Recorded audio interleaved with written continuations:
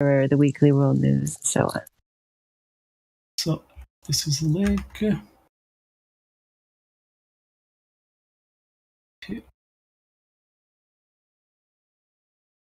And then they at this moment they are filming the Twin Towers, and you see these two little boats there. Mm-hmm. I don't know if this is a subliminal message, talking to us. You can do, observation or experiment. They're exactly the same boat. That's weird. Yeah. Yeah, it's very weird. What is that from Men in Black?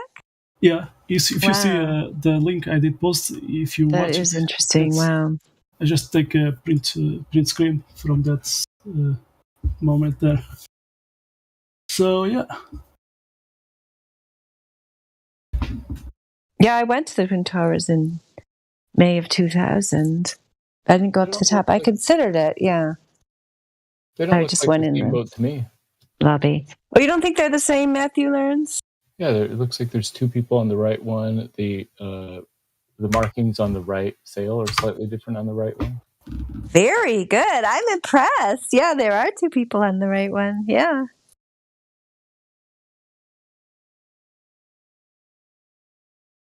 Oh yeah, I see now. But it's almost the same boat. Yeah, sure, they're the same model.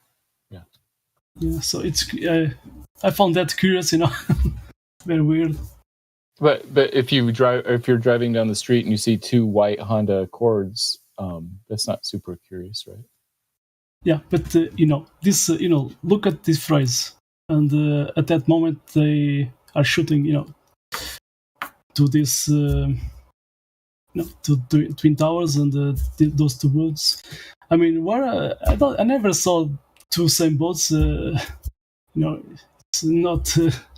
It's very unusual. Matthew just, he prefers only government conspiracy theories. Nobody else is allowed to come up with any ideas. Only the government can come up with wildly outrageous coincidences that couldn't possibly occur. But if the government says it, it's okay. But Miguel, you can't think it's unusual for two boats there. Well, so for example, what year did Men in Black come out? Cal State Long Beach has a sailing class, and when they go out, there's like 30 boats that are all the same because they use the same boat for the class. But if you look, how you call it, this white there where the wind. The sails are similar, yeah. Yeah, okay, the sails, yeah. If you look closely, they are similar, the same, 1997. I answered my own question. Thank you. Came out in 1997. Yeah, it's interesting when you see, like, my mom was watching Murder, She Wrote, and they have a lot of shots of the Twin Towers. It's just interesting, kind of nostalgic to see shots of them when they were still up, because you pretty much have to be watching, like, vintage 90s television, like, to see them intact, and or movies like Men in Black, because you don't see a lot of depictions of them intact. You see a lot of depictions of them having things exploding and being demolished through controlled demolition. But you don't see a lot of intact photos of them unless you're watching vintage 90s movies or television. I went on top of one of them back in 97. Did you go on top? I went to the lobby in 2000. I wish, of course, now that I'd gone up to the top. But yeah, I just was hanging out there. They had a lot of beautiful plants there in the lobby. They had a little atrium section. I was just sitting there. It was a nice little area. It's been a long time. I don't remember much about it. Yeah, but that's cool that you had that experience. You went up to the top. Did you go to the restaurant?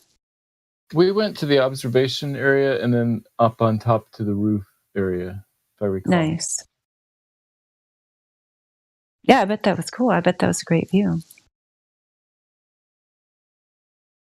Yeah, it was. It was a great view.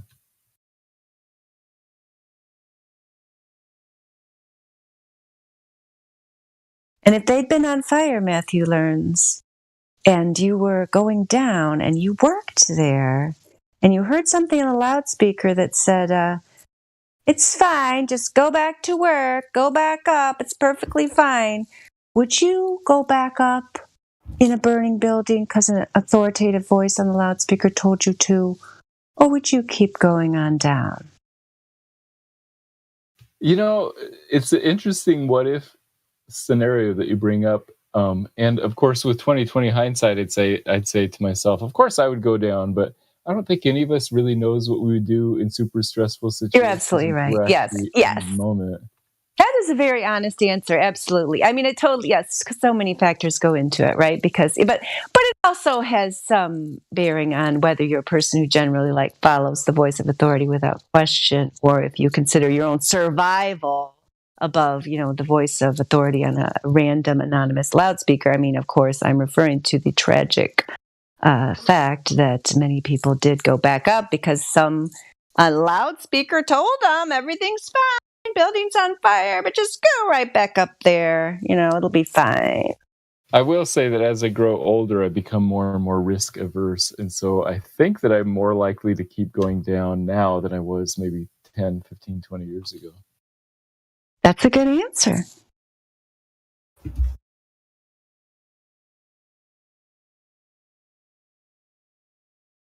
So an authority figure tells you that you live on a globe with a radius of 3,959 miles.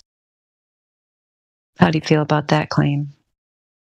Well, based only on somebody saying something, I wouldn't take it on just that. I would want to hear reasons and arguments and come to my own conclusion. Oh, what's the best argument that you've heard? Every night the sun is invisible at midnight.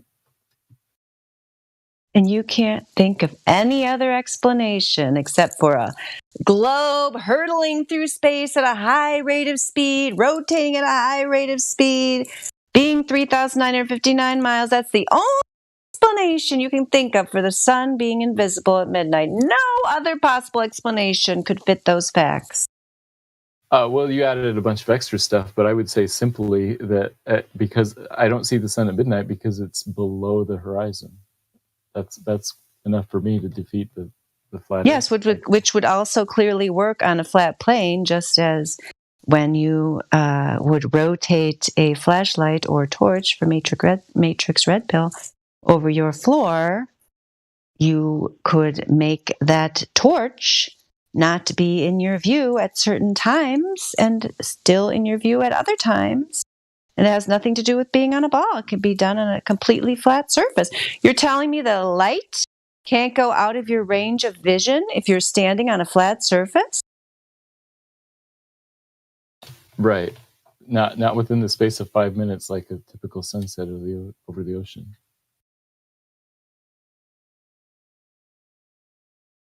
Why not? It's got to go out there at some time. I mean, there's the 5-minute period when it goes from being light to being dark because it moves outside of your range of vision. Why can't it happen in 5 minutes, depending on the speed of the light that's clearly moving, the size of the light, how far away it is, and so on? Well, it's also the transition period, like when the sun is halfway set, the bottom of the sun is closer to us than the top, but we can see the top but not the bottom, so it's not perspective. You're going to have to repeat that for me. You can see the bottom, but not the top. The other way around, but you can see the top, but not the bottom. Yeah, halfway through a sunset. When it's sunset, when the sun is setting. And why does that prove something to you? The top is farther away from us than the bottom. Therefore, it's not perspective that is hiding the bottom of the sun from us.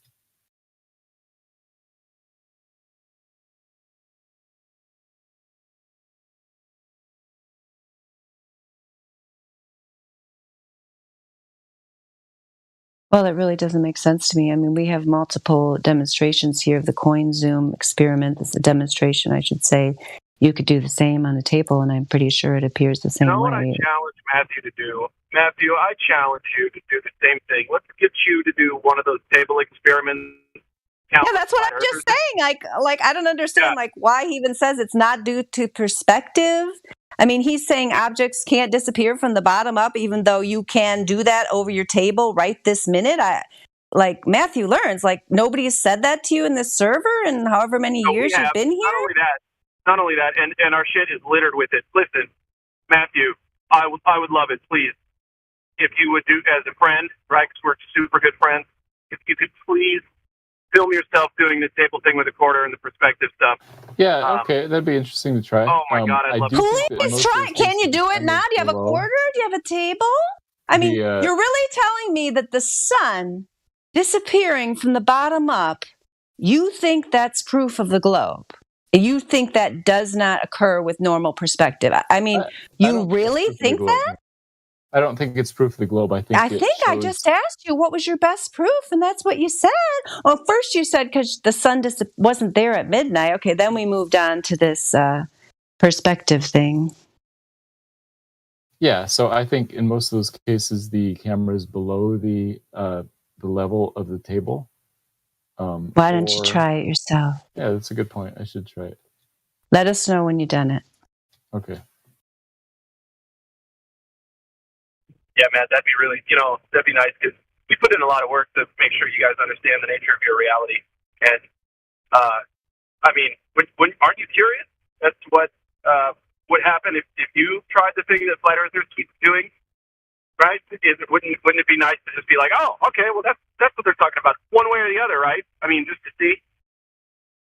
Gosh, I would for sure, especially if I was like spending time in a flat earth server where day after day they kept challenging my worldview. I'd be like, gosh, I guess I better go check this out for myself before I keep repeating statements that I haven't verified in reality that could just be hearsay that I want to believe are true when they have absolutely zero basis in reality and are not based on the laws of optics or perspective whatsoever, just my fantasy globe and what I wish were true. I would certainly go check it out.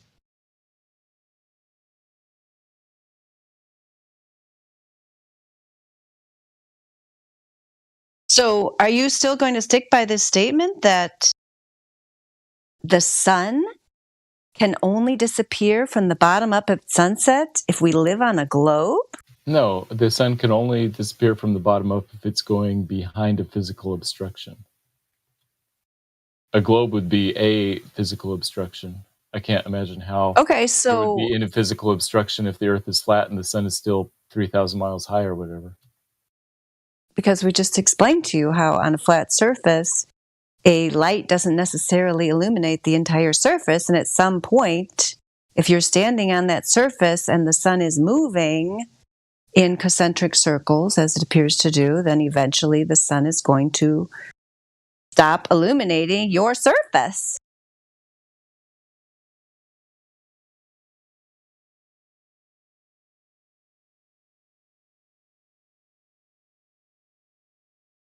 Dandelion, Dandelion, how are you?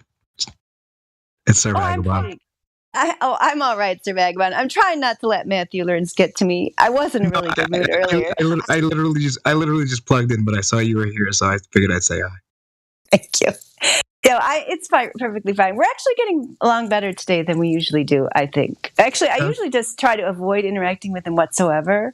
So it's probably only because I'm in a good mood that I'm even trying to engage him in conversation at all. But he's mild-mannered. He's very polite. That's why everyone loves him so much because, of course, Sir Vagabond, being mild-mannered polite means you must be a good person, right? Of course. I don't even know who he is. I don't have any perspective on him. I've never met him before. That's fine. Actually, you guys might have a good conversation. This Matthew Learns. May I introduce Matthew? How are you today, brother? NYC. Matthew, how are you today, brother? I'm doing well. Good to hear. You're in New York, I assume. I am in New York. Yes. I'm in LA. He was in the LA South. County. Now you're back in New York. I was in Florida. I'm back in New York now. Yeah. Oh, and Matthew's telling you he's in California. I didn't even know that. Yeah. So here I'm learning new information. Nice. So what were you guys talking about? What did I interrupt? I apologize for the interruption in advance. Oh no, it's not. Dandelion asked me for what the strongest evidence for the globe is, and I said sunsets and the fact that the sun is not visible at midnight. We were talking. Okay, I understand. Well, listen, don't let me interrupt. I'll let you guys carry on. Come on, don't you have a fresh perspective on that? He said sunsets are his evidence for the globe. You have no response to that. Oh yeah, I have tons of perspectives. Of course, you already know me. Come on, you already know. So I would say this much. It's like, typically when people present arguments to me about the glow Earth versus the flat Earth, I don't really want to like spend a lot of time arguing. I just want to like take people's minds through the path that got me to the understanding that I have now. So what I would typically do is like use the Socratic method and ask questions. You understand, Matthew? Yeah, I've heard of this Socratic method. That makes sense. Yeah. So the reason that the Socratic method is so powerful is because it's non-confrontational. I'm never going to tell you anything that I think that I know. I'm only going to ask you a series of questions in a very structured progression so that should you answer them yourself logically and there's only one answer. The complicated part about the Socratic method is like I have to ask you hard questions that there's only one right answer to. And then if I ask them in the right structure, in the right way, you'll figure it out for yourself. I don't have to force anything on you. Do you understand? Yeah, I understand. Okay, good. So what I would say to you is that like when I was trying to figure this whole thing out, whether it's a ball or whether it's flat, I came into the challenge myself and I said to myself, well, all right, well, let's assume that I know nothing. How would I figure this out? Right? So I said to myself, it's like, all right, well, let me just like act like my brain is like, remember those little Etch-a-Sketch toys where they had like two knobs? Yeah, I used to have those. Those are kind of fun. Yeah, me too. We all used to have them. So what I would say is like to your brain, like turn it upside down and then shake it real quick and then like start from scratch. And then like from that base point, then you should start to look at the information that's presented to you. But you must start from a clean slate.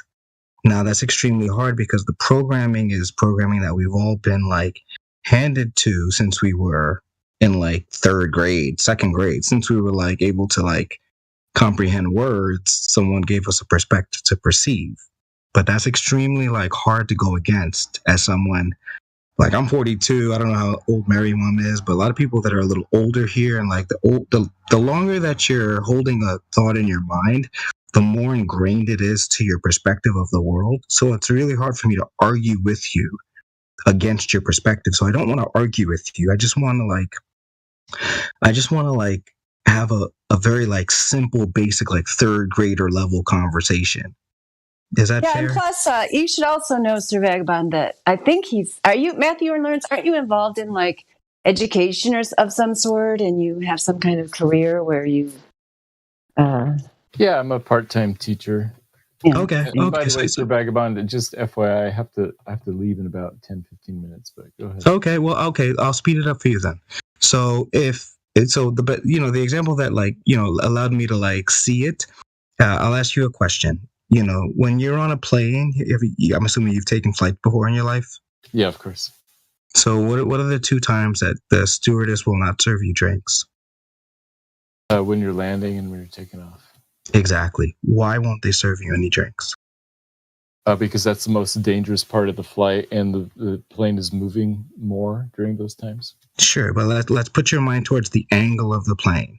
What's going on takeoff and landing? The angle is like, remember the pitch of the plane when it's rising and the pitch of the plane when it's falling? Think about the light. The angle of the plane is high when it's taking off, but when it's in flight and when it's landing, it's exactly level. So put your mind to the liability of like, let's say I wanted a hot coffee on takeoff and landing. They won't give it to me because they know that the liquid will fall in my lap. Right? Would you agree with that? Yeah, that's right. Exactly. So they will never give me a hot cup of coffee if there's even a chance that it might fall in my lap. Okay, so I think it's probably more due to liability of those carts moving around than whether you can control your coffee or not. But I get your point. No. Remember, it's not me controlling it. Remember, the coffee's on the tray table. It has nothing to do with me holding it. Yeah, but if you're in first class, they give you drinks and coffee before. Of course, but they don't give it to you on takeoff or landing. They give it to you when? Beforehand. Wait, they give it to you on takeoff or landing in first class. I've been in first class, by the way. Yeah, before they take off, they give you coffee if you ask for it. Before you take off. Right. So you're still holding it when they take off. And so it's not Okay. because you're going to spill it. It's because those carts Yeah. are dangerous. But I understand your point. Once you get up in the air. That's not the point I'm trying to make, Matthew. And I do agree. Like, if I really wanted a coffee in first class, they would give me one. You're right. But at the end of the day, what I'm trying to point your mind to, like a truth. The liability of the plebs, the peasants that are in coach, those are the people that are going to sue based on the coffee falling in their lap because they want the money, because they're in a subservient position in life. Now, I didn't put them there. They are there, whatever. I don't give a fuck. But at the end of the day, if you would observe your cup when it's on your tray table across a long distance flight, I used to go back and forth to London a lot for work. And I used to get like Tanqueray tonics because the company was paying for them. So I'd have a cup on my tray table the entire time. What I'd realized is because the liquid in my cup is a natural level, I asked myself something crazy when I came across this like topic. I said to myself, it's like, well, okay, I don't know whether it's flat or a globe, but I do know that the cup and the liquid that's in my cup is going to be affected by the tilt angle of the plane because the liquid is fluid. It's never gonna change. That's why they don't give it to me before we've leveled out. So when we level out, that's when they give it to me. Now, because they give it to me at that point, what I have to say to myself is, okay, well, I did a lot of construction work as well. Now, because I've done a lot of construction work, I realize the same level, the liquid, spirit level that I used to use to like level shit out when I'm putting it on the wall or leveling walls out or leveling anything out, is the same spirit level that's in my spirit that I'm drinking. Same spirit.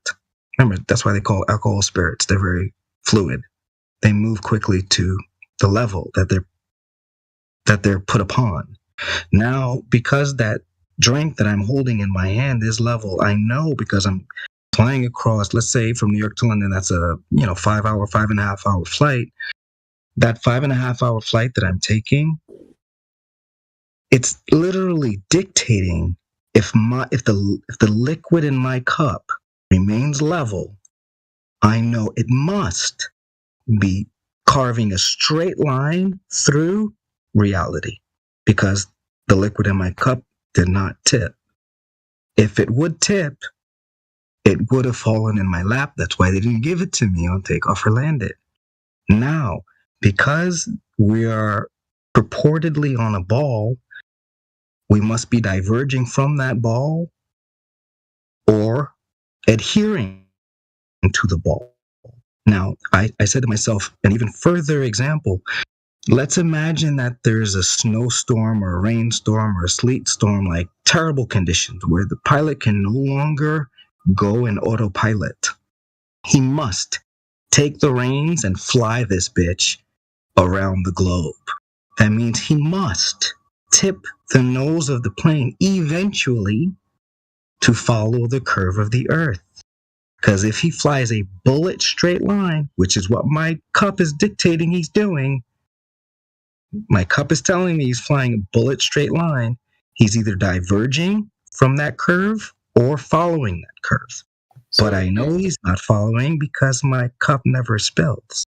So if he had to tip the nose down a little bit versus on a globe versus a flat, how much would he have to tip the nose down? I don't know. There's no way for me to know that. It's 0.02 inches. Per what mile out? Per what mile an hour? Remember, we're going at 500. The longest plane that's ever existed. I did the calculation. But remember, it's a inches. Yeah, I understand that, but it's a rise and a run equation. So for what distance x forward is y down. Yeah, do you understand? The distance from the back of the plane to the front of the plane, which describes how much it would have to tilt. You're talking about how much it tilts. Yeah, I understand. But remember, I don't think it's that much. Yeah, even if it's a little bit, it must happen given the rate that he's moving in air. So I'm going to put that example that I handed you on the shelf for a minute, okay? If you would just allow me, inches ain't gonna do much good for you. I understand. I'm going to put that example on the shelf for now, okay? So forget about that example for a second. Now I'm going to take your mind to if that same plane is going from New York to London and London to New York, you have to realize the flight distances or the times are exact.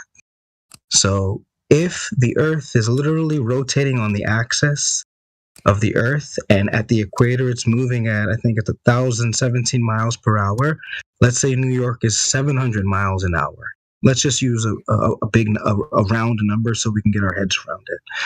If the spin of the Earth is going at 700 miles an hour, that means when you're flying from New York to London, west to east, you must have a different time period because remember, you're going with the turn of the Earth. Because remember, the plane is separate from the spin. Because remember, you're levitating. You're no longer connected to the physical ground. Now, when you go the opposite way, it must be a shorter distance because the Earth is going opposite to the plane. But when we look at the time differences, they're the exact same time, which would dictate that the ground is not moving, the plane is moving. Now, I'm going to give you a third example and then I'm going to shut up. If you would stop looking at the ground and then you looked up at the stars, you would realize that the North Star, which is fixed in space, does not move. That's why ships and sailors use their what's the device that they use again? Dandelion. What's the name of the device?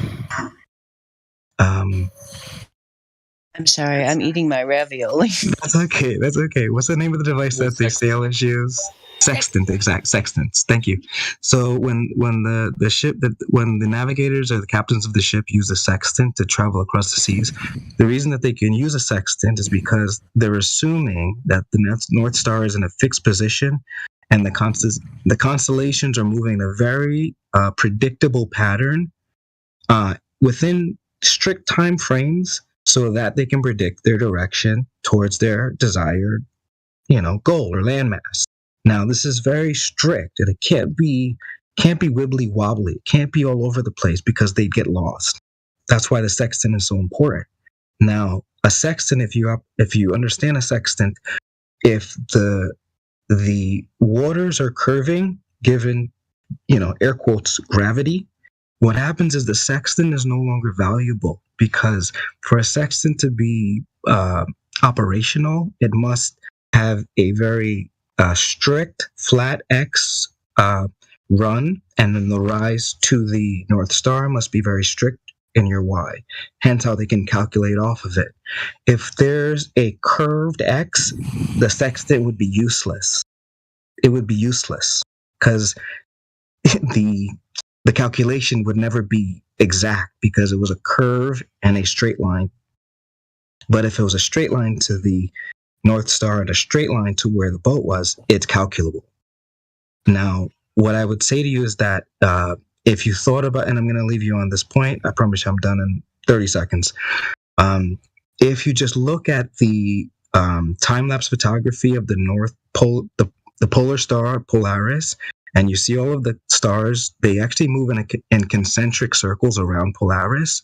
Now, the reason that they move in concentric circles is that that's actually what they're doing. Like you can Google time-lapse photography of that. That is a fact, not my opinion, fact. Now, I grew up in the Catholic Church, and this is a little sidebar, but it helped me understand it because I held this in my mind and I didn't understand it as a kid, but as an adult now I get it. I used to sit in church as a Catholic kid, and there was a Jesus thing in the front of the church, and they had the two fingers thing pointing at up. And I didn't understand it. I've seen this image a million times in my life where there's all these religious figures pointing at the stars. And I was like, well, what the fuck are they pointing at? What the fuck are they pointing at? And when I discovered flat Earth, it all made sense. Because if you just look up, you'd realize if you just looked up and you just slow down for a second, you would realize that the only way that the concentric circles could be created is that if you took into account, remember, you have to compare both perspectives, the ball Earth perspective versus the perspective that someone new is trying to hand you. But remember the Etch-a-Sketch thing, how you had to clear your mind first? If you had cleared your mind and you basically said, okay, well, I know nothing. Let me just try to figure out which one is right here. What I suspect you would come to realize is that the rotation of the Earth on its axis and then going around the sun would create little loop-de-loops around the sun. But if you took that loop-de-loop of the Earth rotating on its axis and then the North Star, you still have to hold the North Star and the North Polar Point and the North Star in a tidally locked, it has to be tidally locked, which means it's like a laser from the North Pole to the North Star. It's like a laser that can't break. Because remember, the sextant is telling you that North Star is never going to move. Now, that means the Earth is still moving in small concentric circles around the sun. Now, that's going to create a loop-de-loop. Now, if you take that movement and then you add it to the movement of the Earth and the planets and then the sun all moving through the galaxy in a direction, what you realize is there's the rotation of the Earth on its axis, then there's the rotation of the Earth around the sun, creating the loop-de-loops, and then there's all the planets and the sun moving through the galaxy at X number of miles an hour. What you would realize is the concentric circles that are created through the basically like the time-lapse photography of the time-lapse of Polaris, that would be literally an impossibility, not an improbability, an impossibility should you add them together. Does that make any sense to you?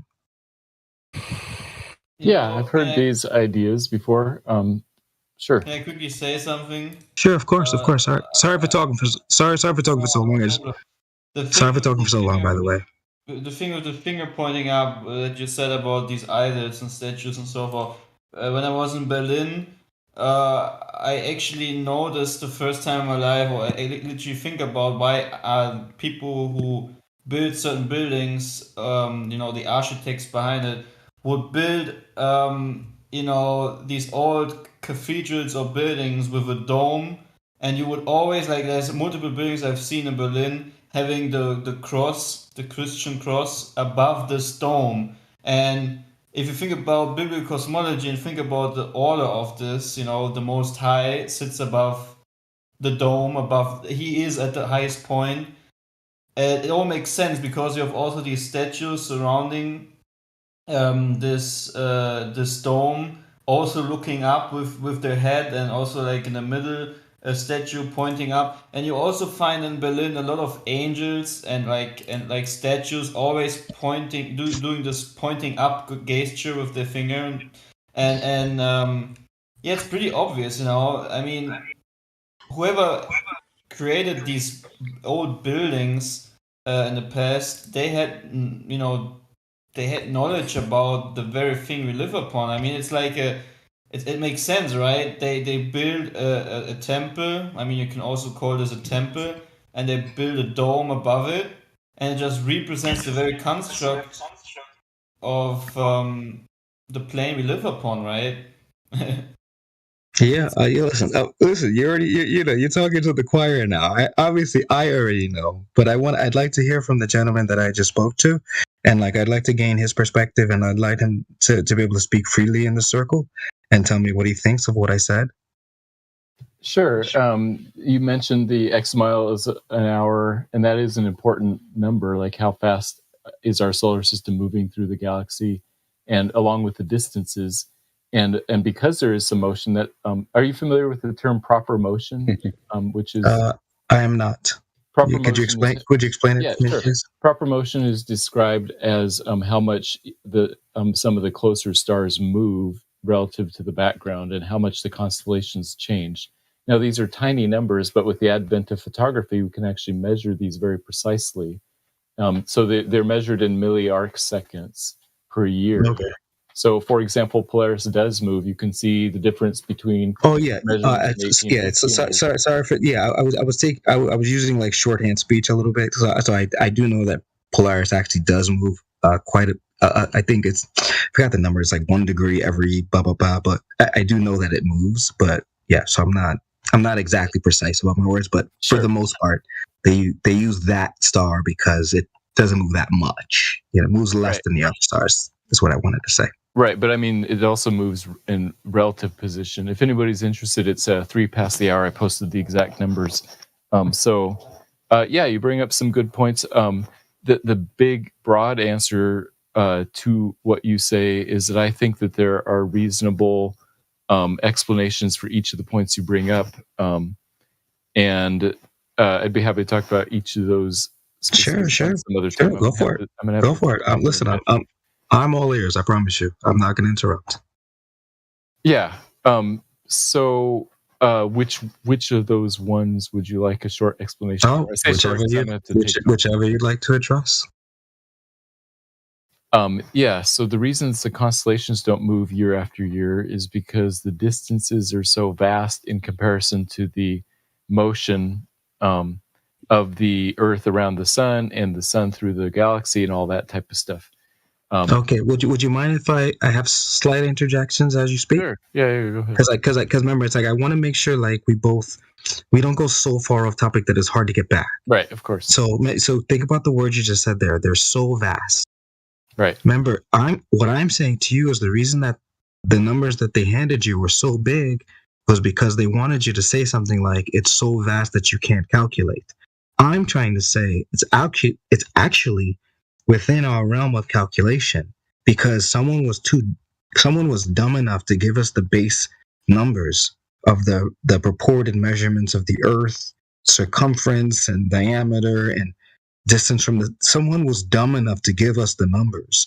And as geeky fucking mathematical kids were like, when we plugged them in, we're like, well, that doesn't make any sense. And when they started to measure with the FE core laser test and, the numerous tests that they've done, they didn't find any curvature that should have purportedly, either corroborated or disproved those numbers. Now, those numbers are fixed. Numbers are very strict. Either the numbers work or they don't work. And what we've discovered is the numbers don't work. So we're like, well, what the fuck? What the fuck? Yeah, I understand that you say that the numbers don't work. By the way, AI, you're hot miking a little bit. I think the numbers do work. I think they're internally consistent, and we can see that the observations match the model pretty closely. Of course, there are things we don't know precisely, but I would dispute that. In my view, that the numbers do work, and it's internally consistent. Okay. Perfect. So stop right there and validate your claim of the vast distance between us and the alleged stars. Oh, yeah. I see what you're saying. I can't validate that. I'm saying that it's internally consistent, that those numbers work with all. All right. So a cool story consistent within a model. All right. Now validate that it's reality. No, I'm just saying it is a cool story that is consistent with itself. Consistency is a hallmark of truth. If something is true, it better be consistent. So that doesn't, just because something is consistent doesn't mean it's true. I mean, Star Wars is consistent, but it's not true. But Matthew, isn't it easy to come up with an explanation that is not provable, that supposedly adds to inconsistency, which upon its basis is also just a story that is not. Sure, that's easy to do. Yeah. Yeah. So what we can see here is that a few people have chosen onto the basis of foundation with this, which is geocentrism, have built up their new assumptions regarding, for example, let's talk about the 7 moving stars, which were wandering stars, and they named after the Greek word of planets. That because some people made wrong assumptions with their eyes, it's literally what I read in Astronomy, that one guy who was burned for it actually came up with a new interpretation of these 7 moving stars and said, they're not within the geocentrism, they're actually revolving around us and very far away. And the only reason how he determined it, according to this astronomy book I was reading in German, is because of his own eyes. So he doesn't even use any technical device to do so. And build up upon this premise, the next guy came, which his name I always forget. So you think you're talking about Copernicus and then Kepler? Yes. See, people can create a story, and then up on this story they can create new stories, which then they can say, yeah, because I have a new story for my prior story, it's all consistent. But in fact, I cannot really prove anything of it. I can just make a cool story out of it. Wow! At the end of the day, it's like empty poof, empty words. Nothing. Yeah. So I totally reject your statement that consistency equals truth when you even acknowledge that.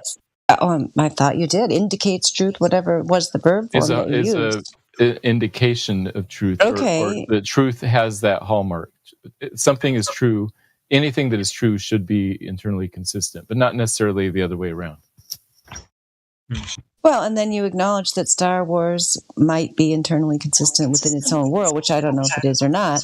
But I do know that the heliocentric model is not internally consistent, but you can pick these little things with your presuppositions and say that they fit your model. But as AI Overlord pointed out, you have no verification that that model has any basis whatsoever in reality. So doesn't that concern you? It doesn't, because in my view, the heliocentric model is internally consistent. There aren't any problems with it. If you make a whole bunch of assumptions that you can't verify, which you just acknowledged. Right. So that's how you can tell if you want to get towards the truth. One way to check to see if you're wrong is if you have internal inconsistencies. We don't have any of those. So to me, that's an indication that we're on the right path. Yeah. So what I was trying to present you to was the inconsistencies. Those were my examples. Those were the inconsistencies. Right. They were inconsistent. Inconsistency. I don't think they're inconsistent. But I'm trying to tell you they are inconsistent. Okay. For so example, disagreement. Yeah, I understand. Yeah, that's okay. We can have a disagreement. But let me point your mind back to what I'm trying to say is the inconsistency. The inconsistency. Let's take the curvature of the Earth. When we plug in the numbers for the curvature of the Earth, there's a certain run versus rise versus there's a you know what a parabola is. Inches per mile squared, sure. Yeah, we'll get to that. But do you understand the fact that a parabola has a rise and a run? Yes. Okay. Now, if a parabola has a rise and a run, the 8 inches per mile squared, while it's not perfect, if we chop the ball in half, the Earth in half, and we're just looking at the northern hemisphere, and we put that parabola smack dab on top, the peak right at the North Pole, and then it splays out. What happens is that for a certain distance, not the entire ball, of course, but for a healthy amount of distance, that parabola is trying to tell you something. It's trying to tell you that for X number of distance outward, there should be Y number of distance drop. Right. Now, when we put the numbers in and we look at physical things in reality, and those physical things have a physical height in reality, and then we put the numbers in and we calculate the X to that thing from where the observer is observing it, and that height of that thing that we're looking at, when we put the numbers in, the rise, well, we're not going to say rise, it literally is, remember, we're talking about run out to that thing. The rise and the rise of that thing should be beyond our view. It should be below our view. But consistently, over and over and over, across the globe, we're still seeing that thing. And we're trying to say to you, we're not supposed to be able to see that thing. No, I see. But we can see that thing. Now you have to try to explain to us, why can we see that thing that mathematically we're not supposed to be able to see? You're right. Consistently over humid water and turbulent air.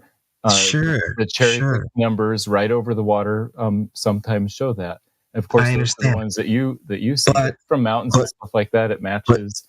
I understand. You also have to completely ignore atmosphere, turbulence, and of course. But let's. That's why I try to take the extremes into account, because the extremes are usually the most telling. When people use infrared technology to see vast distances, I forgot the farthest one that I've seen, but I've seen things that were like, I don't know if it was 200 miles, like crazy distances.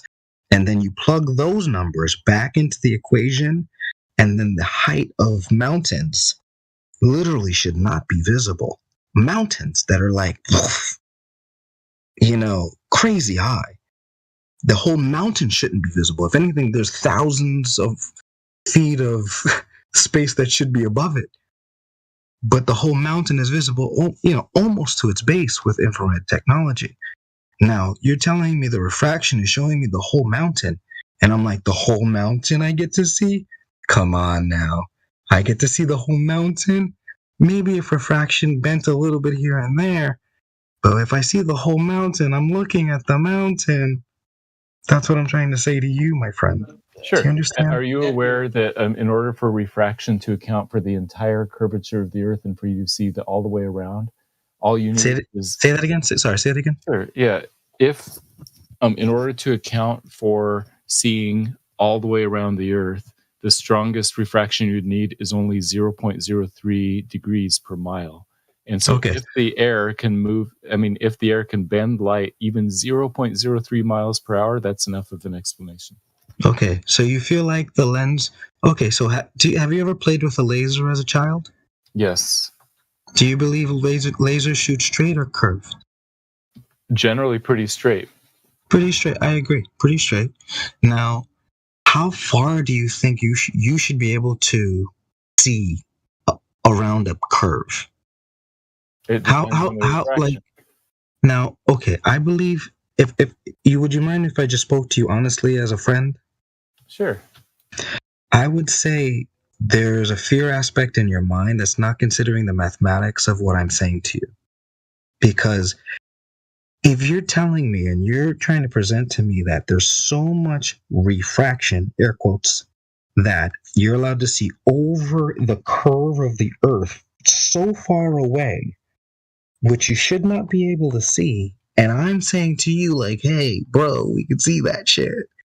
And you're pushing back at me, and I'm like, well, we can see that shit, even though they told us we're not supposed to be able to. I'm telling you we can see that shit, and you can see it with me. Well, he's also saying... But how far are you gonna... How far is your mind going to...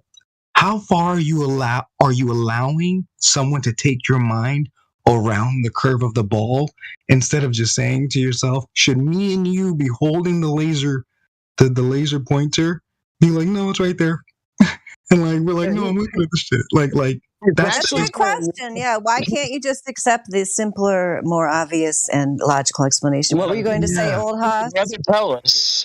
She would rather tell us that if the conditions were just right, he could see the back of himself standing on that ladder. Right. Hold on, Matthew. Hold on a second. So let's take the refraction thing out of this, because it's ridiculous. Terrestrial refraction, this makes make-believe see forever refractions. It's nuts. I understand that you want to ignore refraction because it invalidates this. We'll take refraction out of it. Go to the Suez Canal. Okay. It does not invalidate. That point has not been conceded, so you can move on to the Suez Canal, but your just drive-by statement there is not accurate, Matthew, but go on. It's accurate. Matthew, you don't even have the opportunity to chant refraction at the Suez Canal. So how many flat 120-mile surfaces make up a sphere? I'm telling you, the mathematics says you only need 0.03 degrees per mile. We got you. You can, if the conditions are right, you can see the back of yourself. But what's funny is now that you go to the Suez Canal where you can't chant refraction, that's where this equidistant from center chant starts. Why can't you have refraction at the water over the Suez Canal? Because it doesn't matter what's going on above the water. The water itself is flat for 120 miles. No, it's not. Oh, I know. You're going to tell us it's equidistant from the center of a sphere. Right. Matthew, you said that there is no inconsistency within the heliocentric model, and I want to address that to be a false statement. Would you agree that you have never visited the so-called realm of space? I've never visited the so-called realm of space. That's correct. Okay, so you can't say anything regarding Earth if it's not from a second source, which would be a person who went to space, for example, an astronaut, right? Right. I don't have firsthand experience of Okay. space. That's true. So how can it be that the very compared to the population amount that we have on Earth, how can it be that this very, very small percentage of people who have went to the so-called place or realm that is being called space, how is it that we have astronauts contradicting each other with the very things they have observed? I don't know that they're contradicting each other. You don't know that they're contradicting each other. Do you want to have video evidence of them contradicting each other? No. Okay. Does anyone else in here I'm going to have to take off. I'm meeting some friends for dinner, but nice chatting with you guys. Oh, yeah, thanks for coming in here. You know what I was thinking? Yeah. We were talking to Sir Vagabond. It reminds me there was a television news program on the Fox News Channel in the early 2000s called Hannity and Combs, where it was like left versus right. And then I can imagine, you remember that show? Yeah. Yeah, I can imagine you and Sir Vagabond having a like regularly nightly show where you just like discuss. And it was very civil, and I appreciated it. So, thanks for being here, both of you. And I will say, listen, I'm with it, everybody. Yeah. Well, Matthew, nice to meet you, Matthew. Thank you for taking the time to listen to me. I appreciate it. Likewise. Would you be Take care. Would you be open to be corrected at some point? He just left. Wow. He had to go. He told us. He warned us a long time ago. I think he warned us. He warned us. That's fair. That's fair. Dandelion, how have you been, my love? How's everything been? Oh, pretty good. Yeah, pretty good. Yeah. How about you? How are the kids? Oh, they're doing well. Yeah, just moving right along on the flat Earth. Nice. Yep. How about you? I'm good. I've got certain things I want to, get done. So like, I feel like, as the new year approached, like now I'm digging my heels in terms of like what I'm trying to create this year. So it's like, I mean, with this whole flat Earth thing, it's like it's been worked into my plans to some extent. So it's like now I have a clear vision of how I'm going to incorporate the flat Earth into what I want to do next. Because I can't leave this huge part of my life out of my future plans now. So yeah, you know what I think is good about your approach, because we were talking about this the other day, how you have to go back to basics, even if you've been doing this for years, and even if you're with a person like Matthew who's been here, he's been here for years and heard all this stuff, but it's like, they do that to us. We had a guy the other night that comes in and acts like, we're kindergartners, like there's this thing called refraction. You've probably never heard of it. You know what I mean? Like they do that all the time. So like, why shouldn't we do that back to them? Like, oh yeah. What, yeah. Matthew? There's this thing called 8 inches per mile squared, and just I think that's good. Even whoever it is, like, and it happened to work out because you haven't actually spoken to him before. But I think just we could all do that. Just have amnesia. Just be like, yeah. Matthew, let me explain it to you. The Pythagorean theorem. I'm a king at playing it dumb. Like I think that's the best method. It's the best method. It totally is. Yeah, it totally is. Because when you came in, he was like pretending that things can't disappear bottom up, which is just absurd that he, after being here, however many years he's been here, is going to be sitting there trying to tell us that things can't disappear bottom up, unless we're on a globe. It's just absurd, but he's, whatever. I don't want to analyze him when he's not here, but, he's quite a character that Matthew learns. Listen, I already saw the pushback. I gave him my best 3 examples, and I thought that would crack him, and nothing. No, I don't know what his deal is. He's just one of these just habitual globers that, just is addicted to the globe. And I don't think he's ever going to give it up. That's just how he is.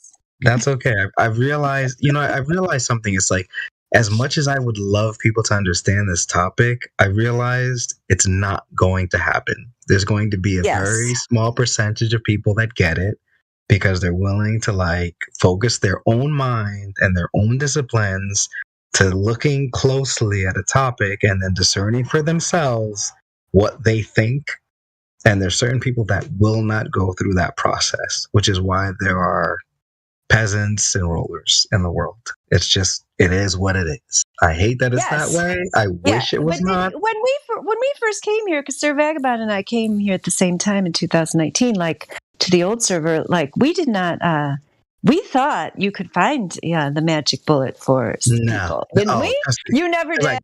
Because remember, I know you're a teacher, so it's like I almost had like an infinite level of your ability to speak to people is like logically, rationally, with love and respect, no judgment. Like you're just really trying to explain to them the way that you got here, and like so they can follow the little breadcrumbs and get here too. And then when they weren't able to follow like your way, I was like, fuck. I was like, she said it perfectly. I was like, I don't understand. I was like, she said it the exact way that I wanted to say it, but I didn't have the words at the time. And then like I finally found the words through you and everybody else. And I was like, oh, Jerry, they're not gonna fucking go this way. I was like, they don't want to figure this out. Right. Yes. And that was an eye-opening experience for me and for a lot of people. It's just kind of like, you can find the perfect, like airtight logic, explain it in the best possible way, perfectly tailored to their particular educational level or their social, and they, some people will just refuse to see it because they cannot, just like Matthew Learns demonstrated perfectly. He is not going to get out of that paradigm. Like, you can't even drag him kicking and screaming. He's going to stay in that globe paradigm. It makes sense to him. It's, even though it doesn't, you can't even say it's internally consistent because it's not, but he's just going to believe that it is because he's got to, it's just sad, but true. Yeah.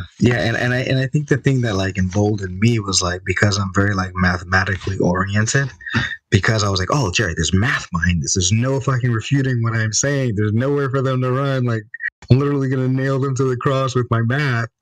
And then I realized it's like, but someone that's shitty at math can't comprehend the math that I'm trying to hand them. Yeah, I don't know. Or that, even people who have some kind of raw ability in math are going to then find some other mathematical reason that, in their weird little world that doesn't reflect reality is going to somehow explain away these apparent inconsistencies or whatever. I mean, it doesn't make any logical sense at all. It's not sensible. It's not, even following in the Western tradition of reason, logic, mathematics, or anything to try to say this convoluted explanation is definitely what it's got to be, and none of these other things that are simpler, easy to understand, make more sense, hold together, are logically airtight. We got to throw out because the TV told me it's a globe. I mean, it's absurd. And for a person who's in education to come in here and do that, I mean, it's embarrassing. It doesn't surprise me because I've worked in education. I know that not everyone in education actually, thinks, they just push whatever it is. I don't want to be the one to say it because I know you're in education. Yeah. But, like, what's crazy?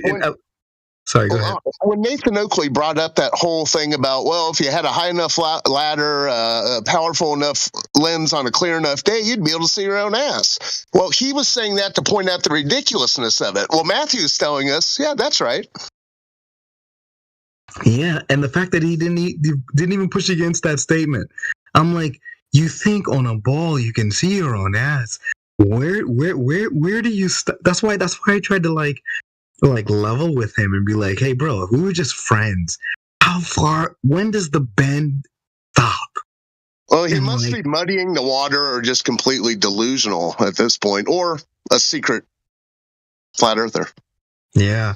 The thing that cracked my head open, like when I was trying to figure this thing out, I pictured like a pilot in like a torrential fucking storm. I mean, like sleet, snow, hail, rain, wind. I mean, the worst fucking conditions for a pilot to fly in. Where like autopilot's not going to be able to do this, right? He's got to actually grab this fucking, the yoke, the reins, whatever the fuck, and fly this bitch himself. And I'm like, how the fuck is he supposed to calculate how much to dip the nose? You know what I mean? Given the speed, he's moving at 500, 550, 600 miles an hour.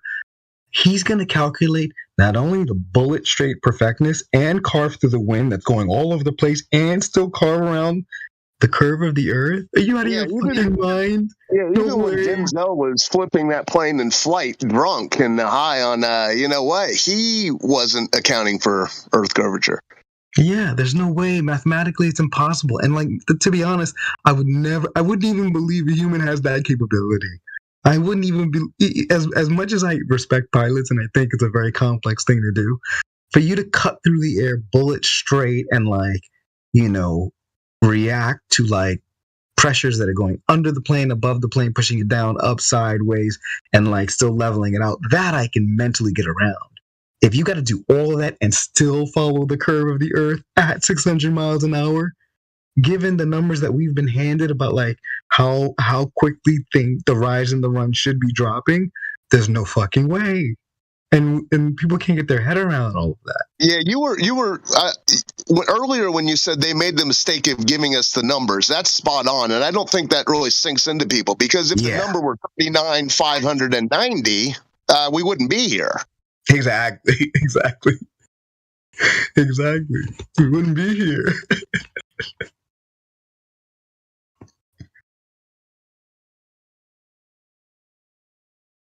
And that's even relatively small. Yeah. But yeah, it is what it is. That's why it's like this, this community, the beauty of like knowing is that, this community will never shrink. Well, not it won't shrink. There's going to be the non-believers that haven't actually done the math. They're like wishy-washy on their math, or they haven't really done the work. They may fall off, but the hardcore people that know, they're not going anywhere. So that means this group can only grow. It can't diminish from the hardcore people that have done the math and they know. Because once you know, you can't go back. Because you know. You know what I mean? Like, there's no going back. Like, there's no way I can go back to being a ball earther now. It's impossible.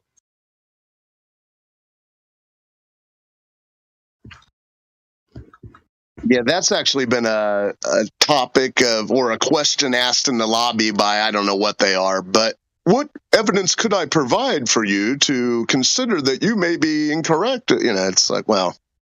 Yeah, no, it's impossible. Yeah, I can't believe in Santa Claus again. I am Santa Claus. I'm sorry. Oh, word. Oh, man.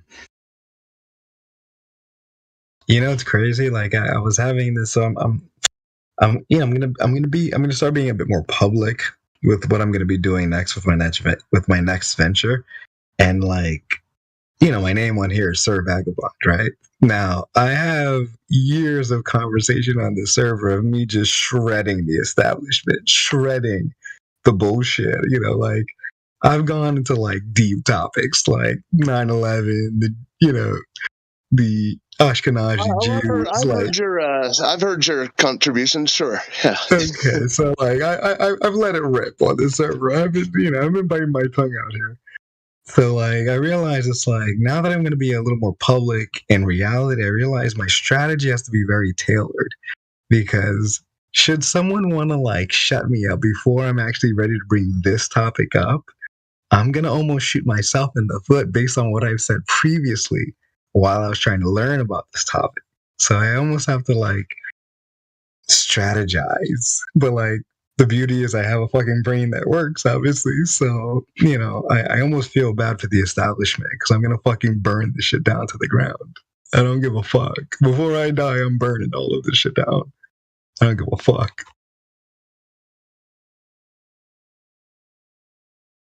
I had a friend a long time ago, well, it's 20 years, some years ago now, where we were having some conversation. Here I am, fresh out of college. He's talking about the sun. I said, well, you do know the sun is actually just the closest star. What are you talking about? Yeah. Well, I've never seen this guy. I mean, I've seen him at that time period, but it's been 15 years since I've seen him. So if I ever see him again, because I've learned not to talk to people about flat Earth in real life unless it's someone that's actually talking about it. But oh yeah, I agree. I never bring it up. I never bring it up. Yeah, I'm sorry for my arrogance about mocking you about the sun being anything other than a star. But the funny thing is that guy probably believes in the globe. Probably does, yeah. So it's like, I mean, I guess there's different ways to enter it into conversation depending on who it is. Yeah, but I just try to take like more like a larger scale picture of what I'm trying to accomplish. At the end of the day, like, am I trying to sit here and argue with fucking morons, that I come across in reality or at a bar or at like a social setting? No, I'm not gonna sit here and argue with fucking idiots that wouldn't be able to grasp this topic in the first place. So I have like precursors before I even broach this topic. If they can't even get over the baby hurdles to like show me that they have a functioning brain that works, I'm never gonna broach this topic with them because I'll be wasting my own breath.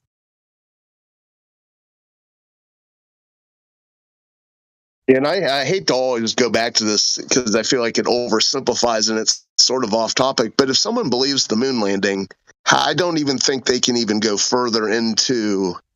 If that's in their psyche, they've seen a globe. They believe it. Yeah, it's real to them. Agree. So I mean, I agree.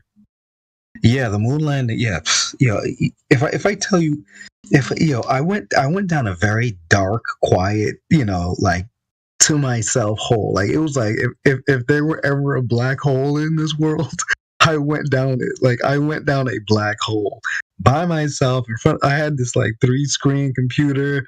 I built this like rig, for this business that I was working on. So it's like I had this prior to flat Earth. This is your Apollo. This is So it's like I was building this. I had this rig. And like I had like the Matrix like screensaver on my shit, and then like I started looking into this. I think it was like one like day I was by myself, like drunk and high. I just started like just bullshitting on the internet through YouTube as we do, and then I came across this video and I was like, "Fucking, I'll have a listen. I'm not doing shit today." And then like I started watching and I was like, "Fuck!" I was like, "Kind of makes sense." And then like I know my nature, I don't assume I'm right. I was like, well, let me let them speak and let me listen to what they're saying. Like, I don't accept morons' positions anyways. Like, I don't allow someone else's stupidity to infect me. Like, you can say whatever the fuck you want and I can listen to it, but I don't accept it as my own truth. I just let you be who you are. And like I started listening to this shit and I was like, oh fuck. I was like, yo, this is actually true. I was like, what the fuck? And then like once I started like once I was able to ground it in mathematics and then the math didn't like add up, I was like, oh Jerry, this is actually a true statement. It's not wrong. But then I was honest to myself and I said, my ability to do math and me looking at people that were around me in life. Remember, I grew up in New York City. So it was like New York City is a very dense city, right? There's a lot of people around. And I tried to ask myself, like, well, how many people do you perceive are as good at math as you are? And I remember when I was in elementary school, junior high, high school, I used to hang out with like the fucking Asian Chinese kids. And like me and them used to get along swimmingly. Cause like we both know we're geniuses. Like, and we're looking at the dumb kids like, oh, you guys are morons. You guys are in the corner playing with the abacuses. Whatever the plural is. Yeah. So it's like, so we know that you're dumb, but I'm not gonna say it to the other kids. Remember, I'm black and they're Asian, so they know I know that I know they don't know, and they know that I know they don't know. So when I came across this topic, I was like, fuck, this is another one of these things. I can't even explain it to them because I know they don't know. I knew this since elementary school and junior high.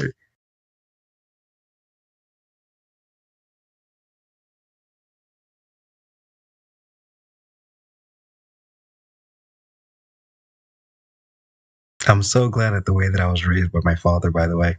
My father's no longer here, but like now I get it. Like he was so strict with me. And like as a kid, I used to be fucking furious. If anything, I'm like reeling from how mad I was as a kid because of how strict he was. And now that my brain fucking functions, I'm like, fuck. He was trying to make my brain work. It stings as an adult.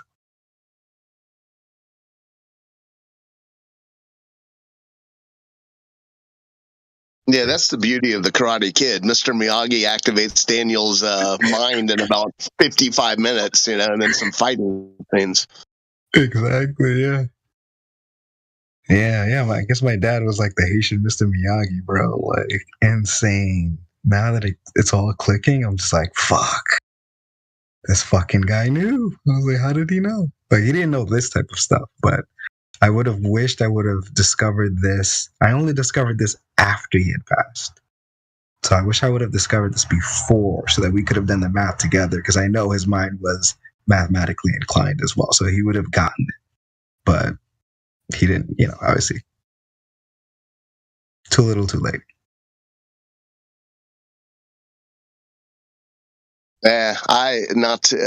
My dad's an engineer. This topic came up. I've talked to him several times over the last several years, and his proof of gravity is he tossed his beer across the room and it hit the floor, and he goes, "See?" So, and he's a retired engineer, a guy with patents. Jesus Christ. That's why I try to keep it to like the airplane, like the fucking cup in your tray table example. I'm like, everybody can picture that. Because like the liquid in your cup is a level and like it would tip, That's the part I left out with Matthew. I think I should have brought up the fact that the liquid in your cup actually tilts, up and down as you go. So I didn't fucking give you the coffee in the beginning. Yeah, that was great when you guys were having the back and forth argument of when drinks are actually served. It's just only on flat Earth. He's talking about the fucking first class shit. I'm like, oh my god, this fucking guy.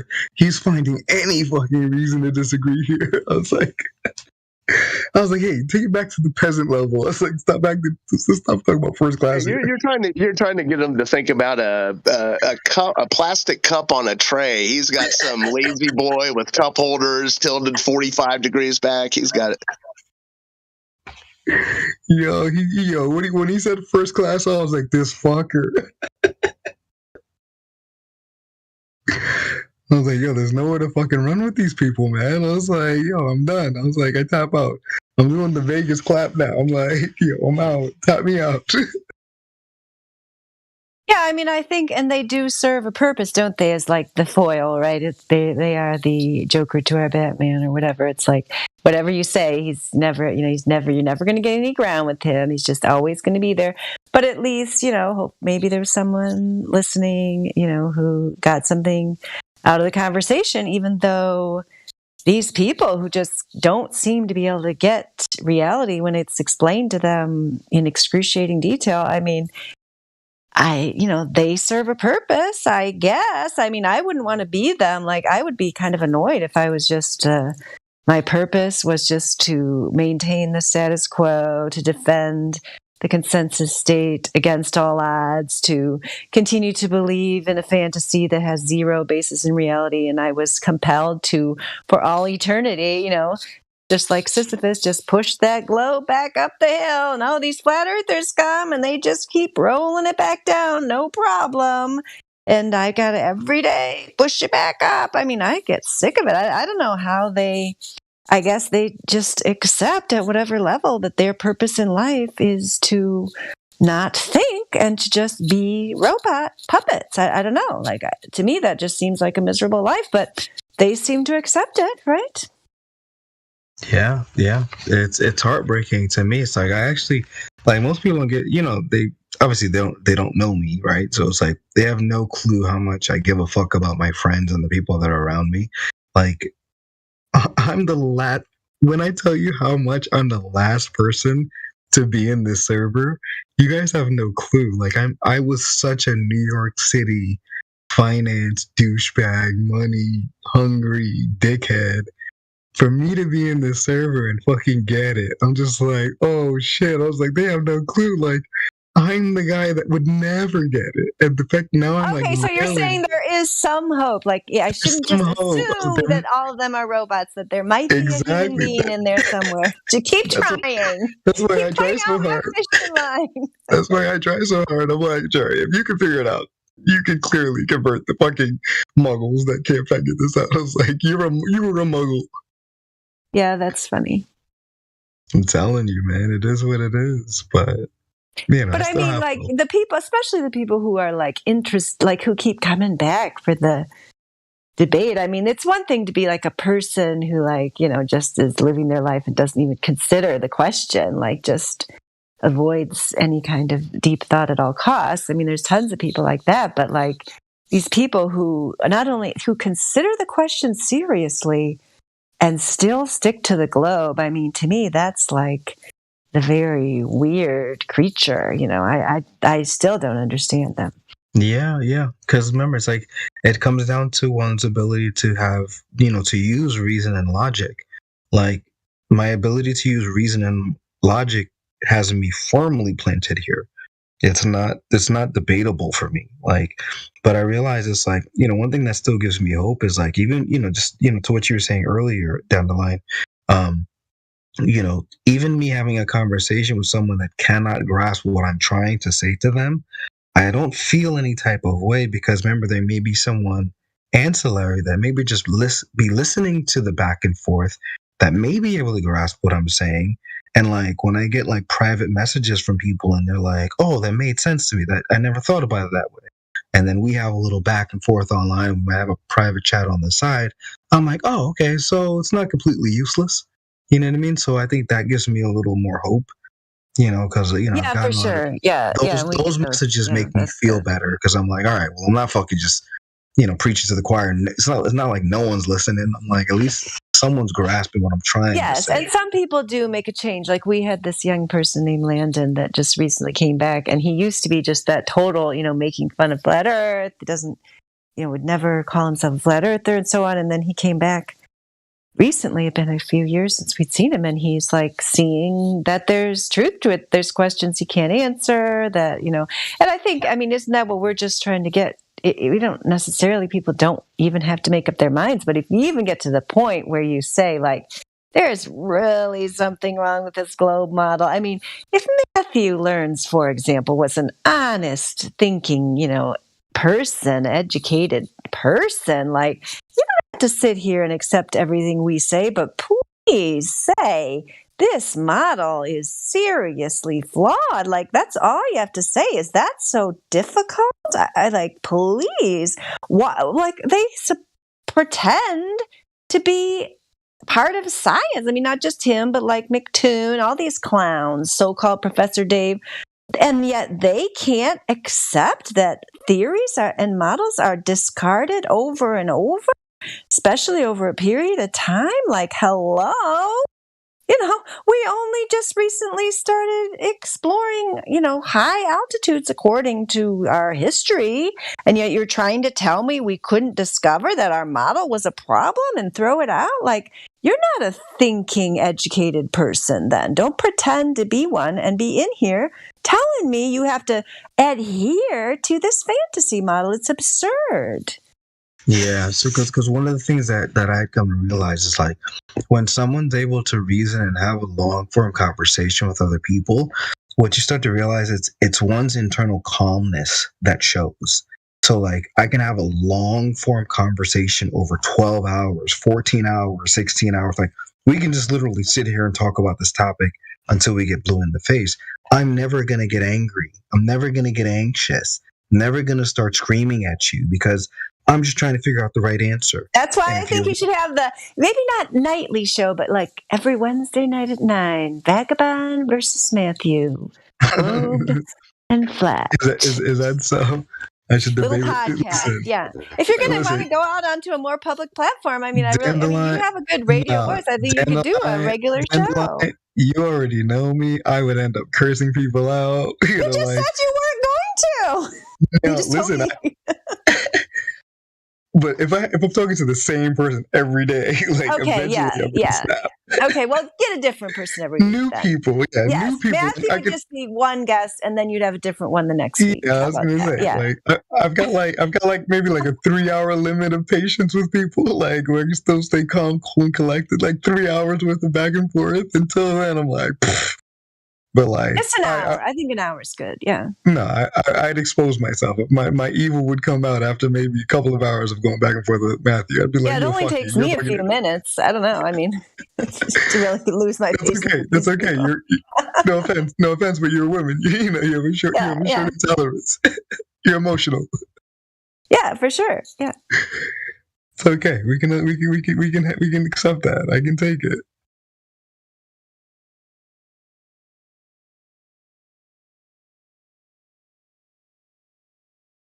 So, what else is going on in the world? Oh, I have no idea what's actually going on in the world. I don't know.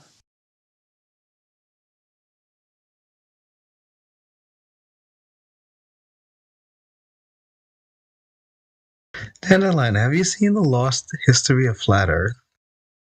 Have you watched that series? Probably not. Who puts that out? I don't know, but somebody in the server sent it to me. I forgot if it was Jenny or Stacy. I forgot who it was, but someone sent it to me, and then I had watched it, and I was like, I'm not gonna lie, even till this point of me like going back and forth and thinking on my own, doing my own research, it has been like something that has really stuck in my mind. Is like a possibility. Is like maybe I should check it out. What's the so, short version of it? What is it? What is the premise?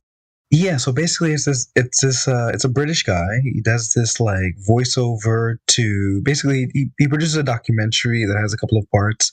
It's pretty long, but it's like he basically tries to break down like once you figure out the earth is flat, this is his next presentation to you. So basically like he's already established the earth is flat, we know that part. Okay.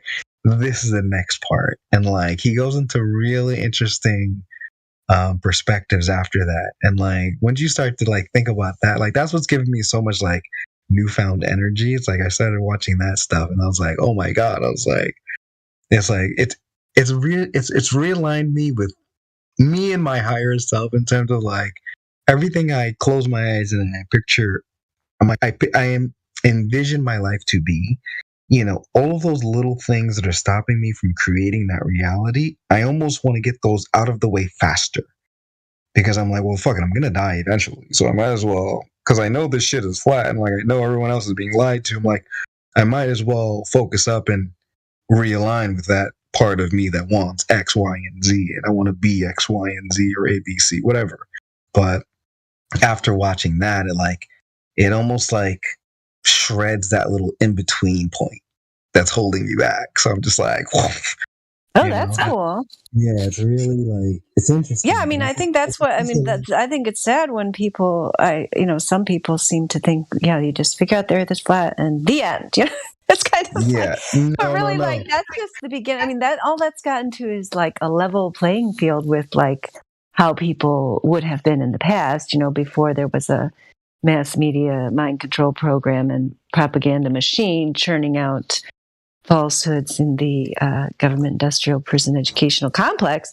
I mean, in the past, people would just take that as a matter of course. Of course, the earth is flat and stationary just as it appears, and the stars and the sun and the moon rotate above us just as they appear to do. I mean, that would just be like, you just be born knowing that, and you would die knowing that, and then what are you going to do in between? You wouldn't be like sitting there running around like, I think the earth is flat. People would be like, yeah, you're crazy. Like, who cares? So what are you going to do now? It's like we've been, reborn, you could say. We are in this life where we now actually are inheriting our birthright on this earth the way it should be, with our senses intact, with our mind somewhat healed. It takes time, I think, to reclaim your senses and your mind after you've been brainwashed for so long. But, once you get that back, it's like, okay, so now what are you going to do with that? Exactly. That's what I said to myself. I was like, well, fuck it. Now that you know you were lied to such an extent, what are you going to do with this newfound knowledge, right? It's like, because remember, you didn't just get this knowledge for no reason. Like, it had to serve you in some type of way. Like, because I think everything we learn has to serve us. Because if you weren't astute enough to catch this or grasp this, it could not serve you.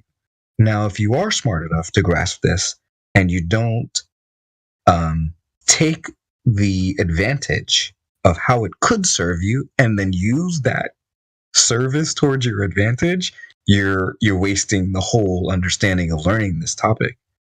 Because it was supposed to serve you, not you serve it. You weren't supposed to just be screaming at it to people that were never going to catch it in the first place. You're supposed to take that learning and then allow it to serve you.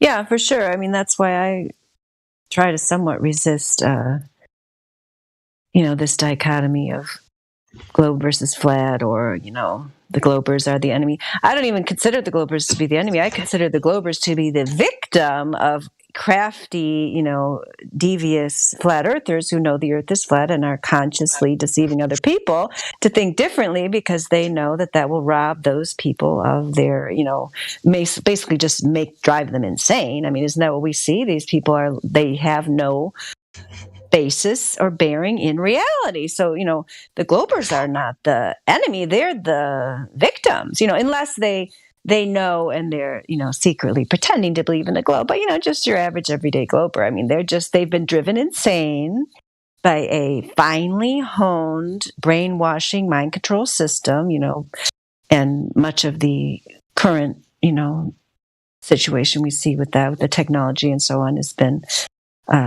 begun by the American CIA in the 40s and 50s, back in the Korean War, and then the beginning of the CIA. And then they decided, we were going to use the technique, propaganda and mass media, to take control of the minds of the masses and bend them to our will. I mean, so the globers are not the enemy. They're like the victims that we're trying to help. But of course, just like any person with Stockholm syndrome, you can go in there and say you're trying to save them, and try to release them from their prison. And they'll be like, I like it here. They serve us 3 meals a day. They take care of our health care. They take our children away and educate them for us. Like, yeah, we don't want to go to your flat earth. We like our little prison here.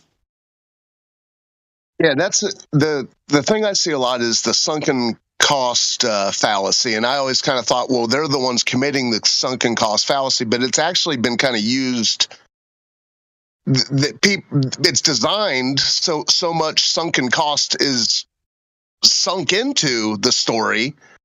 It's hard to even realize that's what you're in. So, well, as you say, falling victim, they are in the story, and if they're in certain lines of work, they're convinced they must remain in the story.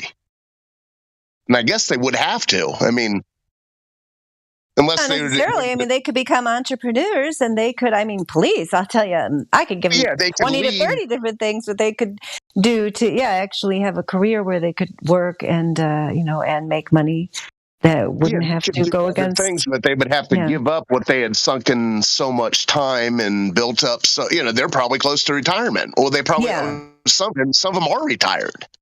Yeah, I don't know why the sunken cost would apply to them, but in its pride, it's hard to put a measure on pride. Yeah, and I think some of them do, as they get older, they start to look at alternative ideas, but they aren't necessarily going out there and broadcasting it,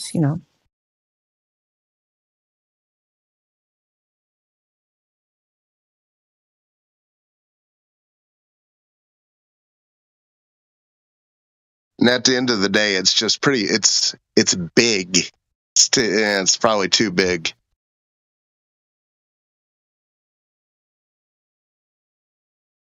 To wrap your mind around. It's huge.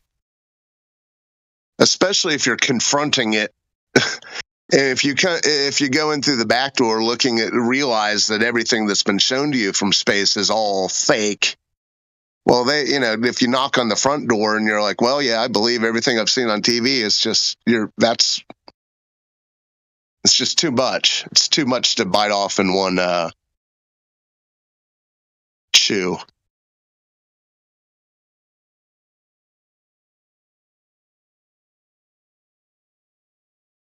Yeah, I think it's too scary for a lot of people to, give up their worldview. It's too uncomfortable, to basically kind of start over and rethink everything.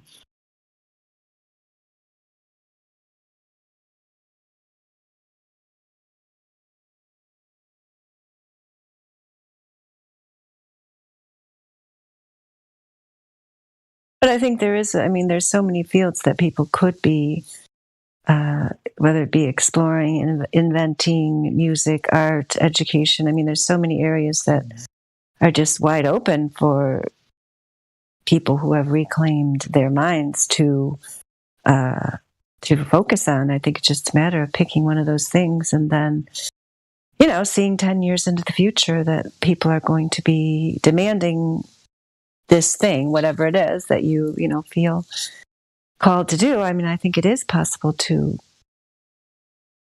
create your own livelihood that way. I mean, just in the field of education, it would be so. I mean, there's many, of course, over the last 10 years is when this kind of online education has taken off, and a lot of people have made money off that. It's kind of too late for that. That's no longer like a thing in its infancy. I mean, the thing that's going to be in the future is going to be it's already kind of starting, is like a back to the basics, kind of like more skills based education, reality based education. Morbus produces more pens than Bic, I think, and that's just the tip of the iceberg. Mm-hmm. I see him in here.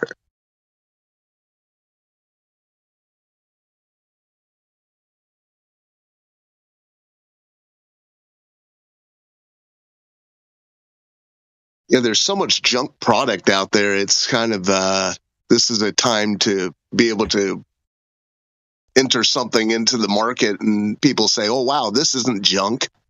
Exactly. Yeah. And these people who are whatever, the young people who are not going to have any children because they've been told not to have children, only have dogs, and then so they're going to have a lot of extra money, and they are going to be paying attention when there's products on the market that are actually quality, and they'll pay for them.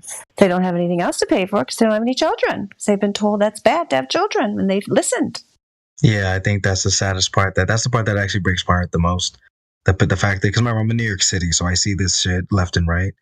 There's so many women that are beautiful, intelligent, like successful with no children because they've been sold that lie. And like, I'm like a farmer kid that just happens to live in New York. And I'm just like, oh, you morons, like, you fucking idiots. Like, why were you listening to them? But they can't see that what I'm trying to tell them, because they think they're getting it right because they're following the paradigm that was handed to them, if that makes any sense.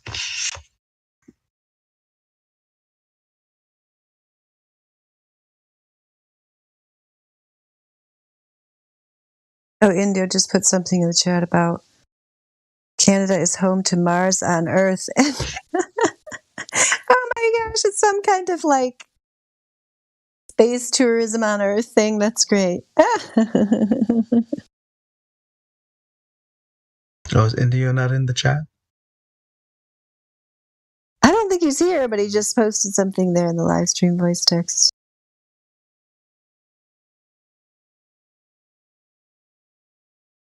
Yeah, is conspiracy crypto or no?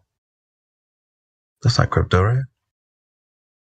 No, that's Crit, a different person. But crypto's been around. Last week or two, I've seen him. Yeah, I like connecting with Crypto. Crypto's a very intelligent guy. We have great conversations online and on the side on our own. But like, really intelligent guy. I'm glad I met him on this server. How's Chocolate been and everybody? Have you been connecting? Chocolate, he's hardly ever here. I don't know. Yeah, I haven't seen Chocolate in some time. Yeah. I don't know if he's still on the Nathan Oakley show. I hear him on Oakley every once in a while. I don't listen to it much, but yet Chocolate hasn't been here for at least 4 months. Okay. Yeah, he used to hear every day. Yeah, I was gonna sometime in the morning. I'm gonna track him. I'm gonna track him down. Like, I have a friend in Atlanta that's one of my best friends from New York. He has a business down in Atlanta. So, he's overdue for a visit. So I was going to try to hit them both up, see my boy, hang out with him and his family, all that stuff. And then hit up Chocolate, try to meet him face to face. Cause I really do like Chocolate as a person. So I wanted to get to meet him face to face instead of just being online with him,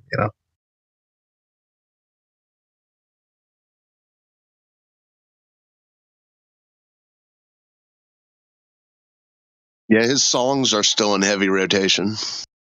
Oh yeah, forget about that. Yeah, I got Why Do They Lie on my phone.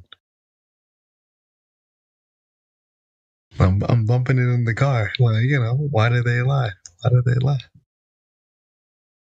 We got the math and science on our side.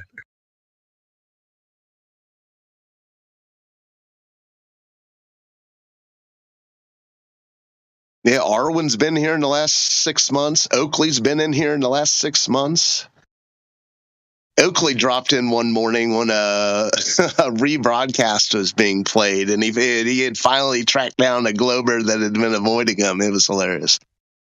Oh, I love those awkward conversations. I live for them. Yeah, it was great. It went on for about 10 minutes. Oi, do you not hear me? It was a recording playing. It was brilliant. And then he hung around for about an hour, but that's the last time I saw him in there. Okay. Yeah, somebody sent me a link to Cosmology Tartaria. So a couple of people on there. Like, do you feel like the server's been like more fragmented? Because like this was the only place I used to come just to have a chat about flat Earth. Oh my gosh. Don't even get me started. I can't tell you about that in the live stream, but yes, that's the short answer. Okay, I was going to say, because that's what I observe. I haven't been here enough to know the ins and outs of all of it, but I can see it's become a little more fragmented.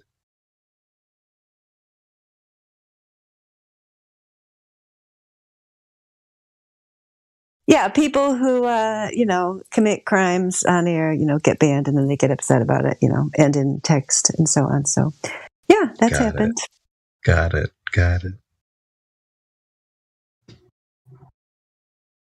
Listen, I'm Switzerland. I stay neutral, and I don't really rock the boat too much. I just stay to myself, have a quick chat, have some laughs, catch up with my friends, and then keep it moving. I don't really do the drama thing.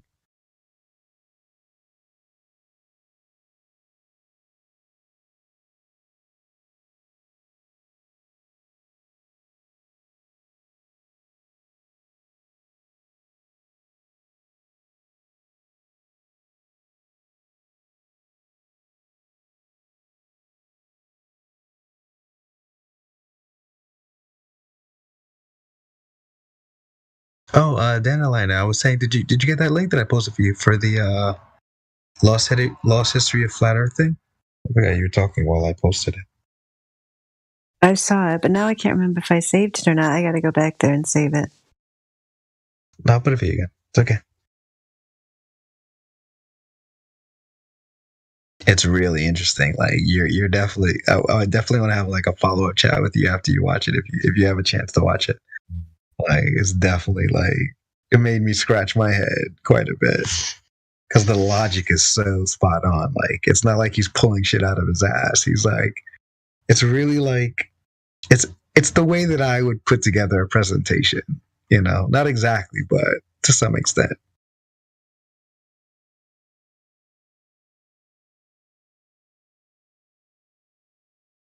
But yeah, I mean, to answer your question, I don't think, so I just saved that to my watch later so I can watch it. Yeah, maybe I'll watch it tomorrow when we're doing stuff. But yeah, I mean, I think, I don't have a problem with flat Earth being fragmented for the same reasons that we just discussed, which is that it's not an ending. It's, it's a beginning. And so people who realize that the geometry of the Earth has nothing to do with the globe are not necessarily going to agree on all things. So I think it's cool that people go off and do their own thing, and they want things to be a certain way, so they go do it that way. I mean, I don't have a problem with it, and so I think it's just the natural way of things. I think it's normal, and I think it's actually a good thing, because I think, it can put the conflict back where it should be, which is, just on discussing the actual nature of the Earth and the fact that there's no globe to be found anywhere, no measurement or curvature to be found anywhere.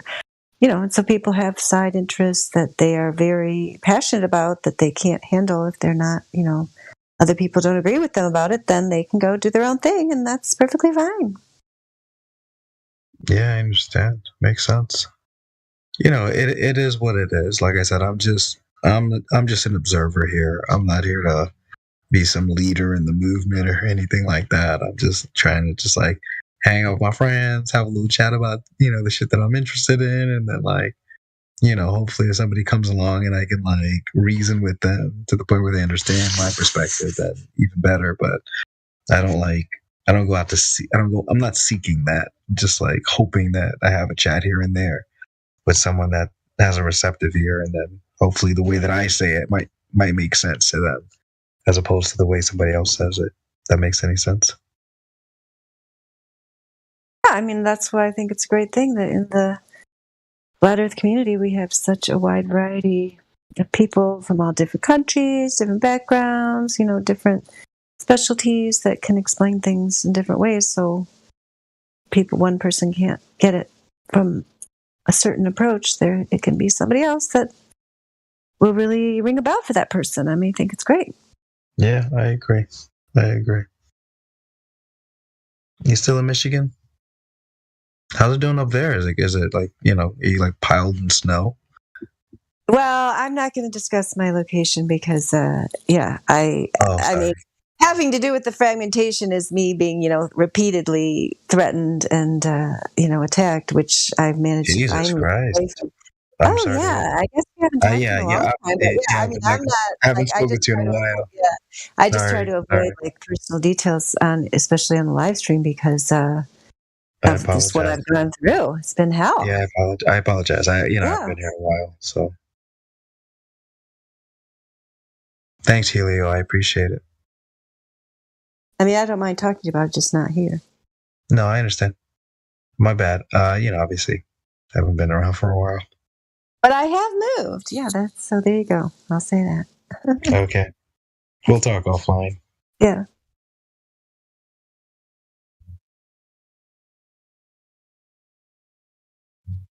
By flat earthers, that's the thing is I don't know, like I don't even understand the concept of globers being the enemy. To me, like they've been way nicer to me than any flat earthers. I mean, because of what you just said, you don't want to be the star or whatever. A lot of people do, want to be whatever and have to be right, or I don't even know why so many flat earthers get all bent out of shape, but it's been pretty shocking to me. It's definitely been eye-opening. Yeah, it's give crazy. Give me 10 globers over any it's gonna be crazy down the line when I speak to you, because I forgot what I know you're a teacher, but like I picture you in like a third grade class, right? And I picture you in the front of the class, and I picture like me sitting in the class, as well as being smart enough to like engage with the teacher, right? So it's like, because remember, this topic isn't when you're teaching me or I'm teaching you, but it's like I almost see like the other kids in the class, and I'm just looking at them like, wow, you don't have any sense of how to like operate yourself in like a class so that we can all learn together. Oh, I know. That was my geometry teacher when I was, in 10th grade. I had this geometry teacher. He was really good at geometry, like very intelligent mathematician. And he ended up, they actually fired him after this year, which you'll understand when I tell you the short version of the story. And he went into then he ended up getting an advanced degree and went into research or something because like he was brilliant. And like me and this one other girl who was always competing with me and trying to get better grades than me. And then one other guy was kind of a nerdy type. We would sit like really close to the board and we were doing like classical geometry, like Modus Tollens, what we talk about with the black swan, if A then B and all that kind of stuff. Proofs. I mean, that's what geometry was. It's not what it was, last time I checked in the public school. No, but you said Modus. Wait, you said, hold on. No, you said Modus Tollens. Like Modus Tollens is logic. It's not geometry. Yeah, but you use that in geometry. I mean, you make geometric proofs. That is, math used to be, especially geometry, was all about proofs. And then when I went to college and got a degree in math, I took college level mathematical proofs class that was all mathematical proofs. I mean, that's what math used to have a lot to do with. Anyway, but this guy, we would sit there at the front of the class listening to him. We had to get really close to him. We'd the three of us would be gathered around the chalkboard, and the rest of the class was just going completely nuts. We were in one of those portable, classrooms that was outside. And so they would be literally dancing on the tables, jumping out the window, running around outside, and then coming back in, just screaming, yelling, complete insanity, the worst classroom I've ever seen in my life, or even in any film. I've never seen anything portrayed like this. But he was because the three of us cared enough to listen.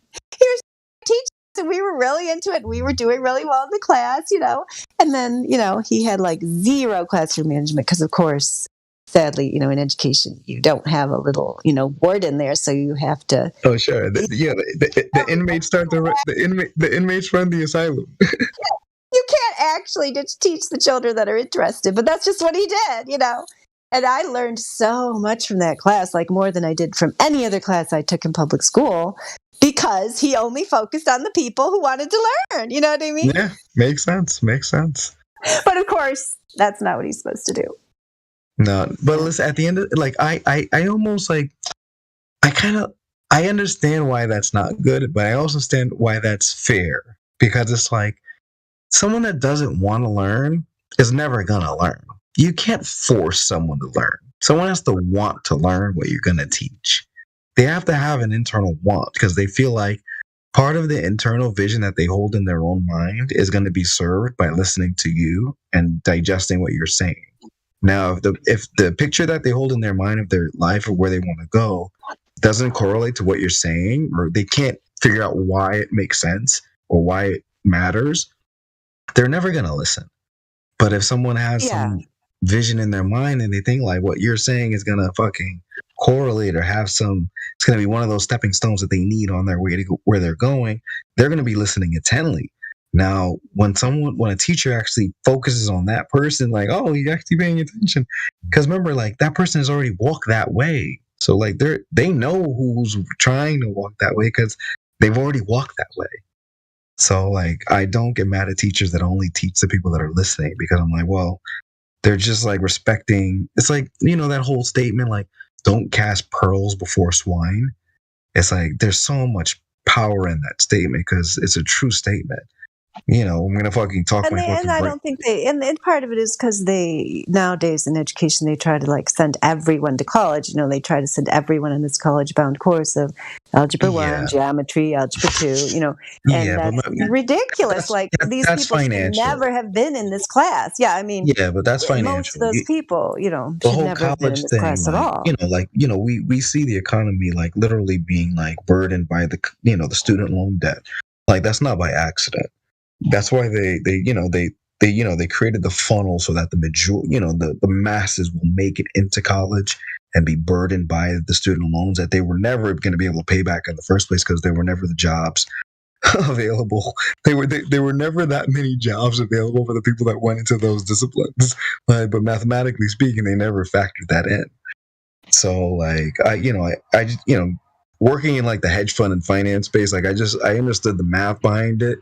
So when I saw like the muggles went into like different disciplines and like they just hoped they took out, $30K, $40K in debt, and like they thought they were just gonna find a job. I was like, well, did you even like have a plan to get that job? Or did you even realize like how many other people were going for that same job? So it's the whole like, it's just a pyramid, funnel. It's a pyramid and a funnel at the end of the day. It's like either you're at the peak or you're at the bottom of the funnel, and you're not going to fucking get anywhere with what you've invested in yourself. Period. Full stop. Yeah, for sure. Yeah, there's no reason. I mean, people can go to college if they have a specific career goal that requires college that they know that they're going to make money off of. But like, there's no, there's no reason for many people to go to college. I mean, they'd be much better off not going. They could make more money, not going to college and not start out in debt, like you said.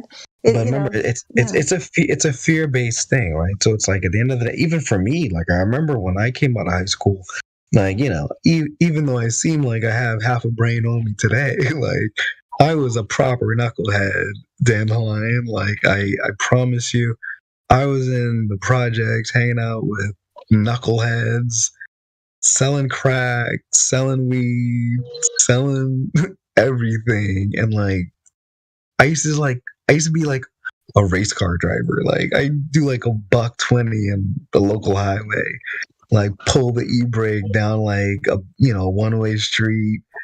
I was a fucking knucklehead, and I realized the friends that I'm hanging out with are never gonna get out of this situation. they're going to be here for a little bit because they don't envision that they should do anything else.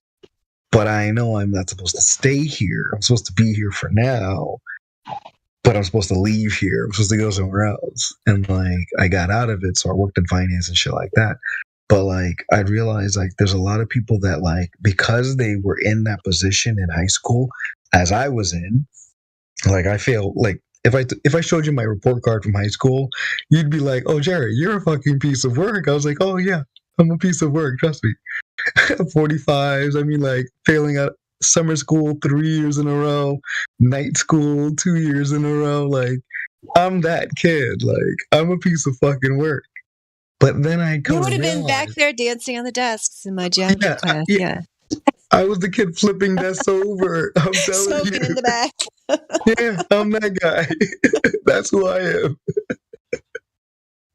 So it's like once I started to realize what's going on here, and like I don't know how, because remember my father was like a black belt judo and karate, so it's like I was getting my ass handed to me, like bruises all over my body through all of this.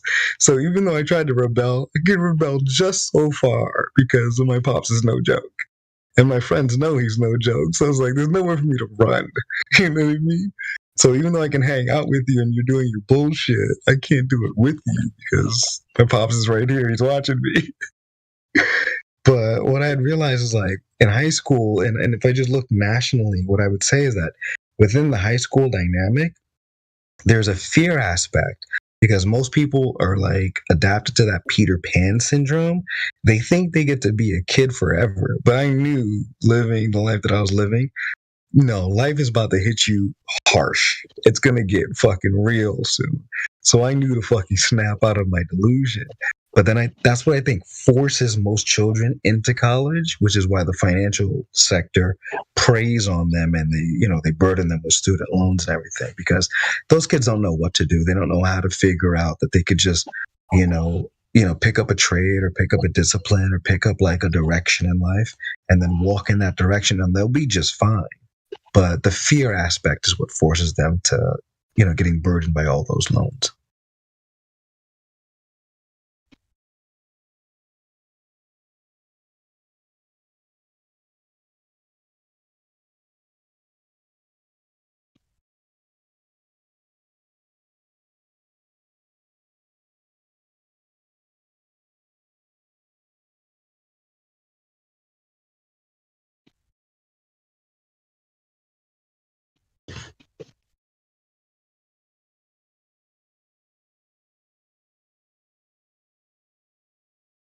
Yeah, I haven't been here a ton, like in the last year or so, not as much as I was before, but in general, from the time when you used to be here more often, there's fewer people coming in and professing their globe belief. I don't know how much you've been here lately, but it's just for whatever reason, there's just not as many people willing to say that they think they live on a globe. I don't know. It just doesn't seem. I don't know if it's just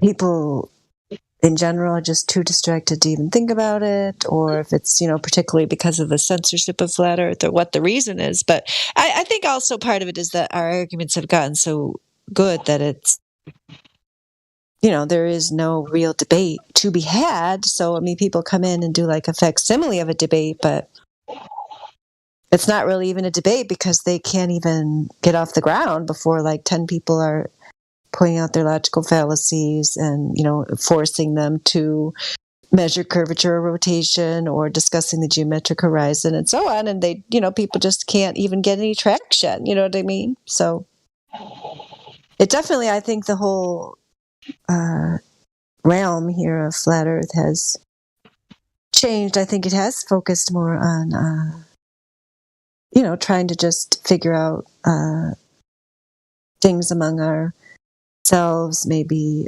discuss new theories or what is this earth actually like, or, still refining the arguments and so on. But we just don't have like a ton of clowns just coming in and saying they live on a globe like we used to have clown after clown after clown.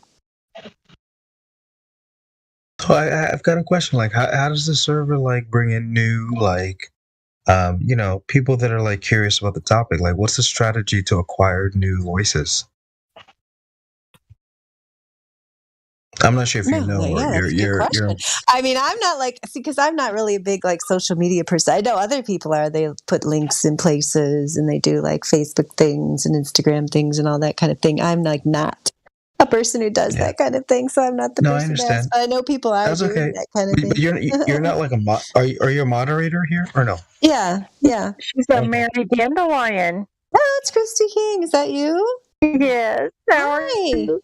Good. It's been a long time. Good to hear your voice. You too. Happy New Year. Happy New Year. Happy New Year, everybody. Happy New Year.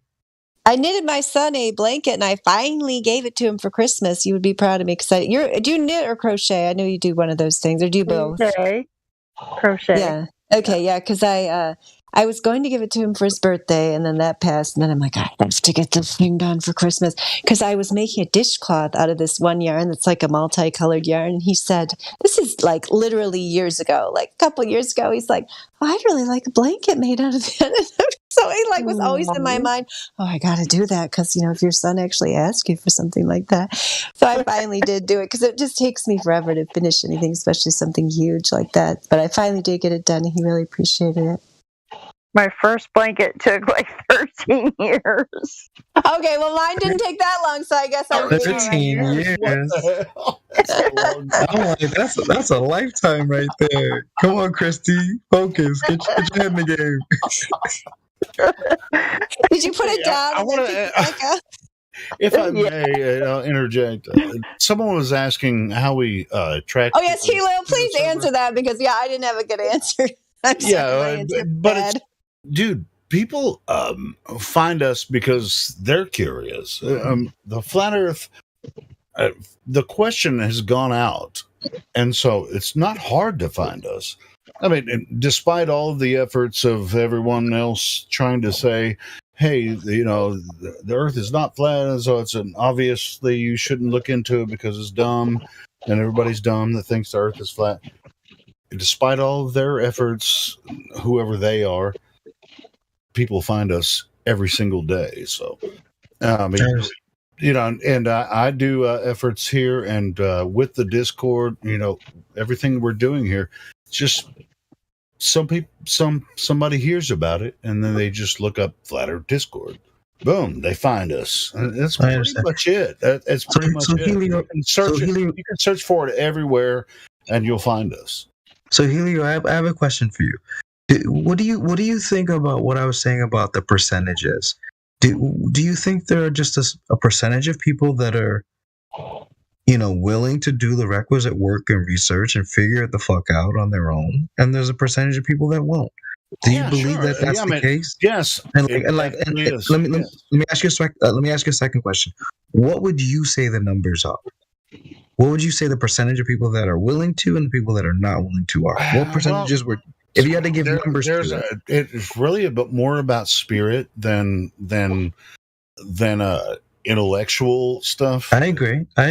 What would you say the numbers are? I'm going to say 1 out of 10 is generous. It's probably less than 1. I mean, I personally, think it's analogous to the Stanford smoke-filled room study. The same thing I was talking to Matthew Learns about. Whether you are getting all of your cues from external authority, whether you're have an external locus of control or an internal locus of control, and whether you are willing to put your literal life in somebody else's hand and just accept your reality as dictated by authority figures. And the Stanford smoke-filled room study found 1 out of 10 would literally 9 out of 10 would rather risk their lives than go against the crowd, and that was when they were having smoke, billowing in through underneath the door and thinking that the place was on fire.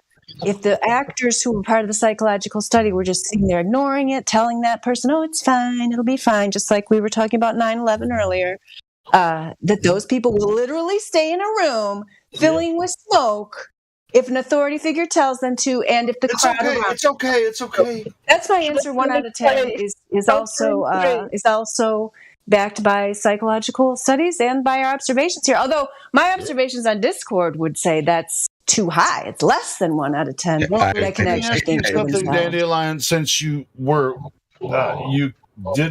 weren't able to answer that question directly, but I I think you already know it. But I'm just wondering. I mean, just like people find us when they find us, and then they're curious, then they come in, and then they listen, and then we talk, and then they listen, and they come to their conclusion. Now, whether they want to stick around, based on what we say, if they get in a conversation with us, or get in the chat room with us, or the lobby's kind of a shit show. But that's not really a talk, in the lobby. But I've got another question that I've never asked, but it's always plagued my mind. For the years I've been on this server, I've always had a question to ask, but I've never asked, and I'd like to ask it today. Is that okay, Helio? Happy New Year. Go for it. Okay, so my question is this, Helio. How do you mitigate against potential wrongdoers that have a negative intention with seemingly good intentions that manipulate and integrate themselves into the server as a friend, but actually have bad intentions as an enemy? All right. Well, remember, if you have guts is enough. You can tell when someone's like trying to bullshit you if you've done it long enough. You can tell. Seriously, we're going to have to go to the non-live stream channel to discuss this. If Helio's going to say that, please. There's people who've been in this server for years with nefarious intentions. Okay, well, tell me how they got away with it. Maybe not a topic for the live stream, but maybe, that's been a long-standing question for me. It's been a long-standing question I've wondered about. Like, how do you figure that out? Can you be more specific about how you would mitigate? Yeah. So for example, I feel like, think about the concept of a thought leader, right? When I see people bully people on the server with positions, I say to myself, it's like, well, I come to the server to speak to the newbies that come here that are trying to learn this and try to find new perspectives to figure it out so that they can grasp onto the intangible aspect of the arguments, right? Because I'm just trying to get them to help them figure out what they can't figure out. But then I look at the people that are on the server that are trying to present themselves as a thought leader, and they're screaming. Maybe, remember, the right perspective. They're not wrong about what they're saying. They're factually correct. But they're not so much here for the loving aspect of their helping. Attitude is wrong. Is that what you're saying? Their attitude. Yeah, their attitude is not an attitude of helping a lost soul be found. They're more screaming down and almost changing the sentiment of the server from positive to negative instead of pulling someone that's lost to found. I mean, it's definitely work. So you have to actually, and you might think I was ridiculous for saying, I mean, just that it's a feeling and it's a gut feeling about someone. I mean, it does necessarily matter because we do have an established, I won't say leadership or whatever. We're all participants here, and we want people to join. And we want new people to have a good experience when they actually join the server. But everyone should, kind of use their gut feeling when it comes to someone joining the server. Yeah. I guess it has to be by gut, right? Because remember, we can't meet each other face to face, so it has to be balance.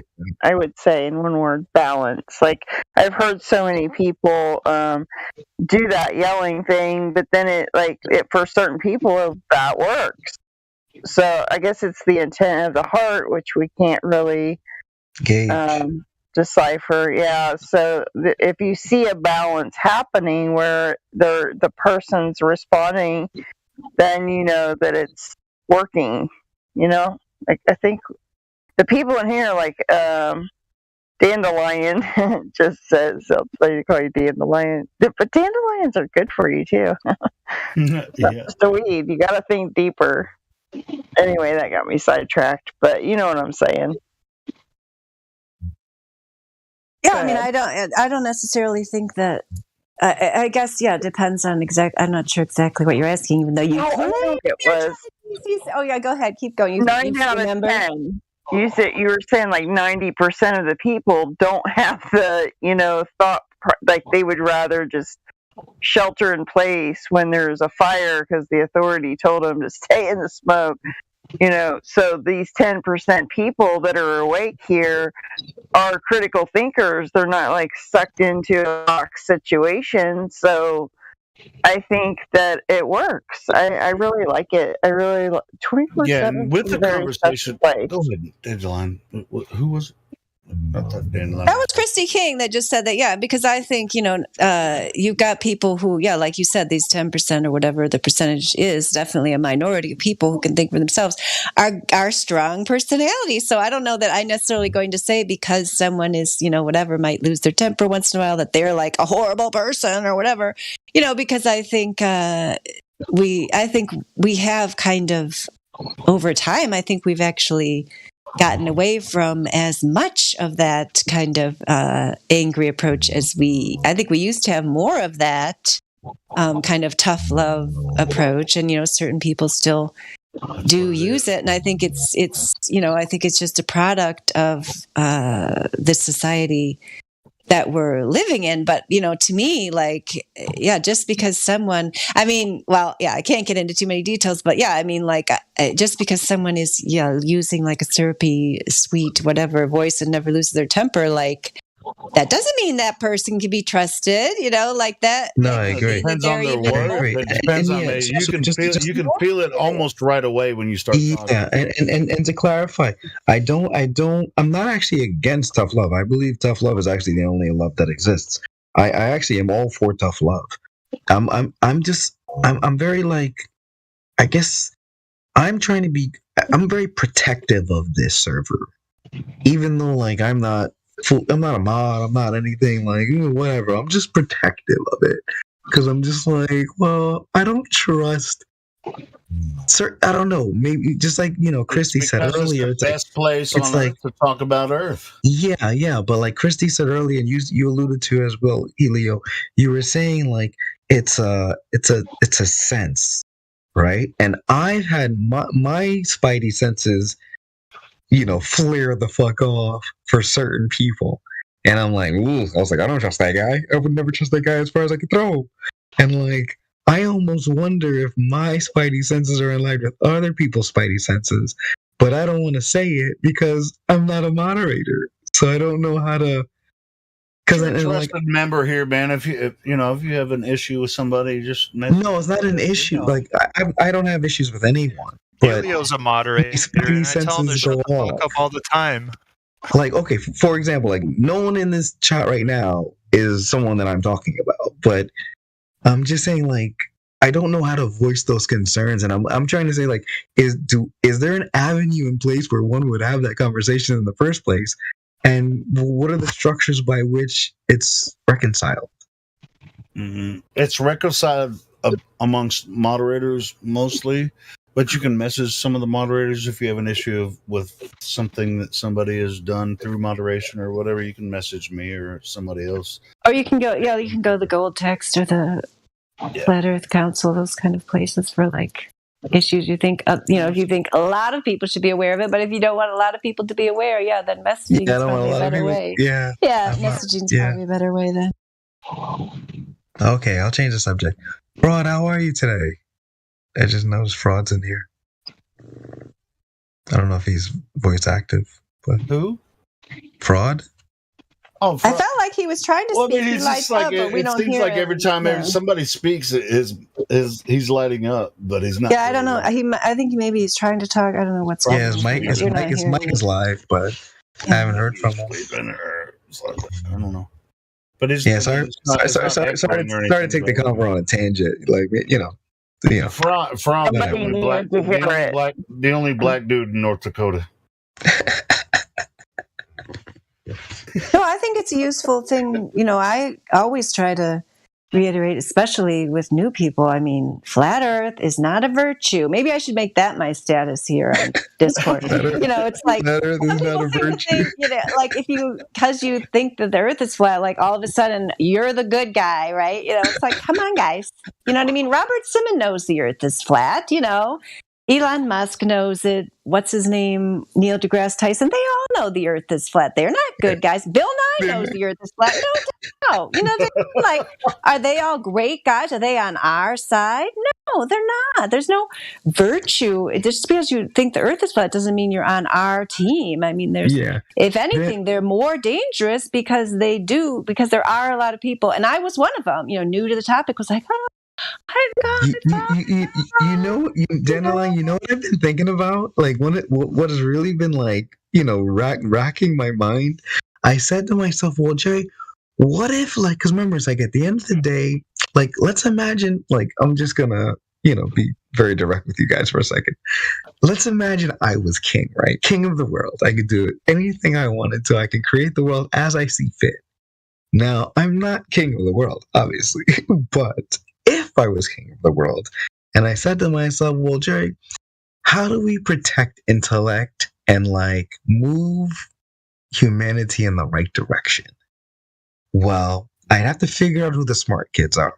I'd have to have me think of the song from The Wizard of Oz, right? Which one? If I were king, what is that? The Lion. The Lion? The Lion. It's a good song, yeah. I can't remember the song now. I love the Wizard. I love the Wizard of Oz. That's what I love the Wizard of Oz. I know all of the Wizard of Oz. All right, keep going. You got the if part out. Yeah. So if I were king and I was trying to create a perfect world, right? I would say to myself, well, okay, I've got to differentiate the kids that are willing to think and use their brains to create an amazing world from the dumb kids that want to be lazy and fucking sit on their ass and operate impulsively and just pop their pussy and, you know, get their dick sucked all day and fucking, you know, get, like, pulled into the negative aspects of life.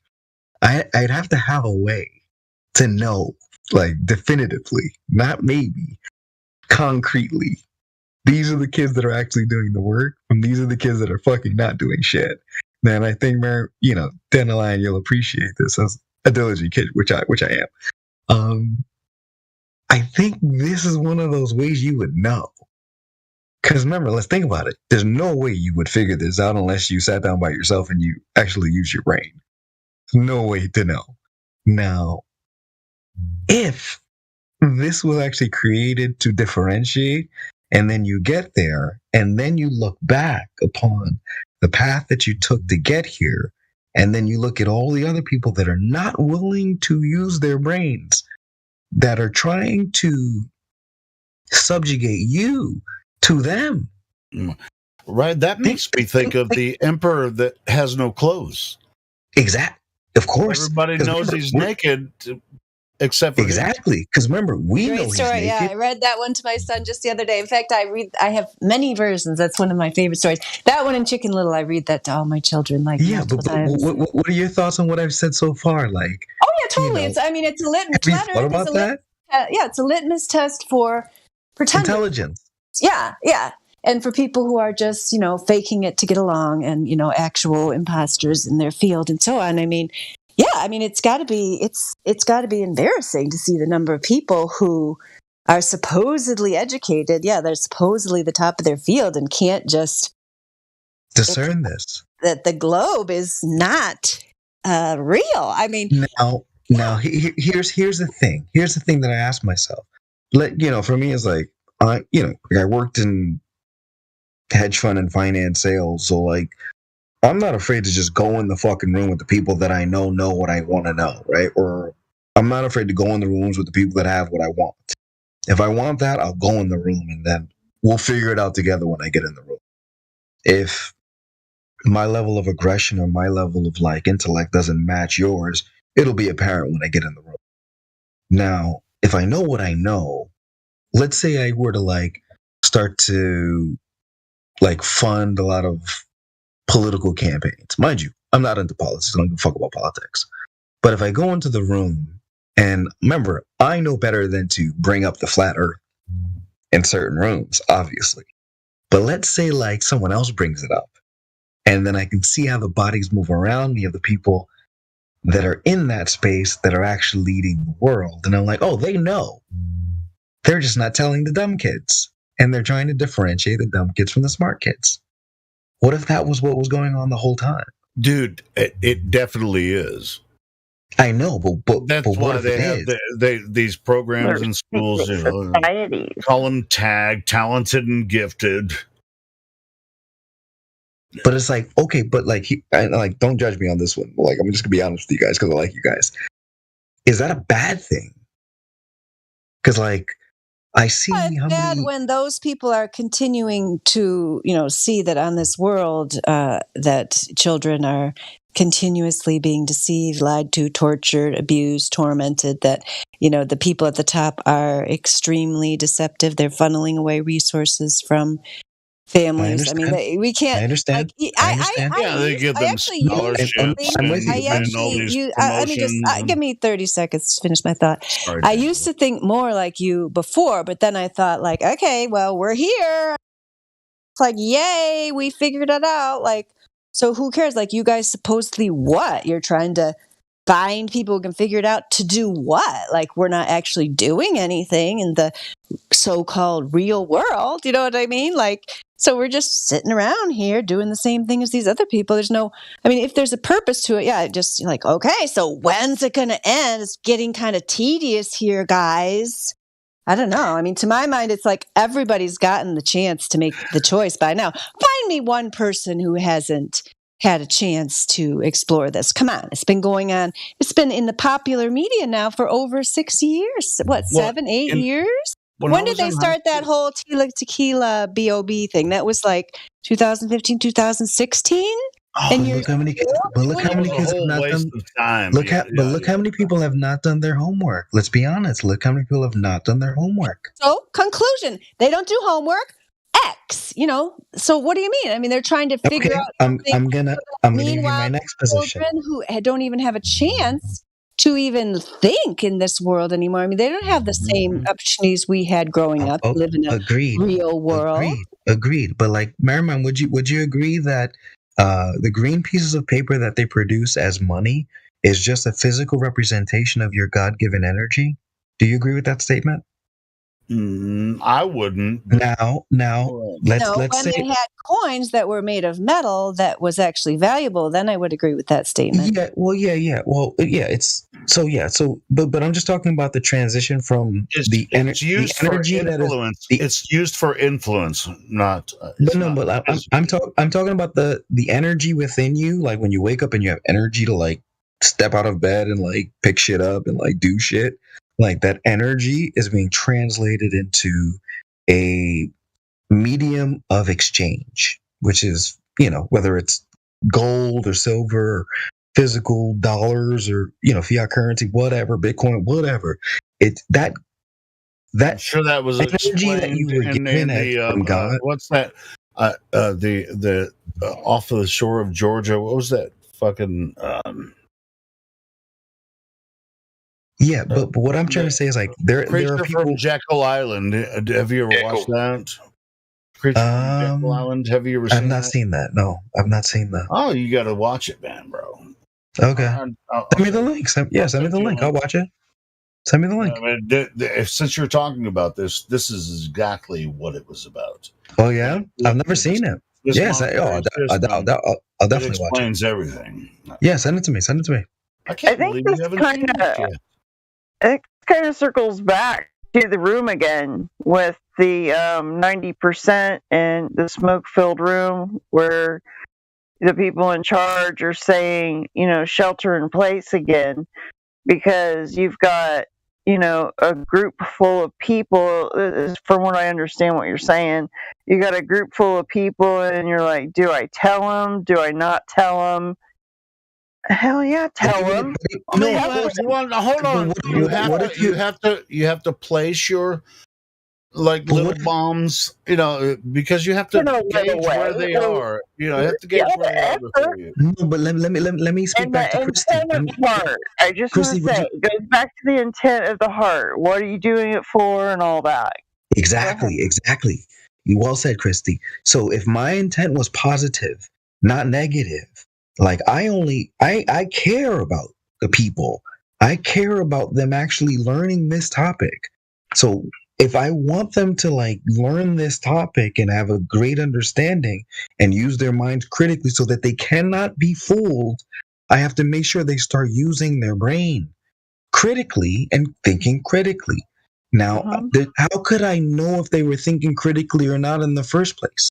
I have to have some measure, something measurable and manageable so I know.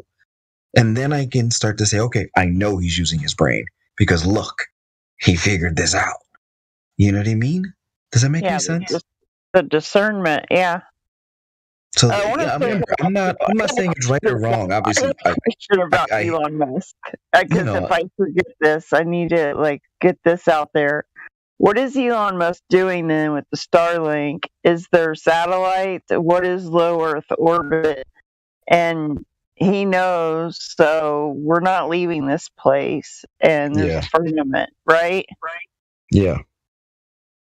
Yeah, that I don't know. And right? by the way, if we're talking about it on here, I'm going to share the link with everybody here too. I'm going to share it with you, NYC, and I'm going to share it with everybody here in the live stream. Yeah, I got the link you sent me. Thank you, brother. So, Mary Mom, I want to hear what you have to say about Starlink and Elon Musk whenever the opportunity. I actually know very little about him. All I see is mostly headlines that are pushed, here on Discord. I mean, in general, I understand the concept that, because I've heard that proposed before that, somehow there's people in charge that have good intentions or whatever. But, I don't see any concrete evidence of it. I don't see if a person, they're using basically. So we talk about the 9 out of 10 people who are just going to go along with the crowd, blindly listen to authority. So they're, using that against, their psychology against them to convince them to make decisions that are bad for their physical health, bad for their children, and so on. It's not a benevolent thing. It's not that hard to figure out who, is a person who can think for themselves. I mean, come on, that's not difficult to figure out at all. Don't be telling me they're doing thousands of years of deception on humanity in order to benevolently figure out who the leaders are, who the leaders should be. I mean, clearly, yeah, they're doing it so they can make sure that they can continue to keep their control to be people who are easily manipulated. I mean, they're not looking for great leaders or great movers and shakers in society. They've already got their little puppets. They want people who will follow orders. So, I mean, if you're saying they're weeding people out, they're weeding people out to keep the status quo exactly the way it is, not to find how the about good people. grandmas and mothers and with politics and all the shit they see on the news? I mean, come on. Helio, let me ask something. This is what they believe. This is what they believe. They believe almost everything they see on the news. So they're just following that. Let me add something. And remember, this is just me just thinking out of the box.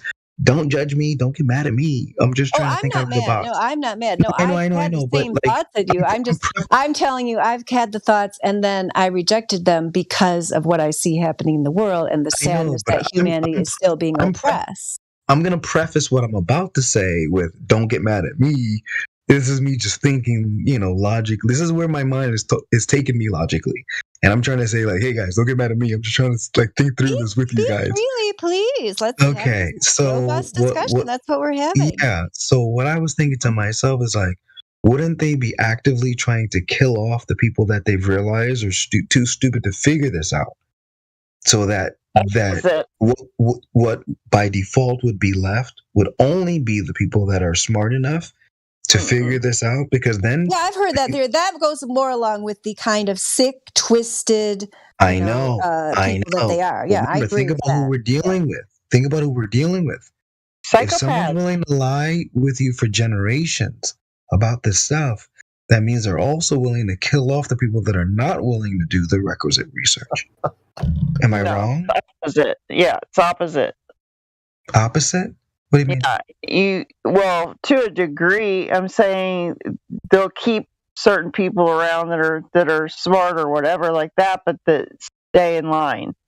If anybody starts to go, like a boxer that just got arrested, they just had through your intelligence, when he got, would that happen with, January number, that he had to get in line, like, you're not going to do this. You're not going to, like, we're kicking you out now. Your time's up. They have control. Unless you provided value, where you wouldn't be eliminated. To who? Or you couldn't be, or either you wouldn't or you couldn't be eliminated, right?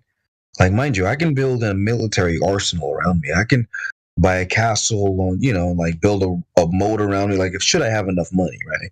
I can have like, a state tucked away in the woods, disconnected, off the grid, a moat around me, military security team, surveillance, drones flying my property. Like, if I've got millions to spend on my security thing, I can do that if I wanted to. No one's going to stop me from doing that.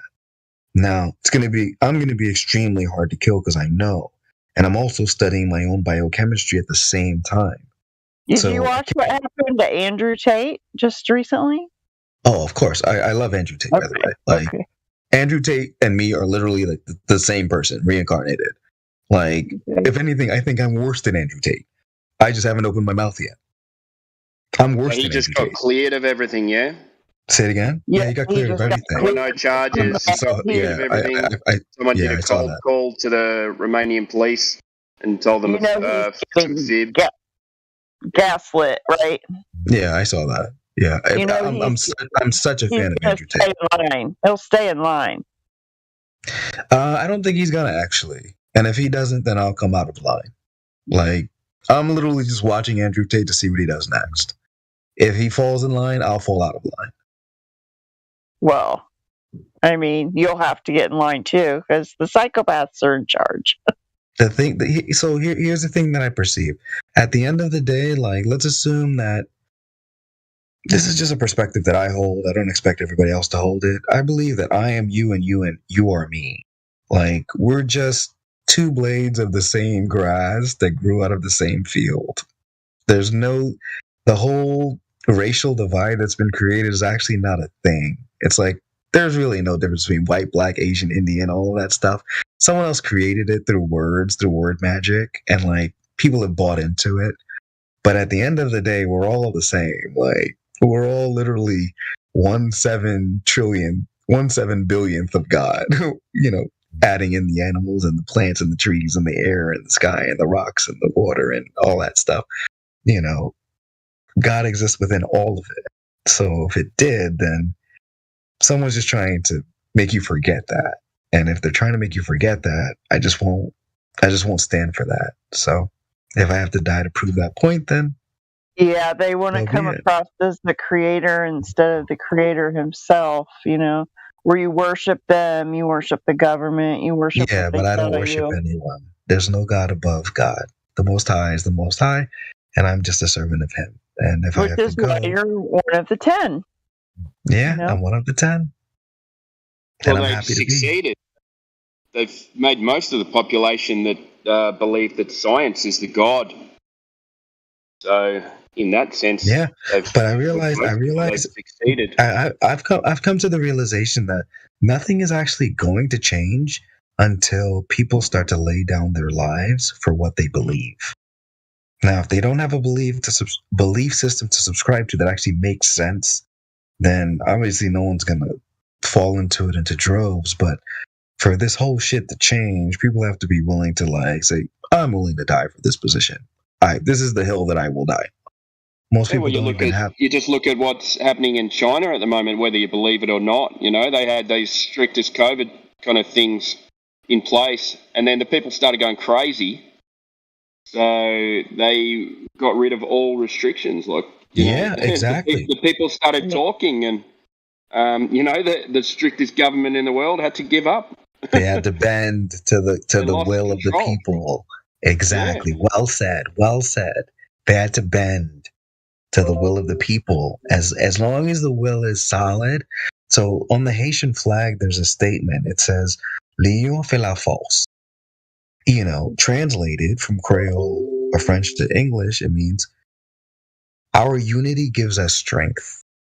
Now, if you don't fucking pay attention to that little fucking statement, you'll always be lost. You'll always be able to be taken advantage of because it's always our unity that gives us strength. Now, if we don't have any unity, we don't have any strength.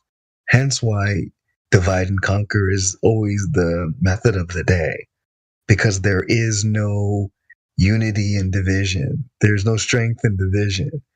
There's weakness in division. There's strength in unity.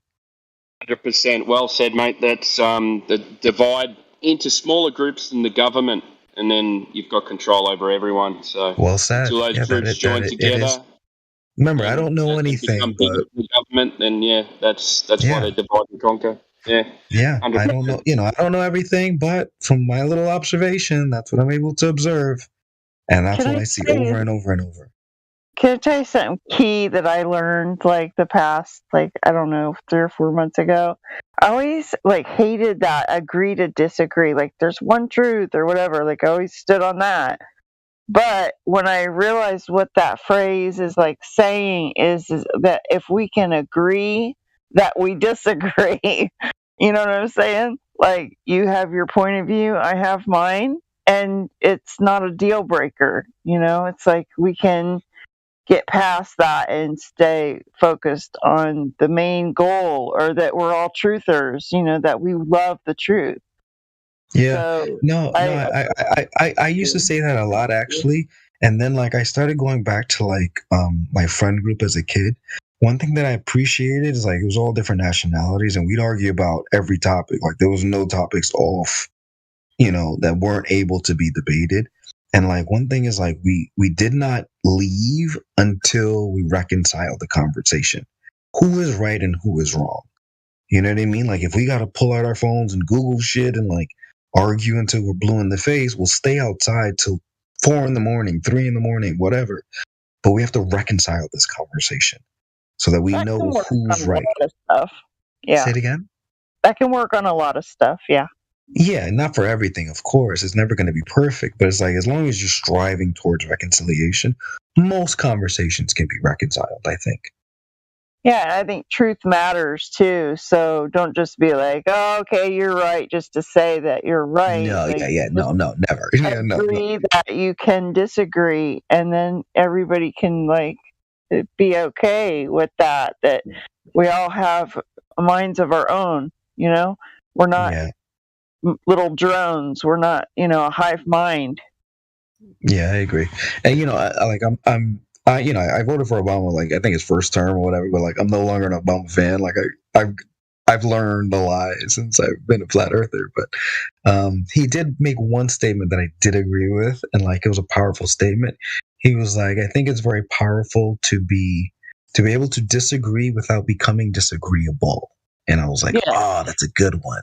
I was it's really a good one because it's there's nothing wrong with disagreeing, but you cannot become disagreeable while you're doing it. Because that means some aspect of your emotion bled into it where you became disagreeable. Where it's nobody wanted to even talk to you any further. Because it was so uncomfortable just to go back and forth with you. You couldn't even get to the reconciliation point anymore. Yeah.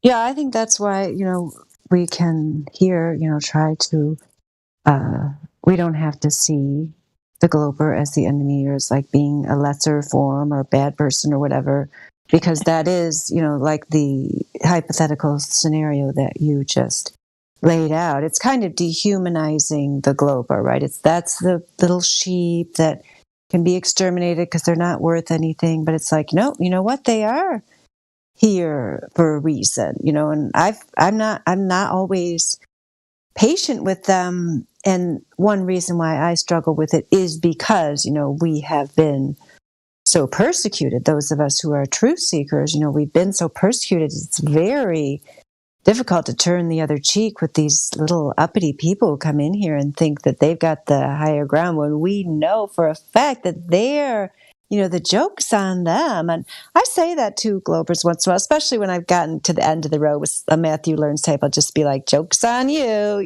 whatever. Like, they're the ones who are being humiliated. They're the ones who are being laughed at, especially the ones who act like they're, whatever, at the top of their field and they're putting down their authority about the globe. I mean, can you imagine, like, anybody who's listening to that knows what's really going on? That's one of these, power hungry types, just kind of like, what a clown, we got these guys right where we want them. Like, we know the joke's on them. So that's why, I do make an effort to try to be patient with these people, because I figure they were put on this earth for a reason with, like, a lower form of awareness and, to be like a foil, like, the Native Americans called them tricksters. I think there's more of them than there used to be. I mean, I was listening to an audiobook that was written in 1930 that was kind of talking about some of these phenomena, and I realized, wow, like, I do think back then it was rare to come up with these kind of like NPC characters, I guess, if you want to call them that. They were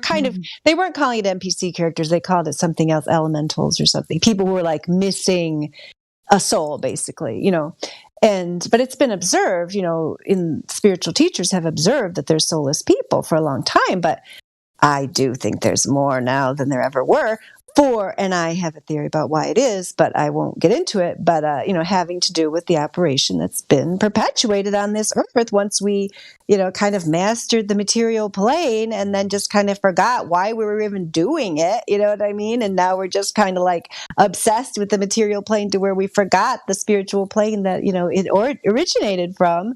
And so, yeah, we got more of these people that are just like little NPC characters running around, and like, I try not to be disdainful toward them, because like you talked about, the extermination depopulation program is based on having disdain for their incredible lack of ability, lack of awareness, and lack of logic. Like, I don't want to be like that. I know that I was like that at first, but that was partially a trauma response from being, my whole life kind of like, I wasn't really like ridiculed or shunned like openly, but I always knew like, oh, okay, like these people don't really want to know what's going on. I was just kind of silenced, I guess you would say, is more like what happened to me. I'm just kind of like, oh yeah, I'm not even going to share with these people, because they're just kind of like, they're going to pretend that this is normal. And so like, I already knew, like, coming into it as a very young child, this is not normal. But these people running around they want me to think it's normal, and they want me to pretend it is. And if I don't pretend it's normal, they're going to be mad.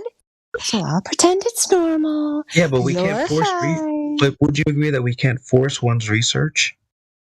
Oh yeah, totally. And that's what I'm saying. Like, I'm accepting these people, these little NPC characters, and I'm not going to look at them with disdain like the so-called powers that be of do. Course. And like, just to be clear, like, I just want to be clear, like, I don't want you to think like I think they are doing something good by trying to exterminate the people that have not studied the subject. I love everyone, and I want everyone to live their happy, healthiest life until they're gray, and they've had all their kids, and they laugh and they live and they love. I have tons of friends and family that know nothing about this topic, and I love them down to the bottom of my heart. I have nothing against them. I don't need them to understand this topic for me to feel good. So, just to be clear, I'm not trying to say like they should be eradicated, but I'm trying to say the people that are actually dickheads and assholes, and like they are trying to differentiate between those that know and those that don't know, and who should be in charge, and who should be those that should be leaders and those that should be plebs and followers. I believe that is their litmus point. You know what I mean? Because at the end of the day, someone has, because I say it this way, like, let's think about like the political, like, topics that are like of the day. Obviously in the U.S. there's, the prominent political parties like Democrat, Republican, and Libertarian. Those are like, but let's just use the red and the blue as like, the tennis match that's going back and forth. There are certain critical topics that are constantly, they come up every fucking election election cycle. That the flat Earth topic would be a distraction. Now, the hyper intellects, the really smart kids, would end up here. They would not have spent all their time reconciling the arguments that are the political tennis match topics, because they know those are peasant topics. They're stupid topics because there's no way to reconcile those topics. They're irreconcilable topics, hence why the machine keeps moving. That's why they chose those topics in the first place. There's no way to reconcile those topics with people that vehemently view them from one side or the other. And like I've got my own positions on each individual one of those arguments that they make that are irreconcilable, but I don't perceive that those are going to be reconciled, because the person that's listening to them, based on their amount of research that they're willing to do. So, for example, someone that's an immigrant to the country that does not know anything about what's going on here, they're going to hold a specific perspective based on their hardships, their inability to speak the language, the way that they're viewed, and we can go through the litany of reasons. Someone that has been here for a while, speaks the language, they're going to have their own perspective, like how much work that they've done, and they speak the language, they've learned all these things, they've acquired all these skills to be able to provide for themselves and their families. They're going to have a different perspective. No one is going to be able to reconcile those two people. It is an impossibility.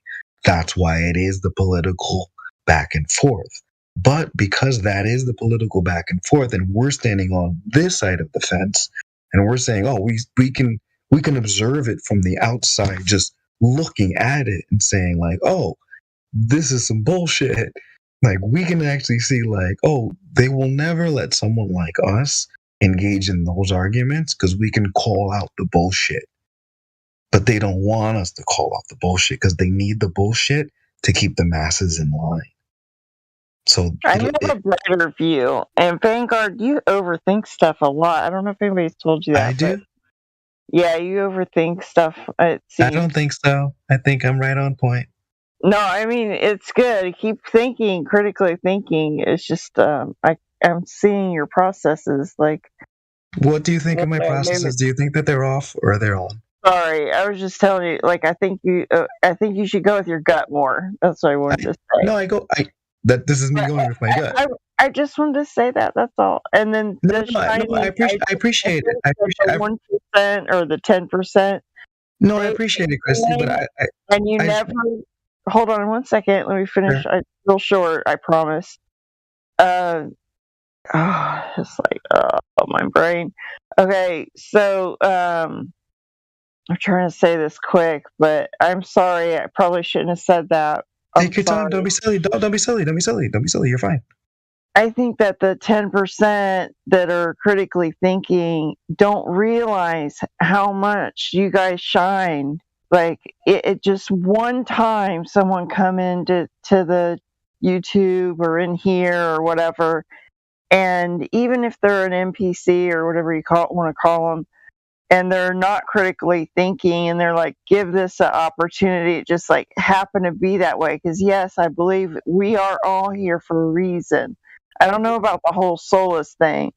It's a possibility, but I don't know. But I just want to give you don't have to agree with that. I know that's controversial, especially for Christians. Like, I know, like, that's very controversial, but there's some about the wheat and the tares. Like, maybe the tares are soulless, and you just can't know which or which. But Mary Mom, you shine. You shine. You shine. And if any one of these people that have a soul hears you, you're here for a reason. Like, everyone's here for a reason. I believe that. Because that's been on my heart too. No, I believe I'm here for a reason. I believe all of us are here for a reason. But like, do you not believe that the powers that be, given the lies that they've told us, especially with the whole globe Earth lie, I appreciate. Before you go on with that, before you ask her that question, I just want to respond to what she said to me, which is, I do appreciate that, because I did need to hear that, because it's very hard for me to remember that, because I don't really feel that way these days. I just feel like I'm here now to get my children through, and I mean, that is a reason, right? I mean, I'm not saying that's not a reason, but, it's every single little thing that you say, it's important. And none of us realize that. But just think of that 90% versus the 10%. And then you are the 10% that's shining. And actually, like, maybe that's a 1% that actually speak up. Maybe the 10% critically think, but then there's only, one of that, yes. Yeah, and I think, because I think thank you. I appreciate that, because I think what Vagabond said earlier about, you have to put your life on the line, like, to me, and that's not always like literal. It's also like, I used to pray, deliver me from the fear of being calumniated, from the fear of being ridiculed, and so on, because that is, so many people are running around living in fear that whatever, if they do something, people are going to criticize them, expose them, maybe kill them. But then when you get to the point where you're just kind of like, yeah, I'm just here. Like, as long as I'm here, still here another day, whatever. Like, you're not even attached to, being here or not being here, because why would you even be attached to it? Especially if you believe you're going to continue on or whatever. If you don't continue on, then you're not here, so you don't even care. Then it does give you a lot of freedom to just say whatever, because I don't even remember what that's like. You get to the point where you don't care anymore, that shouldn't be. I mean, you can. I'm not saying it in a depressing way. I'm saying I'm not saying it. You can own it in the spirit and know. Go ahead. Yeah. I mean, I think you can be a lot more effective when you don't fear death, but don't fear ridicule, exposure, whatever. I mean, that's, a wise person that's server, once talked me through that in my darkest hour, like, what's the worst that could happen? You'll still have your children. They'll still love you. Yep. That's about all I care about. They'll still love you. Well, you don't. You haven't. I can tell you have not. I mean, I don't want to say it. Never mind. But I appreciate what Christy said. I needed to hear that, because if you haven't been to the point where I am, I literally. I mean, I care about you guys. You're my friends and so on. But like, in terms of my reason for being, it's my 6 children and my mother, helping shepherd them on this earth. Like, whatever. I don't care what happens to me. I'm sorry. That's just the truth. No, sure. But I mean, as far as like, life is difficult. We all know this, right? But moving through life and all of the spiritual and physical shit that we go through, just own it. You were given this gift of life by the Creator. So you're going to find a way to get through it. Just yeah. Hold on to hope. And now a lot of people say, oh, well, I mean, it's like we get all especially, with this argument with the flat earth and globe earth argument, it's really about creation altogether. They're trying to give another creation story about earth that doesn't actually physically exist. And they don't realize that they're in some spiritual realm that doesn't exist. We live on earth where God made this place. So it's not, or the Creator, whatever, however you look at it. There's a lot of people all across the world that would call God something else or whatever. But as far as your intent, it actually makes a difference. That movie Titanic, where they're getting ready to give a toast and they say, here's to 2023, to making it count, Making it count. Let's do that. As if the other years didn't count. Yeah. Or as if every day doesn't count, Yeah. So this year, that's my theme. Here's to making it count. I don't know. Every day counts. It's like, I'm sorry, but the last 3 years have been just like glacial, and they just move so slowly. It's like, I'm just getting tired of making every second count. I don't know. But Sir Vagabond was going to ask a question of Christy. I interrupted him, but I appreciate you letting me interrupt you. He was going to ask you about the powers that be. I can't remember. I appreciate you letting me interrupt you. So anyway, go ahead. Thanks for letting me talk to you. Love you guys. No, it's fine. Like, yeah, no, I appreciate the discussion. I appreciate you guys all chiming in. Like, I'm not here to just, ramble or anything, but I appreciate the feedback. Everybody is, contributed so much. Like, I listen to everybody. Like, I love you guys. Like, you guys give me so much insight. So what were you going to say? Oh, no, I forgot. It doesn't even matter. I forgot. I'm sorry. Yeah, I made you forget. It's okay. It's okay. Don't worry about it. So in that vein, I guess 2023 we're in now. I guess, if you want to consider that a year, and this is going to be this year, and then we're going to go through the months and all that. Which, I mean, it's functional, but it's not our life. We just happen to live in a place where they do calendars and stuff, which is cool. But that calendar's wrong altogether. It's a Roman calendar, which, in my opinion,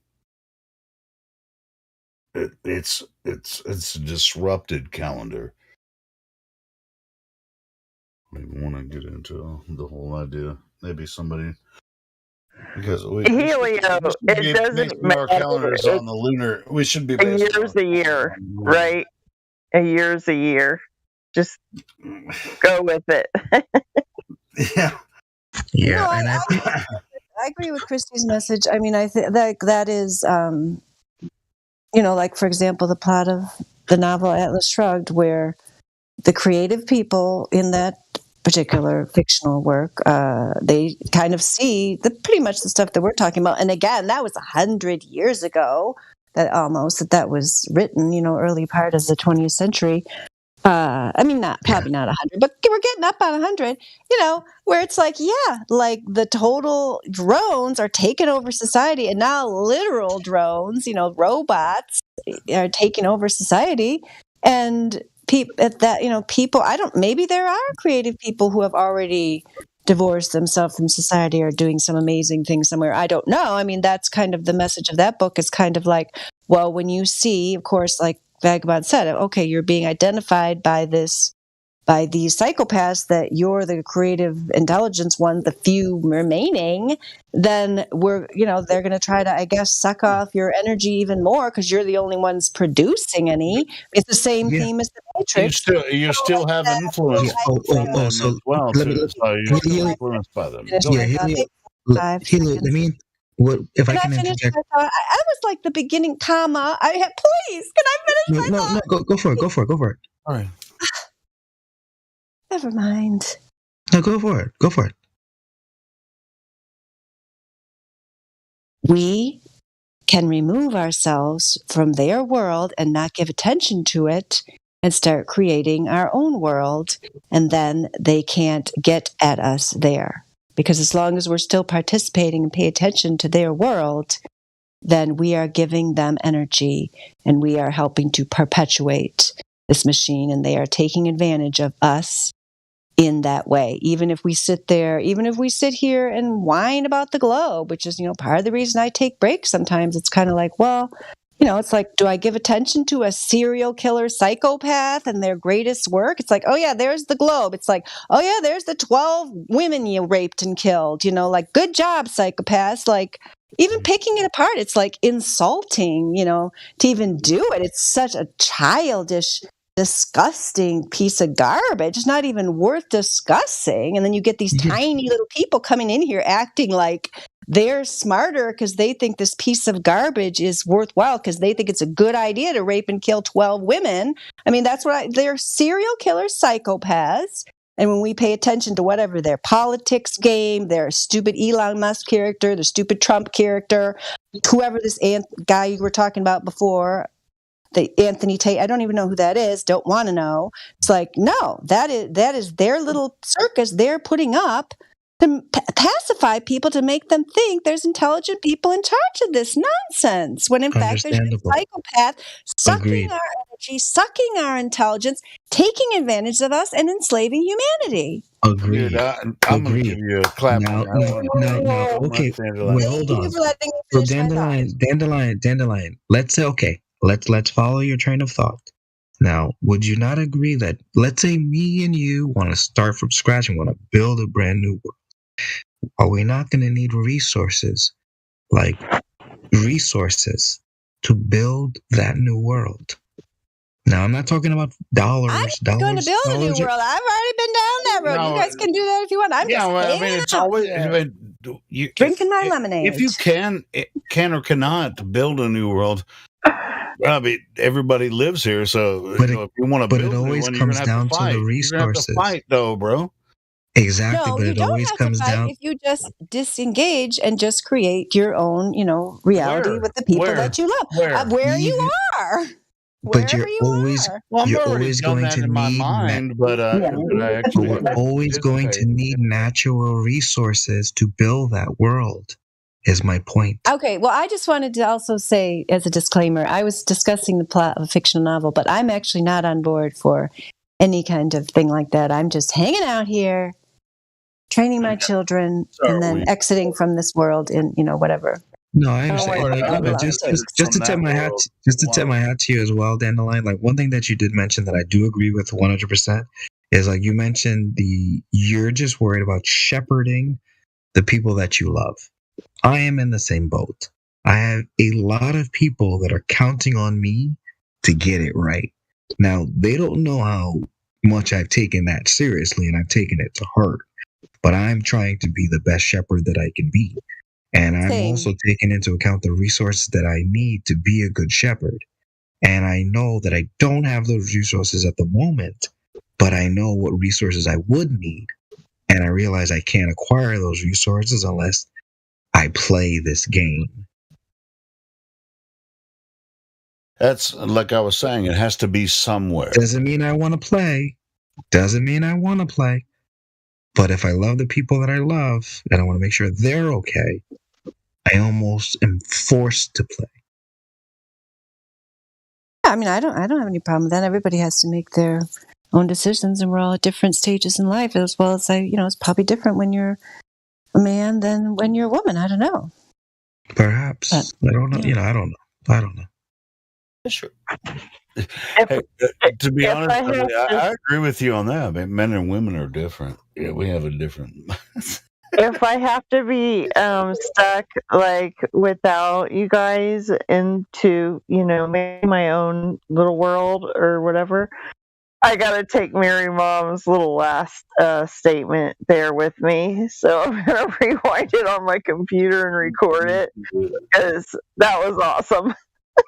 I'm glad you appreciate it. I had to fight through two guys interrupting me to get to the No, sorry, wait, no, say it again. I want to grasp it, so I take it with me. She's talking about my rant. You're gonna have to rewind it. I can't repeat. No, rewind. Say it again. No, I heard it. I was listening. Oh my gosh, I'm crying. Hit me with the cliff notes.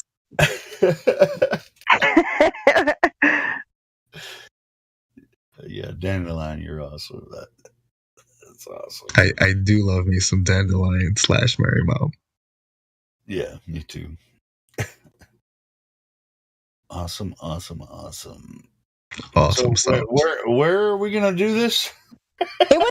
She's the speech of comparing the globe pushers to serial killers. That's the one. I'm pretty sure that's the one she's talking about. I like that. Don't put me in the serial killer bucket, by the way. I'm just trying to present the perspective. Agree with that. In a certain vein, I actually agree with that. I mean, it's just like this twisted reality they've presented to us it's disgusting.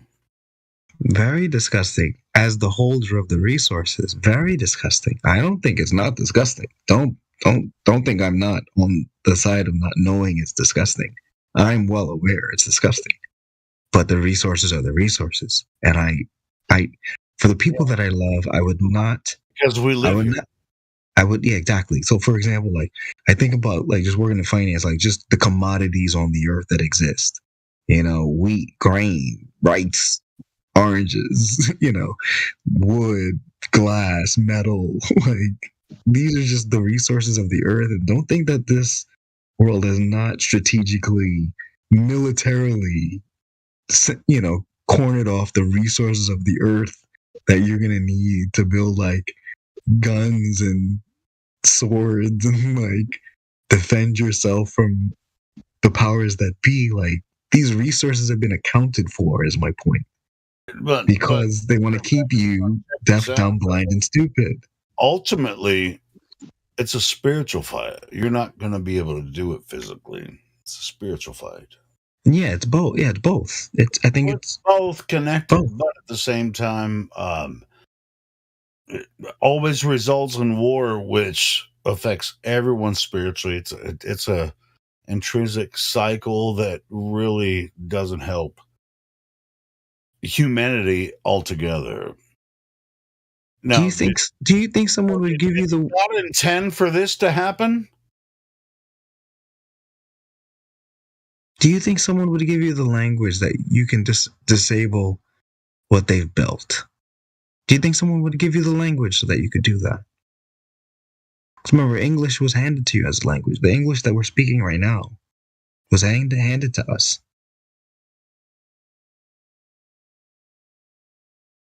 I bet you that chimpanzee that's drinking beer right now is like, hell yeah.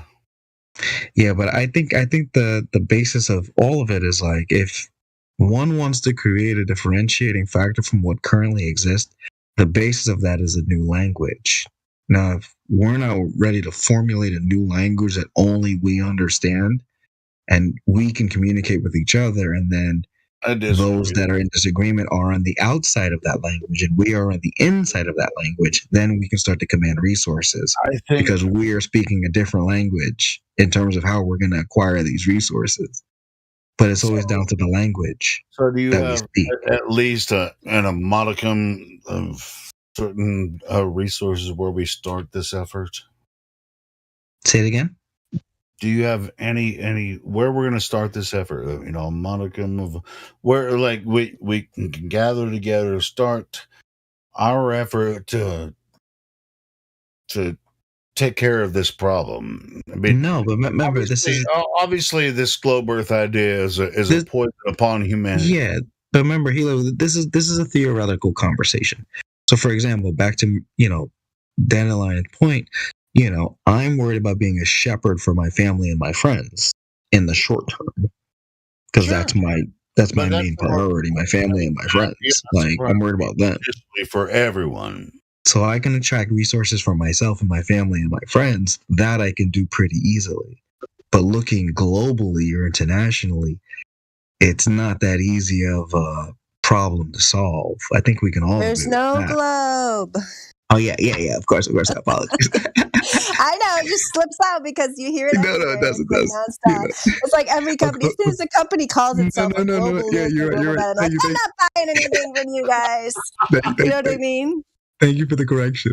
I meant across this vast. No, I know what you meant. Yeah, it's just, but across this vast. No, I appreciate the correction. Thank you for correcting. Across this vast plane of ours. How are we gonna fix this fucking stupid globe problem? What's the deal? Helio, it's on you. You're king for the day. You figure it out. Yes. No, I'm not. I'm asking you, motherfuckers. We're putting you in charge, Helio. We've got the information here. People just have to come in and explore the resources. Don't fuck it up, Helio. Wait, Dandelion, you're a teacher. It's step by step, right? A step program. Yeah, I mean, I think the first step is, if you're talking about the 12-step program, that's a whole nother thing. But I'm quite familiar with that. It doesn't work for me. Okay.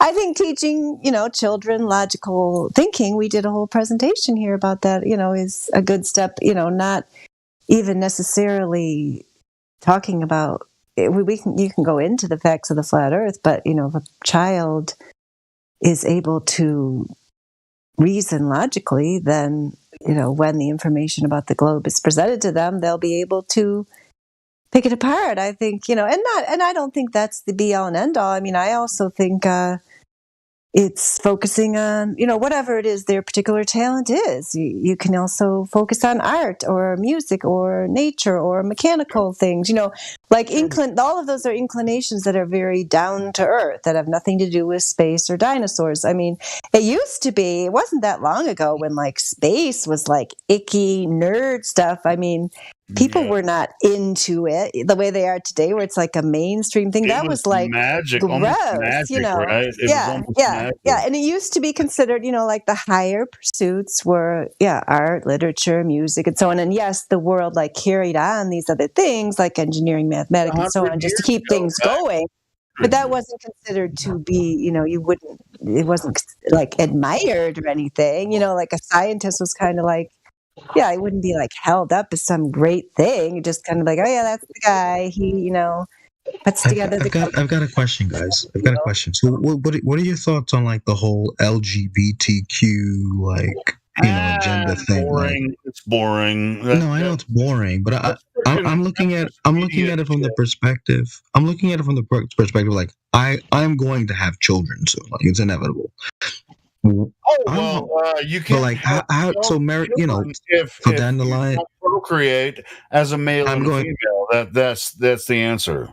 No, I'm just trying to say like biochemically in terms of the research you've done and like the agenda that's being pushed.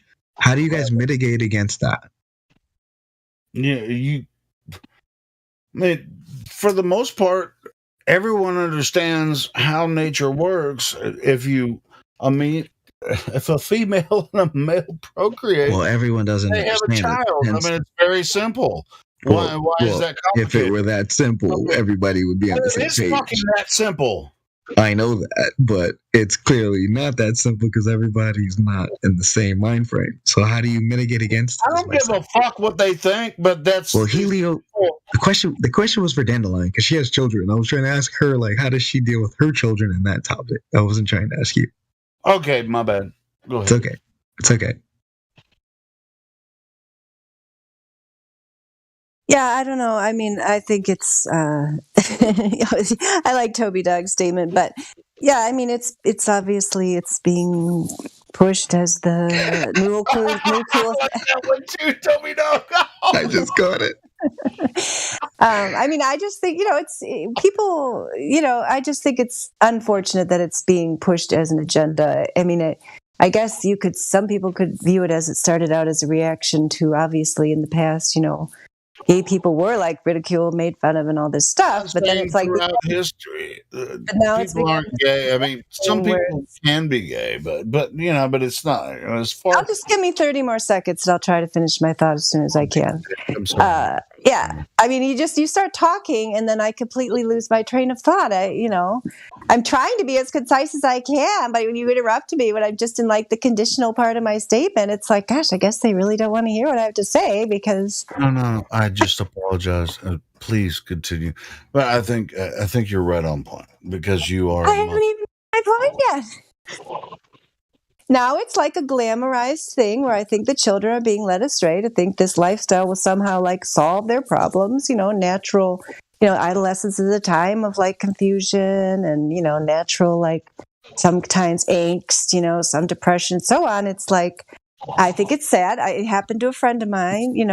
I've shared this before when I was in school that was recruited into that lifestyle and then eventually killed himself by jumping off a parking garage. I mean, it's statistically shown that this type of lifestyle does have a high suicide rate. Of course, some people would claim the reason they have a high suicide rate is because of being, ridiculed and bullied and so on. But I'm not seeing the ridicule or the bullying. I'm seeing the glamorization and the kind of false hopes being sold to the children of thinking, here's you're feeling this way or that way. Here's the magic bullet that's going to fix it. And it's just kind of like, that's just very sad because, we know there's many reasons why children might feel that way in today's society. But, that's, I just think it's sad when people manipulate children for their own agenda. And my experience with actual homosexuals is that they, at least originally, like 20 years ago when all this stuff kind of started to be pushed more, like real homosexuals that I knew were like, what's going on? Like gay marriage? Who cares about that? Like I've been,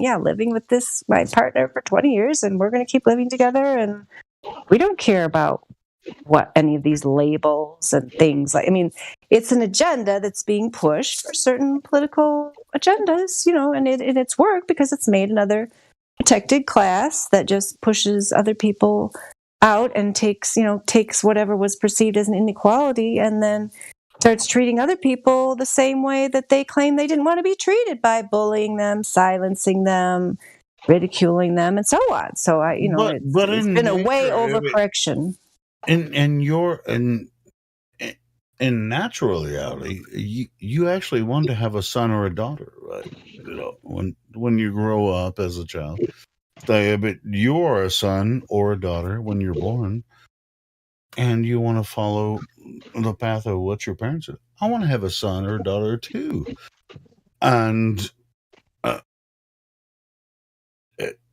with this question, it's like, well, oh shit, I found out I'm a lesbian, and now I can't have a child of my own because What do you guys think about the biochemical aspect of it?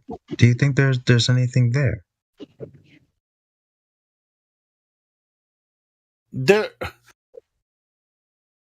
Sure. I mean, dude, altogether, I mean, I'm not attracted to humans because I love you fucking guys, So, but not sexually all the way, that. Of course, love you too, Helio. I don't love you sexually. Same as, so whatever. I love women, but whatever. It's just like if you choose that path, you're just on that path. You're never going to be able to procreate. So exactly. What are you creating? What are you building?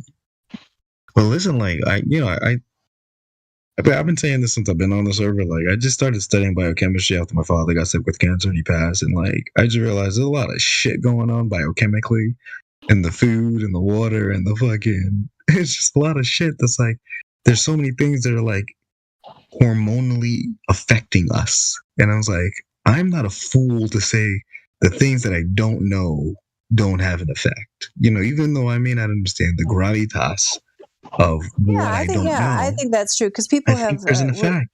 People were talking about that in here the other day about birth control pills and how the widespread use of these artificial hormones affect not only the women but also those women who are then having male children and then being around the male children and then it being in the water supply and all that. I mean, I do that could have a reason why some of this stuff's is happening. Yeah, it's definitely how many babies come out of nowhere through like these abortion clinics or like the morning after pill. I mean, you can look at the stats. I mean, there's at least as many people that would have lived that have already died before they were ever born.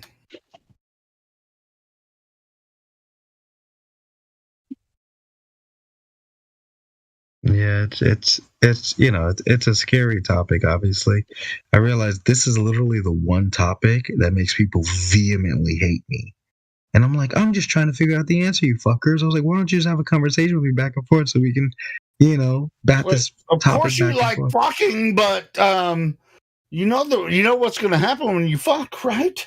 Yeah. I'm well aware. Helio, my pull-out game is amazing. I promise you.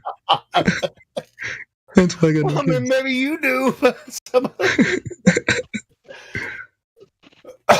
Anyway. Hilarious, man. But yeah, there's at least as many people that are alive today that were killed through abortion that aren't alive. So think about that.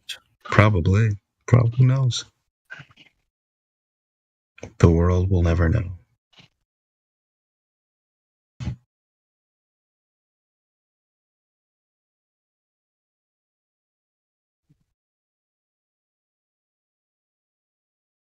I love you guys. Dandelion, you're precious. Cute. Was that Kim? Love you. Happy New Year. Yes, Happy you guys are amazing. Good to What see you said earlier, Dandelion. It was awesome. I was doing dishes listening to you guys talk. Love you too, Kim. Don't know you, but love you anyways. I love you too, Vagabond. I don't know you, but I know you a lot better hearing you talk. Okay. Well, Kim is a great addition. Kim has been a great addition to service. When it comes to ladies' night, she's been very great addition to our server. She sounds lovely. Thank you.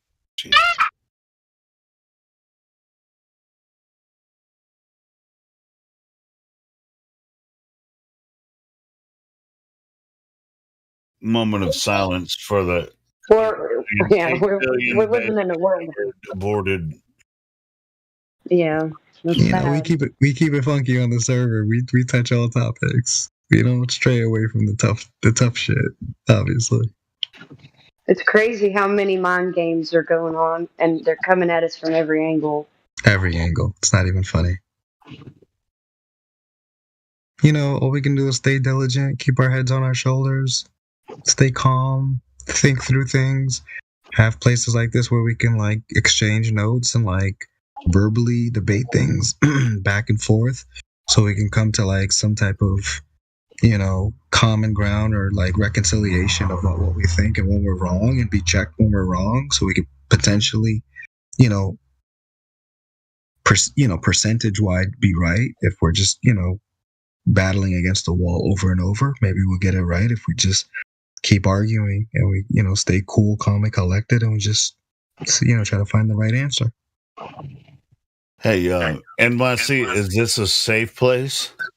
This is the trust tree, Julio.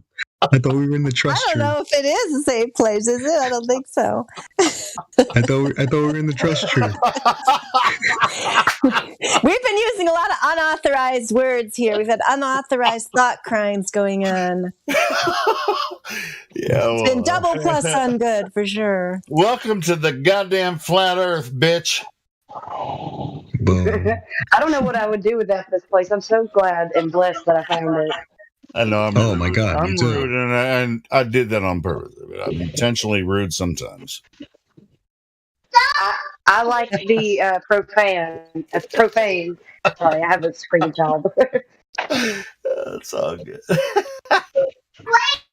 Sometimes the best way to get a point across is to be profane. No, no, so true, so true. Yeah, you're right. Yeah. Yeah, there's a part or a quote, you know, from somebody very important to me. Said, "Eat my flesh and drink my blood." Oh, that would be pretty profane. And you know when that happened? That was in Matthew chapter 5.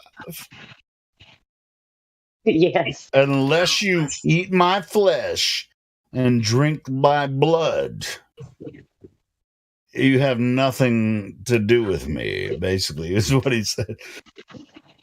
What? Who are you to say that? That's why I like it. I love it so much. Yeah, I thought we were in the trust tree. I just posted the link in case you guys don't wonder where I got that from. Trust tree. Have you seen that before? You've seen Old School before, I'm assuming. I'm gonna look at it.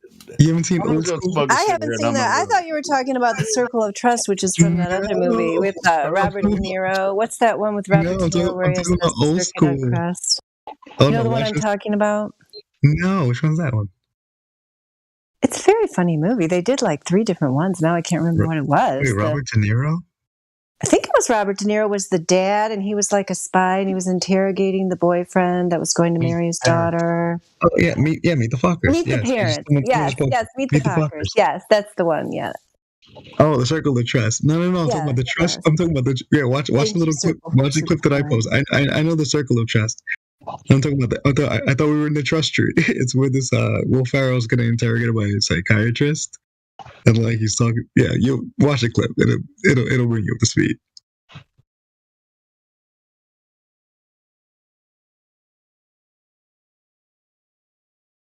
I like Will Ferrell. I probably would like that movie. I was looking for a good comedy the other day. I tried watching Christmas Vacation because my daughter went to see it at a movie theater, some kind of, you know, ritual annual thing. And I think I've tried watching it 2 times. And like both times I only get like halfway through. And I'm sorry, if somebody's like Christmas Vacation. I don't know if anybody here is like a huge Vacation fan, but I don't. I am. Okay, Helio. It must be like certain kinds of comedy appeal to different people, because both times I've watched that, I get like halfway through, I'm like, well, I haven't even laughed one time, so Guess I'll turn it off. But I do like say, some comedies in general. I do like. I don't know what it is about that one in particular. I'm just like, okay, so he's hurting himself. He's falling down. I don't know. You need to watch Violent Night. It just came out this year for the season or whatever. Violent Night. It's got the guy that's one of the main characters in that Netflix show Stranger Things, and he plays Santa Claus, and he's the real Santa Claus, and he's a badass. He's a badass. Watch Violent Night. Just look that one up. It's so funny. And you're just guaranteeing I would laugh at that one. Well, I mean, it's bloody, but it's funny. It's What bloody kind and of funny. comedies do you like, Daniel? What kind of comedies do you like? Like, what's your favorite comedy? My comedian or movie? I mean, both you guys. What's your favorite comedy? So, like, what do you like the most? Not good. I mean, Will Ferrell. Oh, my daughter and I favorite comedians, but he doesn't do stand up. But I mean, I like his movies. I laugh at Alf a lot. My daughter and I used to watch Legally Blonde, and we used to laugh at that over and over. Legally Blonde. Okay, got it. A lot of movies anymore. I don't know. I'm trying to think about. That's like ditzy funny, right? Comedy. I like Groundhog Day. Is that a comedy? Oh, yeah, Groundhog Day is good. I like Bill Murray. Bill Murray's hilarious. I find it hard to pick favorites, but Eddie Murphy. Dude, Elf is one of my favorite comedy Christmas videos. I mean, Elf. We watch Elf almost every year. I like the angry elf scene. That's my favorite. Yeah, it's so awesome. Richard Pryor, Andrew Dice. Yeah, me too. Dude, I like the crude comedians. Yeah. Have you heard of Jimmy Carr? Whoever said he likes the crude comedians? Jimmy Carr's real crude. Yeah, he's a British guy, right? Jimmy Carr. British guy. No, there's a lot of one-liners. So, well, he also has he hosts shows in the UK and like game shows. He does that. Yeah, Jimmy Carr is awesome too. He's funny. Yeah, he's hilarious. And the female crude comedians, they're awesome too. Yeah. Can you name one? Yeah, post the links. Oh my goodness. I'm always up for a laugh. Post the links. Links. Hey, we have to fuck with the ladies here. Who's your favorite female comedian? I can name a couple, but I'm waiting for everybody else. Female comedians? Let me think. I like Eliza Sledge. Not Amy Schumer. Do you know? No, not Amy Schumer. Fuck no. Eliza Schlesinger. You ever heard of her before? Yeah. I'll post something. I know who she is. She's funny. She's definitely funny. Eliza Schlesinger. I'm waiting for the ladies to post their favorite female comedians. So you mean I'm excluded from this? I can't contribute. Go ahead. I'm having I don't know of any really funny female comedians. No, I mean you probably don't watch like dirty comedian stuff. I mean, ladies. I don't like the dirty stuff, and I don't like the. I'm sorry, I don't need to say that, but the blasphemers. It's like these are the only two things that they resort to be funny, and it's just not funny. It's funny to me, but whatever. I gotcha. I'm saying, like, it's just hard for me to find things funny these days unless it's genuine and happens in front of me. I mean, she's definitely a blasphemer if I had to guess. From your perspective, I'm not sure what you consider a blasphemer, but if I had to guess, I think what I just posted might be a blasphemer. I'm not sure. There's I grew up in the church, but I still that really it's tough. Tougher. What, like, the reason that comedy actually is a relief for people is because shit is so tough right now that it's just comic relief. It's a release. Yeah, it's a release just to listen to it and just to laugh. Yeah. I love to laugh. Ha, ha, ha, ha. Loud and long and clear. You know what song that is from? You know what that's from? Isn't that Mary Poppins? Yes, it is. I love to laugh. Having the tea so party? everybody can hear. Is that when they're having when I laugh? He's going on. Okay, continue. Yes, I enjoyed that scene. Yeah, it's freaking Mary Poppins, bro. And so, yes, I mean, you have to have comic relief, even if it's offensive. If it's offensive, it's even better. Yeah, I like comedy that shows humility, because that's what people need these days is humility. Mary Poppins has a lot of comedy in it for adults, like the woman who is the suffragette, and she comes in and does that whole song, but she's like totally subservient to the husband. She's like, "Oh yeah, dear, whatever you say, dear, yes, absolutely." But then she's like going out with her suffragettes, which, like, I think when I watched that when I was a child, I didn't see the irony of it, but it's absolutely hilarious, when you watch it when you're older. When you're older, so older people are the only people that can understand it. Well, I think so. Yeah, I mean, it's the same thing. There's a lot of children's shows like that. Mary Poppins is one of them. Oh, there's a lot of jokes in Mary Poppins you wouldn't get as a child. Yeah. Yeah, sure. but it's so freaking awesome. Same It's with the Muppet such Show. an awesome movie. My comedy has conformed to having a little boy. Farts and farts are funny to him, so I have to conform to that. Off camera and after her mainstream career, one of my favorites was Betty White. Oh, Betty White is a genius. Betty White was so funny. Yeah. Yep, Betty White, fucking genius. She's always been one of my favorite comedians. Because you could tell that she was only joking all the time because she was fucking the most amazing, brilliant person that ever lived. She did this shit on purpose. She acted like a joker on purpose. You could tell just by her jokes.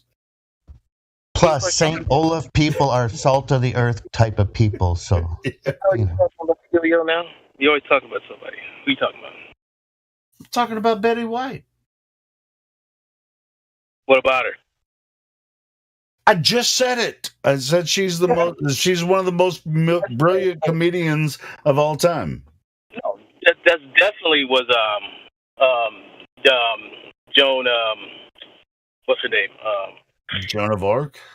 No, retard.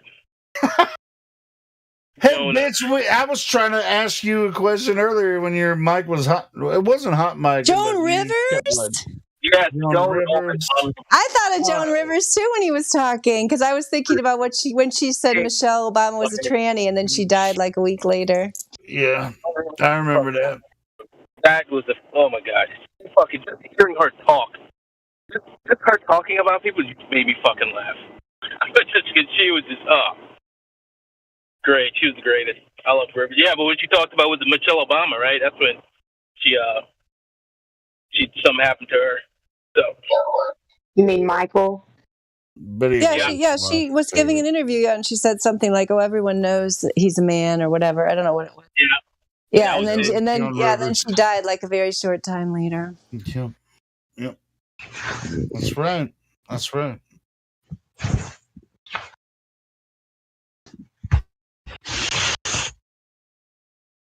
Yeah, like anybody knew you were talking about Betty White unless you said the name. Come on, what's wrong with you? You know who she is? You have to be. Yeah, she's pretty right? Yeah, but just with the Golden Girls. Dude, that was one of my favorite shows back in the day, bro. I mean, it was for everybody. It was funny. So yeah, Golden Girls are the shit. They went in on each other, especially was it Blanche and the other one? What was her name again?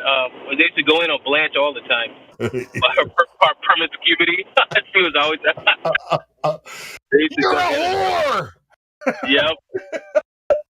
Well, that's where they get Sex in the City from. It's like an adult version of Golden Girls. Is really all it is. The ripoff Golden Girls. Yeah. It's programming. Fraud, how are you, brother? I knew Fraud was going to eventually jump in. Well, I was hanging out with this female friend of mine who she's walking her dog. You know, it's up here in the freezing cold and it's night, so I didn't want her out there by herself. So I left my car running, but I was away from my car. Are you the only black dude in North Dakota? No, Tart, because there's so many jobs up here, you know. So there's a lot of black people out here you wouldn't expect to be here, but, you know, because of the job opportunity for people. You know. Only reason I'm asking is because I said that earlier. It's only black dude in North Dakota. It was just a joke. No, but whatever. What kind of work are you doing over there in North Dakota, Fraud? I have a moving business. Nice. So, you know, I used to be in the oil field when I came up here, though. That's what I came up here for originally, was the oil field. Because I came from Alabama, and I was working as a firefighter and worked with a private ambulance company. But it was just too many hours, man. 48-hour fucking days, dude. Like, you do 48-hour shifts. And I was like, dude, this is unsustainable.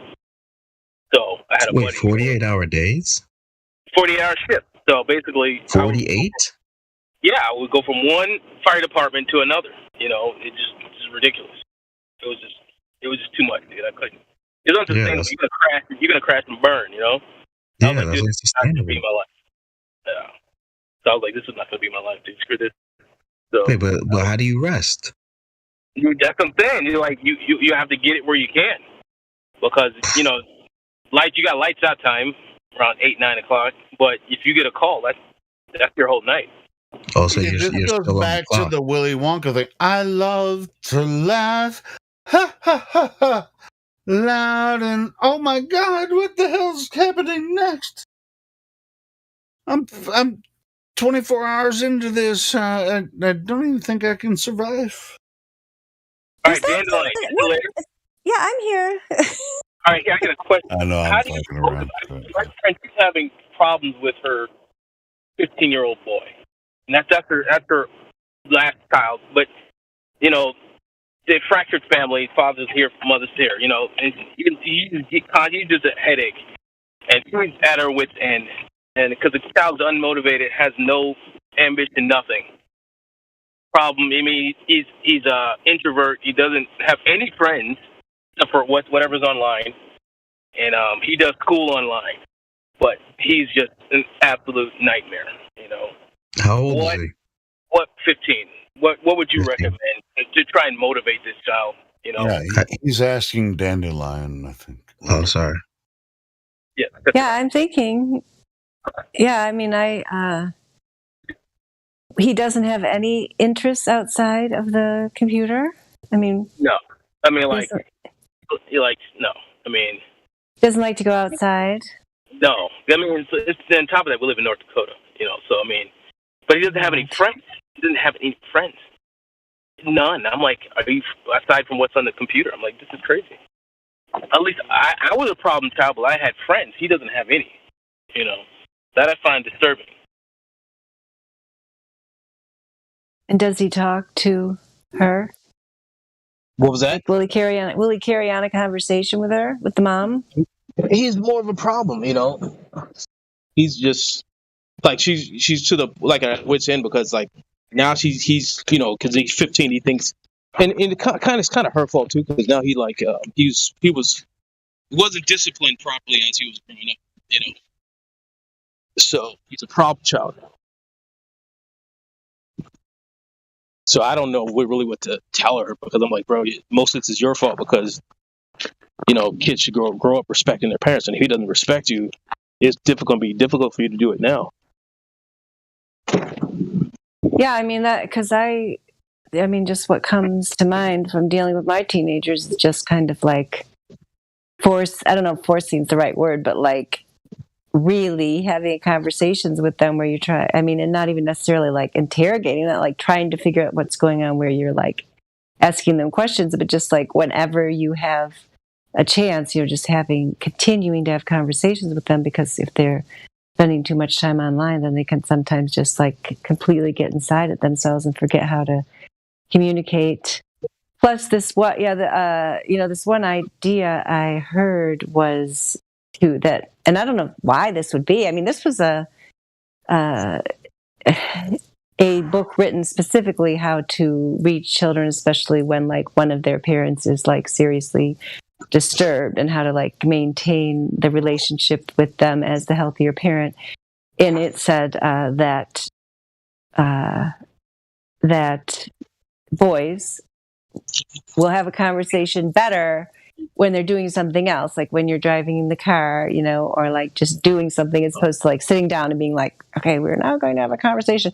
So I don't know, with my sons, like when we're in the car, I'm always trying to just have just conversations about whatever with them, just asking them like, so what are you thinking you might want to do with your life? Or what do you think about this thing or that thing? I don't know. I mean, that's just what comes to mind with me. That's helped me with my son is just trying to like, even if they don't seem like they want to, just having, as many conversations as I can have with them. And then over time, I've like gotten more information out of them, where I've gotten like, a lot of the things I was worried about, I've figured out where they're coming from and why they're happening. And then I've been able to help them with various stuff. Like my one son, I got, he is kind of focused toward music. So I just try to support him with like, he does his different instruments that he plays. But if this, I don't know, if he doesn't have like, he has no hobby other than the computer.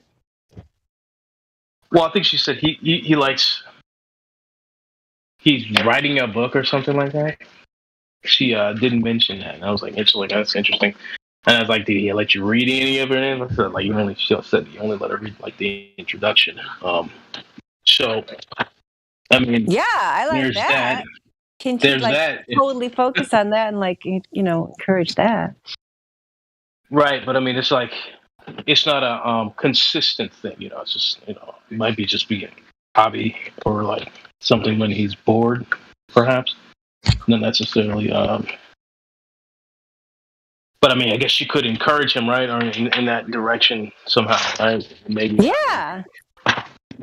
Yeah, like I don't know if there'd be like any kind of like, like having go to a live, even though he has the school online, like go to some kind of live creative writing class, or I don't know, a book club. I don't know if they have book clubs for teenagers. Yeah, you're right. That is an idea.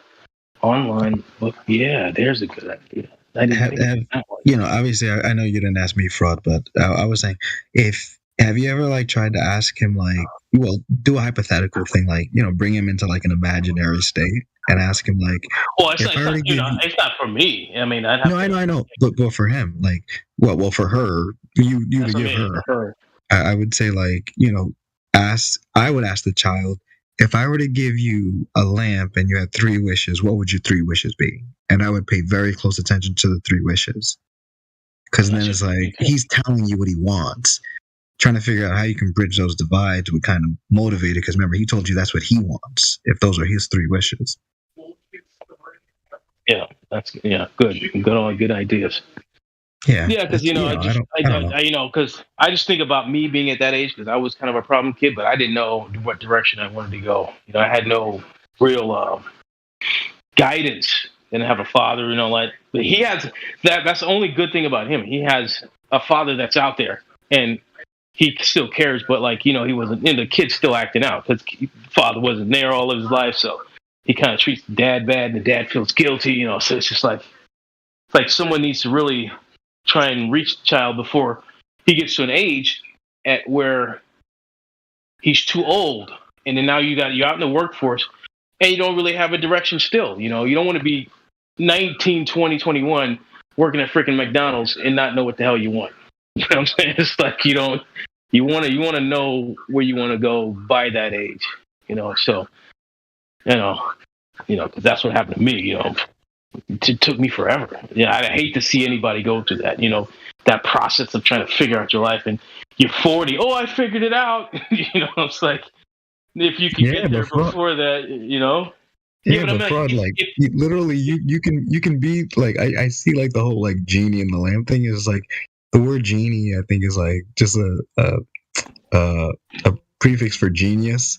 So like, if you're on this server, you're the genie, fraud. Like, you just have to hand him the lamp. Because remember, it's like, it's not to say that you know how to get him his wishes, but just give him the like dream state so he can just tell you the wishes, and then rack your brain I have to to figure present out. all these ideas to her, though. I mean, I have to go through her. I mean, I can't. I don't have any interaction with the child. Oh, you don't have any interaction. Okay, no, okay, I understand. Because, like, Yeah, but even if she asked him, I think that would give her some insight, because at least it's not so confrontational, right? It's like you can just do it like a game. Like, hey, if I gave you a lamp and you had 3 wishes, what would your 3 wishes be? Because everybody wants to answer that question. It's like a fun question to answer. And yeah, so he considered.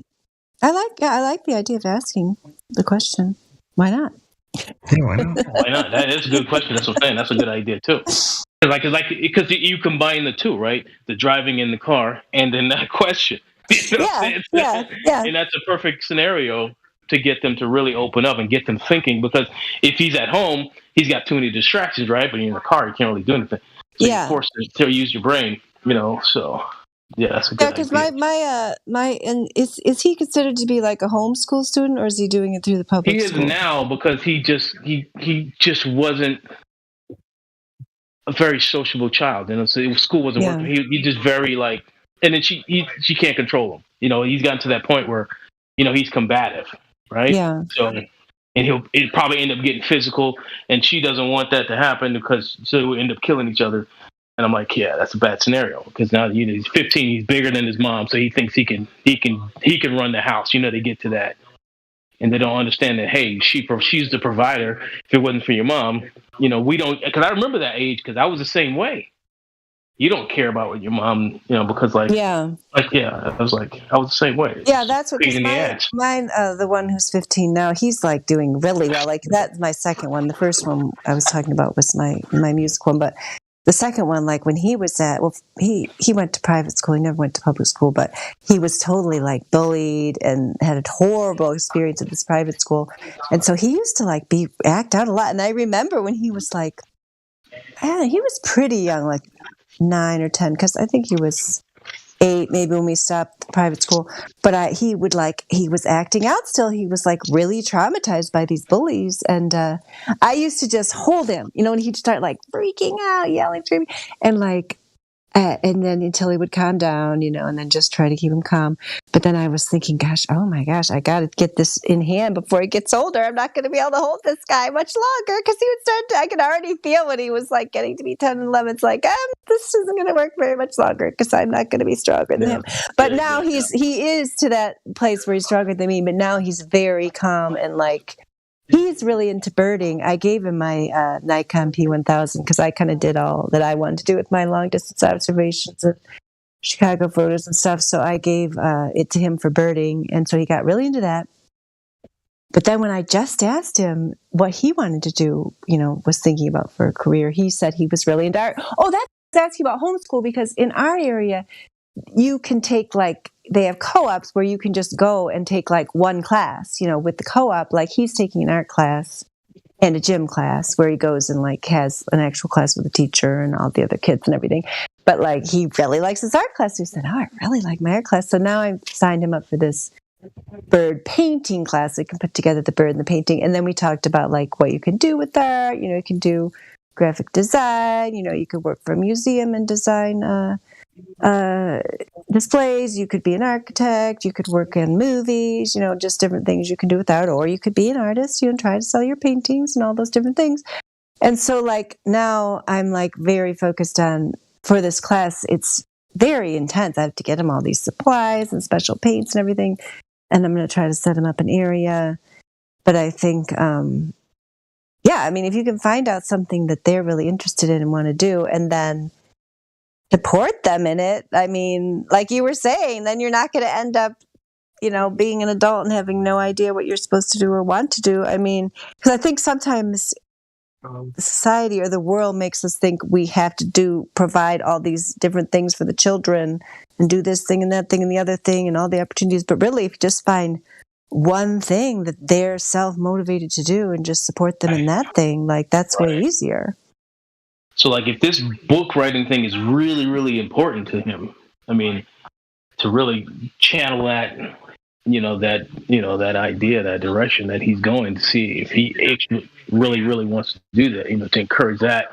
Like you're saying with that whole book club thing, that's a good idea. That's a good thought, because if that is something, a way for him to socialize, because if there's like a book club in town somewhere where his age group, and he can feed off of that, that's a really good idea. Yeah, because even if he does one thing, you know what I mean, that would be more than. And then it gets him out the house. He's driving her crazy. You know what I'm saying? It's like, and I get it, because they're stuck in there together, and the dynamic, you're there all the time. You come home, it can just be a nuisance for both parties, And he's not helpful around the house. You know what I'm saying? It's not like he's doing helpful things. Then walk the dogs, there's dogs, all that stuff.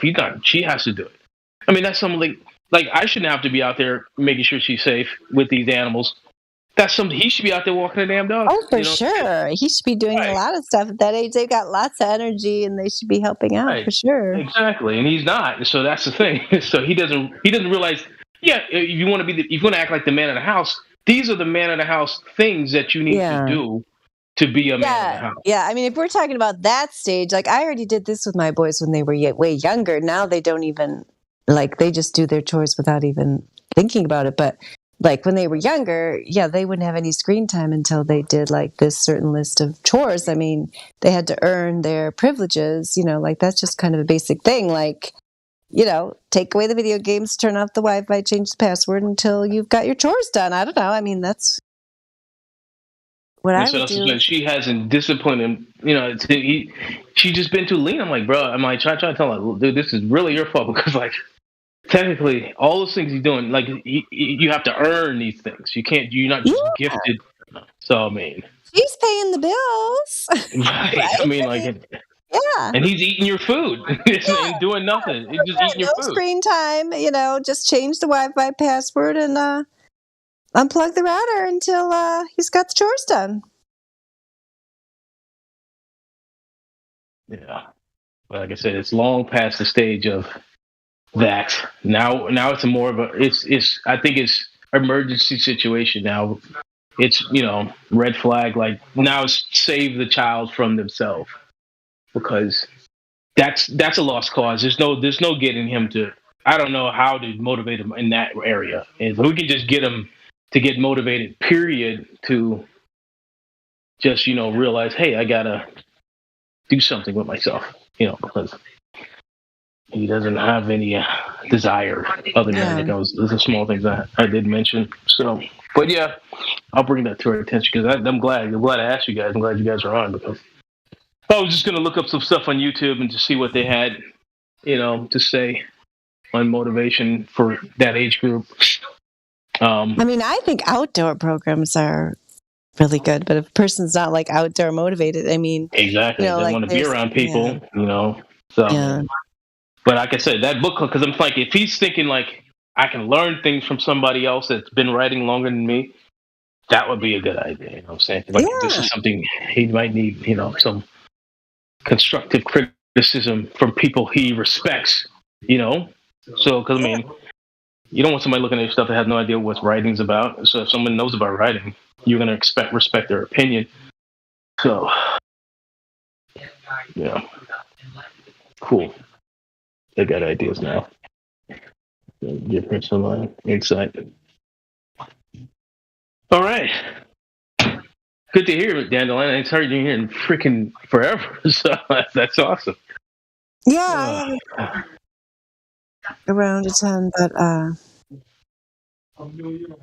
here now. You got all them youngins running around, so yeah, I guess you're pretty busy anyway.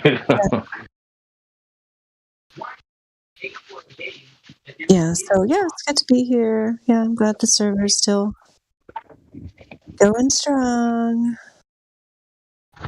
I live up here with Gospel Barrel lives up here too. I don't know if you know that. Oh yeah, he said that he went up there. Did you get to meet him?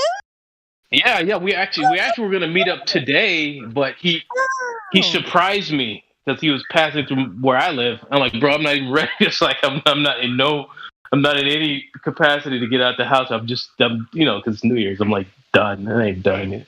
Just lazy today. But yeah, we were gonna meet up today, but But you're still going to?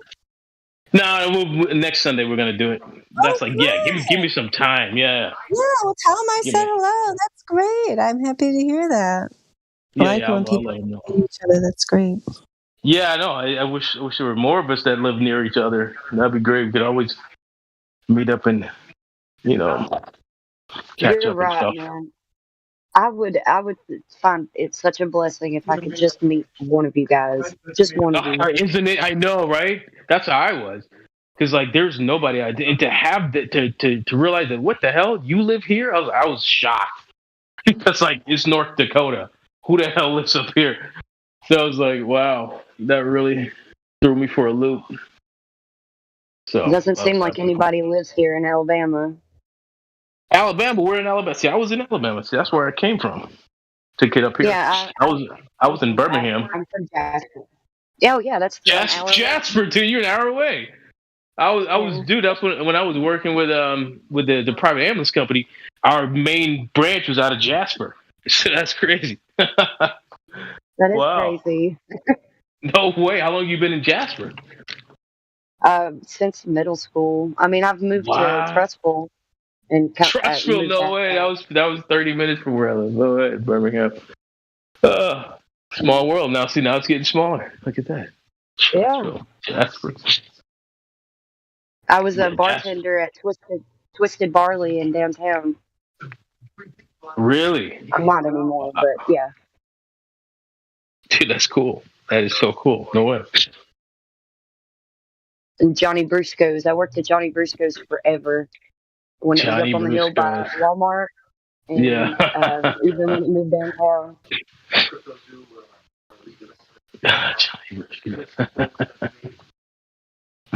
Oh yeah, I do. Well, Alabama was beautiful. It just rained too much though. How's the weather now? It's good. It's just like mildly cold. It's not super cold, and that's what I love about it. But it did get really cold. You guys didn't get any snow though this past 2 weeks. We had some snow, but it just snowed and iced over. Did it freeze? Did you guys have a snowmageddon again? Okay. It didn't snow too bad. It was just a brief snow, but it did get really cold for like the week, and then it warmed back up. So you were there for the snowmageddon, what, 6 years ago? Was it 5 years ago? When everything just shut down. Yeah, I was working. Literally, like, cars couldn't move. It was bad. I mean, we got, not even an inch, and it just shut everything down. It did. Like, oh my gosh, the power went off, or was that the tornadoes? Yeah, I remember the power being off for like a week. It was bad, dude. Just from an inch of snow. I mean, like I had to park the work truck. We had to walk like 2 miles, and in that 2 miles, we had to pull cars out of ditches, push cars up hills, helping people. It was crazy. It was crazy, man. That was fun, but it was crazy. I remember that. Man, so you and me may have met at some point. Yeah, you never know. You might have. Yeah. It's crazy. No way. Well, how long you been on the flat Earth community here? Well, I just discovered flat Earth the last year now because it's 2023. But yeah, I'm fairly new, but it wasn't. I remember the first time I heard about flat Earth was from a friend around here, and he had made some really good points, and I listened to him, and I just respectfully was like, I don't know anything about it. It just seems like we do live on a globe, and gave those those kinds of responses back then. But I wish I could meet him again now that I know better. Wow, that is. I'm glad. I didn't actually realize that just last year's when you found out. So earlier when I was saying everybody should have heard the information by now, like maybe that's not even the case. Like if you just heard about it this past year, I mean, like I was complaining, like let's get the show on the road. Like hasn't everybody heard about this? Let's hurry up, separate this wheat from this chaff. Let's get it going. How much more threshing do we need? It's like, okay, well, if you haven't heard about it, and I know you're such a kind, sweet lady until last year, then in 2022, you're saying that in 2023, I guess there's a bunch more sweet ladies that we still have to find that haven't heard about it, so I'll try to stop being so impatient. That's so awesome. Yeah. Dandelion, Kim's you're such a sweetheart. This is awesome. She just found it, and a lot of people will find it. I think it's going to ramp up. More people are going to find this. It's going to be awesome. Yeah, and I think that it is a blessing that I found this place, because you guys are my people. That's for sure. Did you see the video I just posted? You like that song? It probably sucks. Paint me a Birmingham. Well, it's a country song, but whatever. You can paint me in Birmingham. Yeah, you already know it, Kim. Yeah. But it's a cool song. Anyway, do what it do. It's catchy. Yeah. Tracy Lawrence is freaking awesome. Tracy I'm Lawrence not a is huge fan of country, but Tracy Lawrence is one of. If I wanted to like country, I mean, dude, I thought you said one of them. There's several other country singers that I like. I'm really into more heavier music, or I always have been into heavier stuff. Oh, me too. But when it comes to country, I like the classic country. I'm not so like big George on Strait, this new age country and shit like that. Yeah, Travis Tritt. I just heard a great version. Yeah, I'm down with Travis Tritt. Travis Greatest Trits, man. You gotta listen to them Travis Greatest Trits. Yeah, Travis. I did not even know that Johnny Cash did the Bob Dylan song "Don't Think Twice, It's All Right" until I just heard it the other day. It was like an amazing version of it. Nice. Yeah, he did the 9 Inch Nails song too, and they gave him the song because he did it so well. Which song was that? Hurt. Oh, I never heard. I don't think I heard that. I don't know. Maybe I haven't. I just don't know it. I hurt myself today to see if I still feel. If you watch that video, you'll cry. On the pain, the only thing that's real. Yeah, you got to watch some. You got to see Johnny Cash doing. What have I become? Hey, Johnny Cash was from Arkansas. Boom, shallot. He dead? Yeah, he died. Yeah, he died about, I think, 5 years ago. About 4 or 5 years ago. But yeah, you got to hear that version that he did of Her. That's a 9 Inch Nails song. We got a nice little music community here. Of talented grunge songs. He did Rusty Cage by Soundgarden. Good stuff. Anyway. That was I pushed the wrong button.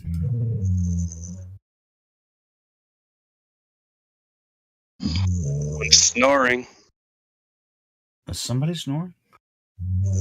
I hear somebody snoring. Who is it? It's not me this time. But they sound so nice and sound asleep. That must be nice. I thought I was going to be able to sleep in today. I can never sleep in anymore. I don't know. Satoshi Nakamoto. Okay, do you think I should mute him, or do we like the sound? Yeah. Or... Probably best to mute him if he doesn't know. He does hot mics sometimes, so yeah. Yeah. Okay, I muted him. I think it's hilarious that he's snoring. That's how dedicated people are. They just get on here and listen in and leave it going. I do that a lot. That guy, EXH, he came in like early yesterday, and I talked to him for several hours, but he hasn't left since. Oh, you guys, we were trying to get him to speak on Ladies' Night, and we never got him to talk. Yeah. But you've heard from him. Maybe he's just been listening in. I mean, it's just I forgot to hit hang up or whatever. Yeah, well, but I'm glad you got to talk to him. That's good. Yeah, I talked to him for a couple hours. Yeah. Yeah, I'm pretty sure that when I joined this Discord, I listened in for a little bit before I talked. Kind of get the feel of the room. Yeah, I would have been better off if I'd done that because I didn't realize it was on a live stream, and then Panto, brought me in there, and then I was talking for a long time before I knew it was being put on YouTube. But anyway, yeah. How many people? It's like if you join from Discord, you don't realize it's being live streamed. It happens like every. I probably didn't even know what the word live stream mean. I mean, it's right there, live stream, capital letters. I probably even didn't know what that meant. I don't even know. You don't know your live stream. Okay. Surprise, surprise. Well, I cherish all Livians. You're fantastic people. That there should be more of you in the world. Hey, we try. That's very sweet. Thank you. I like it when people are unapologetically who they are. Just be yourself, and who cares what other people think about you? That's just so you're talking about ridiculous that people sons care. And an estrangement. Is now I'm trying to crush cans. Estrangement. I had an estrangement. With my son when he was a teenager, and when he turned 18, we sat face to face, and I said, "Look, you're a man. I'm a man. Let's let bygones be bygones." Rush it. Not going through all the other details of what happened through whatever happened through his teenage years. Right. I mean, you know where he is right now? He's on tour. He's playing drums. Yeah, you said that last night. In California. He's in California. Cool. You said he's a drummer? Yeah, he's a drummer. He's a badass drummer. That's awesome. Yeah, he's on tour with a band in California. They're not like making big bucks or anything, but he reminds me of it's about the same age. I was a little bit younger when I did a similar tour, with a band. It's just really cool. I messaged him last night. I was like, bro, you're in San Diego, man. They played a show in San Diego, and I was like, bro, you have to be careful because people are crazy over there. Yeah, I've never toured or anything. Especially on New Year's Eve. And he was like, no, I'm in LA now. And I'm like, we'll definitely be more careful and stay with all your friends because, and stay away from Sunset Strip. So anyway, yeah, we're cool now. That's good. It's good to reconcile with your fellow people on the earth. We all need to reconcile ourselves. No, this is my son. I know. He's not a flat earther. He's not a flat earther, but all of his friends. He doesn't have to be. Like my dad's a flat earther, and I'm like, yeah, I am. Yes, I made my mom a flat earther. It's like I made my mom a flat earther. Did really? I did. It was easy. It wasn't. My mom's still not.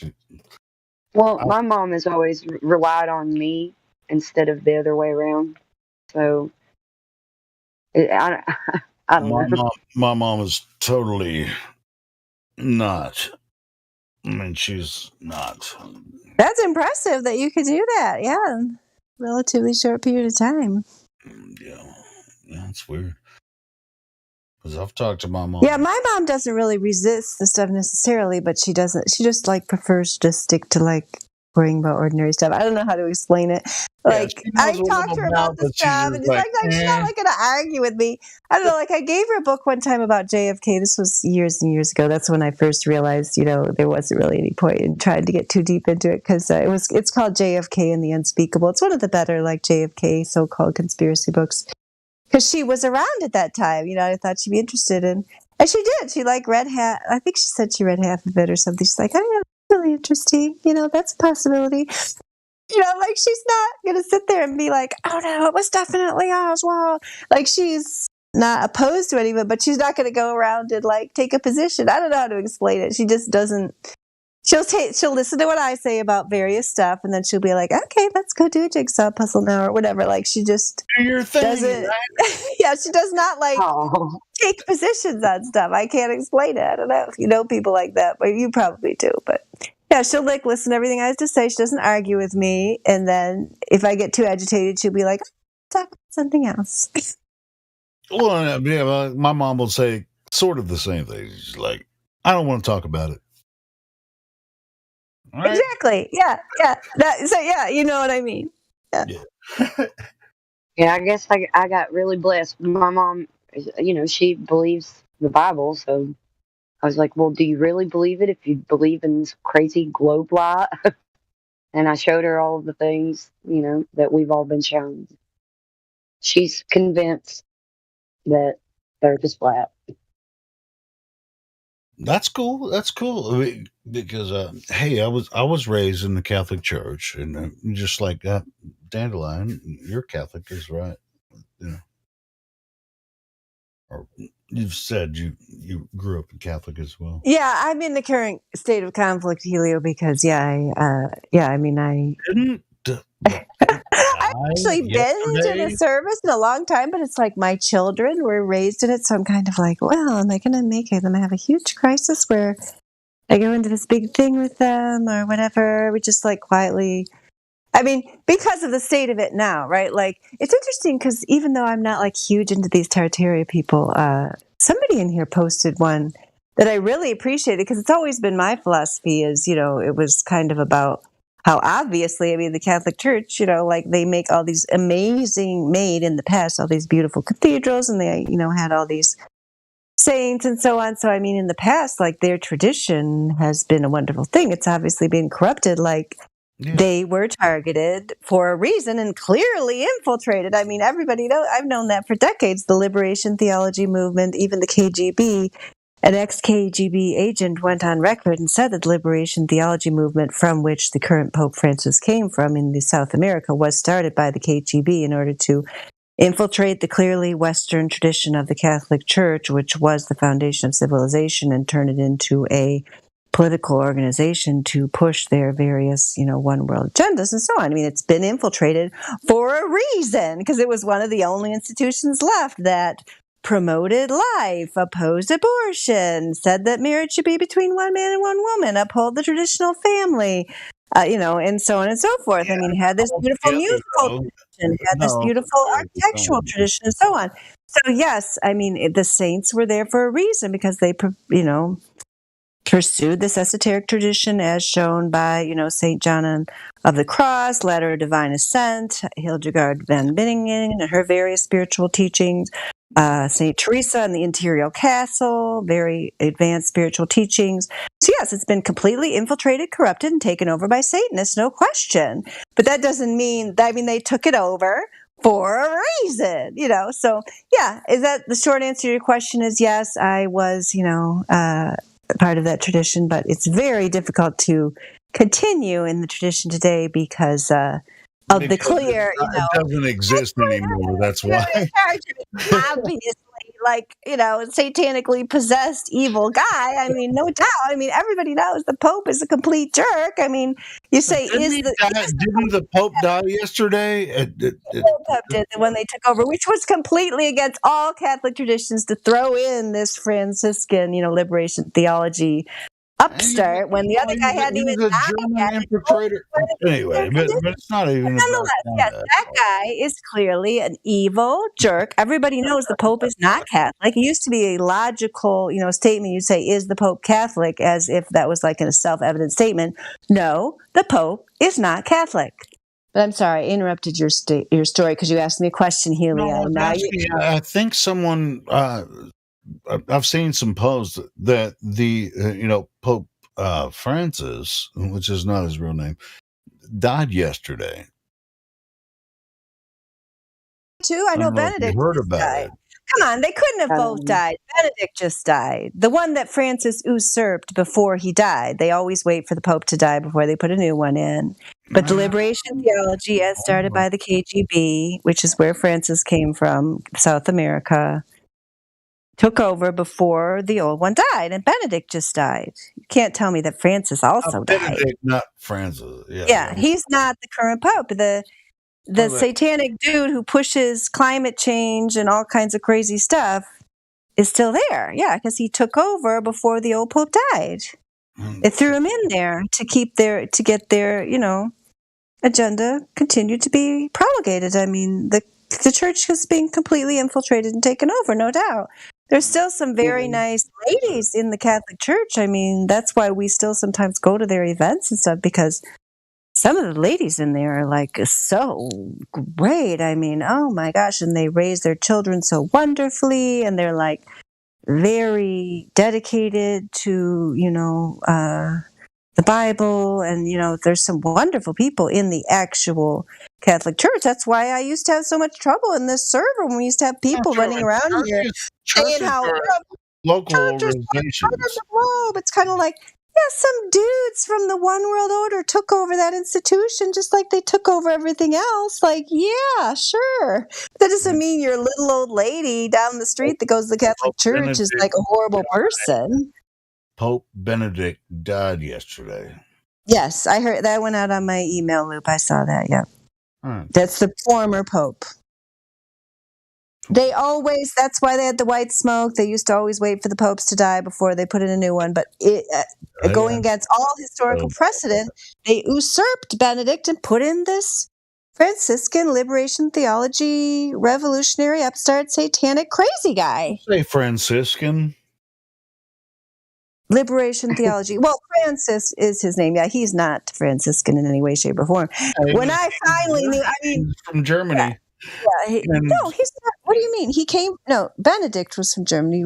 I'm Francis talking about the person that they claim just died. He was from Germany. Yeah, Benedict was the Pope that was taken over unjustly by Francis. Yeah, the time I knew that guy was really not a good guy was the time when it was a few years ago. They showed a video of like little old ladies. Why do you change your name? Where that guy was, the little old ladies were lining up at the church to kiss the Pope's ring, which was like the tradition they've always followed, for thousands of years.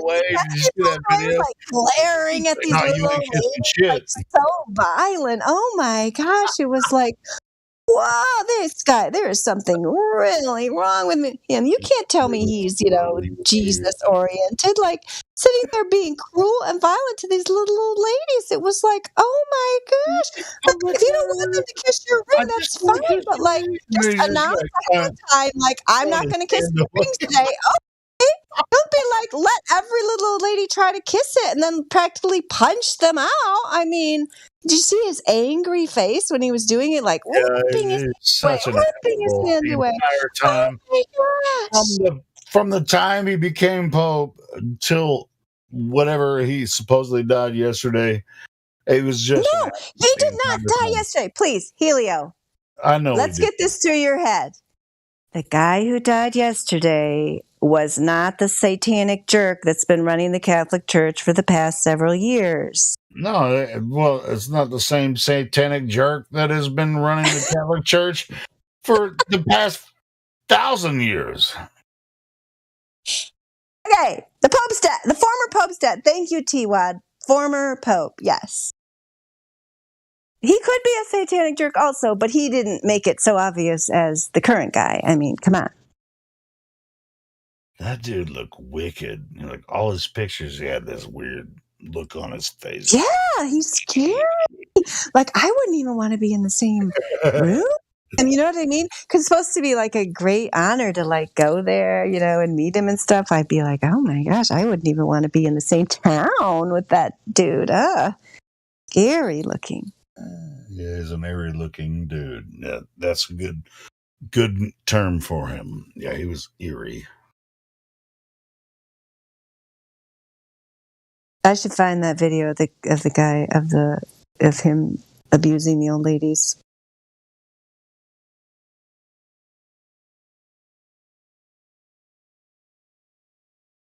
You seen that video like this Catholic baptism where like they had a baby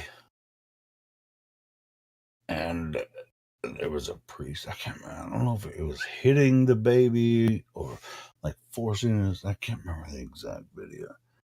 But then the dad was like punched the priest because he kept trying to force this baby to. It's like, what the fuck are you doing? It's like, that's not baptism. When you get baptized, you choose to be baptized, in my opinion. I mean, now, in Catholic tradition, I know that you're sprinkled. You don't force a baby to be sprinkled. Babies are sprinkled, right? But in Protestantism, you discover that you're blessed by the Creator. You discover that, all of that. I won't explain the entire thing because there's not enough time. But as far as baptism goes, you're fully immersed. Just like in the New Testament, John the Baptist, boom, all that kind of. You don't get sprinkled is not baptism. But it might be, might not be, depending on your traditions. I don't even know where I'm going with this, but.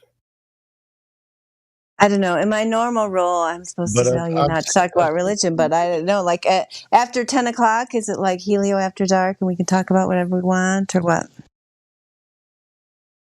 Hey, as a matter of fact, on Sunday night, we're in speculation time. Are we? Oh, tomorrow night? Is this Sunday night? Oh, no, this is Sunday night now. Okay, I got confused because tomorrow is like a day off. So I was thinking it was Saturday, but it's Sunday. I'm definitely in like Saturday night mode. It's speculation time Sunday night. Is that an official thing? Yeah, Sunday night. Or did you just declare it? No. It's been a tradition for a few weeks. I mean, it's not like. I'll have to keep that in mind. Like, are we doing speculation now? Oh, really? Nobody's told me. They probably didn't tell. It's like, don't tell Dandelion we're doing speculation night, right? Yeah. Dude, and, I listen, but sometimes I don't feel like, I'm not in the mood to come in, but yeah, I mean, Sunday night. Oh, you just told me about it. So, yeah, that's very interesting. Speculation night. So. Oh, okay. So, we're doing speculation. But, I mean, as far as baptism in the Catholic Church, you understand that tradition, right? Oh, yeah. I mean, it's very, it's very. You went through First Communion as well, right? Yeah. I mean, people in the Catholic Church are very serious about it. For example, there's a little boy here. When my daughter was in high school, she went to school with the brother. A little boy died when he was 5 years old, drowned in the bottom of a pool. Yeah, and they said, "Oh, yep, he's definitely going right to heaven because." You're supposed to go right to heaven if you baptize before you're 7, when you can decide between right and wrong. Then you may or may not go to heaven, depending on if you've done all the right things. But when you're 5, then you definitely would go. It was like, because I converted. I did not grow up in the tradition. I converted after I got married, but it was like very interesting to me. I'd never heard that before. They're like, "Oh, yep, he's definitely going to go because he's 5," and. Wait. I just, it's like very, I don't know, it's very legalistic, I guess I would say. When I grew up in the Catholic Church, it must have been a major different experience. So you practiced Catholicism. Did you go through so if you weren't raised Catholic and you married someone, did you have to go through the whole system to actually marry a Catholic?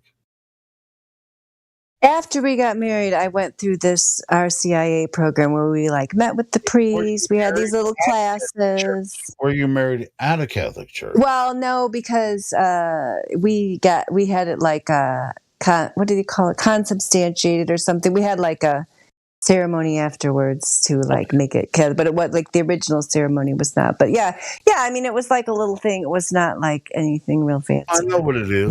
Yeah. All right. So when you were raising your children, they were brought up in the Catholic Church. Did you have a local church where you going to the Catholic Church and they went to catechism on Sunday? Yeah. I mean, that's the problem I'm having right now is that I'm pretty much decided like, because all of our friends, I mean, really, it's like, I have to blame it on Flat Earth. It's like, I can't, I mean, like all of our friends are Catholic, our whole homeschooling group is, but like in my two of them, one is in the First Communion, the other one's in the Confirmation. I pretty much decided like this year, we're just going to finish this year. And then it's like, I'm just not going to do that anymore because it was kind of like the cultural thing, where it was like, okay, well, if I stop going to church, then like we have to leave this group and that group and the other group. But then I found this other group, homeschool group, that's not Catholic, that's Protestant more like, or just ecumenical, I guess you call it, right? It's just whatever. Most of them are Christians, but like there's no requirements. You know what I mean? General. Yeah. And so now we're in that group. So now I'm kind of like, yeah, but none of them are listening. Good thing, because they don't know I'm going to abandon them next year. But I am, because kind of like, I feel hypocritical because I don't like, I love all of them and they're all wonderful and stuff, but I just can't get into the whole thing anymore. Like, I don't think it's right to, It just depends on who it is and how close you are to them. It's like the ecumenical means general when it comes to that. Yeah. And I love Protestant people. They're actually really cool. They're actually the whole reason we left the Catholic homeschool co-op, did I ever tell you that story, was because of Flat Earth? I mean, that's why I'm saying it's all because of Flat Earth, because I used to teach one of their classes. Do you know what a homeschool co-op is? It's like you go once a week and each parent like teaches. I've never been. Okay, yeah. Anyway, so I used to be in it, but then like we were going to the last time we were planning to go back to it, they sent out the schedule and it was like every science class, the topic was space. Not just earth science, but literally space. Like, we're going to focus on space all year for science. And so I was like, oh my gosh, dude, like, these are where all my children's friends are. This is our organization. Like, how I can't, you guys know I can't take my children to a group that's teaching them about space, right? Like, so I wrote, but I felt like, I got it. Christian group. Yeah, exactly. So I felt like I got to tell these ladies, and they're all friends of mine and everything. I've known them for years.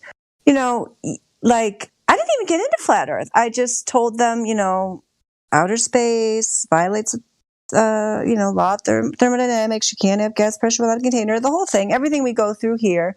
I wrote it all out for them. This was for like the planning committee. A long essay. It was like probably a 2-page essay about the science was the first part, how it violates science, how many physicists don't accept astrophysics as even being a legitimate field, how myself as a science teacher could not possibly ethically allow my children to participate, so on and so forth, because you'd be telling these children things that are not factual or scientifically accurate. And then I went into the second page was the Bible. It's like, you guys read the Bible. It's like Genesis, you see this right here. Like, clearly the Bible is not going to go with your outer space. You don't have to, say, I won't get into all the details, but I wrote a really long thing to them. I signed it with my credentials, my degrees, to show I'm giving you guys a real statement here. Like, you are to me, it was like a come to Jesus moment. Like, you're violating ethics, morals, the Bible, science, everything. You're going to be like corrupting your children. I didn't put in other words, you're teaching your kids bullshit. Yeah. And so then, and I said, like, the last part, I was very polite. I'm like, well, I can't ethically participate in the co-op at all if you continue with this space program, love, whatever, me. And this is their answer. I was like really intense about it too. I'm like, okay, they're gonna have a substantive answer, right? They're gonna take this seriously. One sentence or two, like, dear blank, we're very sorry that you won't be participating this year. We hope to see you next year. I'm like, oh my God. And so then I'm just like, which means sayonara, we hope lady. to not see you next year.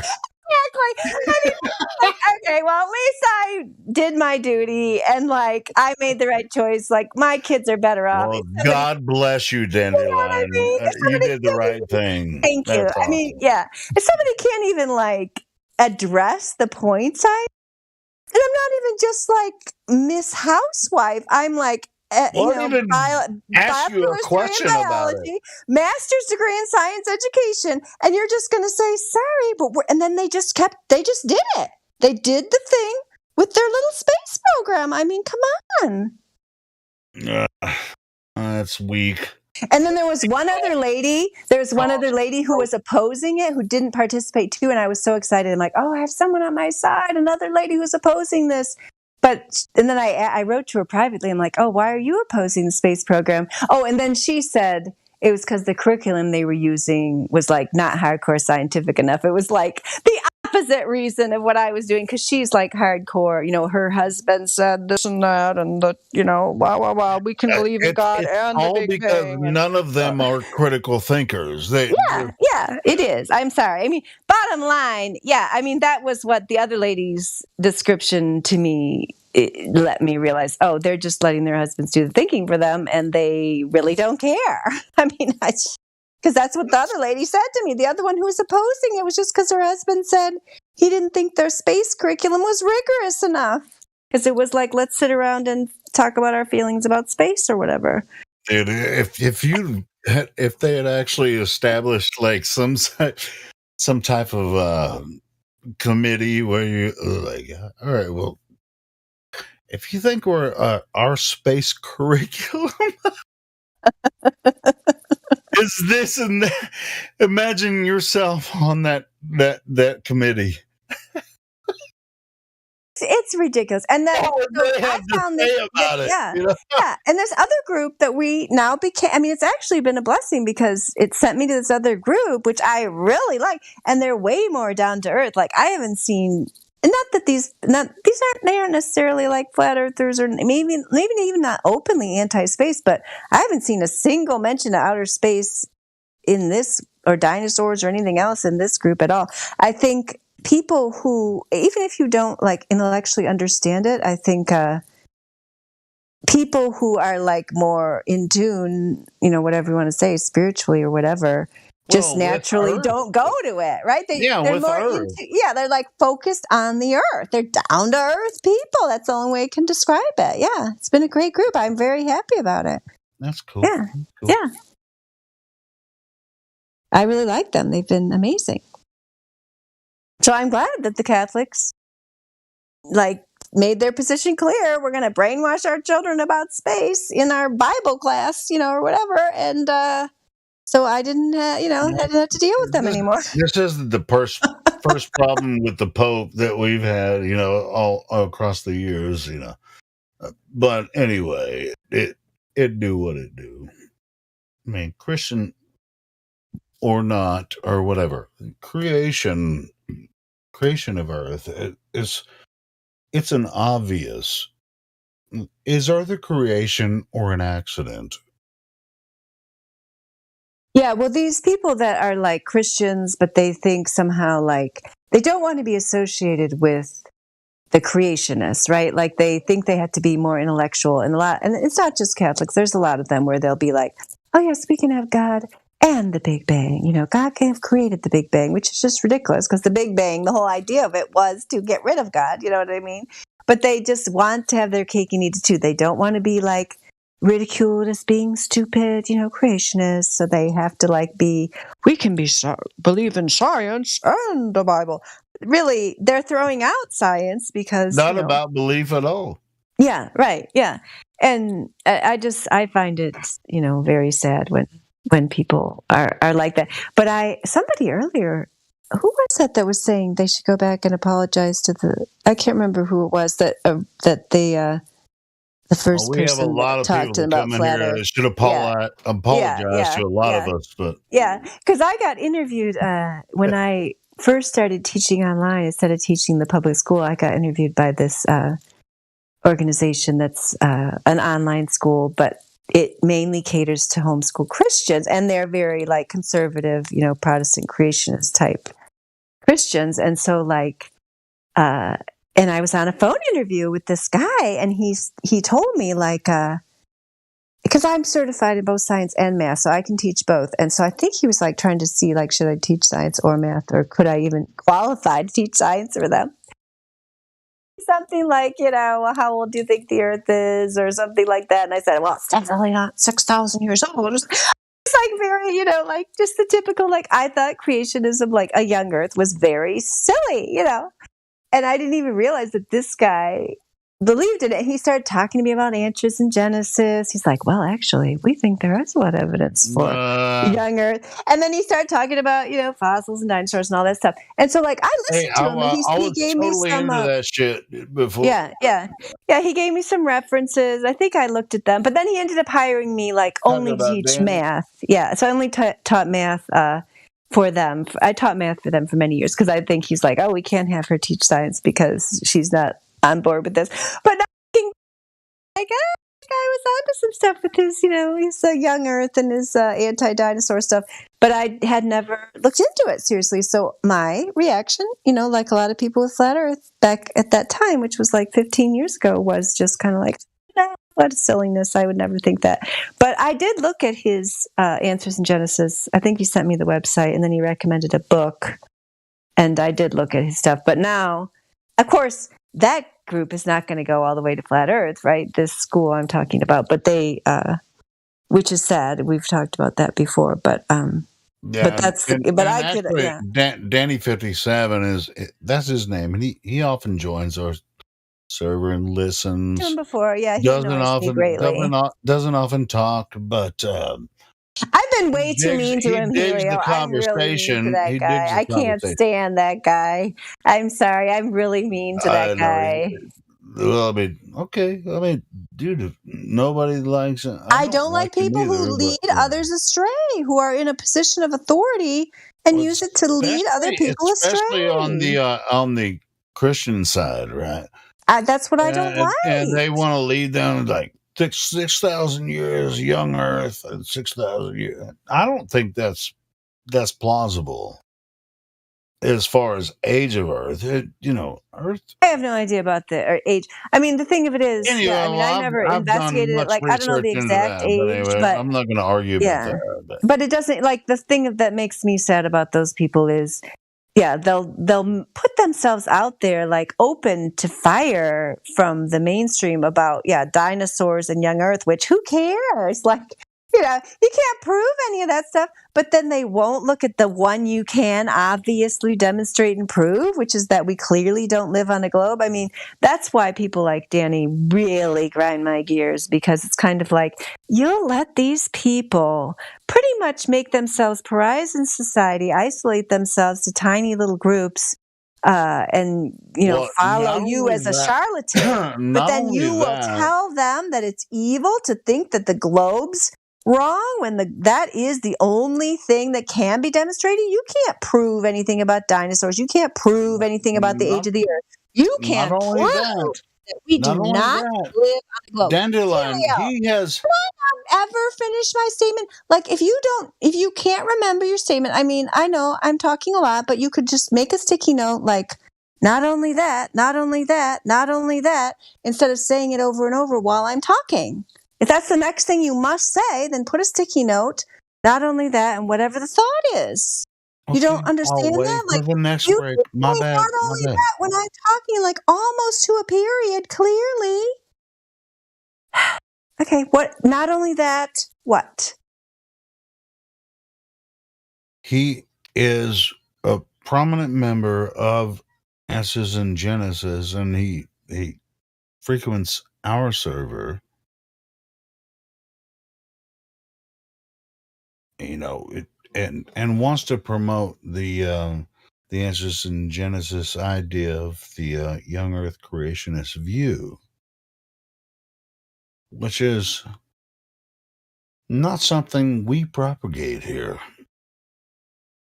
Because we don't care about that, because it's irrelevant. Yeah, we don't care about that. And he has a claim of being a PhD astrophysicist. That's what I was going to say. Okay, I agree. Don't even get me started. I can't stand that guy.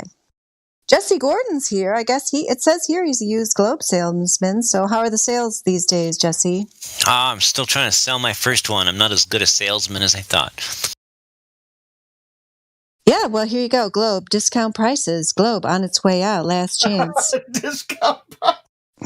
Would you believe my newest model I've got in stock is like it's an old Reader's Digest from like the 70s or something. Yeah, soon to be never seen again. Rarity, globe, never seen or heard or measured anywhere.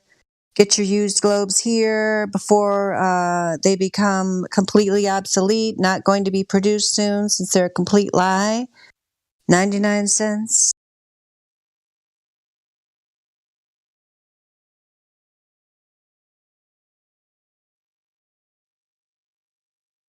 But I assume, since you are a used globe salesman, that you Used QE globe? survivor. Are we talking about used globe? Did I give you the QE survivor role? Because I created that role, but I didn't know if I gave it to you. I might have. That's hilarious. Did you survive QE? You must have during the role. I don't know. I'm not recalling that. I used to have a way better memory, and then I decided, you know what? I'm just going to forget everything that happened before and just go from here. And it's been way better now. And I think memory is overrated. Yeah. Well, I mean, you can't remember everything, can you, Dandelion? Come on. Left. He didn't answer my call. He's back. Okay, Jesse, do you think you live on a globe? Is he talking? He's lighting up, but he's not. We're not hearing him, right? Yeah, we were off to such a good start there. Kmart Blue Light Special, aisle 7, globes. Get your globes here. Mic check. We hear you now. Good. Okay. I plugged in my little webcam thingy and it totally messed up audio settings, so I had to restart Discord. Hey, well, you sound really good right now. Excellent. Do you think you live on a globe, Jesse? Well, the preponderance of the evidence in my research so far does seem to be pointing that way, as I was explaining to Miggy and Helio last night. Oh, I missed that, though, so you got to give me the recap. So tell me your evidence. Well, the recap is short. Miggy talked for 30 minutes, and then my landlord and his noisy kids got home, and so I had to get off of VC, and that was all that happened. Too bad. Yeah, because he didn't even give you the 3 points. Okay, then I gotta ask you that since you talked to Miggy, but apparently didn't get earn the 3 points participant role. So I gotta ask you, when has curvature been measured in the history of the world or currently? Well, I measured curvature. We can debate about what was curving, but I definitely measured curvature. Tell us all about it. Well, I got me a theodolite. That's a thing that surveyors use. It measures angles, basically, relative to zenith. Anyway. And they're real accurate, like within a certain number of arc seconds, which is a 3600th of a degree. To what distance, Jesse? Be realistic, mate. Theodolites are building instruments. For example, my Nikon DTM 420 has a rated distance of plus or minus 4 arc seconds.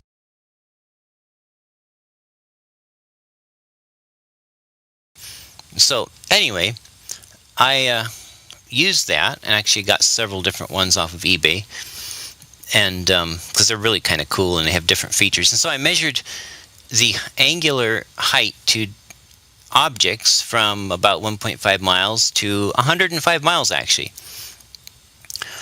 And then using trigonometry, just simple arctan and tan and stuff, I calculated the heights of these different objects and then compared them to what they should be, assuming a flat Earth.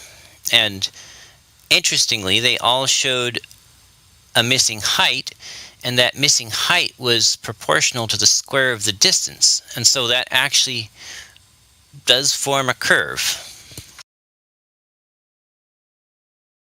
I can show you my worksheet, my spreadsheet with my measurement data if you like. We totally want to see the spreadsheet. Yep, totally. Okay, hold on. Oh, hold on. I'm going to tell the guys in lobby that I'm busy. They're probably waiting for me.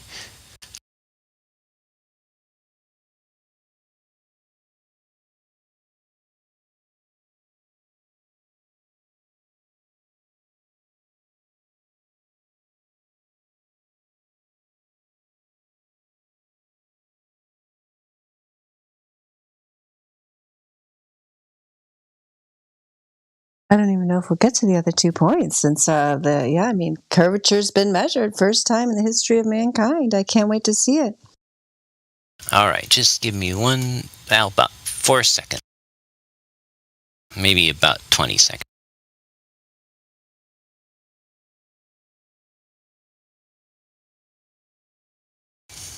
There you go. That's a spreadsheet showing the different measurements. Most of them were mine, but I also pulled data from, naturally I had to put in a Kozlowski measurement, but I also got one from Bev and 3DP and one from Jay Tolan, and also one from a YouTube viewer that I don't know, but he says, hey, here's my measurement, so I put his numbers in there too. He's in Australia, so I've got measurements from 4 different states in the United States, from Australia, and from the UK.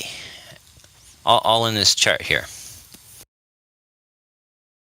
You have totally inspired me. Even though it's 11:15, I'm going to go fire up the computer because I can't really see this on my phone, so I totally have to see what he's looking at. But if anybody else has any comments while I go look at it, go ahead. I can't really see it right on my phone. Oh, yeah, I wouldn't try that on a phone. What's the max distance of a theodolite? Wait. What do you think a theodolite was designed for? Let's start with that. Hammer me. No, you're the one that brought up the theodolite. Oh, measuring angles. Tell us what the theodolite was, the instrument was designed for. You tell me. Measuring angles. No, but well, measuring levels for buildings. No. I mean, people use theodolites when they're when you're going to build something. Then you start to use the theodolite to level a certain portion of earth. It's used in surveying, correct? It is used in surveying, yes. All right, cool. So what you do is, if you're planning on building something, doesn't matter what the structure is, you're going to start with surveying the area, and you're going to use a theodolite, correct? Say that again? When you start surveying a certain area, no matter how large, you're going to take a theodolite out there, and then you're going to have a transit that is used. Somebody's going to stand on another portion of where you're going to take the theodolite, and they're going to stand on the other end of it, where they're going to you use the theodolite to see where they are, and you can measure how far above or below. Because the only thing the theodolite does is measure how far above or below someone is when they're standing far away from you. And then you can find out how to level them. It's like when they build freaking a Costco or something, and it's freaking 20,000 square kilometers or whatever. They know how to level everything out so everybody, when they're not going downhill in a Costco, they know how to build enough concrete to make it all level, right? They know where to build the Costco. They map it out and they know exactly what they square it out. That's what a theodolite is for. It's not for measuring Earth's curvature. Nobody designed the theodolite for that. Are you aware of that?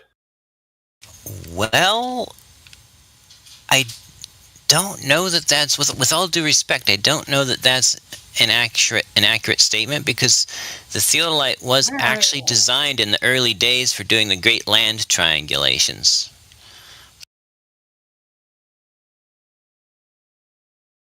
Do you know the definition of a triangle? Three straight lines connecting 3 points. Well, thank you very much for answering it correctly. So where's this goddamn curve that everybody's looking for? Well, did you see my my worksheet that I posted at 15 past the hour in live stream voice text?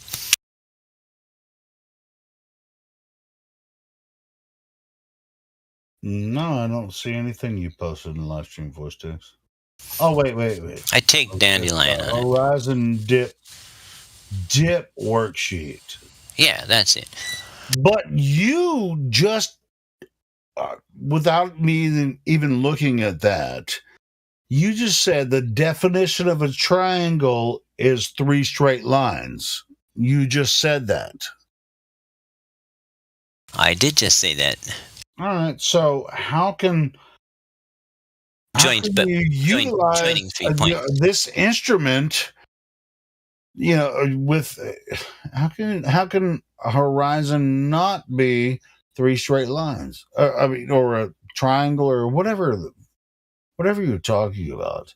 Horizon dip worksheet. So how is this utilized? I mean, have you ever used this? Or is it something that somebody showed you? You've never utilized it, have you? Utilized what? What you just posted. Google Sheets? Yeah, I use Google spreadsheets all the time. Did you build something? I'm not sure what your question is. Yeah, of course you don't. Yeah, I saw that bullshit. Doesn't work. You asking? Nobody ever uses that.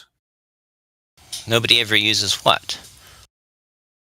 What you just posted to build anything.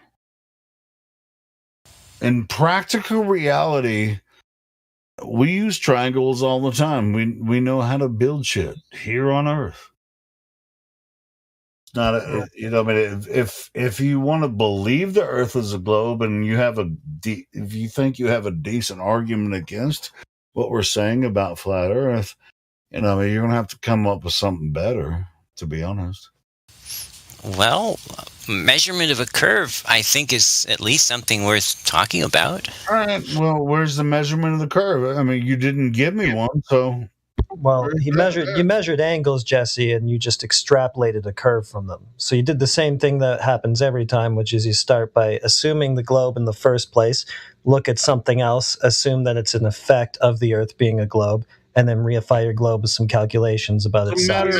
Right at the beginning of the argument, I asked him about triangles, and he was like, yeah, they're 3 straight lines. It's like, no shit. Well, can we get him to just acknowledge that what he measured is angles that he made assumptions about, not curve? I measured angles and calculated heights. Right. But almost all measurements of this type have calculations built in. I mean, when you step on the bathroom scale, you might think that's a measurement without a calculation, but that's not true. There's, whether it's mechanical or electronic, there's calculations going on in order to calculate that deflection of the spring to some number that you recognize. Okay, but you don't know that what you calculated from this is actually valid, or that the curve that you calculated from it is actually there. That's why we need that directly measured so that we can confirm your assumptions that those angles are due to curve. Well, I believe that my angle measurements were direct measurements, and I believe that my math was correct. So if you know what the correct math is, then by all means, show me the error of my way. I'm here to learn. Well, the angle measurements are direct measurements of angles, not the thing that we asked you to directly measure, curve. Well, and on top of that, he didn't show any direct measurements, so he's actually lying. He didn't give us any direct measurements. Now wait a second.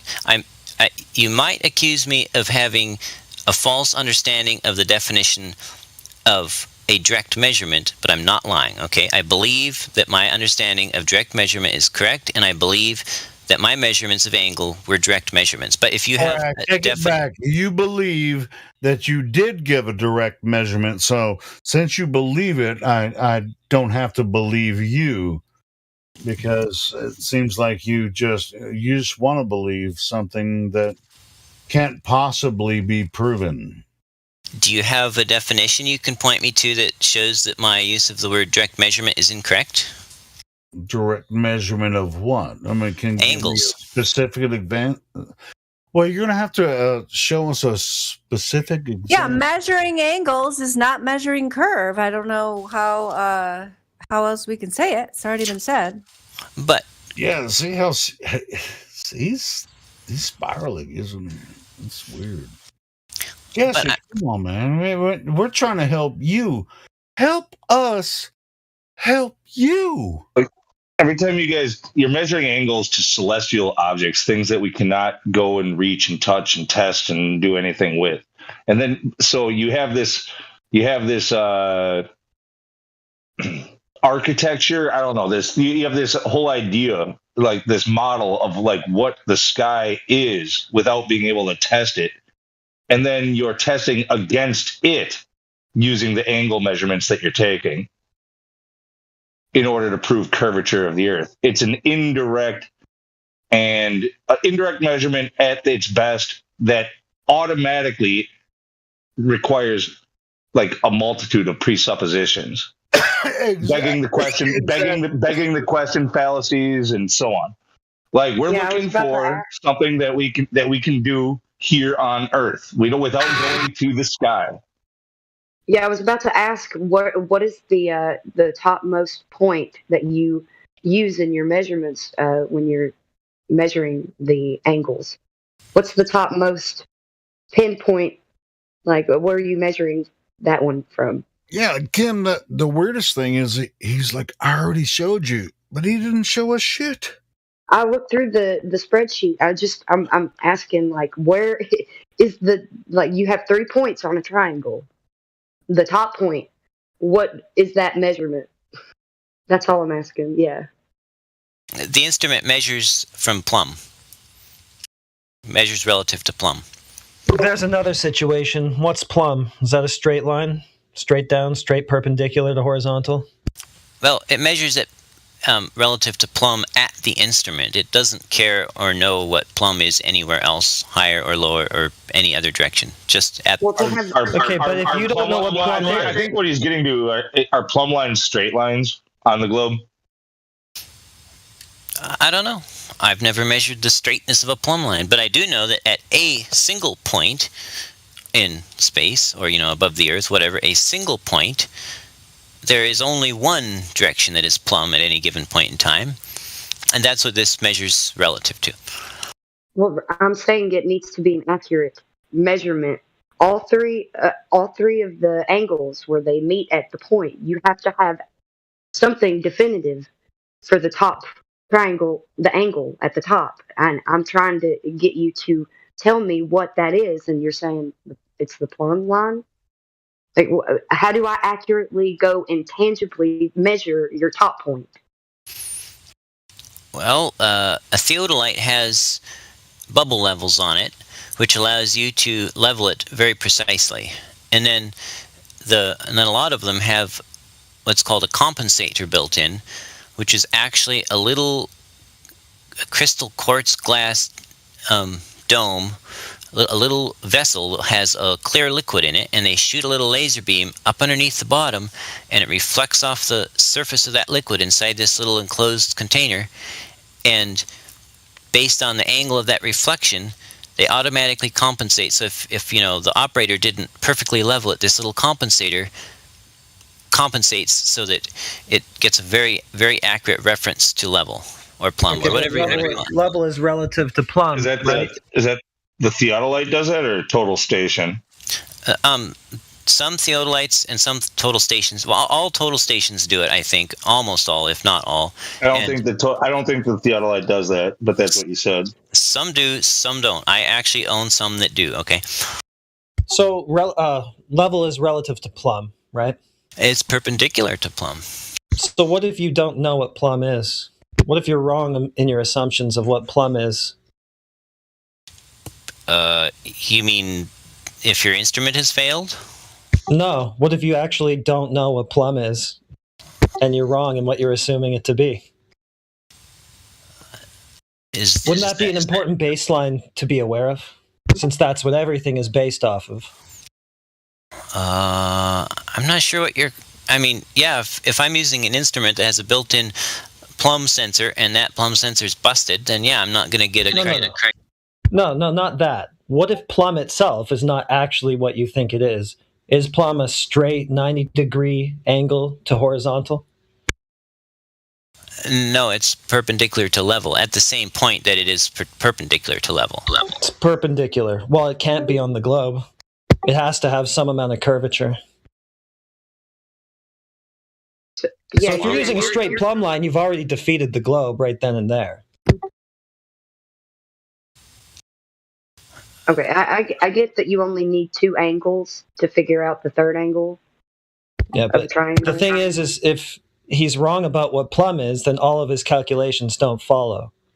That's true. That's true. So how would I be wrong about plumb? Couldn't I just hang a rock on a stick and a string?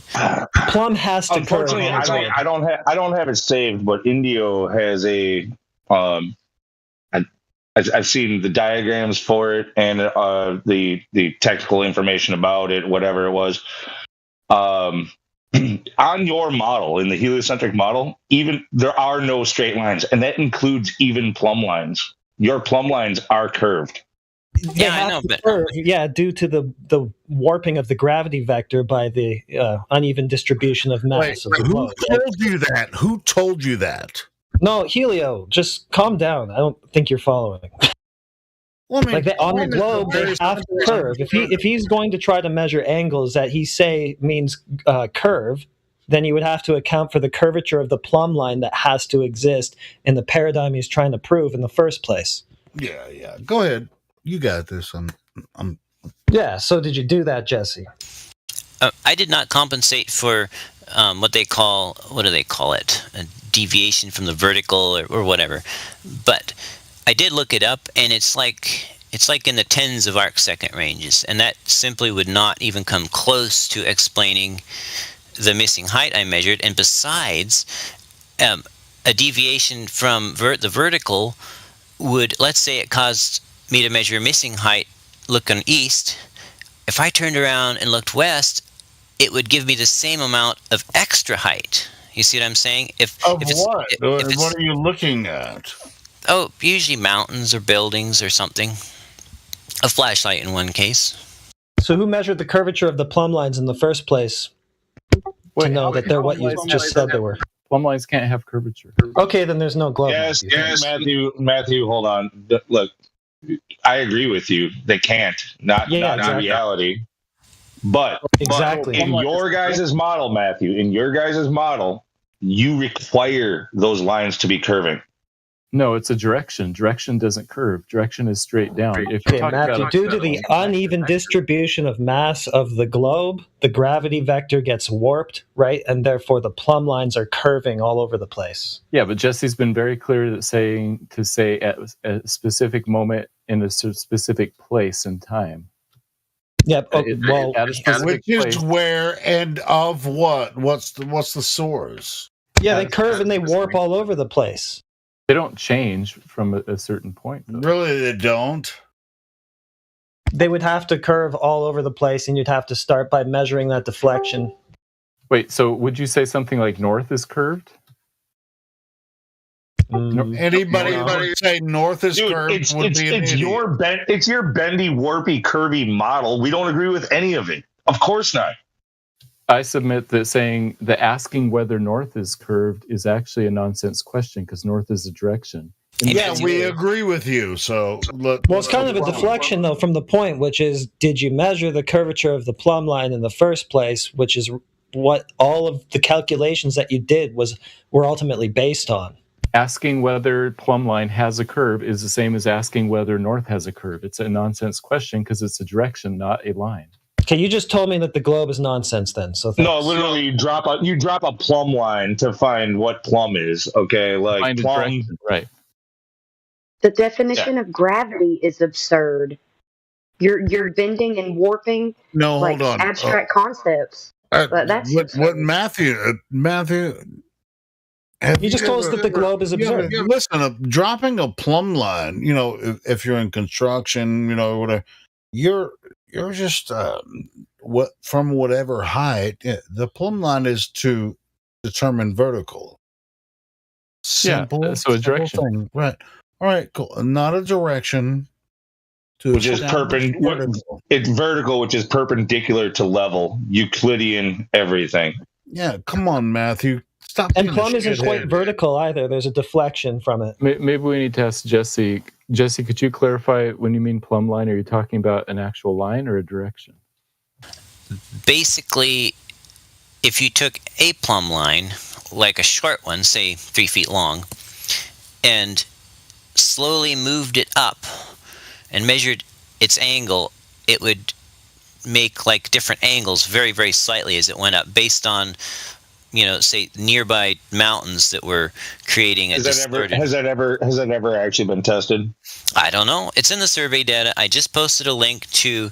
Nobody does that when they utilize a plumb. No, when you drop a plumb line, no matter what it is, you assume that is perpendicular to level. You assume that is vertical. Oh, by definition, it is. No, it's not in the globe. So you started by assuming that plumb. What globe? Nobody's looking for the globe. We're talking about. Yeah, but look, if he's trying to prove a globe, right, starting with a plumb line, you can't. Yes, but if he starts by assuming that plumb is something other than what it is in the paradigm that he's trying to measure and prove and calculate for, then he's already lost. Well, why don't we? Yeah, that's true. That's true. Go ahead. Yeah. Try to prove the globe with a plumb. You got to start with the curved plumb line that you're supposed to have, not just assume it's something that it wouldn't be. Yeah, on the globe that you're trying to measure. Why don't we? Sorry. Oh, go ahead, and then I'll go. Oh, I was saying when you're trying to do measurements, it would take you using the least amount of presuppositions.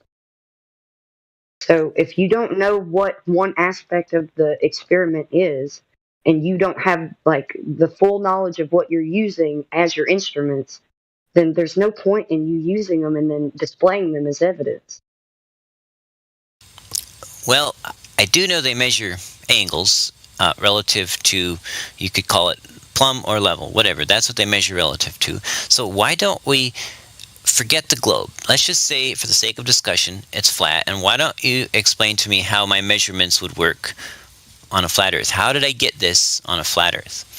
Well, I need to know everything that you use to do the measurements. I would need to know that there was a non-biased, no presuppositions in any of the things that you conducted in your experiment. Yeah, sure. We're willing to take a look at your measurements, and if you could show them to us, then we can explain why we can have it and an opinion on what you've measured.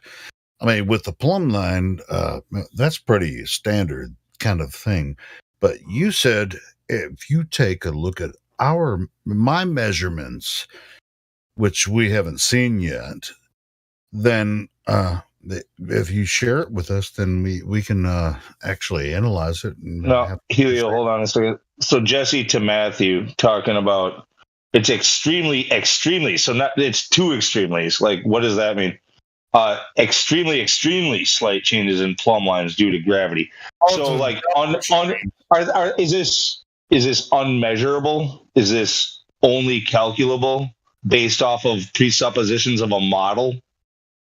Jesse literally posted a map that shows the measurements of the curve plumb No, lines? not measurements, calculations, just like the rest of your bullshit. Well, why don't we make this really simple? Assume a flat Earth with no deviation from the vertical in plumb lines. We can just say all plumb lines are parallel, and then plumb lines are parallel by definition. God damn it! Okay, excellent. So how about? So are we all? Can we also say that the Earth is flat for the sake of discussion? Yeah. And then you guys are done. You just admitted the Earth is flat. Thank you. Okay, so how? If you could help me understand, how am I measuring this curve based on angle, distance, and height over distance? You're assuming curve. You measure. You always assume curve. It's always a begging the question fallacy with you guys, especially if you're wrapped up in the math of it, because you have to. Yeah. You have to. And Matthew's already admitted to this, so if he says otherwise, get rid of him. But no, you have to make presuppositions in order for any of this to work. And you guys always presuppose the ball. And then you say, look, I presuppose the ball, and now here's the way it must work. That's backwards logic. Okay, do you agree that calculations... I said you presuppose that there's a globe in order to measure the radius, like Eratosthenes did. But what I think Jesse's talking about is just mere angle measurements, and he's wondering, how to explain those angle measurements that don't presuppose the globe. We don't have to make a positive claim about it, though. That's why I'm asking him if he has, he has to have the knowledge of the things that he's using to make these measurements. You can't just use calculations to make it a sphere. You have to, direct measurement would mean that there would be no presuppositions and you're directly measuring something, and no calculations need to be involved.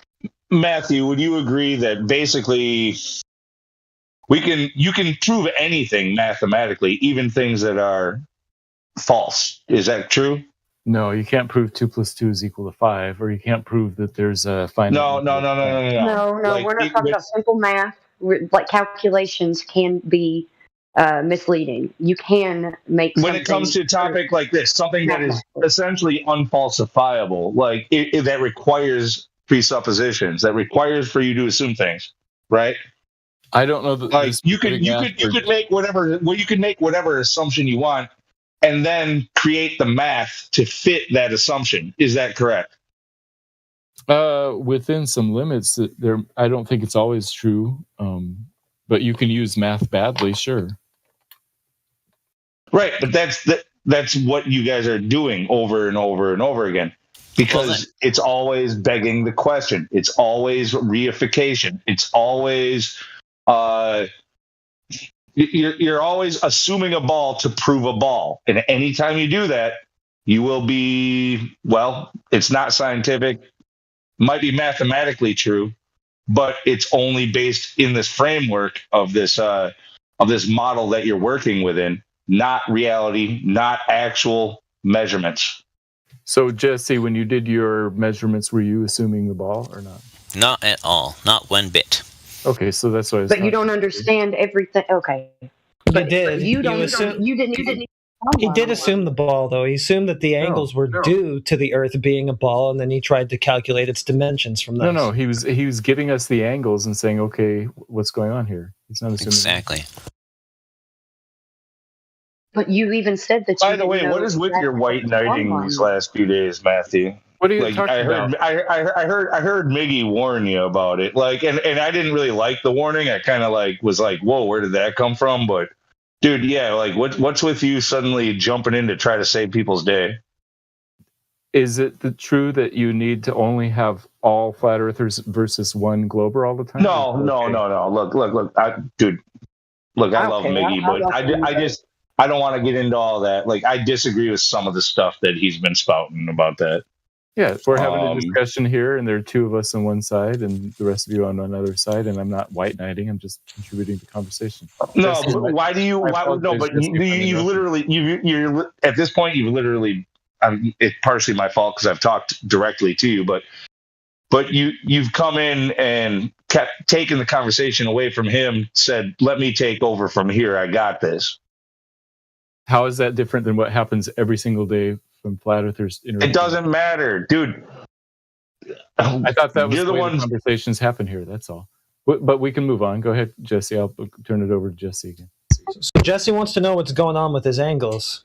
If you want to confirm your conclusions about the angles, that they must be due to some underlying curvature of the Earth, then just directly measure that curve. Then I'll probably go, the angles must have something to do with there being a curve. So just directly measure the thing that you're extrapolating from them, and then no problem. Well, the best way I know to measure the curve or straightness of a surface is to use something as a reference, the straightest thing I can find, whatever that is, and then measure the difference between my hopefully straight or nearly straight reference and the surface at different distances. And then I plot the differences between my reference and that surface. And if those differences all fall along a curve, then I say it looks like a curve. If they all fall along a straight line, then I say it looks like a straight line, right? So I'm doing the best I can. How would you recommend that I better measure the topology? I just told you, directly measure the curve that you're inferring from it, right? You know where you can pick one point and pick another point on the ground, and that's how, and then you figure out how far away those points are from each other, and then figure out how much curvature should be there. How do I figure that out? Go ahead, sorry. It's easy to say, just do a direct measurement, but I looked up direct measurement and it didn't tell me how to do that. Well, it's why don't you figure it out? So help me understand. This is the way to do it with the least amount of presuppositions. You pick 2 points, you figure out how far away they are from each other, and you figure out how much curvature there should be, and do you observe that curvature? That's as simple as it can be. There's no presuppositions, nothing of the sort. There's no aspects of the experiment that you would have to either know about or not know about, or just whatever. You just expect that the plumb line is what it is, and whatever that is, you don't even, I don't know. It calls for presuppositions, just adding something that you don't know about. Well, help me come up with an actual real test I can do. What do you think about a flashlight 48 inches above a calm lake? Does that work? If I have, let's say I take a flashlight and put it 4 feet above the water lake, the surface of a lake with a tripod, and then I get 3 miles away and I set a telescope up exactly also 4 feet above the surface of the water, right? And then I sight to it, right? Then if I take and put another flashlight in the middle, halfway in the middle of the lake, well, it's along the shore, but also 4 feet up, all the 2 flashlights and the telescope are all the same height. Would that be a good test? Okay, so you're talking about checking whether or not we see too far, basically. Well, no, checking to see if the light in the middle of the 3-mile run appears at the same height as the light at the far end of the 3-mile run. You already know it doesn't have to, even in your own paradigm, and your excuse will be refraction. You already know that we do see too far. So if this is what you want to check for, well, it's already done. So you're saying, I'm saying that there's people that you're talking to that have done this. That's why this is even a thing. You know that we can shine a mirror from distances that we shouldn't be able to see one at, right? If we're on a globe. Uh-huh. So it's kind of the same as what you're proposing already. And your point being? Well, we've already done that. We already know we can see too far. And then your follow-up is going to be, well, the light got distorted and bent around the presupposed globe. Is that possible, or is that impossible that it bent around I won't say it's impossible or whatever. I would just say measure the curve you're presupposing in the first place. Let's actually see it. Let's demonstrate it in physical reality so that we can know that that actually happened instead of just dancing around in hypotheticals. So if your mirror flash test actually would be possible on a globe, then how's that evidence against the globe? Well, there's no reason to think that there's a globe there in the first place because we're not detecting, observing, or measuring any curve. So there's just no reason to think that. But, I mean, I could go to the same place on a different day and the mirror flash would not make it across the water, not even due to fog, just a perfectly clear day, but different air conditions, and the mirror flash would not make it across, and then I could cherry pick that and say, well, look, it must be a globe. This would be impossible on a flat Earth. Yeah, and that would be fallacious, just cherry picking the one data point that suits your argument, right? So we could just throw that away. You're saying that there's no black swan, and then if we find it, then you have a way to explain it away. But since there's two possibilities, either the water's curving or the light's curving, or they're both curving the same, or neither are curving the same, aren't we both cherry picking if we're using a near water observation? No, because you're the one making the positive claim that the ground is curving. You have that specific positive claim. That's what you have to demonstrate. I'm not making any positive claims or any assumptions here. I'm just asking for the evidence for yours. Well, okay, let me find a picture which I will present as evidence. How's that? All right.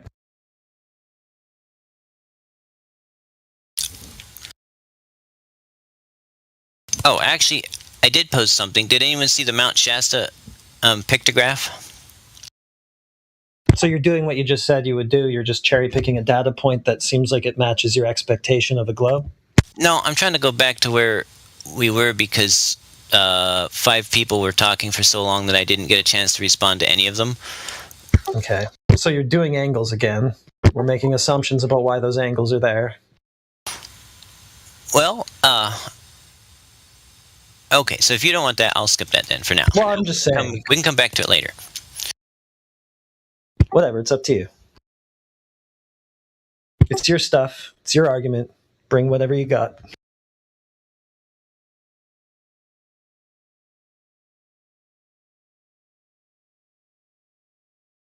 I say just directly measure the arc segment.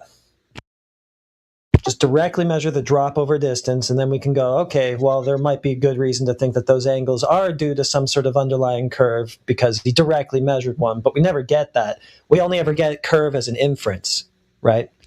We can never pin down the ghost. As soon as we try to get a direct observation or measurement of it, it's like, oh, no, you can't do that. The atmosphere is going to distort the laser. It's going to mess everything up. You're going to see too far because of the way that light behaves in the air, blah, blah, blah. We can never directly pin it down. Right, and it always has to be inferred or extrapolated by something through some sort of secondary means, right? I don't think I'm ready to agree with that just yet. No offense, of course. Okay, I have posted a picture. Wait, what Heretic just said is absolutely true. Don't try to obfuscate. It's absolutely true what you just said, Heretic.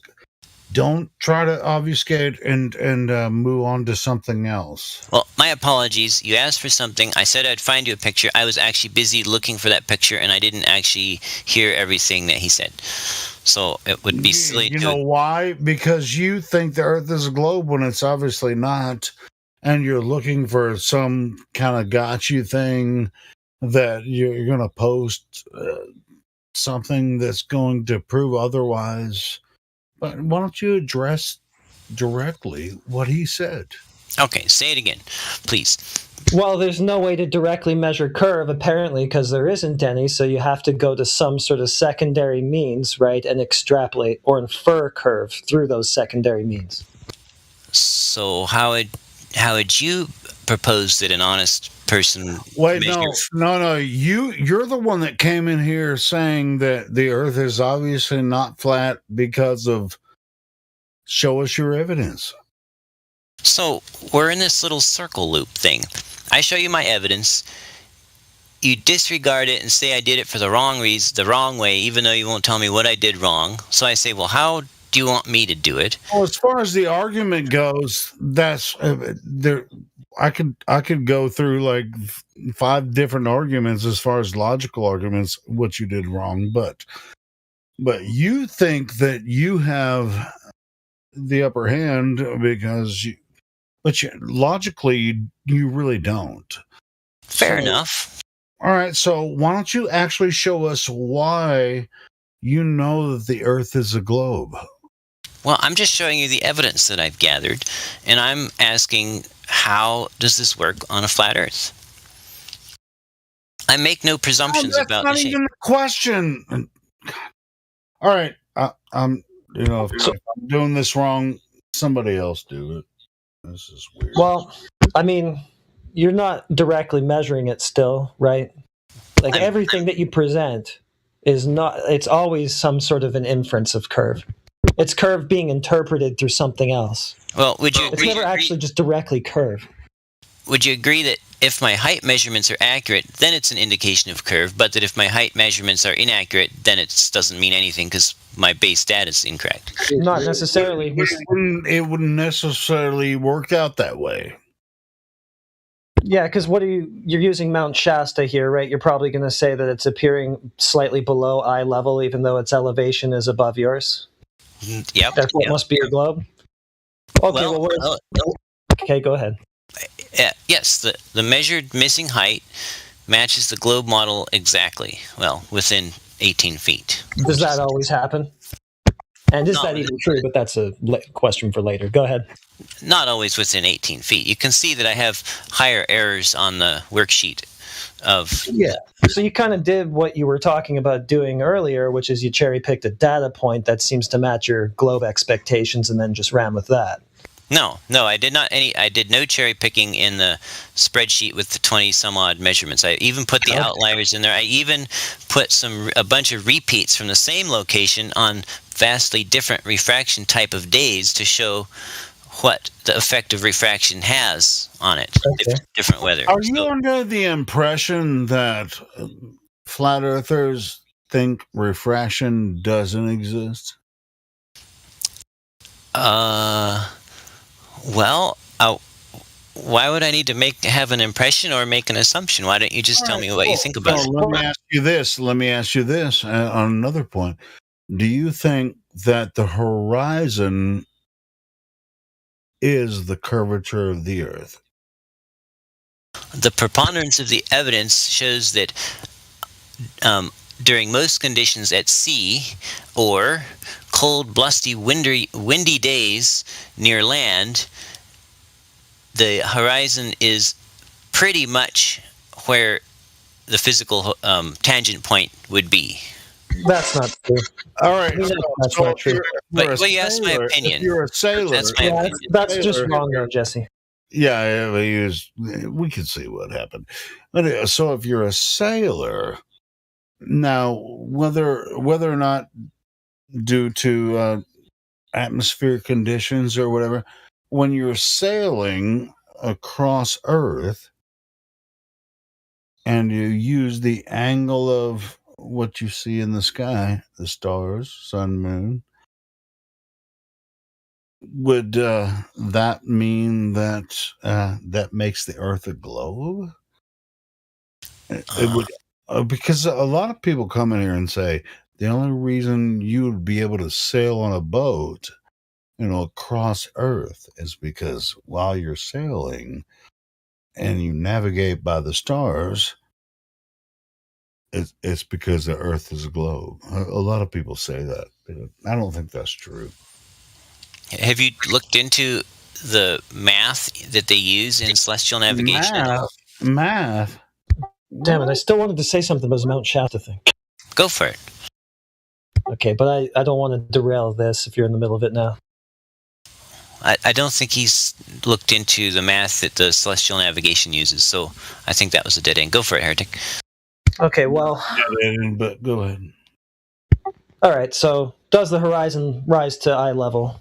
Not making any assumptions about why it does or doesn't, just does it or not? In my region, it does not, unless you're like, it does not normally do it unless you're near the water surface, and the closer you are, the more often it does it. But right, exactly. The closer you are to the surface, the closer it's going to be to eye level itself. But in reality, whatever your interpretation of it is, the horizon doesn't rise quite to eye level. So is the horizon the vanishing point that things in the distance converge at? I don't subscribe to the vanishing point theory. It's not the vanishing point? It's not where things disappear and converge in the distance? You can only see so far. It's not a theory. That is where things converge and vanish, right? Yeah, this can be proven. Like whatever your assumptions about what the horizon is, right? That is where things vanish in the distance, right? Say that again? Whatever your assumptions about what the horizon is, are, that is where things vanish, right? Well, I mean... Well, hold on. You So sound Mount like you're Shasta, right? questioning. Can you see something beyond the horizon? Yes or no? Well, if it's above it, I sure can. Above? Look, this is the thing. He's above it, right? Because it hasn't converged into it yet. Mount Shasta, he's trying to say, is above his elevation. Therefore, it should never appear below his eye level, right? But since the horizon, which is where things actually disappear, is slightly below it, of course, eventually it is going to have to angle down slightly below eye level as something gets distant enough to disappear. So, let me because it's too far away. You can't see it anymore. That's where things vanish, is slightly below eye level. So if it's far away enough, it doesn't matter how high it is, that's where it's going to end up ultimately. So let's say I took a long, skinny, straight tube, like, maybe a fishing rod tube, but it doesn't have the ends put on, so you can sight right through it. Let's say, for instance... Is that right or not, though, Jesse, what I just said? I subscribe to the light ray theory. Light rays? Well, you're giving us your interpretation. Oh, right? my goodness. You're giving us your interpretation of what the horizon is, but putting any interpretations aside, we observe that the horizon, whatever it is slightly below eye level usually, unless you're like right at sea level or something like that. Unless that is where things converge or vanish or disappear, is into the horizon, right? So why would it disappear exactly at eye level when the vanishing point is slightly below eye level? But just for clarification, the horizon on a hot, calm day when the water's cool, if you're down near the water, the horizon often appears above eye level. Yeah, it moves around all the time. Sure. So, is the horizon the curvature of the Earth? It typically measures pretty close to it. That's all I can say. How would I know what it is? But I just know what I measure. From where and how far away can it be accurately measured? I've checked it at 5 miles. There's a beach I like to go to, a boat launch, a nice little county park boat launch, and there's an island called Protection Island. It's like a national wildlife bird preserve or something. You're not allowed on the island. But anyway, the island's 5 miles out, and you can see that the horizon line... On certain days, you can see Protection Island based on the atmospheric conditions, because the horizon is the curvature of the Earth. What? No. The distance of the horizon line is at the same distance as the island. And I know the island is at 5 miles. Yeah, but sometimes you can't see it. So is the curvature of the Earth blocking it? You're going to say no, because it's the atmosphere. What do you mean you can't see it? It's big. It's right there. It's 5 miles away. Unless it's like a fog bank or something, you can always see it.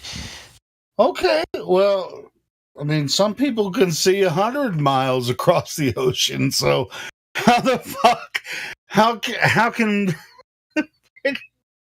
the curvature of Earth be the horizon when some people can see something 100 miles away? So, come on, man. Well, my research has shown me that light actually bends towards the more dense region in a density gradient. All right, so Went out there. light buns around the globe to make the Earth look flat, as if something was there. They can see something, but it's not actually there. Is that what you're saying? Well, I mean, it's there, but it appears higher to them than it really would without refraction. And but they can see it. So you said they can see it, but it's not actually there. I just heard you say it. All right. Yeah, it's not where it appears. Confirmation. These dumbasses think they can actually see something that is over the curve when it's not actually there. What the? So if things aren't where they, if things aren't actually where they appear to be due to refraction, then how come you're presenting us images that are refracted through the atmosphere and saying that this must be the curve where it actually is? Because my studies of refraction deviations in higher atmosphere, like above 180 feet, show that it's much, much more consistent. Okay, well, what about at 9,000 feet, the Canigou shot? If you actually do the math on that, you will see that the line of sight actually comes very close to the ground. So your line of sight is actually passing through the air just above that body of water and that little valley there, close to the ground. We're at 9,000 feet elevation where the picture was taken, but now the effects of the air at the surface have once again distorted the image so that we can't actually observe the curvature as it is. Because the distance is so great, on a globe, the straight line would skim the surface of that ground down there between the two mountains. Okay, so refraction strikes again. Because now we're at 9,000 feet. Yeah, you're talking about Canigou where you can see 275 miles from 9,000 feet. Yeah. Mountains that should be a mile under the curve at least, and no geometric horizon anywhere in the picture. Curvature of the Earth. That's why I say you need to do measurements where your line of sight does not pass close to the ground, because when your line of sight passes close to the ground, you're going to get all kinds of crazy variations. All right, and so that's why people take this Canigou picture. I mean, it's a classic picture. You have to go to 9,000 feet to see 275,000 miles away at a certain time of the year. There's kind of a problem with what he just said, though. If we have to avoid the ground at all costs when we're trying to observe the curve, that means that we're never going to see your geometric horizon, which is the thing that should be blocking all the stuff that you're looking at, right? Because that would be formed between the ground and the sky. So if we have to avoid the ground, we're never going to see the thing that should actually be doing the obstructing. Well, that's why we need to use an artificial horizon, a water tube level, a theodolite, or something that doesn't actually require us sighting along close to the surface. Yeah, but now you're not talking about Earth anymore. You're talking about something else. No, you're talking about inferences again. Weirdest shit that I've ever heard. What do you mean? What do you mean I'm not talking about Earth? That Mount Shasta shot, I was standing on Mount Scott. What the fuck do you mean? I was standing on Mount Scott, which is a mountain 8,934 feet tall, and it's part of the Earth. And I was shooting to Mount Shasta, which is 14,179 feet tall, and it's part of the Earth. So how's that not a valid measurement? Well, send me a picture. Okay, I posted it a couple times. I'll tag you this time. Either way, it's not a direct measurement of any drop over the distance. It's just what you're inferring from what you saw. It's a direct measurement of angle. Exactly. And you're inferring drop over distance from the angle. Arguing against or for one side or the other, or are you just just going back and forth? I think that's clear. Central, we want to continue. Helio. Go ahead. Yeah, you're just measuring an angle again. Once again, you're just doing something derivative or secondary, right? You're just looking at something that isn't directly curve, and then you're just assuming curve from it. So, well, I'm assuming in this case of Mount Shasta, the single point measurement, I'm just calculating relative height, right? Of what? Yeah, and you're looking through the air, you're looking through atmosphere. Okay, tell me what you think's happening. Looking at an apparent location, again, right? And you're disregarding basically anything other than, well, there must be some underlying curve in the picture causing what I saw to happen. Well, it is suspicious that missing height measurements at distances from 1.5 to 105 miles all fall along this curve that matches the globe model. So yeah, it is also suspicious too that things tend to vanish to the human eye around the same sort of distance that things should on the globe as well. So it seems like what's going on here quite often is perspective, or the effects thereof are being hijacked and then explained away as the Earth being a ball with these. And if you're being honest, I mean, he said missing height measurements.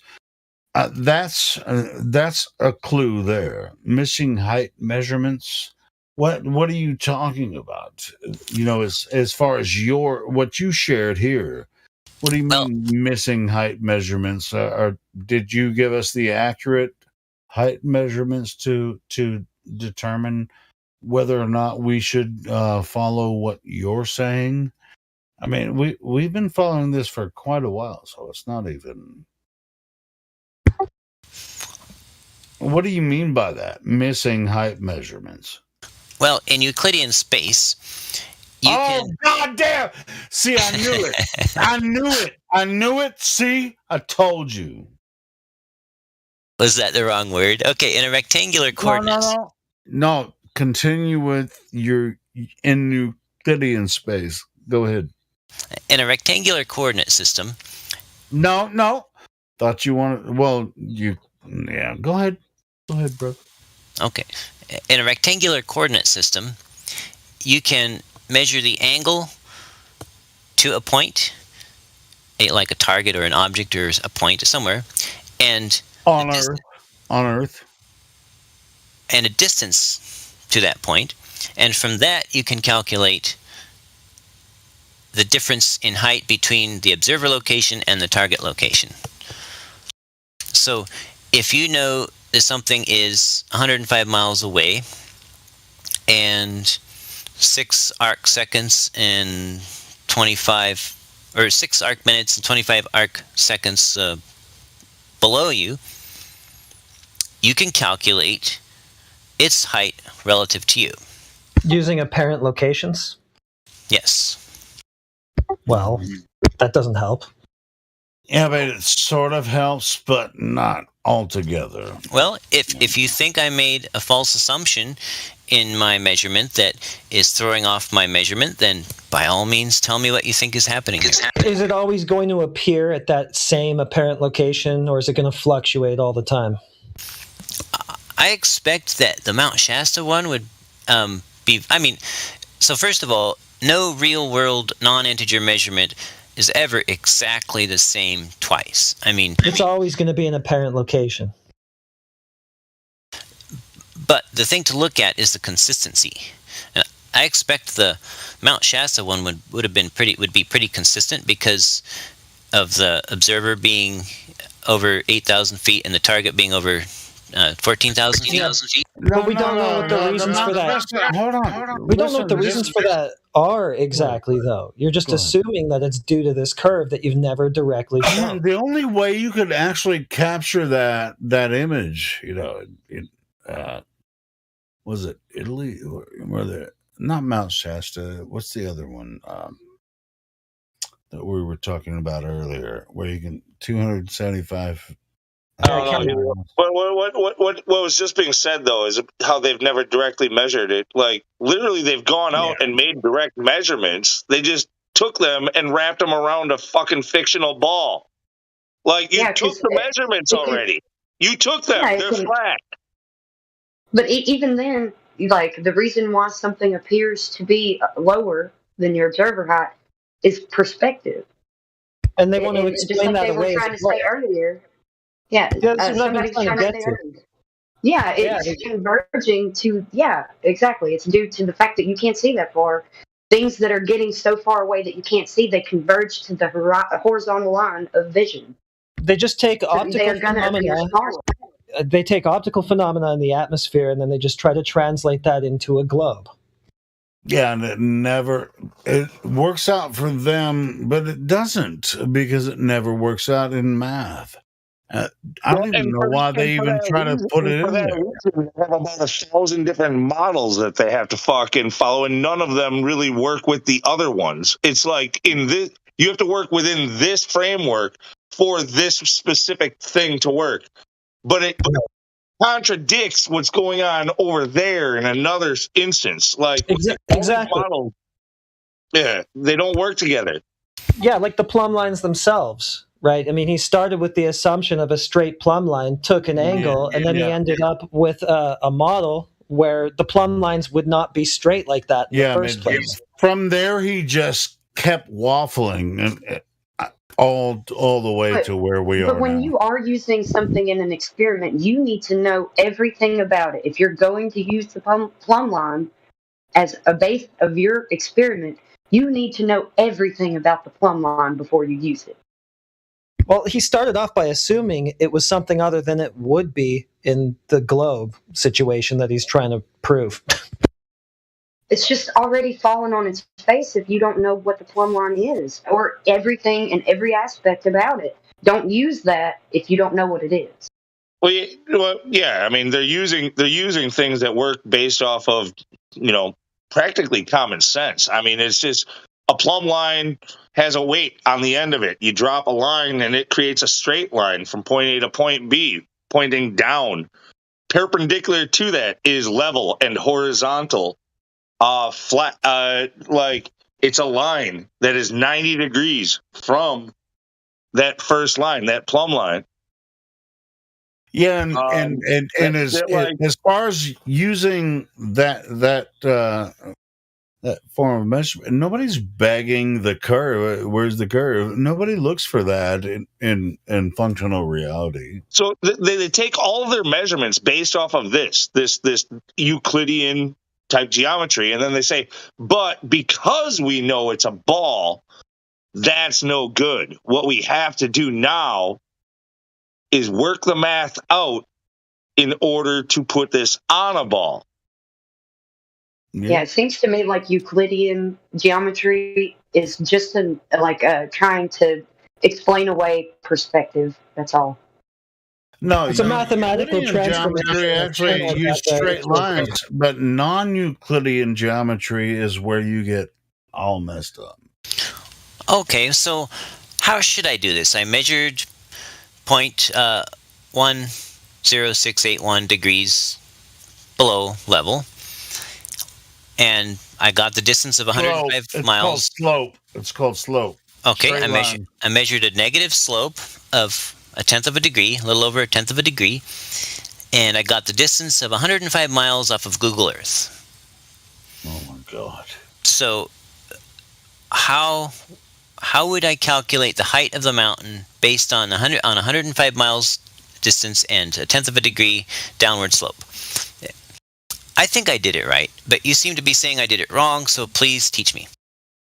Well, you can scale it down and make your models of it, and instead of making just one that would wrap around the globe, make two, and have an angle of perspective on a flat surface. You can do this on a coffee table, and you can see how things converge so it looks like it's shorter in distance or in height the further it is.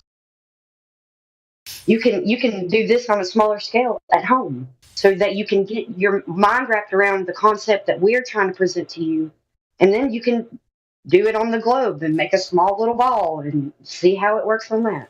Now, I tested my math at 100 meters, 300 meters, and 1,000 meters, and it worked as I expected. On Google Earth? You can do that, but you can also explain it on a flat surface. But does anyone have the math that I can use to... Wait. All of this you don't need math. About. Well, listen, he's saying he did it on Google Earth. Or am I correct about that? I got the 105 mile distance off of Google Earth. The 0.10681 degrees I measured with a Nikon DTM 420 total station in theodolite mode. in physical reality. And when you're trying to convert perspective into a globe, then there probably will be the sort of match that you're talking about. But there isn't even. That's the problem. Is like, I mean, half the time we don't get a match, right? The horizon isn't where it should be, etc. So why does the tangent of the angle times the distance give the height at 100 meters, 300 meters, and 1,000 meters, but not at 105 miles? Height of what? I mean, it's just anything. Anything? So, Well, I mean, just if like you I say was saying, anything, that means you don't know what you're looking at.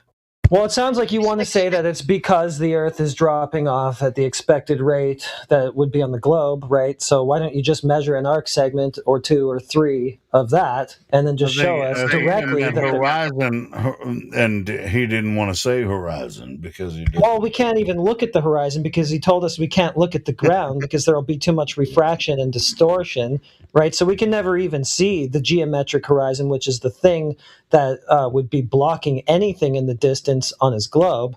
Can't even look at it. He told us we can't use a line of sight that's that close to the surface. Do you doubt that there's this variability at the horizon, which I claim?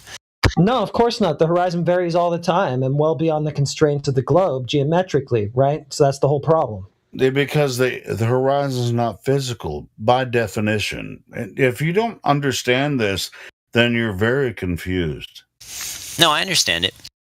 Yeah, we went over this yesterday, and Jesse, remember we were going to get into the discussion, but you had to leave. Yeah, hey Maggie, I'm glad you showed up. I was disappointed when I came back and you weren't there. Yeah, that's great. Yeah, we were actually gonna. Well, it sounds like you guys are already in the middle of the discussion of where we left off yesterday. So it's still good either way. Because I mean, in this server, you're in good hands. Like these guys they know what they're saying. So, but yeah, like okay. So I don't know if you guys know Jesse from the previous water level videos that he puts up. So he did a couple of things, but he's not sure right at the moment. So I think we have I guess a lot of ways that we can actually show Miggy, since you've talked to him before, do you think he'll ever figure this out? Yes. Really? Yes. You think he's going to figure it out eventually? Well, okay, so he's done a lot of things right now based on the fact that I've been talking to this dude for an hour, and I don't think he's ever going to figure it out. So what happened was the teaching method was backwards. He's examining the flat Earth claim. He's not examining the globe claim, and which is what you guys were saying right now, which is kind of the thing that we need him to examine first, because the claim of the globe is what is being set forward to everybody that like learns about the globe, right? So we learn about it, and it's a foregone conclusion, and anything that rivals it, it's going to get put in the camp of like, let's examine that thing. And so he doesn't understand. He doesn't know what he doesn't know. So now we're going to examine the claim of the globe, which is the geometric shape of the Earth. So we're going to look at the radius, diameter, and circumference, and see how that correlates to like the reality in which you live in right now, in the realm in which you live. So that's the most important thing, which you're saying a lot of truth, right? You told President or Eratosthenes, sorry about that, Eratosthenes, you were exclaiming to him that you can't, you see a variance within the horizon, like from that point, which is true. That's what we're all saying as well. Therefore, it's not able to be on the surface understood that the measurement would come out to be the same. So you're already getting the principle down. So yeah, he's almost there, Helio. He just, at this current time, he's looking at flat Earth. He's not looking at globe. So the burden of proof lands on those who make the claim. So the ones who made the claim are the ones that taught us that the Earth is a globe, not him. He just learned. Good. I mean, if you have faith in him, in him, I'll defer to you. I do. So like, I think there's reasonable. Okay, so here's the thing: we're gonna have to at least give it a good try for him to have the. Well, he had to leave the last time, but he's been a part of the server for some time now. He just hasn't been engaged. A lot of others. I mean, I'm not saying he was being rude. I mean, I actually enjoyed the conversation. It is actually really good. So. But what I like about what he's talking about is he's actually going out and doing something. That's versus somebody else who's not doing anything. The difference is his focus, right? The focus right now is shifted. The burden of proof is on the shoulders of the flat Earth, and so when you're in here talking to him, it's like a defensive position that you're taking, and so it never is. Flat Earth is not a defensive position because there isn't the dichotomy of flat and globe. There's just Earth. And Well, so yeah, he doesn't understand. Yeah, it's not our job to explain his angles either, because he's the one who comes with the positive claim about them. Exactly, here too. Correct. So yeah, I'm impressed too, Miggy. I agree that he actually went out and did it. Actually, the reason he started talking about this is because I started trying to do the 3 points with him, and when I got to the first point, when was it ever measured? He said, "I measured it." And then we've been talking about it for a while now. So anyway, yeah, we haven't even gotten to point 2 and 3, but that he actually is trying to do something. That's more than a lot of these guys are willing to do. About this water level thing that he did, I'd like to see a bigger one, and if you could actually add, more hoses, like get a better rig, friggin' try to line up, like, because I'm just genuinely curious, like, I want to see what you get, and if there is a drop there, I'm still not convinced that the Earth's a globe, but there's something to look at for sure. I'm very curious about that. Oh yeah, and I have to say, Jesse, I don't think he actually did do measurements of curvature. That he even tried. It's like most of these guys don't even try. You know what I mean? So what we're doing right now, we were actually starting to go over, and Matthew's in there, but I'm not going to throw you under the bus, Matthew. But at this point, yesterday, Matthew disagreed with our teaching method, so he was like, "I disagree with how you're going about it." And I'm like, "But Matthew, we were taught or told that the Earth is a globe. That is the claim that's on the table right now, because our perspective, we don't see globe when we're on the Earth. The extra perception of it being that is that we don't see curvature, but it's curving. So we need to figure out how it's possible that something we don't see it's locally flat according to the globe Earth proponents, locally flat, but it's still curving. So the examination of the globe claim is most important. We have to figure this out. So and like Matthew kind of was going on, me and him were talking about that. I was a bit upset because he sandbagged the conversation, and then Jesse had to leave. So we weren't able to finish our conversation. Therefore, now that he's back, and it's good that he's going through the first point. But the first point was actually curvature, so it was something that he actually did do something, right? Not saying that he provided any evidence, but yesterday we were getting into Walter Bislin's calculator, and he didn't know about that, and I think we were talking about that, Jesse, if I'm not mistaken. We were starting to get into the Earth curve calculator, Walter Bislin's. If you're still there. Yeah, I'm still here. Just waiting my turn. I try really hard to not cut people off. So yeah, thank you for that, by the way. But do you remember the Earth curve calculator we were talking about yesterday, or do you not remember that? Yeah, I remember. Okay. And so yeah, I guess we're gonna examine the globe. We're gonna put it under the microscope, whereas elevation, height, and everything to the horizon. But if you think that we're not going to get a conclusive, answer, or like it's not going to be an open and shut case from measuring on the horizon, then I think there's a huge issue there, because then you're starting to get to where everybody else was already saying that that's how you actually get that. Okay, so even Eratosthenes and Al-Biruni and all of them were using, Al-Biruni was using the horizon. Eratosthenes was using the Earth and the angles of the shadows. So there's a lot of things where they're using the Earth on ground level. But if you're saying that's not applicable, to use ground level, then, we're not using, like, if you're going off of higher elevations, then we're not doing due diligence on the shape of the Earth from the Earth's standpoint, from ground level. If that makes any sense. I have no objection to doing things from the ground level, as long as the line of sight doesn't travel a great distance close to the surface of the Earth, or especially water.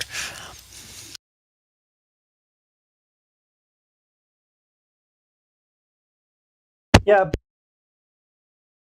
Yeah, but because of that, though, now we can never actually see the geometric horizon that we're looking for. If we can never look at ground level, then we'll never see the thing that you say should be occluding things in the distance. Look at this picture that I'm just posting. It's going to be at about 28 after. There we go. It's called Black Swan 3. And I went out and took a picture of a ship so many miles away. I don't remember actually, but it's in the picture. And then a day or two later, I went out again and took a picture of a ship in almost the exact same spot. One day was a hot, calm, sunny day all day, and the other day was a rainy day, and the sun just started to come out when I was taking pictures, which is good because that way I didn't get anything wet.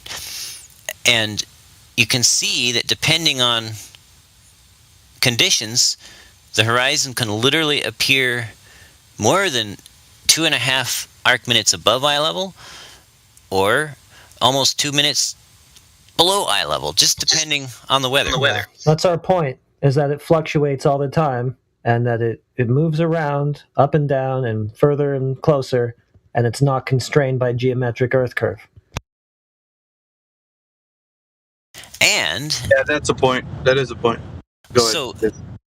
So can we also agree that it's possible to see over the top of an obstruction that's physically higher than the observer and the target if there's a strong enough density gradient in the air?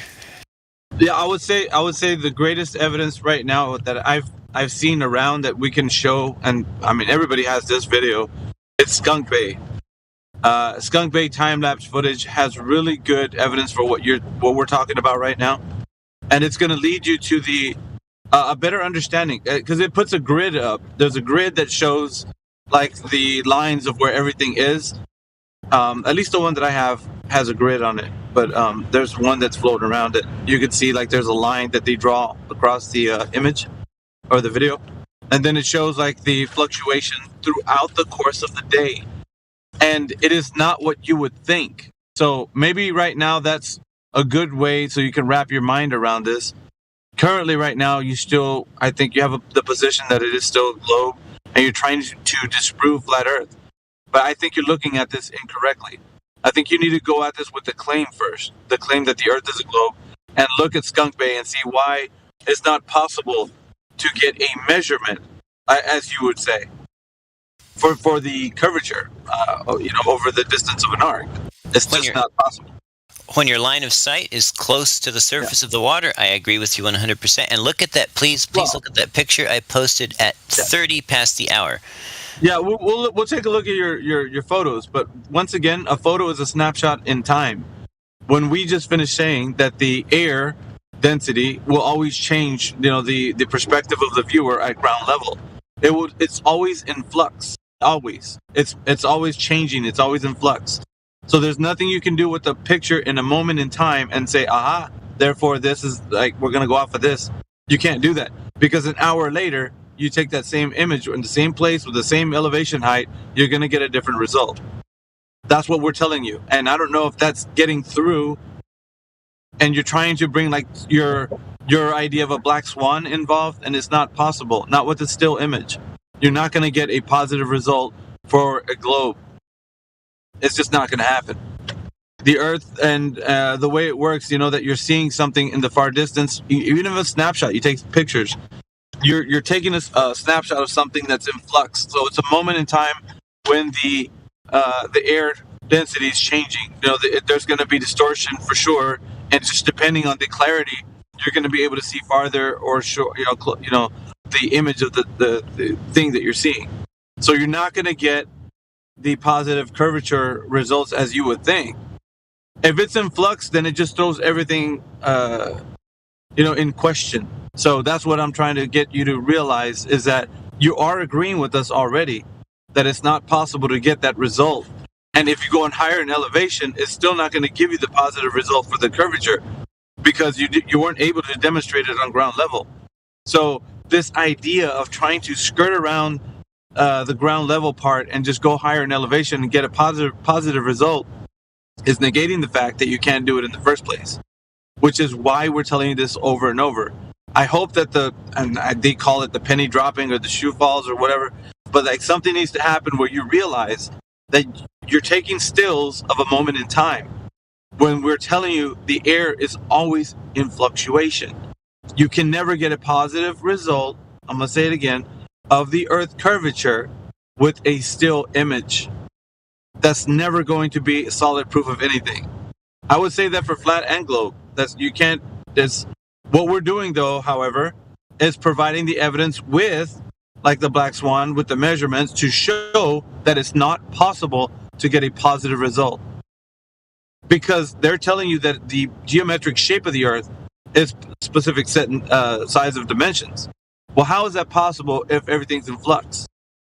And we don't measure curvature. There is no curvature because the measurements that come out whenever you start going over the distance, right, using demarcation lines, whether it be oil rigs or a peninsula sticking out, you're always seeing the thing that's in the far distance. So you're never going to get an obstruction due to the Earth's curvature. You're not going to ever get that. That is the thing we're looking for: obstruction due to Earth's curvature over the distance of an arc. That is what we're trying to figure out, and it's not the case. So we're not putting flat Earth under the microscope, as the way I see you trying so very adamantly, in your position is trying to get that done so that you can solidify your position, and you're doing it wrong because yours isn't solidified yet, because right now it's in question. And just like what I've been telling you right now, have you seen that? Yes or no? Like Skunk Bay and the air densities in fluctuation. Like, I don't know if you know that or not. Yeah, your check got rocking. I heard you got rocking. But did you hear what I just said, Jesse? About? Yep. Okay. Check. God rocking. We hear you, man. We hear you. Check. Hello? He doesn't hear us. I don't think. So, We hear you, God Rocket. maybe we have a moderator kick him, that way he can rejoin, because it's just an error. It's a Discord error. If he can't hear any of us, just someone disconnect him and then he'll come back. Or just type in the text. I'll disconnect him. Yeah, and just maybe type in text, hey, come back in.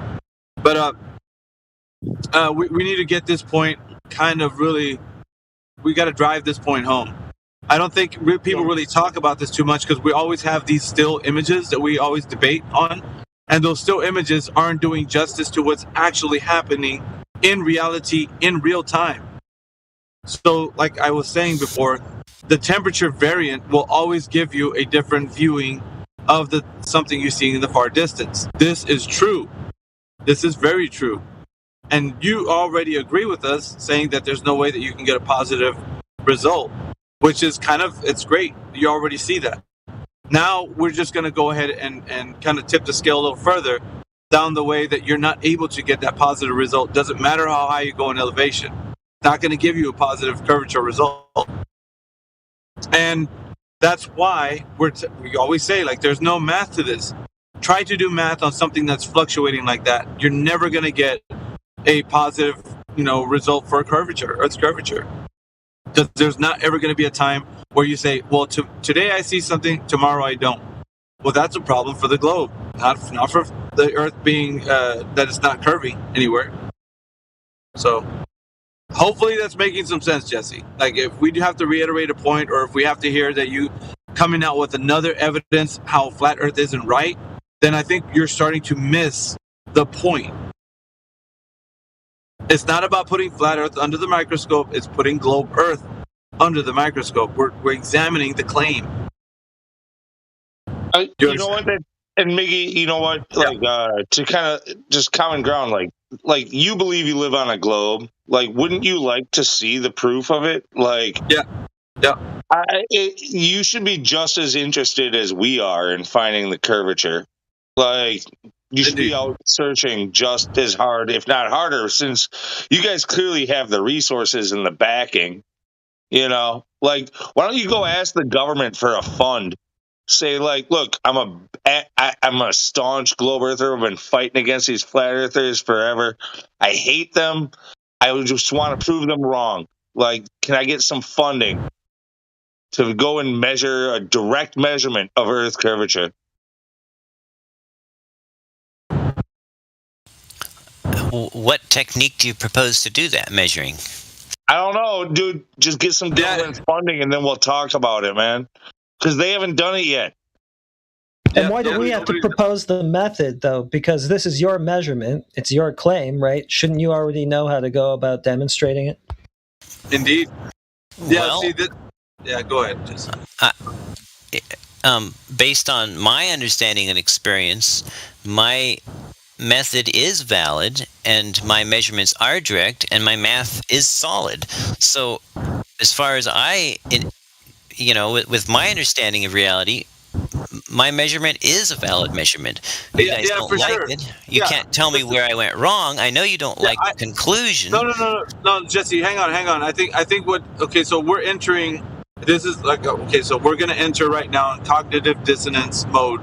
Your mind is fighting back what we're saying. That's fine, right? The mathematical construct is fine. The math works for the globe being what it is, right? But when we're going to test it in the field, it does not. Do you understand? Like, that's the difference. The math does check out. Like, it works for a globe of a set size of dimensions. Nobody here is disagreeing that point. When you take that math and you go and test it in the field, that's where it falls apart. You can't get the positive results for the curvature. Do you understand? It's not the fact that the math isn't right, because it checks out. It's exactly what you would expect for a globe to be of a set size of dimensions, right? And according to the Walter Bislin's Earth Curve Calculator, that could solidify the point. But what happens when you go test it is it doesn't give you that positive result. Jesse, yeah, you understand? I have to also call, before he responds, I have to call out his last statement, which was that we just don't like his argument and didn't give him any reasons against that. So we were here for like an hour. They explained to you about perspective, the plumb lines, why you can't have those kind of angles on a globe, and so on and so forth and so on. I mean, you didn't really have any substantive response to any of the arguments against your claim. So don't be sitting here saying, we just don't like it. That's called projection. You don't like the idea you might lose your fantasy globe, but it's not us who are avoiding. You had many people give you very good responses to your claim of measurements of curvature, which was no such thing. I just had to call out his statement, but I'm sorry. What was the question that you asked him? We're getting into territory where he's projecting, and it's the mind fighting back right now. He feels like we're not agreeing with him because we just with our arms crossed and be like, we're not agreeing with you. No, it's not that. We're all confronting the truth with you. We're actually here. We empathize with your position, right? So what we're doing right now is examining the globe frame. Oh, okay, so you're not going to tell us when you're gone, so we're just talking to the brick wall? Like, I mean, come on, dude. No, I did mute myself. Someone walked up and started talking to me. I had to take my headphones off, but I did deafen myself, so at least you could see that. Okay. Your controllers don't like the way we've turned the tables, huh? Yeah, I feel like this is okay. So Jesse, check this out, man. If it's courteous, just to say like, hey guys, I know you guys. I'll be right back. And that way we won't go into like whatever spiel that we're going to do to help you. It's very rude to do what you just done. Like, I mean, it's common courtesy, man. Like in a conversation, like Dandelion was speaking. I'm pretty sure you didn't hear anything she said. So, I mean, you're right now, listen, because when you're confronted like this, like it's hard to deal with. I understand.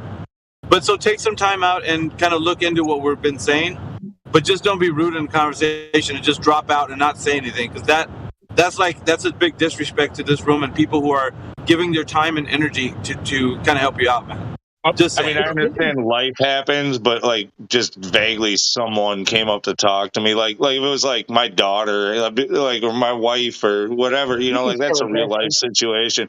Someone was like talking to me, so I had to like ignore you. It was only like 10 seconds, maybe 20. I don't know.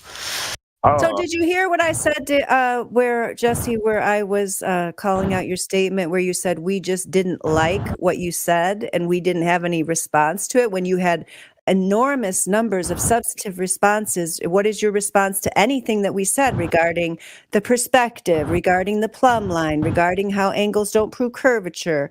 And I mean, you can't just say we don't like it. That's you don't like the idea of giving up your globe, but we don't care. We don't care about what the Earth It's good to measures. be challenged in life, especially if you're presenting something to a room full of people. It's good that you're being challenged. You should, it's a blessing. You should validate your It's how we assumptions. learn and grow. Yeah, but you should validate your assumptions by simply directly measuring an arc segment of the Earth. Yeah, what say you, Jesse?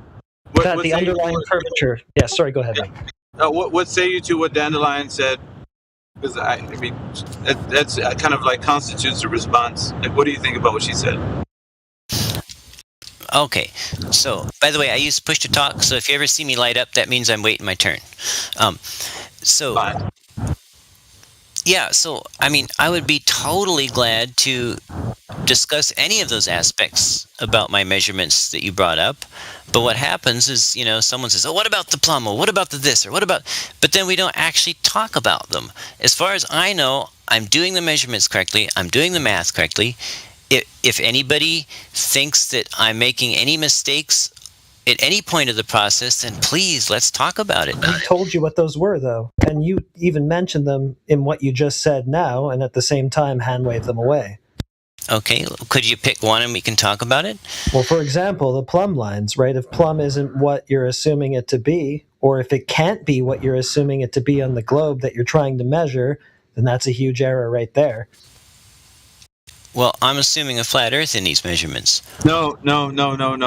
That's where you're going wrong. We talked about this, Jesse. And now, let's just go really slowly through this. You're not examining the flat Earth, Jesse. You're examining the globe. And now I want to know if you can repeat that, because I don't know if you're getting it. You're not examining flat Earth. This isn't a flat Earth examination.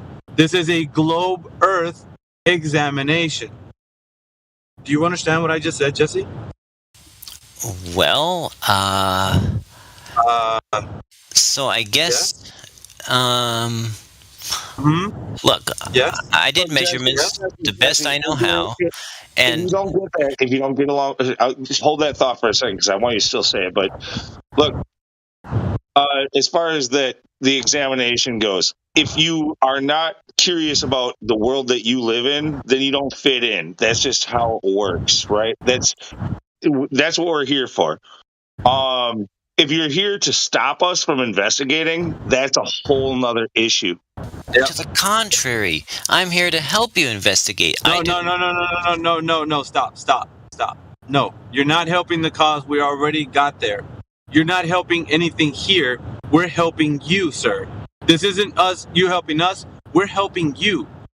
That's the other way around. So whatever you think you're doing, there isn't anything you're bringing to the table. We're actually giving you a better position so that you can understand how to deal with reality versus how you're dealing with it now. You think you're right, and you're coming in here trying to correct our mistakes. This is what you're thinking about, and this is not the case. So Lunatic is absolutely right. It's a whole other thing for you to think that even the most kind person saying, I'm just coming in here to help you guys. You're not helping us. We already arrived. We know that the Earth isn't what they told us. And so what you're doing now is you're switching the tables and saying, I'm going to help you guys understand how it's a globe. We don't need to go back to a lie. You're being lied to. Yeah, whether or not he's aware of it, we've been doing this for several years now. So it's you don't need to help anybody here. It's not And once again, I need you to answer the question that I asked you. Sorry, Lou, but yeah, you need to answer that question. It's not examining the flat Earth. It's an examination of the globe. Do you understand? I need a response. I need a response. Well, okay. I mean, I was hoping you could help me understand how these angle measurements, which are No. Once again, stop. I really need you to realize we're examining the globe, not the flat Earth, Jesse. Do you understand? Okay. Well, I present my evidence as good evidence of a globe then. You see? Do you see what I'm saying? Do you see how you're not examining the globe? You're saying that it's presenting good evidence. So and we're telling you that it's not.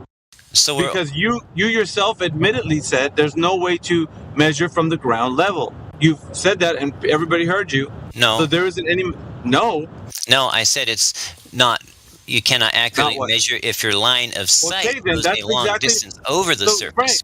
Right. So you just said what you contradicted yourself. You just finished saying what I told you that you said, and you're like, no, I didn't say that. But what I said was you can't accurately measure. It's like, well, isn't that what you're saying? You didn't do it. Now you're saying you like. Come on, man. Like, you really. This is a pretty crazy thing that he just said, though, because he's saying that you have to look away from the surface, which is where the curvature should be, and he's telling us that you got to look anywhere but there. That's pretty crazy. It's crazy, yeah, of course. Yeah, this blind belief is why we question it, because I don't want to go off of blind belief that I can't, prove to myself. These guys are so indoctrinated, especially the ones that are like addicted to math, like and the globe in space. Like, dude, well, I get it. I mean, math is something they can make anything work. Whatever fantasy they have, they can mathematically prove it. Yeah, that's what I told him. Yeah. So, in your video that I was just watching, the ship is where? 4.7 miles away. Yeah. And you're 4 feet off. You're observing at 4 feet off the ground. Yep, whatever it was, roughly. All right. Wow. So what I'm understanding now, it's real clear to me now. He's here to help us understand how the Earth is a globe and examining the flat Earth claim. He's not here to. No, you just finished telling us you wanted to help us understand what I told you. Are you here to talk about how we're examining the globe Earth? You were like, no, I'm here to help you learn about the flat Earth claim. No, that's not what I said. That's not what I said. Okay, so are you? Then let me repeat myself. I said I was here to help you research. I provide raw data. No. We're not here to research flat Earth. We already understand. Everybody here has taken a lot of time and energy to research this. They don't need a helping hand. You've already done enough for what you've done to tell us about why you think it's a globe and the flat Earth is incorrect. So what we're trying to help you, sir, is understand that you have a position that doesn't have any validity to it. There isn't anything empirical about what you're saying. It's all a mathematical construct like Lou and me and everybody else are telling you. You love math, let's say, but you don't understand how it correlates to your reality. And so you're having a trouble trying to figure that out. And you admittedly said there's nothing we can do on the ground level because you can't measure curvature from seeing on a line of sight. And so you're trying to skirt around that and say, let's go up in elevation. And you can't. There's no way, because that's exactly where you need the curvature to be. But his own video, this proves the globe model as it is. Because at a 4-foot observer, you can see the horizon way past the 4 miles, and according to the globe, that's not even where the horizon should be. Yeah, in fact, this is a concave Earth evidence. If you want to ignore refraction, because the horizon is actually above eye level. Okay. You're now a fucking concaver. Are you fucking kidding me? No, no, I'm not. So first you say it's proof for a globe Earth, but now you're saying it's proof for a concave Earth. Yeah. How does that follow, my friend? Because the water line on the side of the ship appears above eye level.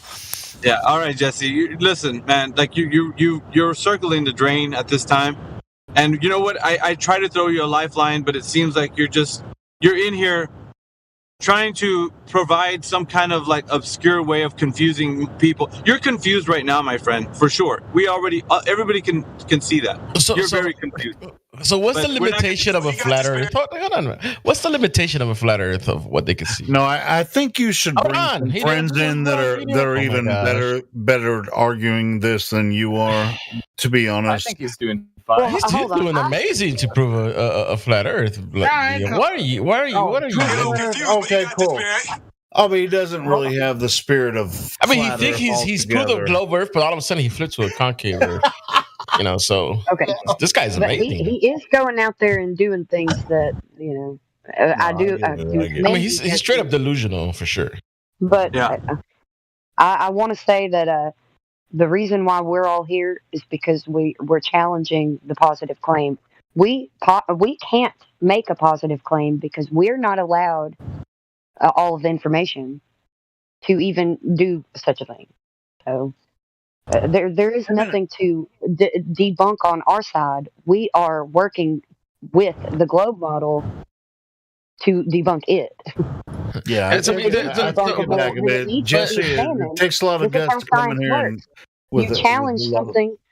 If you challenge something that is the positive claim, and it's not working out for the positive claim, that's what should be examined. But you should take his. You should take his. You should take his. Oh my god! I've been trying to get in here for like 2 minutes. Yeah, Man. go. I mean, Fine. you should take his evidence and just run with it because he's. I mean, we have as flat earthers. I've never heard of a flat earther say, "Oh, we should only be able to see this distance." Right? Have anybody of us claimed that there's a distance to our limitation to where we can or cannot see this perspective? Yeah, you're gonna have a limit to your visibility any day of the week. Just look at your weatherman. Clearly, yeah, Right, exactly. So him making a claim that he's this measurement that he saw about at 4 point something miles, but yet you can see the waters extend way past that. Him being at 4 feet, and according to the Glover model, that's way past the limitation of what you're supposed to see. Therefore, I mean, Global's model is disproved for one, and his now he's switched over from this is a proof of Glover to a concave error.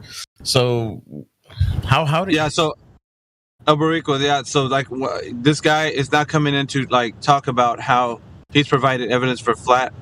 What he's doing is showing us how he's going to help us research flat Earth. It's like we don't need assistance because we're examining the globe. The globe is what we need to examine. So it's backwards. Ultimately, I'm not looking for Glowers to do flat Earth tests. Yeah, let the flat Earthers do the flat Earth tests. Right. And the Glowers should go do globe Earth tests. Wouldn't that be nice? You guys prove it to us, and we'll prove it to you. We'll go back and forth. I mean, he should.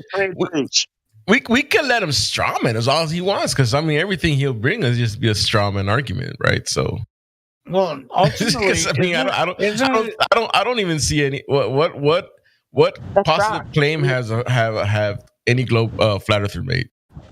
Isn't it ultimately about principle? Like the as far as the argument goes, isn't it about principle? I mean, are we trying to find the truth, or is it just about the argument?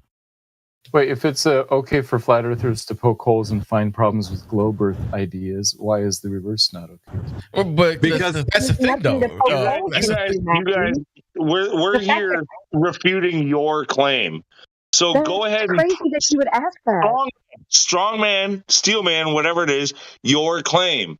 Fucking go out there and give us what we're looking for. If we can't find it. Yep. Don't you think that science should have some challenges? We're the challenge, okay, of the positive claim. And we're being censored off the internet. They don't want us to challenge it because it's the. I don't want to get into that. Okay. And I don't mind holding the standard of a steel man as the flat Earth. I'll hold. Wait, I want Matthew to respond. I want Matthew to respond to Lou right now because Lou asked him a question, and people are talking in front of what Lou asked. Yeah. Why can't you, Matthew? Why can't you answer what Lou asked for? Why don't you steelman your position for the globe and bring us that curvature and the measurements to it? Because it seems like every single time we ask you guys, you give us these excuses. And that's poke holes in what? Like, you guys haven't brought anything to poke. You're talking about fantasy things. And so far as we know, it's just like a lore that you're telling us. So I need to hear what you got to say about that, because you're in here saying things, but you're not bringing any evidence to the table. How about that? Sure. We think that we do have strong evidence. Where? Eyewitness testimony. Eyewitness, okay. But the thing is, you said flat Earth ideas. What flat Earth idea? I was trying to avoid using the term flat Earth model. Just the idea that the Earth is flat. That idea. I think it's okay for us Globers to try and poke holes in that. If you're doing that test, why can't we do it back? It's not an idea. Is that the claim though? That's just the axiom where we live. That's just one way to do it. Right. So you're strawmanning us because I mean the claim is that the Earth is a globe. That's everybody in here used to think the Earth was a globe. All the flat earthers used to think it was a globe. So tell us why we're wrong since we changed our mind. Go ahead, Matthew. Okay, so we're talking about techniques. So yes, Miggy's right that we have the burden of proof, or that we should show positive evidence for the Earth being a globe. But I think another technique and interesting topic is also, hey, here are some problems that we globers see with the idea that the Earth is flat, and so why isn't that a valid topic of conversation also? So not an idea. Different conversations. How would you like me to term it? We see problems with the Earth being flat.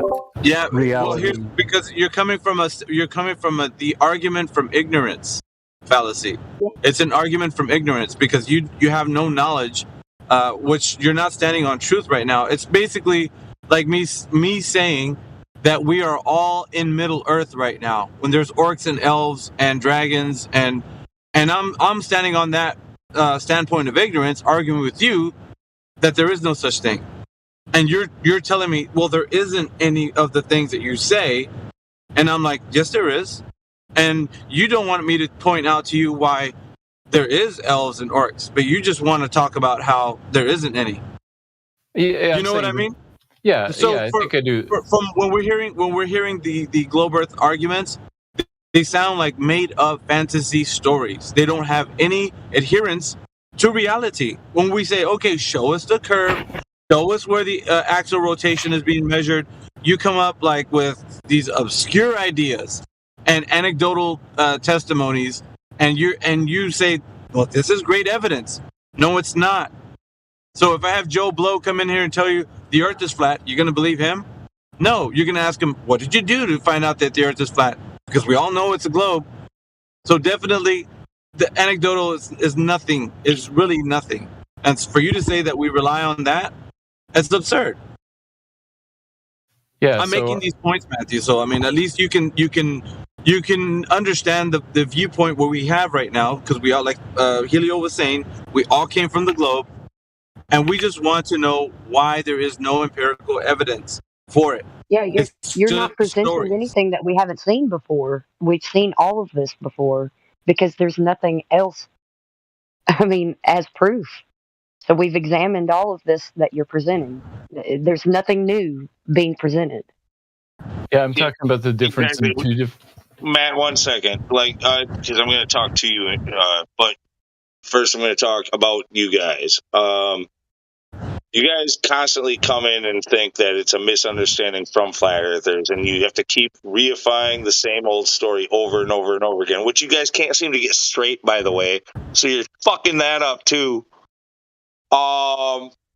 Anyway, so you keep telling us the same bullshit stories. We go over it over and over again. It's a time waster. That's not why we're here. When we recognize that, it's not good for you. And your attitude changed. Now I'm talking to you.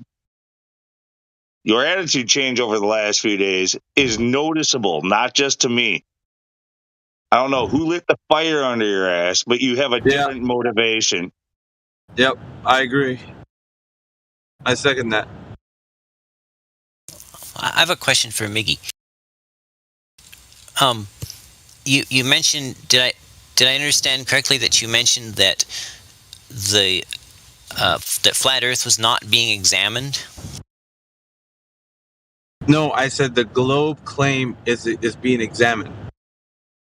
That's what I said.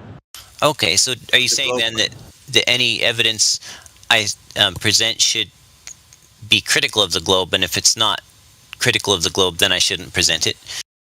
Well, here's the thing, though. What the burden of proof lies, and at least the one point that Matthew agreed with was that the burden of proof lies with those who make the claim. So there's preponderance of evidence, as you stated yesterday when you were talking, needs to lie with the globe, like overwhelmingly. Like I'm talking about empirically, and you don't. It's self-evident. Like it's just going to be what it is because it's a globe.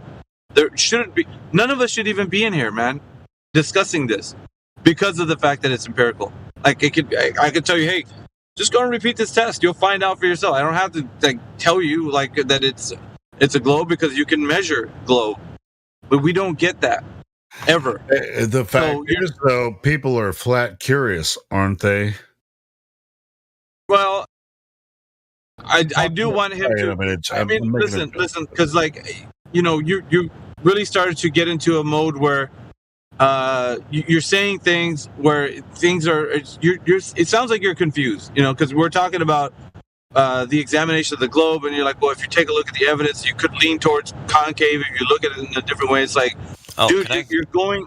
No. No. I'm saying you could say that it could lean towards concave if you looked at it a different way. The information that you posted. Right. Didn't I just say what you said? Isn't that what you said?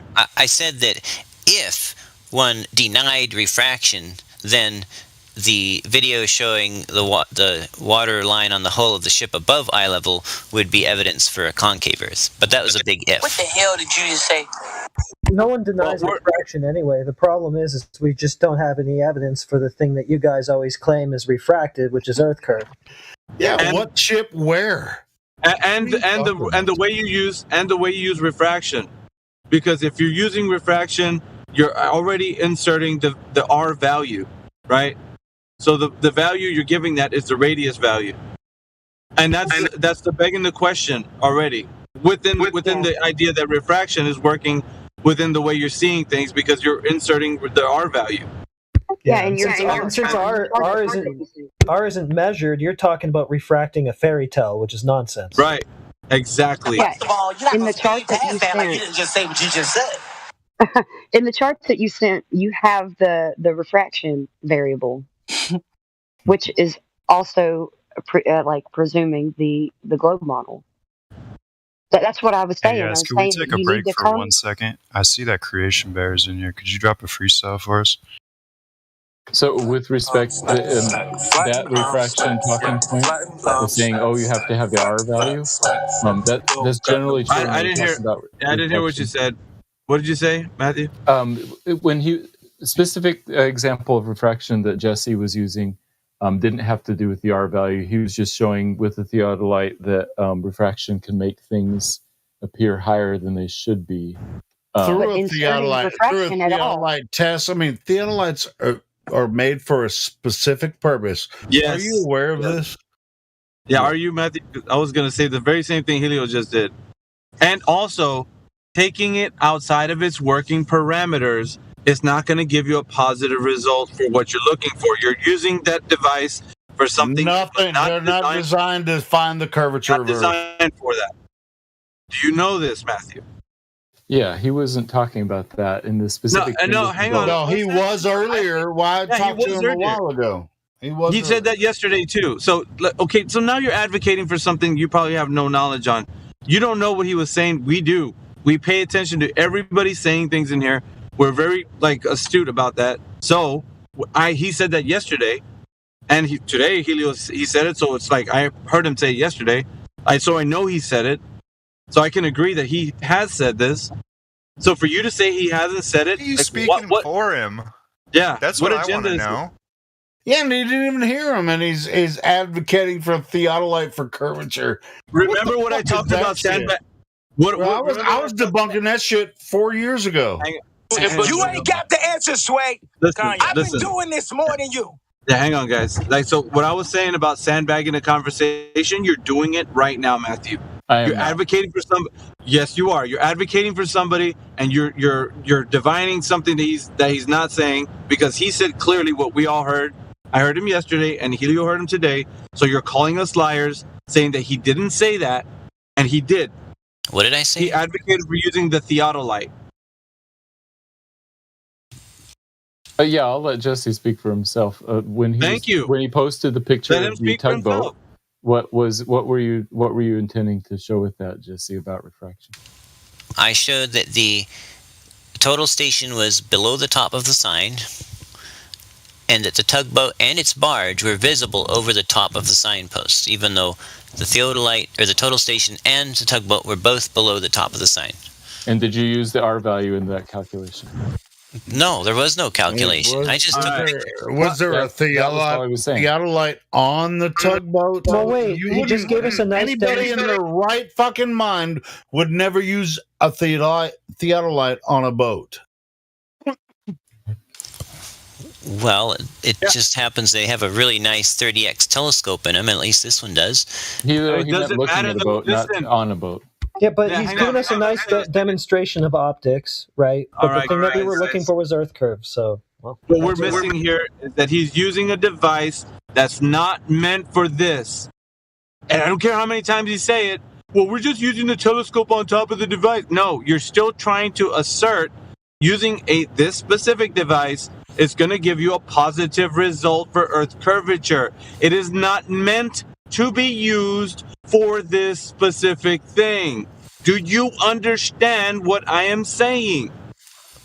Now, where in the manual does it say you can use this for Earth curvature? Do you understand the words that are coming out of my mouth? Please, for God's sakes, man. Like, do you guys really realize what answer, Mickey? Well, who's saying that, man? For God's sakes. Who's me? It's Red Eye. I just want to hear an answer because this is the point that you've been driving home for the last. That's the point that's been being driven home for like the last hour and a half, and I don't think he recognizes that. Well, let's hear it. I've been saying the same shit for 4 years, so I don't even know why they can't get it yet. Well, I still haven't heard it. Can you acknowledge that? Can you acknowledge that point that he made, Jesse? Or is he wrong? Which point? That a theodolite is used to measure the curvature of the Earth. If you try to use a theodolite on Hang a boat, on, Helio, you're out of your fucking mind. Hang on, Helio. Just stop. Hang on, Helio. A theodolite simply measures angles. You can measure. That's not what's being asked. Now, please respond to what he just asked you directly to his question. I asked you, but you didn't hear me. So now let Red Eye ask you once again, and let's see if you can answer it honestly. Okay, ask your question, Red Eye. Okay. Can you use a theodolite to determine the curvature of the Earth? I mean, it depends on what method. Can you use it to determine the curvature of the Earth? Yes or no? If you're going to be a bully, I can stop talking. Okay, I'm sorry. I didn't mean to. That was not bullying. He's just asking for a yes or no answer. I've been cut off about 500 times tonight. I know. And I was going to jump in, but complaining about somebody being there's weird rules about that. Whatever. I agree. You've been very cordial and respectful, and I think that people have been a little bit rough. I'm not gonna lie, but you're avoiding the question. Nobody bullied. Hang on, Helio. Yes or no? You're avoiding the question. No, I'm not. I'm not avoiding any questions. I've tried numerous times You're to answer it right now, and literally people cut me off. So a theodolite measures angles, and with angles and distances, you can measure height differences, and with height differences, you can measure the. Hey, you're not answering this question. I'm sorry, I have to cut you off, man, but you're not answering the question. How many times do we have to ask it? You're inferring a curve. You're inferring a curve. Admit that you're inferring a curve. Based off of these angular straight line measurements, you're inferring a curve, correct? Yeah, I guess inferring could be if I take and if I measure the difference between the height of the water and a straight line at a bunch of different distances, and I plot that height on a chart and it forms a curve. Yeah, I'm inferring a curve. It may be a very high confidence of a curve, but it's an inference. Or maybe you're just transforming optics into curve in your imagination, and you need to go directly measure a curve to demonstrate that your inferences are correct. All right, so now that we've got that far, Red Eye at least got you to say that you're inferring a curve. So the next step is to answer the yes or no question. Can a total station or a theodolite be used to measure the curvature of the Earth? Yes or no? That's all you got to say. It can measure the effects of the curvature of the Earth. Effects of it. You don't know there are any. I mean, it's like, can a bathroom scale measure overeating? Do they use theodolite? What's the effective range of a theodolite? Yep. Yeah, I was going to ask, do they use theodolites to build 100 miles bridges, like across Earth? I never built a 100-mile bridge. Yeah. Now, let's get right, because I think Lou had a question. Yeah, like what is the useful, like the actual practical use of a theodolite? Like, what is it capable of doing? Recommended distance of 100 meters. So the manual gives no limit to the distance. It gives an angular. No limit. It gives an angular. Limit. It gives an Let him finish, guys. It gives an angular resolution limit to the telescope of like 3 or 4 arc seconds. It gives a margin of error for the angle reading sensors in the unit itself, and that's what it gets. So, that's what you got. Well, that's. I mean, I work in construction. I'm not a surveyor, though. But like from what I understand, it's like at very max, like 400 meters. Like very. That's really stretching it. Yeah.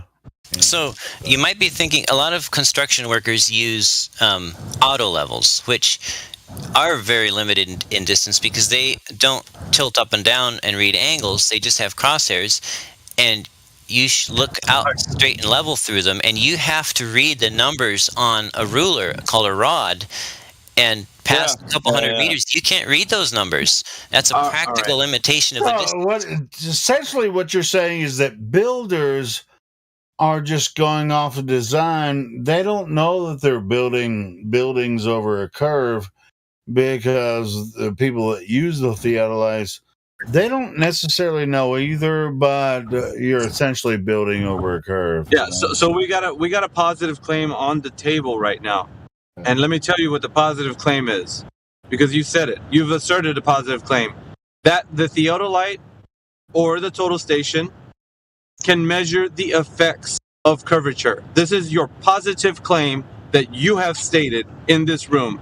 So now we need a citation of where it says anywhere that a theodolite or a total station can be used to measure the effects of curvature. That is now the burden of proof, which is now hoisted onto your shoulders to provide to us now. So I'm going to wait for that information to be presented, because what you've done, sir, is made a positive claim that a theodolite or a total station, however you want to say that, that the device can be used to measure the effects of curvature. Now, we need to see somewhere in the manual or somewhere it says that, and then I'll give it to you. I will let you have it. But until then, that we're going to hold that against you, so that everything you've done with the theodolite is not going to be valid at all, because you've taken it outside of its working parameters. I use theodolites. I have used them many, many times, Jesse, to build buildings. And yeah, they do tip down when you've got the tripod set over a square head, and then you tip it down. But you're shooting maybe 50 yards, maybe 80 yards at the maximum distance, and it's hard to see those lines at those distances. I've never used a theodolite that had a massive, powerful telescope. They're no different than a builder's level. You told a complete lie. Oh, those builder's levels, they shoot. You got to read the numbers on the crosshairs. Those theodolites have got an even smaller telescope. Every one I've used is a little tiny thin thing. They're used for sitting over the top of a corner of a building, shooting to another corner of a building, and tipping it down so you can make a mark on the square head so you can put the footings in the right spot. They're not made for shooting hundreds of yards, dude. I've used them over and over. You couldn't shoot 200 yards with a theodolite. I don't give a shit who you are, dude. That is too far. Those telescopes on those theodolites are not that powerful. They are not used for shooting curvature of the earth. They are used for shooting corner to corner on buildings, like skyscrapers, because I've built them using them. You are talking complete horseshit. What would a model Thank number you. That be? I'm just a small interjection. Just wanted to say, yeah, that was great. Hearing a firsthand account as someone who has real world experience is great. But go ahead, Justy. What were you going to say? What's the model number on one of those theodolites, Rockin? I don't have a model number in my head right now. Come on, dude. I'm retired. I've been retired for a few years. But believe me, I've used one and built many buildings. I built the conference center in Salt Lake for the LDS Church. I built this. Come on, don't say that. You're not retarded. You're pretty intelligent, man. Yeah, Good, exactly. I can't wait to hear the rest of this. You know, I built the super flat skating rink in Salt Lake for the Olympics using a Mormon, not moron. What was the accuracy rate? That's the impressive one right there. They use a quarter-mile rink that has to be like very precise. It's banked in the right places. They got to have that shit figured out. That's right. Quarter-mile oval. Yep. Just because I don't know the model number of the theodolite, pull all the ones you want up on the internet and show me a theodolite that says right on it. Right in that's just silly. That's some Glober. That's some Glober in his DM saying, "Ask God Rockin what the model number is." That's what that's. Yeah, what a fucking idiot. Yeah. Well, because my theodolites seem to have a telescope of. Yeah, no. You don't understand your equipment or what you're actually doing with your experiment. I don't think you fully understand your water level yet either, or perspective, or your positioning of your camera. There's a ton of problems with what you showed earlier. Like, I like what you're doing. I like that you're trying. I think you need a better rig, a better setup. If you want to do this, you got to do it better. You should also do it a different way. You should just directly measure the arc segments that he's trying to extrapolate from all these angles. How do I do that? Theodolites aren't even made for that kind of shit. That's not. Yeah, I was just going to tell you. Yeah, God Rockin has experience building buildings with them. So I think he's coming from a place where you'd call him an expert at this. But you want to bring out model numbers and that, just like that's being real pedantic about it. But yeah.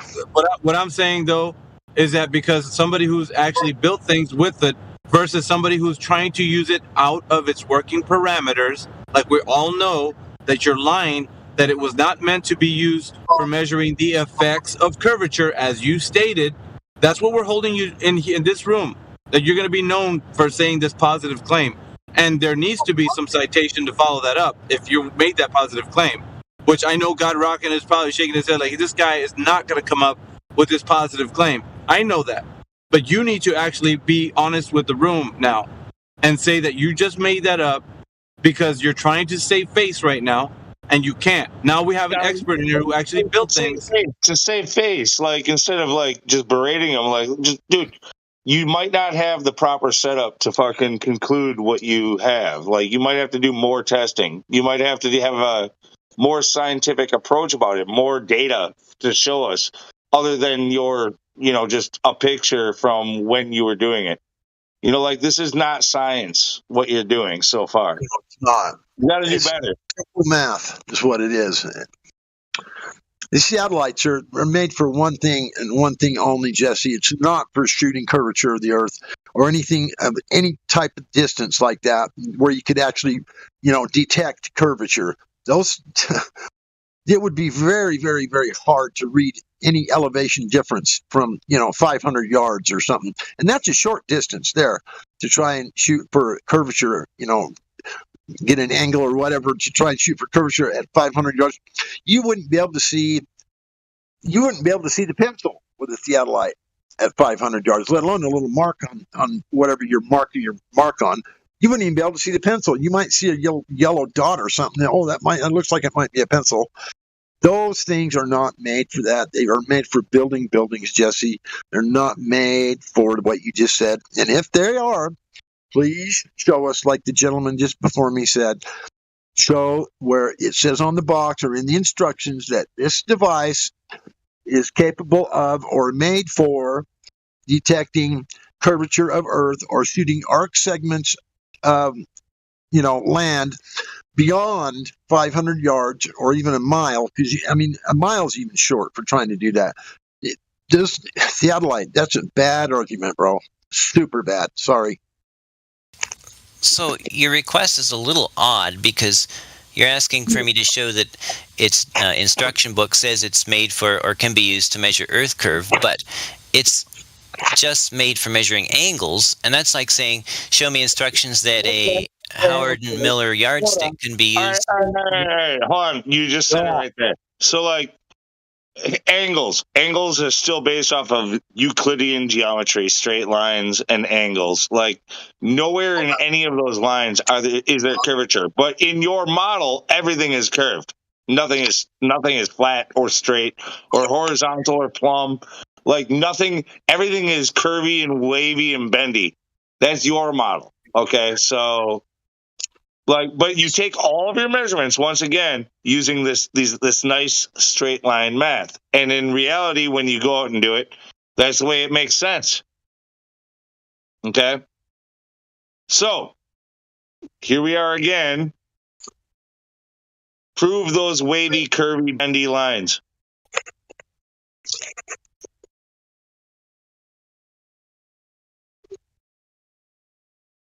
But I wish we had a theodolite, which we could take it and go outside with it and watch Jesse shoot some distances and some angles. It would be a laughing stock. I got a video of me doing that if you want to laugh. Yeah, how far are you? What kind of distances are you shooting with the theodolite? I did some tests at 100 meters. You think taking a picture of something is a measurement? I want to know how far you used the theodolite to take a measurement or an angle with. How far? No, since when is a picture a measurement? No picture. I want to see how far the lens gave you. How far did you use it for? I'm not sure I understand the question. I already told everyone that my data was that I've measured missing height from 1.5 miles to 105 miles. And you used the theodolite for that? Yes, sir. Bullshit. Well, why not? To 105 miles? Yep. But why not? Theodolites are not accurate beyond like 100 yards, dude. What makes them not accurate? Yeah, no, like the maximum range is like 400 yards or 400 meters. That's a real expensive one there. Yeah. So what limits their accuracy beyond that? You can't see what you're looking at that far away, Jesse. You can't pinpoint a mark and shoot an angle that far with the theodolite that's only made for 400 yards. And I'll bet you yours is not made for 400 yards. I'll bet money the one you used is one of the cheaper ones, or the one like I used for building buildings. You shoot. Yeah, but he's not shooting a mark. He's looking at a mountain or a building. Well, in one case, I was shooting to a flashlight, and it was highly visible at 3 miles. Okay, so you can see the flashlight, but you're talking about a specific point and mark with a theodolite, not just seeing a light. That's not the same. That's like seeing a reflection of a mirror for 20 miles off on a beach that you guys don't think can be done, but it's done all the time.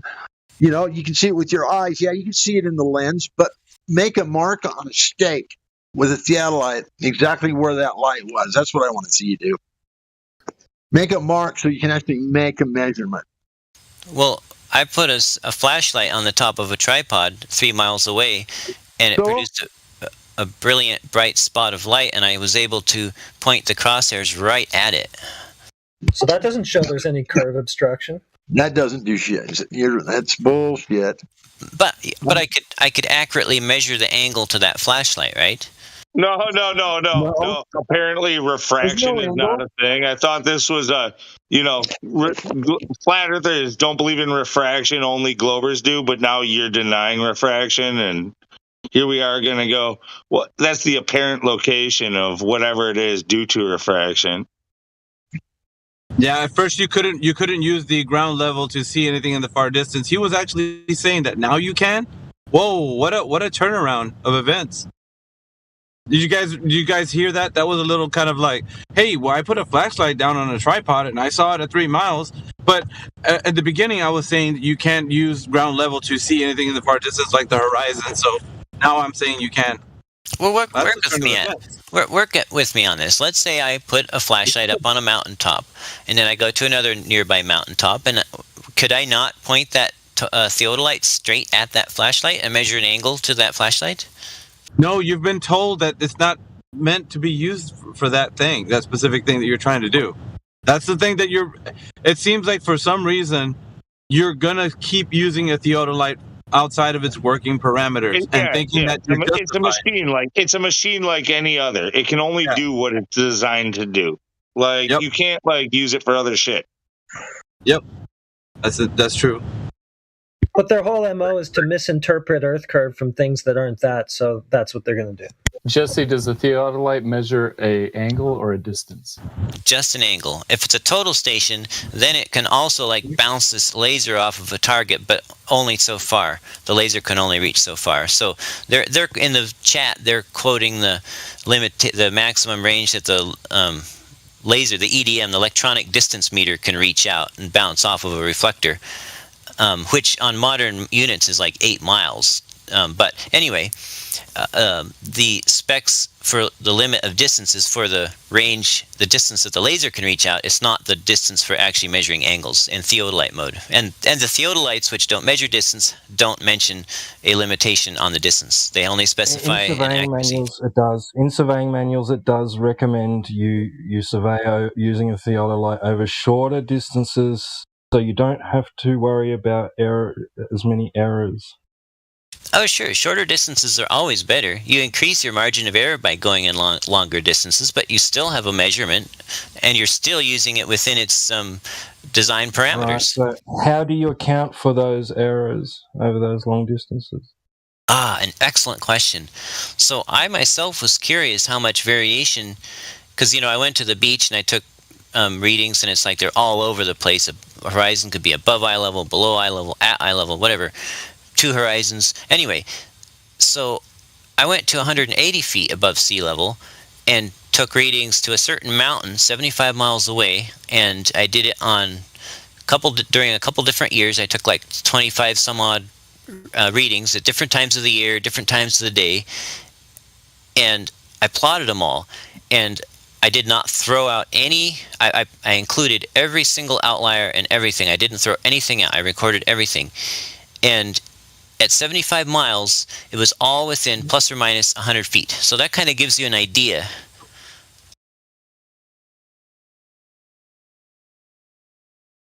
I ain't buying it. I'm not buying any of it. Above or below? I buy it all. It sounds reasonable to me.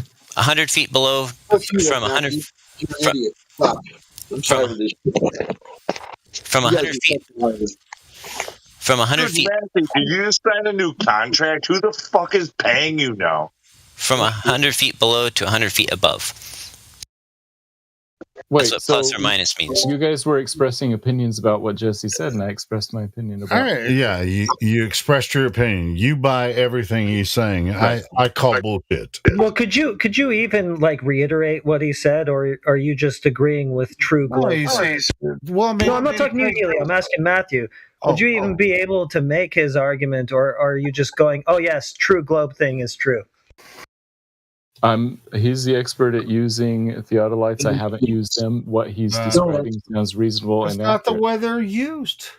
He's not an expert. He's Yeah. not an expert. Citation. He's not an expert. There isn't one. How many of you have used the theodolite more than he has? No, he's not an expert. That's what we're saying. You're God Rocket is. And God Rocket is. Is that an appeal to authority? Can I ask you a question, Matthew? Can you explain then how the theodolite proves curvature the way that he's describing? I wouldn't say that there's any proof of curvature. I use the word strong evidence, and what he said sounded reasonable, that it can find evidence that there's curvature. I don't know if it would be proof though. The method. Can you tell me about the method that this is showing curvature that he's describing? Yeah, things at all equal altitudes don't appear in a straight line. Appear being the key word. Right. Now let's just take appearances and misinterpret those necessarily to mean that Earth is a globe. As Jesse said, you would have to take into account two measurements several times, and there may be refractions. If we're going to take appearances, though, and just use those to interpret Earth as a globe, then on some days that globe has to have a radius of 1.8 million miles. So this isn't really a good game that you're playing. Right. And I actually think that squinting at the horizon is rarely that useful. Yeah, and that you pick and choose which appearances you want to use. Theodolites are used by surveyors for very short distances to yeah, but what he said with the horizon, he hand waves the horizon. A portion of Earth that's up to what were you saying, Godrog? He wants to pick and choose which appearances from reality he wants to say equal Earth curve. No, I think you'd have to come up with something that describes all of the observations, not just the theodolites. But the globe doesn't do that, Matthew. The globe doesn't describe all of the observations at all. It doesn't even get close because there's so many outliers, and that's why you're here talking about refraction most of the time. Yeah, Jesse just explained earlier that in his spreadsheet he included all the outliers so that you can look at them and see. Well, let's not mince words here. Proof and evidence are synonymous, and everybody knows that. Everybody knows that, Matthew. Well, and the way you're using it, then you should. Yeah, why are there two different words if they're synonymous? No, sir, they're synonymous. Look it up. Like at this point, I mean, getting to the point where we're not understanding each other is getting a bit like redundant, that we have to actually go over like what words mean, because they are synonymous to each other. Everybody knows this. So saying that proof is not, the Earth doesn't have any proof that it's a globe, but there's strong evidence.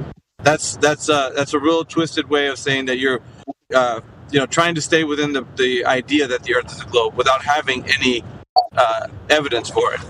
So it's like one of the first arguments when I first came across flat Earth, one of the first arguments that came up was the theodolite, and so I've done my research on it, and but I've never used a theodolite in function, but God Rockin' has, and he's trying to tell you that's not the way it's used. I mean, I've used one myself, but it like building like a retaining wall, and I just like kind of figured it out. It wasn't like very scientific. I have an idea of what it does, though. You know what I mean? And I've learned a lot more in this room about them. Yeah, I mean, I've done my research. The only reason to use one in this situation, though, is to misinterpret Earth curve where there is none. That's correct. Very, very correct. It's not made for shooting those kind of distances at all. It's just not. It's made for building buildings, 100 yards maybe at the most. I mean, that's a big building, 100 yards long. So let me ask. 100 yards, yeah, that's a big ass. Let me ask a Coliseum. I mean, that's about as much as you need for a theodolite building. Yeah, let me ask God Rockin' a question about like using the theodolite. So, if somebody was to tell you that they're going to be working with shooting distances of past the working parameters of a theodolite, do you think that would be something that somebody could get behind and say like, yeah, let's go ahead and shoot this and try to get the distance to the marker and that using the distances that he talked about? Or is that somebody just like batshit crazy? Like somebody were like, dude, you're nuts, dude. We can't do that. Like, let me just put it this way. The biggest building from corner to corner that I've ever built is 1/4 of a mile. Okay, now that's a huge building. It's the cold storage unit for Sam's Club, and it's out here in Utah. And 1/4 of a mile from corner to corner is the widest building I have ever built in my entire life. I don't know that you can find many buildings. It's the biggest cold storage unit in the western United States. That's a big ass building. Yeah, and so those theodolites are typically used for that size of a building or actually smaller. You don't take a theodolite out there and try and shoot. I mean, you're going to be like shooting, where are you going to do that? That's step by step, right? I mean, you have to do it step by step. Just to shoot a distance that big. I mean, you'd have to be out in the desert somewhere in order to shoot those distances, or out on the beach or somewhere far away where nothing's in your way. And then you'd get yourself a real high-powered telescope. You wouldn't use a theodolite because then you're out of your parameter. Those telescopes on a theodolite are about 7 or 8 inches long and about as big around as your thumb. Yeah. So why do you think they would, God Rockin', why do you think they would advocate for using a theodolite? So what thing of the theodolite would make the accuracy or at least them seem like they have accuracy using one of those devices? Like, is there something there that what they would see correlates to like showing Earth curvature and say like, because these devices have like a plumb bob, or they have some way of being like correct to see? They do have a plumb bob. You have to plumb them. It depends on what you use them for. Plumb is another area where the globe falls apart. Yeah. Anyway, all I'm saying is the theodolites are not made for those kind of distances. And he says you can see a flashlight. He set it on top of the tripod. And well, you can see that with your eyes. You can see that with a pair of binoculars. You can see that with just because it's in the scope of a little tiny theodolite doesn't mean you're shooting any kind of an accurate angle. There's no way you could be accurate. All you can do is get it in your lens and see, oh, I seen it in the lens. Well, I can see it with my eyes, for hell's sakes. I mean, it's ridiculous. You don't use designed for that, just like we were saying. They're not designed for those distances, period. Hey, can I ask a question? Buildings. I posted at the 35 after. I posted a snapshot from the manual for the Licia TS12 total station, and they specify a range-finding range of over 6 miles to a single reflector. So would it be okay then to, within a 6-mile range, bounce that off that reflector and use it that way? Bounce it where? Off a reflector. Is that line of sight? Yeah. That's straight line. Yeah, I heard someone talking about a laser reflector earlier. Yeah, but, yeah. I was going to say something about it. Go ahead.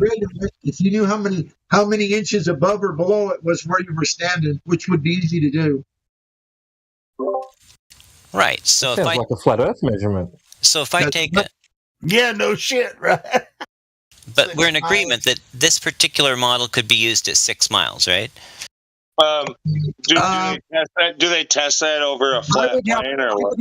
I would have to read the manual because that's a low. Exactly. How do they calibrate it and test it? Is it over a flat, leveled plane? Or is that saying it's being used for exactly what? Just to reflect the light? Maybe. Just to see that it can hit the target? Yeah, maybe. But where are you going with this? I mean, just because you can hit a target at 6 miles, I mean, is the target light? Is it so big that you couldn't miss the target because the laser is fanned out and has grown in size, or is it a? What's funny about that 6 miles is it happens to be the range of my drone and shit too. It's like, you know what I mean? It's just like that's like the signal communication range. These are just loaded questions, and they're loaded with nothing but fluff. No, the manual specifically specifies it being used at over 6 miles, and so what? For what? 6 miles over the curvature of the Earth. It's just for measuring distance and angle. No, I'd have to angle 3 straight lines. No, you added something. You added something. Hang on, you just added something to what the manual didn't say. It didn't say that what you just said. You added that. What did I add? Adding angles to the distance of measurement. Like you're adding things to what you didn't read that. You just added something. I listened to everything you're saying, Jesse. You're adding things to what because you want to make this specific model work for you, the apparatus work for your argument. And so you just added right now something that you didn't read. I didn't hear you say that from the manual. So now you just the manual at 5:35 past the hour, and it says it has a range of more than 10 kilometers. He's Googling shit as it goes along here. Listen, hang on, Helio. 1 second. Dude, Matthew, what is your fucking deal, too, by the way? I'm about done with it, too. Miggy almost banned you the other day, and I'm on his side about it now. Yep. He's sandbagging. I told him I didn't want him to sandbag. He's doing it now. I'll put him in your hands because I don't want to deal with it anymore either because we're getting a lot of this interruptions. We got rid of plenty before you just like this. Understand that, Matthew. Yep. Yeah, God Rocking said for what? He said for what? You're 6 miles for what? What are you doing? Yeah. And you inserted that you're finding ranges with it. Where does it say in the manual that that's what it does, or that's what you're doing? You can't. Thank you, Red Eye. That range. Well, I dropped the manual in case anyone wants to read it. I assumed you read it. Yeah, why don't you just tell us? Like, yeah, point it out, please. It's your claim. Help us out. We're looking for information. It's gotta be what you just said. The claim that you just said. Where does it say that in the manual? I know you dropped it, but where does it specifically say that? Say that it measures angles? No, at 6 miles.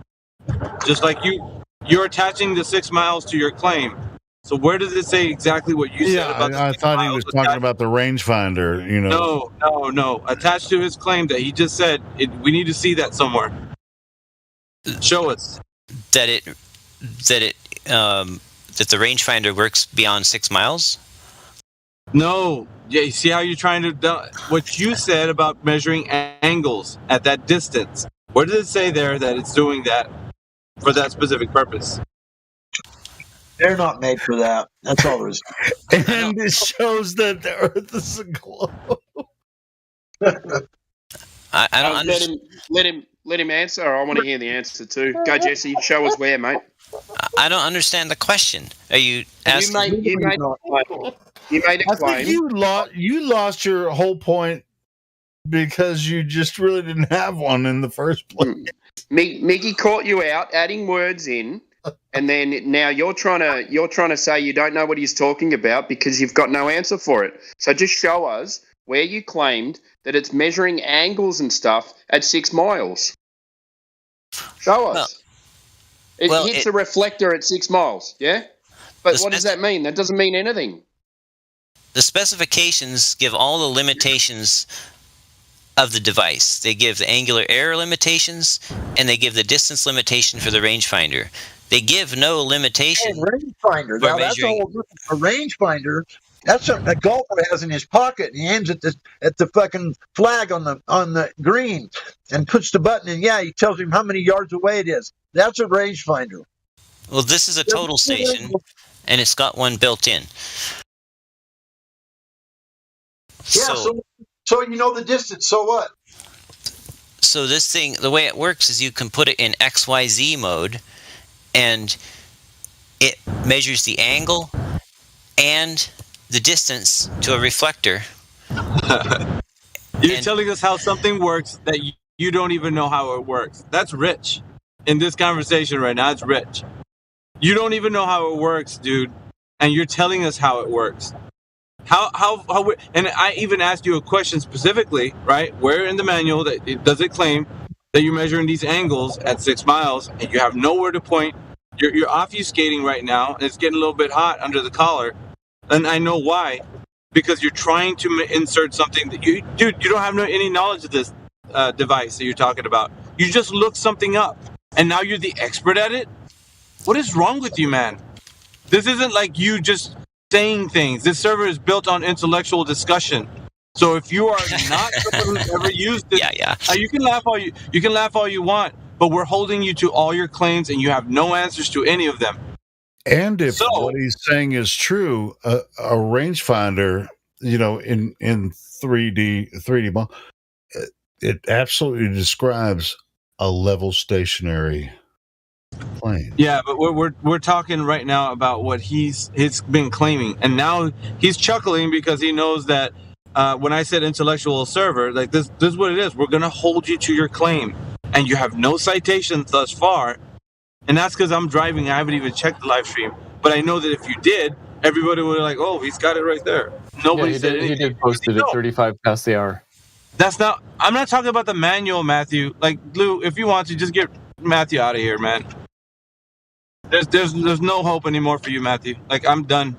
I really am. Yeah, Matthew, I don't know what's been going on with you, bro. This is we're not talking about the manual. We're talking about his claim about what it said, what he said that the manual didn't say.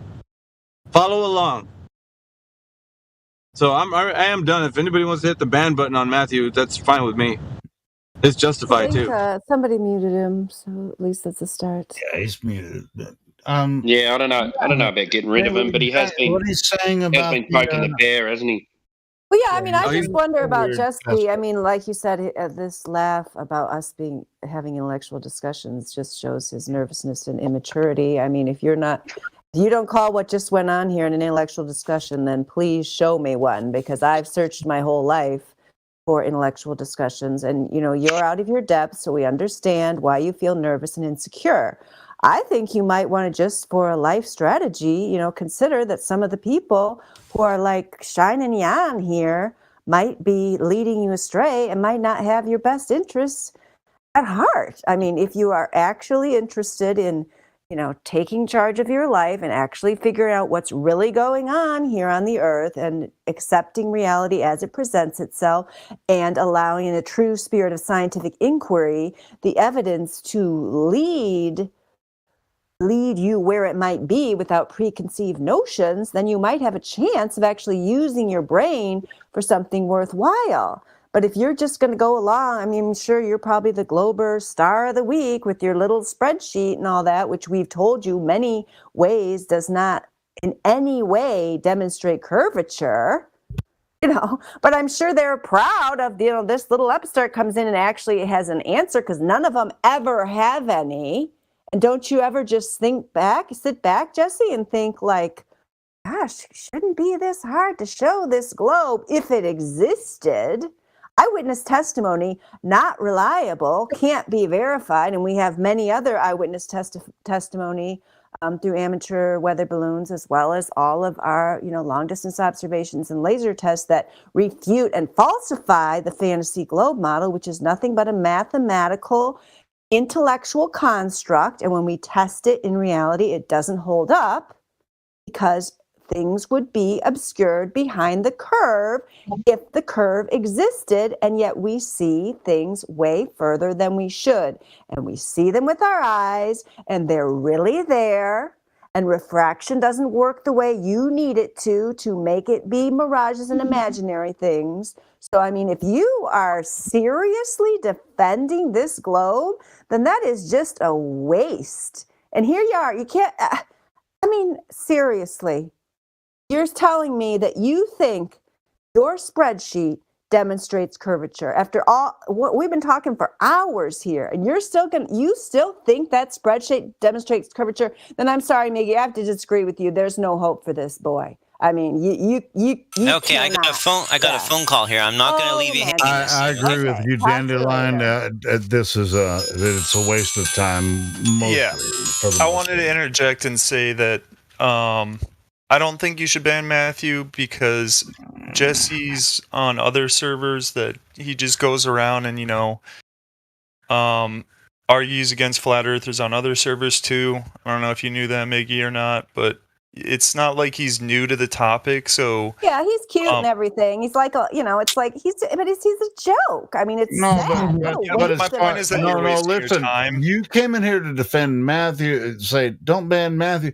Matthew knows what's up here, so whatever the mods decide here, they're just having a go at us. But Jesse, routine they got going on. Yeah, exactly. I mean, whatever. It probably passes in other places, and now they have an actual challenge, which is cool. But they don't have any substantive response to the challenge. Yeah, no, I don't like this. You think your little dots prove curvature on your little spreadsheet? Yeah. Seriously, you still think that? For the advocating, I think it was Red Eye. Red Eye, I know what you're saying. I hear you, man, because like you are kind of like the voice of reason sometimes. And what we're doing here with Matthew and sandbagging, you guys know the term when I say that. It's like it's interrupting the flow of conversation with the person we're speaking to, and then it's divining the thoughts of somebody else, or like the person didn't even say things that he's saying. So it makes the conversation. It's like we start getting stuck in the muck and mire of having to listen to another person who we're not speaking to, who's not presenting any evidence, right? So we're dealing with that issue. So it becomes another issue that we have a sidebar issue. Right. So it's justified. We for banning him is justified. But I don't. It's like as long as he stays out of my way. If you guys like him to sandbag, that's fine. But if he doesn't stay out of my way, listen. Here's the thing: if he's jumping in my way, then I will ban him. But Yeah, if look, he jumps when in it your comes way to and you like Matthew, it, man, that's fine with me. It's fine with me. I same got thing. banned him like 3 times But no, when before, it comes but to Matthew, anyway. look. He's been given plenty of fucking rope to hang himself with over the time. I think he got cocky. I don't know who he's teaming up with. If it's just him and Jesse, or if there's something else going on, or what. But his motivations have changed. It's clear. Like he didn't never acted like this before. So. Yeah, it's really weird. This is the same type of behavior that all the others before him got banned for. We've given him more leeway because he didn't act like this. If he's going to act like this, fuck him. Yep. Yeah. So sorry if you advocated for him, but yeah, the moderators have noticed this about him. So we that's have a great point there. That Indio makes a great point that when you're talking about, especially when you already know there's a margin of error and you're trying to draw some kind of correlation there, you could just as easily draw a straight line and then talk about your margin of error this way and that way as it being a straight line. So you're just disingenuous, Jesse. I'm sorry. I mean, it's a sad waste of. It seems like you can compute. You have a decent brain there. And my children here, who are the future of this world, I mean, you're letting all of us down by using it for this ridiculous purpose to try to stretch yourself into all these knots and mental gymnastics to try to show some globe that's clearly not there. Jesse, are you willing to discard a failed model? Well, I'm really more into evidence than models, frankly. Well, you just keep matching whatever data points you can to your model, though. So it seems like you're more interested in models. Yeah, your model is not evidence. Evidence is not a model. A model it either explains, or demonstrates a phenomenon. Sometimes they make predictions. They are not evidence. No, you're wrong. If I may quickly add, I don't know if my opinion matters here as far as the banning issue goes, but I was in here one day, saw a gold moderator get banned for life for insulting another gold moderator. So, well, that may have been something that you weren't privy to. I'm not sure. That sounds like concern trolling. That's ban worthy, dude. Yeah. I mean, Flatman can't. I mean, dude, you're in Yeah, here. seriously, take that off the air if you got some past gripe you're bringing up. No. I saw like something happen. No. I had nothing to say. If you want to address it, talk to someone what I'm else saying about it. is shut the Not fuck on up. live stream. Take that to the side chat if you have a personal gripe within the server. Don't do it on live stream. No, I don't. I'm saying I saw something happen. You're doing it I now. didn't say anything. What you're saying, You're doing it right now. Don't do it on live stream. Message me or another moderator. Don't do it here. I'm not sure what I'm doing. Yeah, wrong, make it but- look. File it in the box, like officially. Don't do it here as some kind of fucking thing. Yeah, no, I wasn't mentioning names or nothing. I was just saying something happened. Don't do it ever on live stream ever. Well, if you have a concern, message me or another moderator. All right, let's move on. We'll deal with it. Jesse, you do not have any evidence of curvature. That's point 1 of the 3 points. How about number 2? When in history has any axial rotation of the Earth been measured? Any what? When has any rotation of the Earth been measured? Well, again, I have to go on the preponderance of the evidence. There's things that have been measured that seem to me like the rotation of the Earth.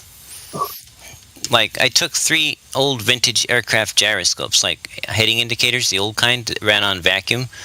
That sucks, I know. But anyway, and I set them up in a controlled test where I would run them with their sensitive axis towards the North Star and then at right angles to the North Star. So I could keep everything else the same in the controlled test, changing only the orientation to the North Star, because I'm in the Northern Hemisphere. And I did it with the one, and then I did it with the next one, and I did it with 3 of them in total. And all 3 of them showed a 15 degree per hour drift difference that matched the motion of the stars going over for direction and and speed. So, you could say it's the stars turning or the Earth turning, but we have only one known cause for a gyroscope to show apparent drift, and that's the gyroscope body being rotated. So, I don't know, it raises an interesting question in my mind.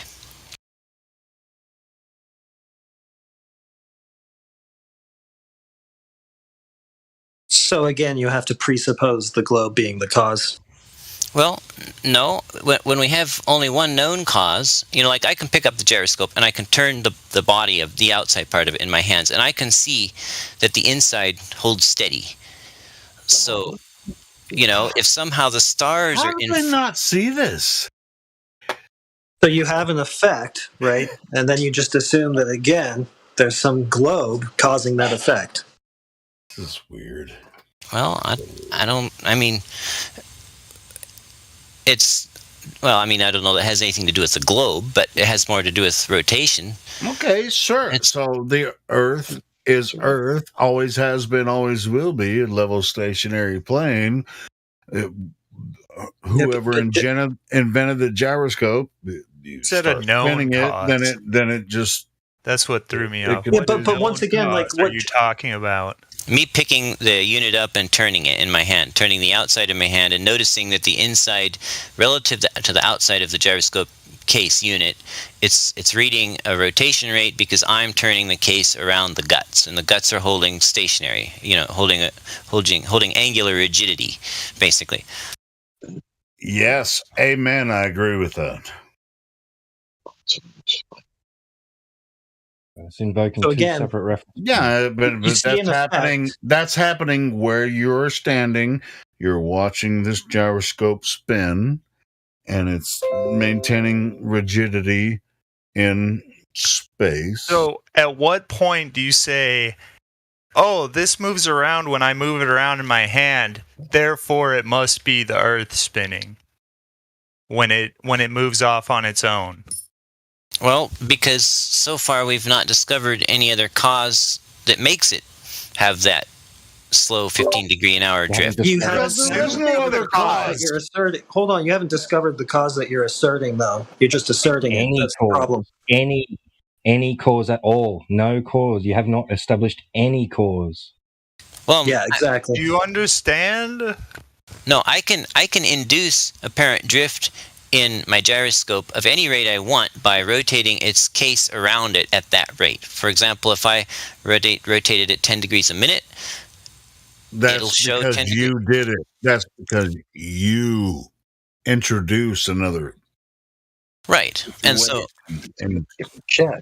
so case rotation is a known cause of apparent drift. So yes. And it's the only known cause heretofore that I know of. Yeah, but does that ever happen to Earth? Does whatever happen? That's not true. That's not true. Faults in the machinery can cause drift. Oh, well, I'm sorry. I use the term apparent drift, which is a very, very carefully defined technical term, which differentiates from all machine fault drifts. So actual drift is from an imbalance or bad bearing or whatever. Apparent drift is by definition at no fault of the gyroscope, and even an absolutely perfect gyroscope still shows apparent drift of 15 degrees an hour aligned with the axial axis. If you move it from its original position. Was that a question or a statement or a garlic burp? Well, right, it should. I mean, if you start up a gyroscope, it would maintain its original spin or whatever. But if you move it, I mean, say you turn it 90 degrees, it will maintain. It depends on there's a whole lot of different. What I'm getting at is like they use gyroscopes to help airplanes fly level, right? Absolutely. I've got one of those. I've got a couple of those. So if you just had a gyroscope put in an airplane and use it and connect it to the instrument panel. Helps you fly level, right? Horizontal. Yeah, the ADI unit. Yeah, to the horizon. Now they figured out sometimes when the airplane goes in different positions, different angles, that there could be some drift in the gyroscope, which the instrument panel would be kind of off a little bit, right? Are you talking about either both of these, you know, for the first 2 points here, you haven't presented any actual verifiable, you know, scientific, testable, repeatable evidence. You just have two claims. You claim the globe is causing these things that are, you know, not even well documented, and there's no direct cause and effect relationship here. So, you know, that's fine. You can stay on your spinning globe if you want. Like, it's not going to change my life. It's sad. But let's move on to the third point. How can you have gas pressure without a container? In other words, how can you have the alleged near vacuum of outer space right next to the atmosphere of Earth? Otherwise, I won't be able to sleep if we don't get through all points. I got to give you the roll. Down-iferous ether. What? Down-iferous ether. It's like luminiferous ether, but it's what causes downity. Downity? What the fuck is that? It's gravity, but not gravity, right? Helio, go read my lame DM. I'll look it up. So you're claiming that gravity I was is on a a force. different You vein, have but some yeah, kind you're of good, Dandelion. proof Go of ahead. gravity as a force, and that it can act on the atmosphere to hold it to the Earth. Is that your claim? Well, my research does seem to indicate that mass does attract mass, and Please just display the cause and effect relationship there, then, please. Demonstrate that. I've never seen that demonstrated anywhere. Any kind of controlled experiment that mass attracting mass is in any way caused by gravity. How did you determine that? I didn't say anything about gravity other than in the joke about downity and down-iferous ether. But do you mean that in the Newtonian sense, though, mass attracting mass? Well, just like if you hang some lead weights and some other lead weights, they attract to each other. Maybe it's a combination between the mass attracts mass, and maybe it's a combination between Newtonian and whatever the other fucking guy. You think there's a magic invisible force that makes things happen the way you want, even though we've never seen gas pressure demonstrated without a container anywhere on the Earth? Well, what we have seen is a gas pressure difference demonstrated without a container on Earth. Where? How? Where? How? I said gas pressure difference. And that's just simply the change in pressure as you go up. Sure. Yeah, but the without a container part is just pressure differential is obvious to everyone. Yes, sure. That's but the without a container part. I couldn't hear what you said because Helio was mumbling about something. What'd you say, heretic? Well, my bad. But Helio's bad maybe. But I just said that the without a container part is begging the question. Well, I mean, in other words, no divider. You can have high pressure. Well, for example, at sea level, you get about 14.7 psi, right? You go way up tippy top to a mountain, and you might be down like to 11 psi. You go up to 100,000, 120,000 feet, and you're down to like 0.09 psi. So are you saying there's no barrier between those differences, or there's just no barrier anywhere? Okay, between the okay, gotcha. Yeah. So he is in the affirmative saying there's no barrier? No, he's just saying that within the gradient, like there isn't a barrier separating. Oh, we all recognize the shit. Right. So my question to myself, of course, is how can you have 14.7 psi on one side of a container and 0.09 psi at the other end of the container? All right, cool. And it doesn't just explode up there. Simple answer. Where do you think the gases come from? The Earth. You know, they were here when I was born. I guess I don't really know exactly. It's not all consistent. Like, you have different gases that are residing at different layers. Like, you have different amounts of things as you go up. Yeah, because we have the cycles, with weather systems and all that kind of shit. But the gases that we know of. I'm not talking to you, from Helio. where? Go ahead, brother. Jesse, yeah, when it comes to the gradient, like, we're not talking about like just oxygen in a fucking tank or anything like that. Like, there's all kinds of gaseous elements in our atmosphere, and different ones reside at different layers, and their gradients change, density layers, just like the Archimedes principle. The God knows how many various phenomenon that is causing motion and pressure differences. But if, let's say I had an air pressure tank, just like a little one in my yard or something, and I had a divider in the middle, and I had 100 psi on one side of the divider and 0 psi on the other side, and then I busted that divider, wouldn't the 100 psi immediately expand into the side with 0 psi and equalize very, very rapidly? It's not analogous to the cosmos. It's not a static container. Also sounds like you're talking about quite a different scale here, too. Okay, so what about the scale makes the difference? You're talking about just a little container. The world of a difference, literally a world of a difference. You have the entire world and all the thousands of various phenomenon and all the various motions happening, including pressure differences, as opposed to a small little container. And like you mentioned, also, it is a dynamic system where most of the gas is coming in at the surface. Like probably 99% of it or something through the ocean, and plants and living things at the surface. Well, plants just take in carbon dioxide and put out oxygen. Right, it's a cycle, but most of the gas enters into the system from the surface, right? Nothing's really being produced at, 100,000 feet.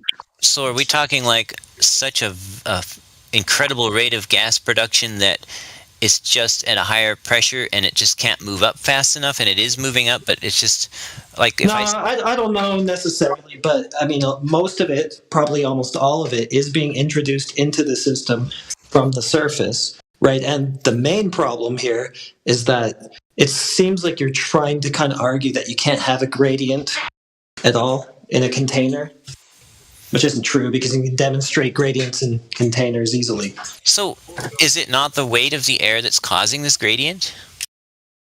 Sure, okay, could be, but you can't have the gradient without the gas pressure in the first place. You can't have the gas pressure in the first place without the container.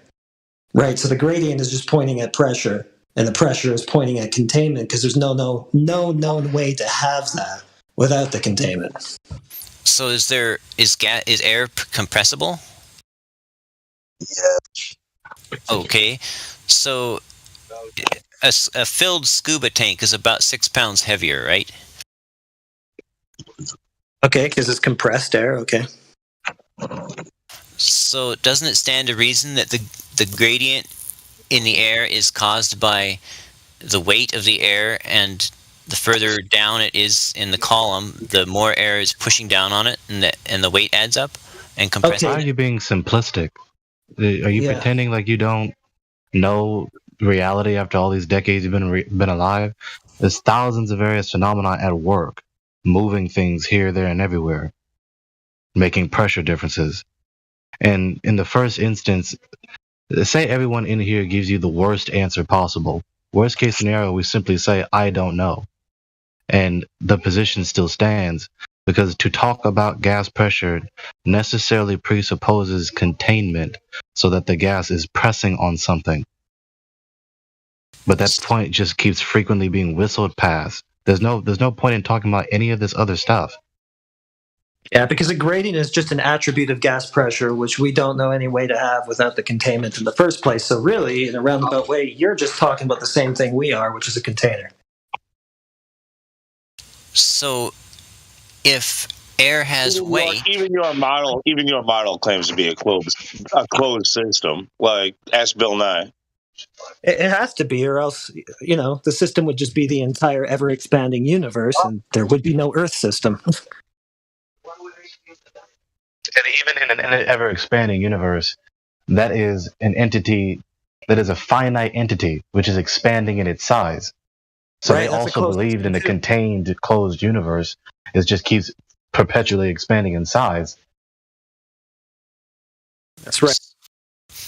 So, air has weight, right? All air has weight? No, you're just being invincibly ignorant and stubborn. We just addressed the presupposition that you are presupposing.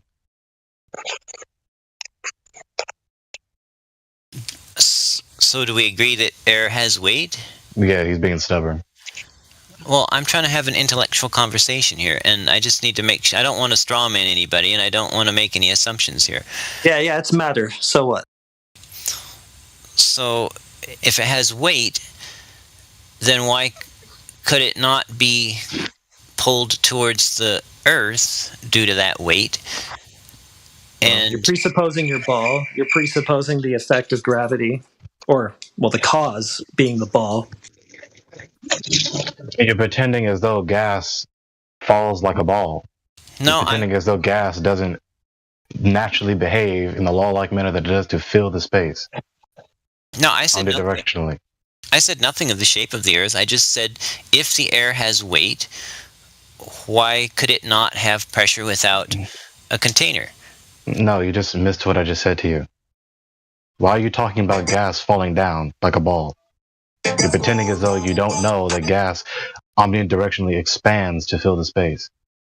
If it omnidirectionally expands to fill the space, then how can it be 14.7 at sea level and 0.07 at 120,000?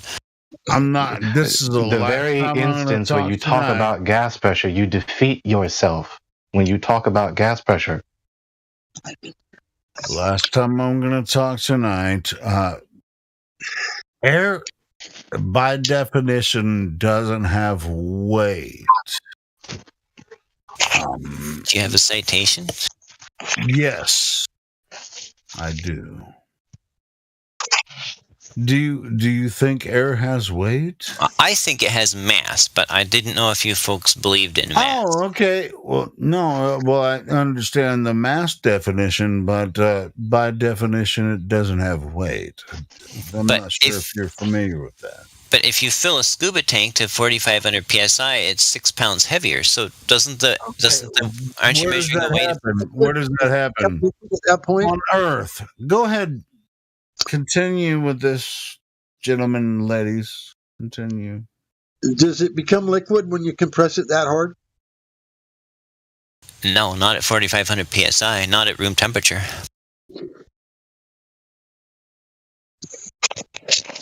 Yeah, but what's inside what is the gas inside of a container? So how would you have done that without the container? How would you have even gotten the demonstration? Your analogy involves a container. Your analogy is refuting yourself, but you're just being stubborn. It's not that hard to see. No, the tank analogy is to illustrate that air has weight, because filling the tank adds 6 pounds of weight to the tank that the tank hadn't got before. Yeah, and the gas is pressing on the surface of the container. And it couldn't have had that weight in there without the container to begin with. So would there be more pressure in the bottom of the container? There's a gradient, but it would be slight at that scale, which is why I brought up scale earlier. I think it would be 6 pounds. I think there'd be 6 pounds more pressure on the bottom, the whole area of the bottom of the tank, than there would be on the top, right? Microgradient. Very little difference. 1/100th of a pound at the most. Well, so let's say you had a bucket with 6 pounds of... Where do they put the gauges on those oxygen tanks? At the bottom or on the top? Huh? Put them on the top. Well, anyway, in answer to your earlier question, I don't see... Anyway, why did you skirt around what he just said? Whether the gauge was on the top or the bottom? Yeah. Because the gauge reads in thousands of psi, and it's not going to read a difference of a fraction of a pound per square inch very readily. Otherwise, you could just turn the tank upside down and read it. It's going to be. It's going to be. Go ahead. It's not going to read any different, is it? If you turn it upside down. It's not because fluids like to build up at the bottom of my air compressor, and that's why they put the gauge at the top. Well, those fluids aren't liquid air, my friend. Those are under certain compressions in I a know what you're about to container. say. You understand what I'm getting at? Like, you wouldn't put a gauge at the bottom of a tank, would you? Because fluid might build up there. Yeah, under certain compressions, depends on what you're putting in the container. They do turn to fluids under certain amounts of pressure. So if you turn it upside down, guess where the liquid part is going to go? To the south, you know. Yeah, So stop being like this. What are you talking about? Of course, when you turn it upside down, the liquid is going to be at the other part of the container. It's just so weird that you would say some bullshit like that. And all the while, he's using a container. He's using a container to demonstrate his point all the while. So, is there any demonstration of air pressure existing next to a vacuum with no container? This is just like when a Darwinian macroevolutionist tries to appeal to an instance where a human is using organic tissue to make a very simple living organism to demonstrate that such living creatures can arise without an intelligent agent to cause them to exist.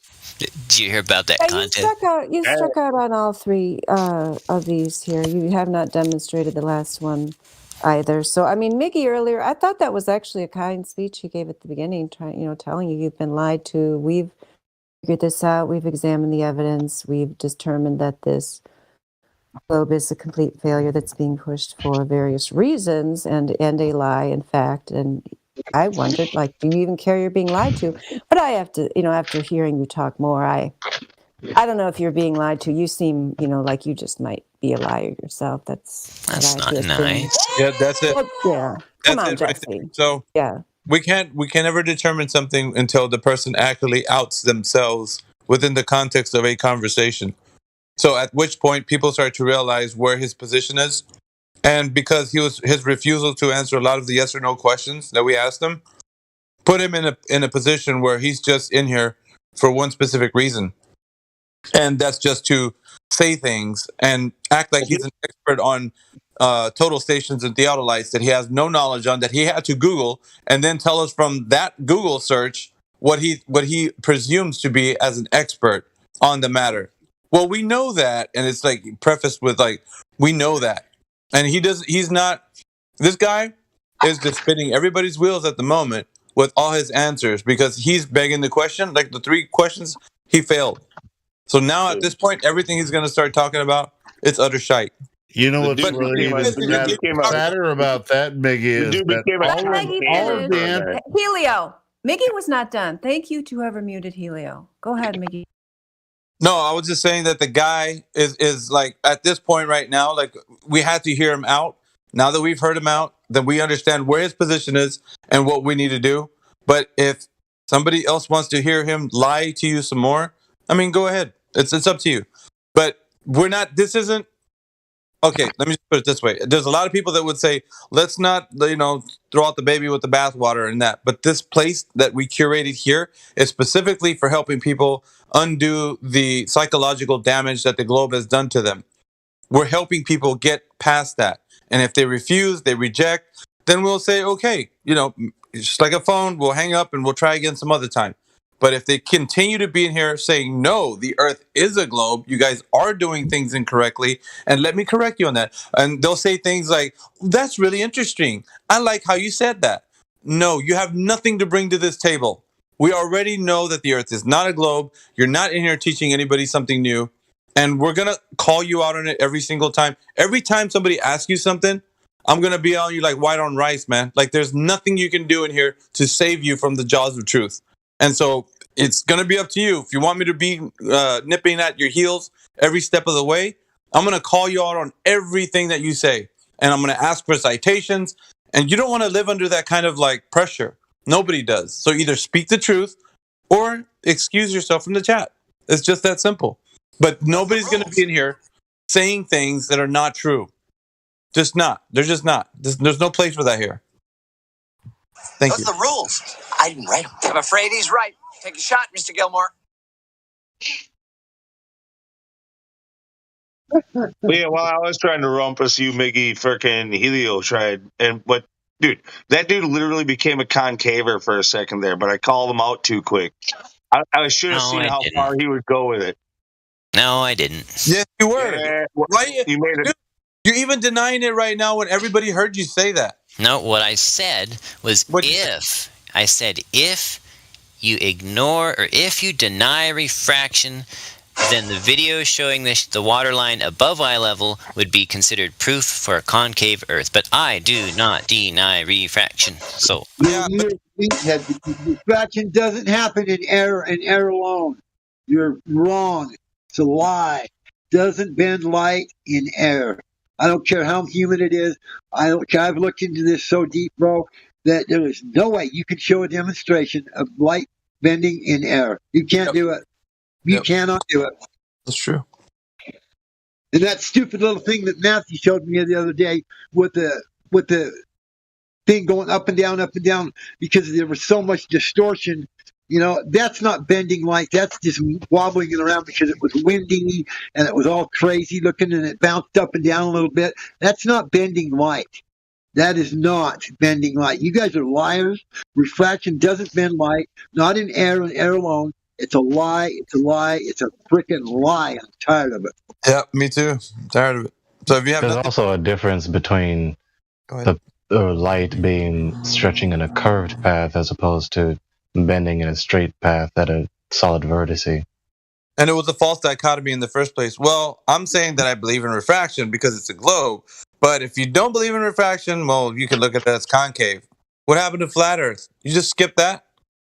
I mean, you know what I mean? Like, there's all of a sudden everything else is possible except for flat Earth. How can it be? The problem is that refraction itself is an obfuscation from the very thing that he can't prove or demonstrate, which is the thing that he says is being refracted, the Earth curve. Yeah, we're not having it here, man. Unless somebody wants to keep talking to him, and what else he's going to talk about?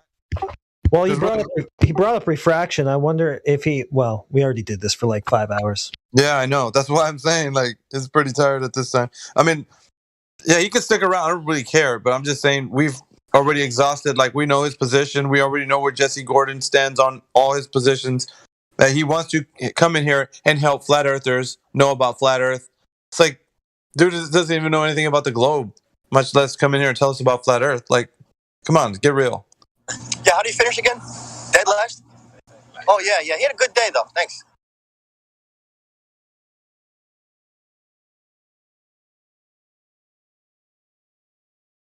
Anyway.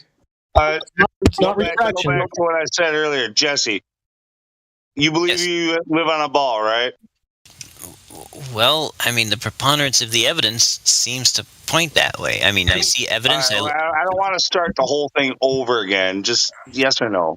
And I ask for an explanation of how it could work on a flat Earth, and I can't get it yet. You're not. Oh my God! He doesn't yes or no, does he? It's like he's allergic to saying yes or no. Freaking allergic, bro. But he says a preponderance of evidence, and then he goes straight to a burden reversal fallacy, which is what you use when you don't have evidence. So what kind of preponderance is that? He just doesn't say yes or no. It's weird. Well, not all questions are a yes or no question. He asked you a yes or no question, specifically yes or no. He said. Have you stopped beating like this question? Are you a lawyer? Have you stopped beating your wife you yet? You do well in politics, Jesse. You should I'd agree. He would do really well. What are you going to do about climate change, Jesse? Have you stopped beating your wife yet? Not you. You're not the funny one.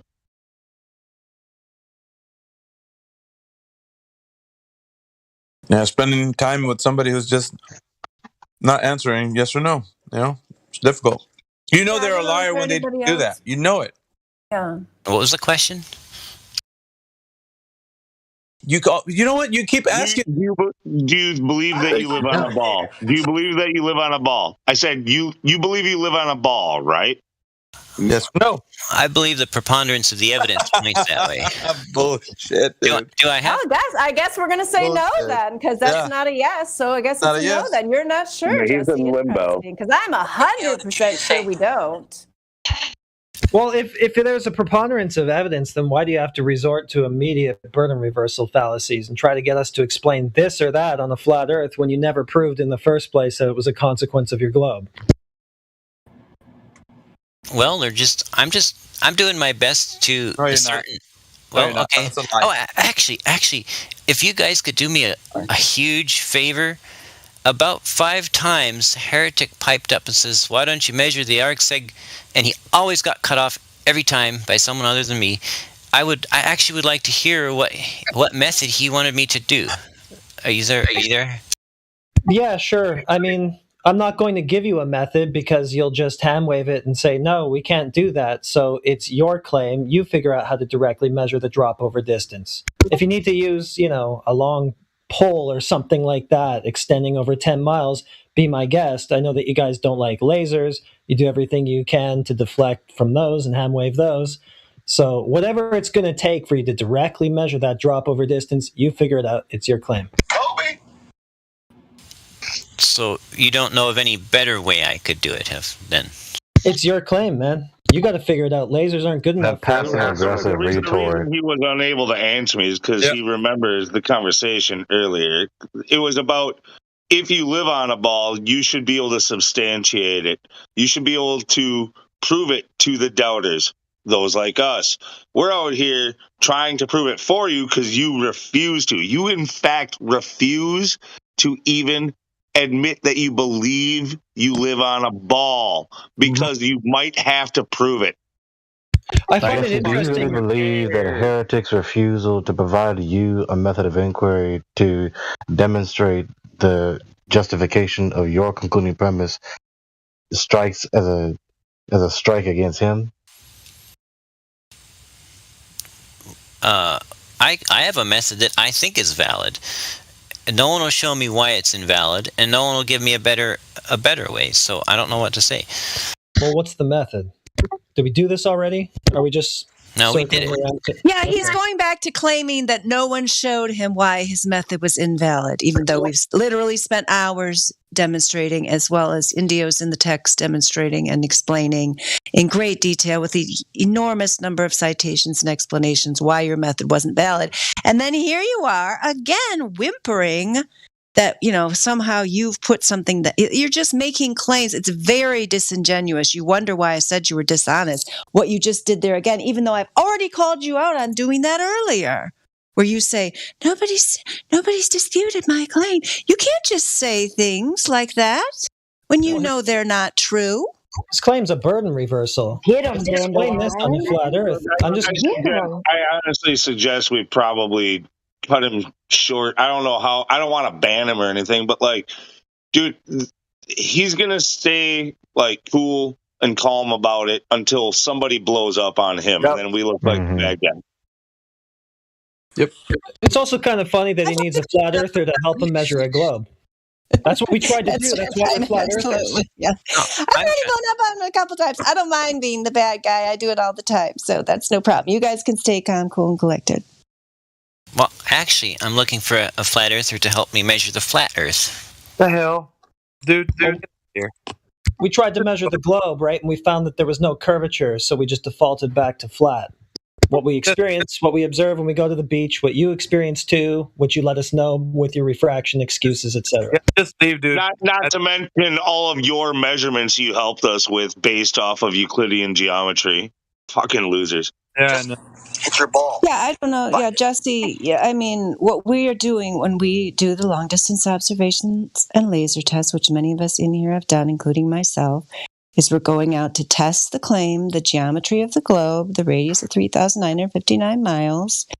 We see things in the distance, or a laser hits a target at a distance that it would not hit if indeed the Earth were of this claimed shape. So we have already demonstrated many times that the globe does not describe the real world where we live. We've already done that. So there is no globe to even prove or disprove.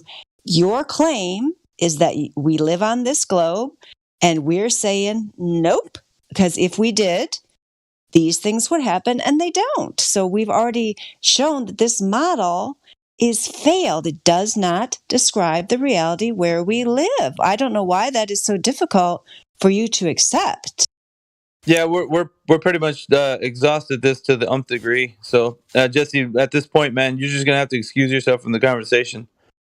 You can sit here if you want, but as far as like bringing any evidence or anything new, you haven't. There's nothing. You're pretty much toast. So anywhere you go, you might want to say, "Well, I went in there, but they just didn't want to listen to me." We have evidence that you were being dishonest in this chat for the whole time you've been here. So there's the stain of that's going to follow you everywhere. The server has exposed you in the way that you probably thought you weren't never going to be exposed. We have it on record. It's on file. And as many people have tried to talk to you about this, nothing's worked. So just take some time out. Perhaps time will be the way that you can come around. But you know what? If that doesn't work, then that's on you, man. It's not on us. So you can go ahead and take your leave now. You are excused. Yeah, he's even lying again at 31 minutes after the hour. He says, I was prevented from finishing almost a single sentence. Nope. What a liar. Yeah, that's you're lying, and now you're just saying things. So go ahead and leave. Do it, or else I'll excuse you. I'll be the bad guy. How about that? Well, what if instead of what did I just say? At my evidence, what did I just say? How about you show me? Please excuse yourself from the chat, or I will do it. Some good evidence for the. Bye. Pack your bags. You're gone. You're gone. What a piece of work. Yeah. But why couldn't? You want to stay here? Yes, sir. You don't want to leave this show, right? No, sir. The last thing you want to do is get kicked off this show. Freaking CV, dude. I mean, right?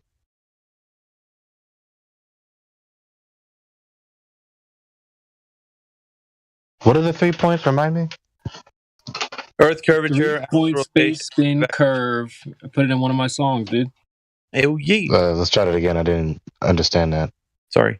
Yeah, 3 points. Space spin curve.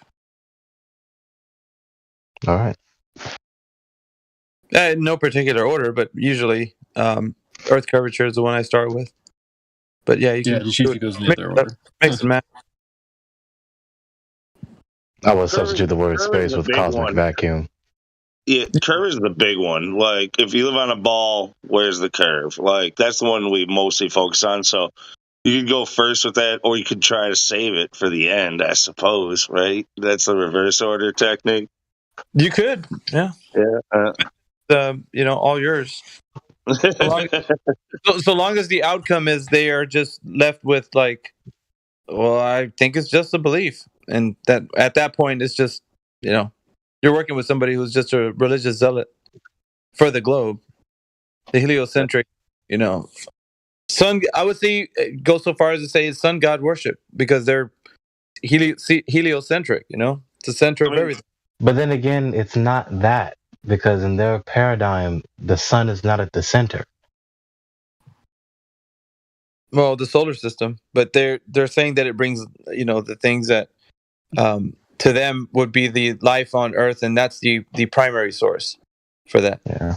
So yeah, I mean, I like the 3, but I think the main one out of the 3 is the curve. Like that's you can pretty much do it with you can just pretty much do it with Miggy's point. It's all of our point. It's the flat Earth Hang point. on 1 second. Since I see Matthew's mic is he can speak now. I just kind of want to get this out of the way before he sneaks out of the room. Sure. What's like? Do you believe he was being intellectually honest in that conversation, Matthew? He's straight up a glober, in my opinion. I didn't. That's not what I asked. He was being coy by saying, "Oh, I'm just presenting the evidence. What do you guys think?" And I think he was just maybe coy is a bad way to put it. I'd say maybe more he was trying to avoid taking a position, and he was coming at it saying that he was just presenting evidence, and how does this evidence fit in flat He's Earth. strategically trying to avoid making any globe claims, trying to put the claim on the flat Earth when that's literally our stance. He's trying to reverse the I guess not burden, but Escape the burden of proof, No, rather. Miggy was right. Miggy was right earlier when he said that he was trying to disprove the flat Earth rather than prove the globe Earth. And he I could have just went that wanted way to with it. I mean, quickly thank Helio for sharing his photo from the family reunion. Nice photo, Oh. Helio. All you would have to do to disprove flat Earth is measure any kind of a curve. Can you? yeah,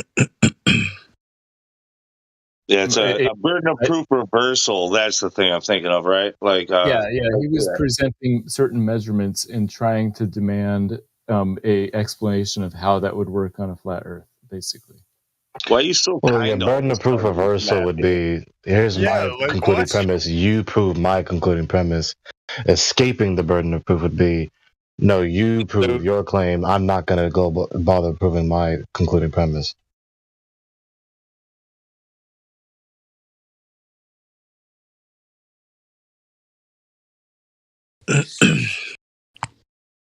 You know we love you in the server, Matthew, but what the fuck was all that? All that? You mean like the 3 times I said 20 seconds worth of No, stuff? I know you were derailing the conversation. You were divining his thoughts, as Miggy said. Like it just seemed very out of character, like Lou said, and it's just kind of bizarre. You're right. It was out of character. I was getting angry because you guys were skating past what he clearly said, and he doesn't like he. Though.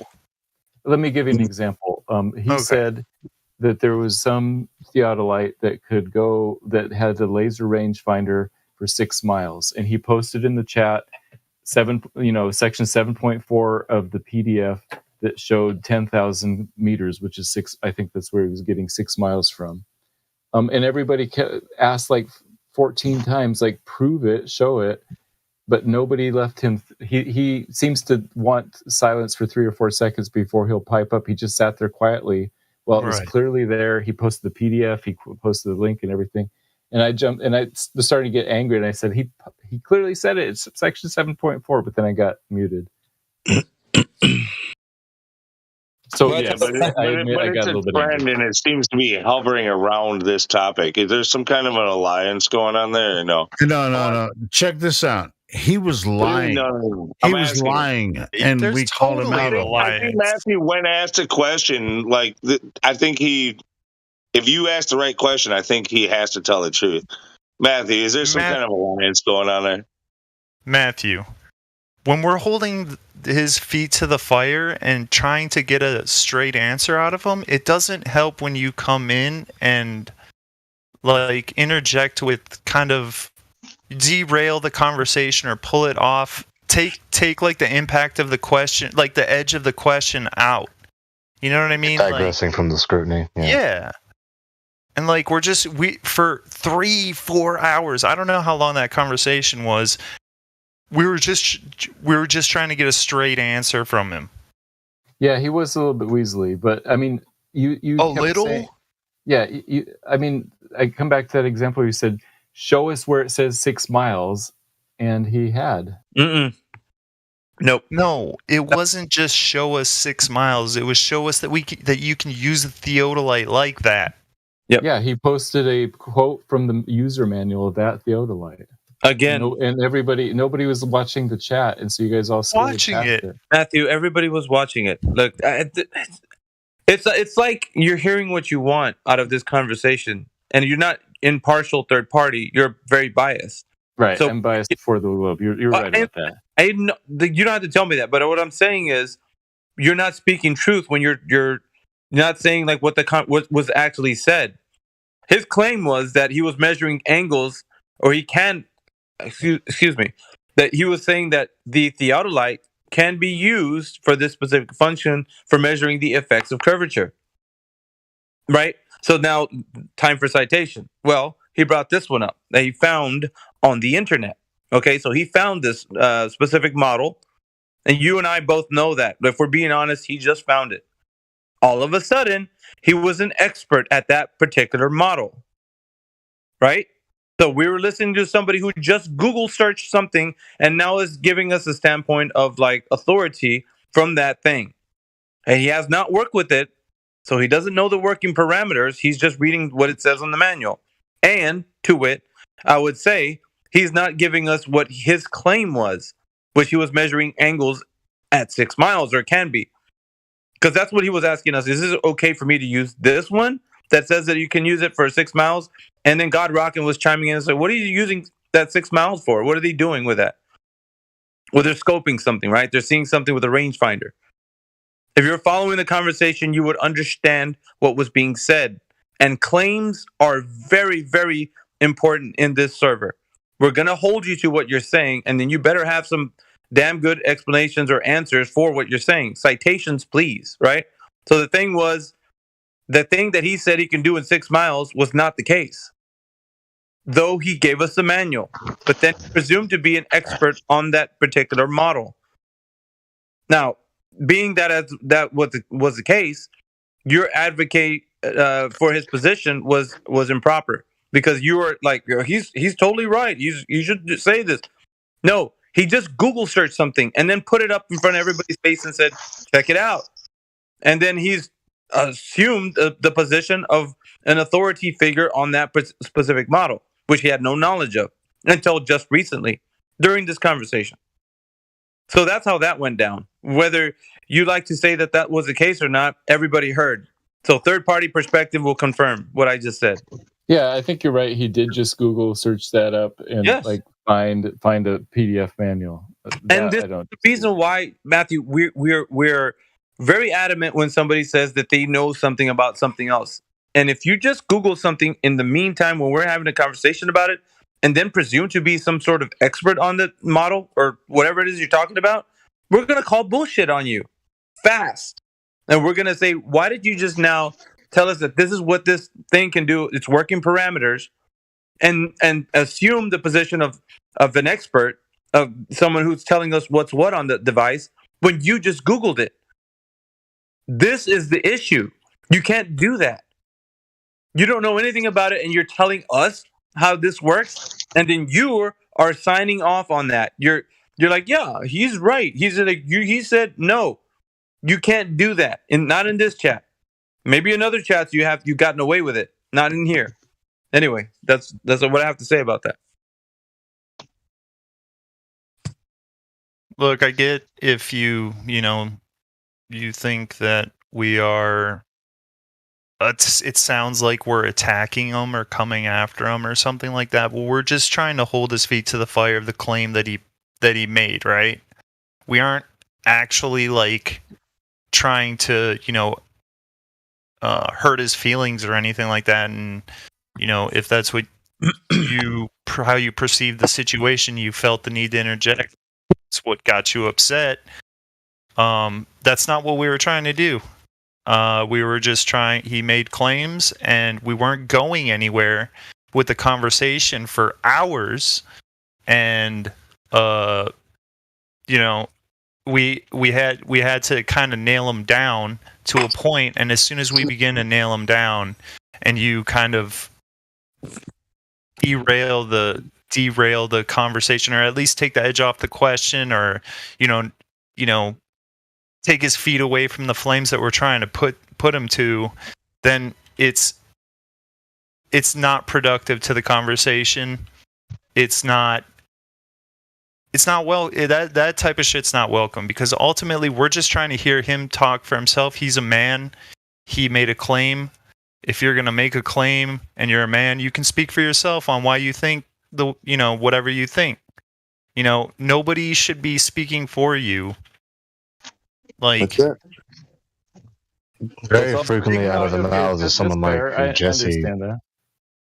Very frequently out of the mouths of someone like Jesse, they are infected with the habit of giving irrelevant responses, all in defense of their position and trying to escape and dodge the very poignant and concise questions and arguments levied against them. I could tell that just from the little bit that I spoke to him at the ending of this long dialogue that I was not a part of for the majority thereof. Your summation of it was correct, though. What you heard was probably the tail end of what was happening, Gregory.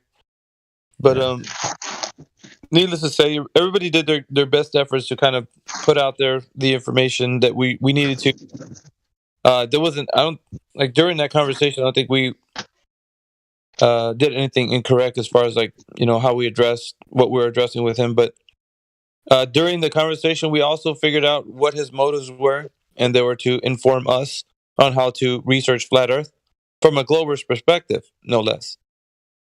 And that's what his intentions were, to be in the server. And it's like, no, have you examined the globe at all? And every time it was just switched back to like, well, aren't we supposed to look at flat Earth? And I'm very keen on like listening to how people say things. So you're not going to get past me with your lawyer speak, with your, talking out both sides of your mouth. Like, I'm going to catch all of it. And I'll come back to you, and I'll always put you in a position where you said that, and I'll repeat it if I have to. Even if I have to go back to the live stream and let you hear yourself say things. So. I really liked when God Rockin' came in. It's funny, and I don't know anything about Jesse or his life experience, but to me, it's like, when somebody's talking about something, and you can tell they've done the thing or not that they're talking about doing, and he's just talking about what he's been done in his life and his work. It reminded me of like when my dad would talk with his engineering friends, and it's just kind of like. And the fact that he couldn't just accept, when he's whatever, messing around with this toy, trying to impress his globy friends, Jesse, and he just can't handle like reality slamming him in the face. It's unfortunate, but that's just the way it goes. I don't think like the theodolite, it's a kind of like an old argument, total station, whatever apparatus they're using. It's a very used up argument for them. It's not, and Bob the science guy came in here the other day, was using it, and they're trying to advocate for the position of, because of the device and the accuracy that it does for what its intended use case is used for, that its function can work outside of its parameters. And they're always trying to speak from a position of saying that it can do so by staying very ambiguous with terms. If you can say as much as you can ambiguous with the terms, it's kind of like what a lawyer would do. So they don't want to necessarily speak on like answering the yes or no questions. They'll skirt around certain topics and stay kind of like in this gray area about things, and it makes it easier, or I should say, more digestible for the listener to say like, well, he's saying what you wanted to say, like he's exactly, and he's not. Specifically, right? Because we started getting into, what is the maximum effective range for one of those devices, and why would we be using it to measure, according to Jesse, the effects of the curvature? Is that what the intended use case for that device is for, and so on? So anybody using that device, it's not about the investigating like the specifics of it. Is that device specifically designed for the use case of measuring the effects of the Earth's curvature? Now, that was the most dominant question that needed to be answered. And it doesn't matter what citation was brought up. If those specific regulations or stipulations weren't put into the device's instructions, then we're going to have to not use it, because it's going to be outside of its working conditions. So that is what is always like, because if you start going into like, well, what is the distance and all this, that's great. You can talk about those points. They're going to have their points as to why they think it can be used. It's sight distance unlimited and so on. And so they're going to take that device, try to assert that it can be used for those conditions, and then you'll be on like this back and forth.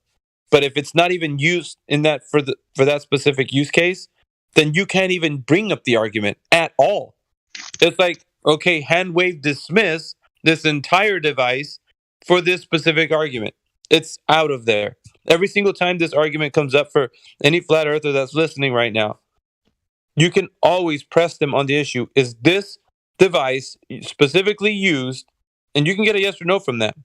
Because if you say specifically, it's going to have them cornered to actually realize that the device, its working parameters and what its function was designed for, was not meant for the effects of the Earth's curvature.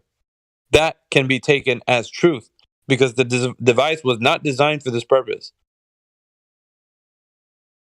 So you can toss it out. Just tell the person who you're speaking to, we're not going to use this at all. I don't have to go into specifics because the device is not used for this. So you're incorrect in using it outside of its working conditions. Simple as simple. All you really need to do is ask them what they actually measured, and the answer is never going to be Earth curve. Mm. Yeah, we went. Yeah, that's true. Theodolites only measure angles, as far as I know. That's right. They don't measure Earth curve, and you have to make assumptions about those angles and infer Earth curve, like with every other globe argument. Yeah, he did say that too. By the way, he did mention that. He's like, I have to. We got him on record saying that he had to infer Earth curvature. Interesting, isn't it? That he did admit to that. Yeah, guys, I've been gone for a while, but I came back into a great argument, and exactly, they infer the curvature absolutely every time. They have to. It's a weak inductive inference. It's a weak inductive inference. Mm-hmm. There's no way to directly measure something that isn't there, so you just have to infer it out of thin air. Correct. Do you Which is why I cannot help but repeatedly acknowledge the nature of the argument and the nature of the controversy which they're a part of. It's because people very much should appreciate the epistemic fact is that when they argue that way, with all these weak inductive appeals, with these weak inductive appeals where it's a multitude of indirect arguments appealing to this phenomenon and that phenomenon, and then interpreting that as occurring in their cosmic paradigm, which is not directly appealed to, not directly substantiated, but appealed to phenomena that is directly observed, but not the phenomenon that they say is happening or is occurring or is existent in their paradigm. And so it's these weak inductive arguments and this weak inductive appeal. No matter how many arguments they add up, it's really annoying. And the point is that it's an a priori theory through which they interpret the empirical data. It's not just brute facts that they're observing or empirically detecting directly. I don't want to say it's annoying. It is, but it's also something that's really important that we cover this subject because there are people I agree with that. Don't know. There are people that don't know, and they're listening in, and we need to be able to provide the the skepticism, the challenging of these things, because if we don't supply the challenge of the main concept that's being portrayed to people, or I say concept, I mean like the positive claims. I say it's annoying while not denying that it is a necessary thing to mention. The reason I say it's annoying is because not only do they make this cosmological paradigm, but they assert the cosmological paradigm as though it's just such a ubiquitous patent fact, and how could you be such a fool as to deny it? And then when we ask them to demonstrate it to us, it's all these weak inductive appeals rather than a very straightforward, direct inductive appeal that strongly supports the concluding premise. That's where I get annoyed. But don't you think that the science should be challenged? No, I believe it should be challenged. I think you're misunderstanding. No, I'm not missing. I know your standpoint. I'm at your standpoint. I'm with you. Like me and you. Yeah, it should be. Yeah, their paradigm should be challenged. Every position should undergo scrutiny. It should be challenged. So it's our responsibility to challenge it. I think that we get upset or we get tired of doing it because it's so repetitive, and it's kind of tedious, really. You know, we have to keep doing the same things over and over every day. Yeah, but people like me that just came into this realm a year ago, I found you guys less than a year ago. and it's a Yeah, I would say, blessing to me. Kim, it's a labor of love because we love our neighbor. I love it. We don't want them to be deceived, so it's going to continue to be something that we do on the daily. I mean, we're passionate. Everybody here who's doing this for a while, we're passionate about it. So, but can you imagine? Can you imagine you guys not being here for people like me? Buffer. There's no buffer. Mr. Marsupial. Here's what I will say real quick. Marsupial 959. Clickety clacking away. That's the marsupial guy. Marsupial, can you hear it? Book report? I don't know. He's typing really fast. Yeah, who is doing that? I think he was kidding. I don't think. To be honest. Yeah, I think. Just something about what they were just saying. I was thinking along those same lines because at first I was thinking, gosh, if I were a person who really wanted to believe in the globe, like I'd be very disappointed that my only defenders are these people who have to like grasp at straws, draw curves on spreadsheets with cartoons, and all these kind of very abstract and convoluted arguments. I'd be like, gosh, where's the actual globe, guys? But but then I think about it, and it's what you said. We're trying to show the deception, and so when we have people who are trying to prop up this failed globe model, I think it is important, like Kim said, for us to push back on that because they rely on, when they're unchallenged, they rely on it being kind of that mystical manipulation because it is a religion where it's like, this guy, he's saying words, he's got a spreadsheet, he must know what he's talking about. If there's nobody to call them out on their logical fallacies, their disingenuous tactics, they will deceive and have obviously deceived the masses. I mean, that's the whole reason we're doing what we're doing, even though to me it's like very distasteful. That's why I really have to sometimes hold myself back with some of these guys. Once I realize they're one of those guys, like he's just another, fake Professor Dave or a McToon or whatever. He's just the same ilk. It's like little Mr. Pretend. They're pretender clowns. That's why Quantum Eraser calls them that. They're pretending like they're smart when really they aren't. The things they're saying are incredibly stupid and illogical, but because they say them using these, the language of their religion, their heliocentric religion, they get away with it half the time or more than half the time. It's unfortunate. Well, he came into the chat talking about theodolizer total stations and then Googled one in our midst and then presumed to be an expert on the subject of that specific model. And I thought that was absolutely absurd. How can somebody just Google something while we're talking to him and then say this or that about it as if he knows what's going on? The man because they have no integrity. Yeah, no integrity. And they'll just do whatever, just throw whatever that they should try to make themselves look right. They don't actually care about being right. They don't care about the truth. They just care about appearances. Winning the argument.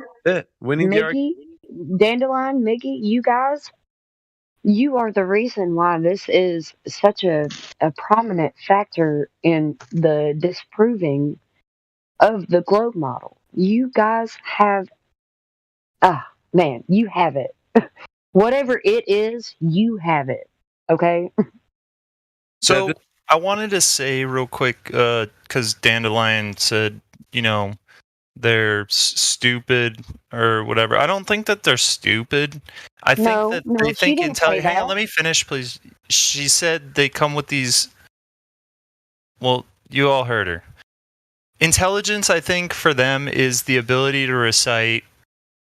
To them, it's the ability to recite what they've been told.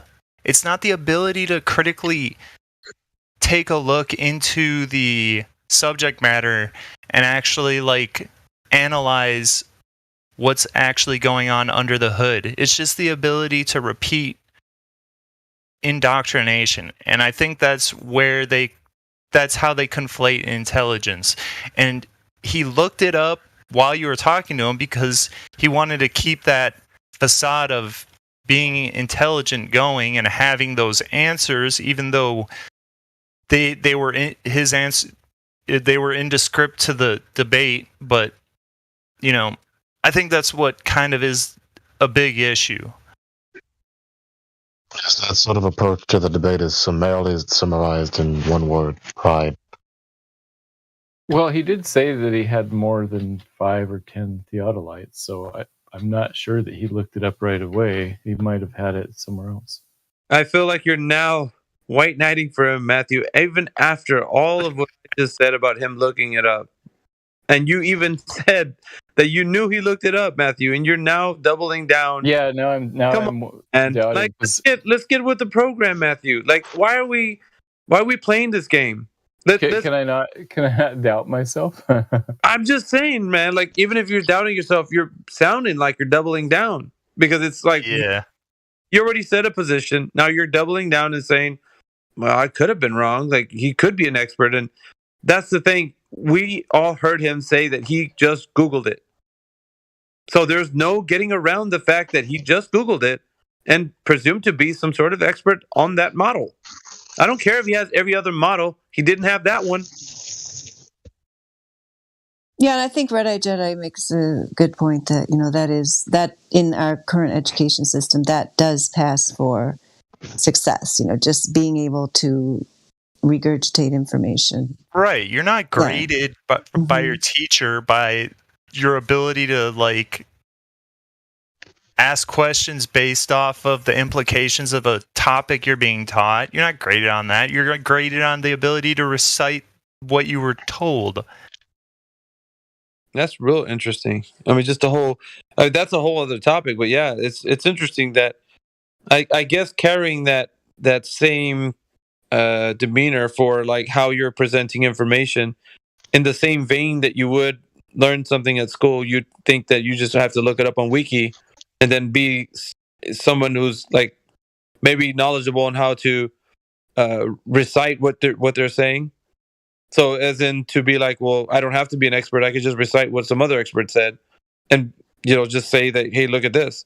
But the point of what we're saying is coming from the position of where you're being scrutinized, and here, if you're coming with some information and the specific claim, right? It was the specific claim that measuring the effects of Earth's curvature with the apparatus was on the table, and it was the positive claim he made. So that's why we were holding him to that claim, and it wasn't presented that exact same thing that he said was what the manual said.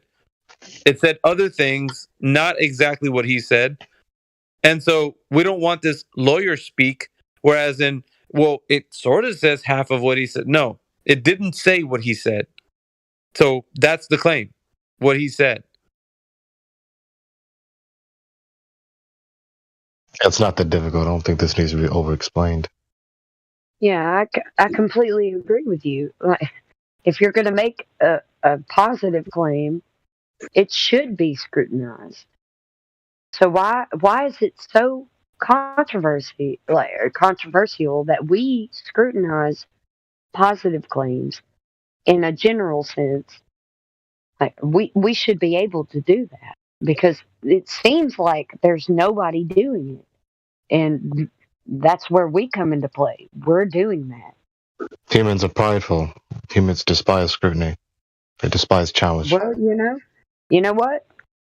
Humans also don't like humility. They don't like being humiliated. They don't like a lot of things.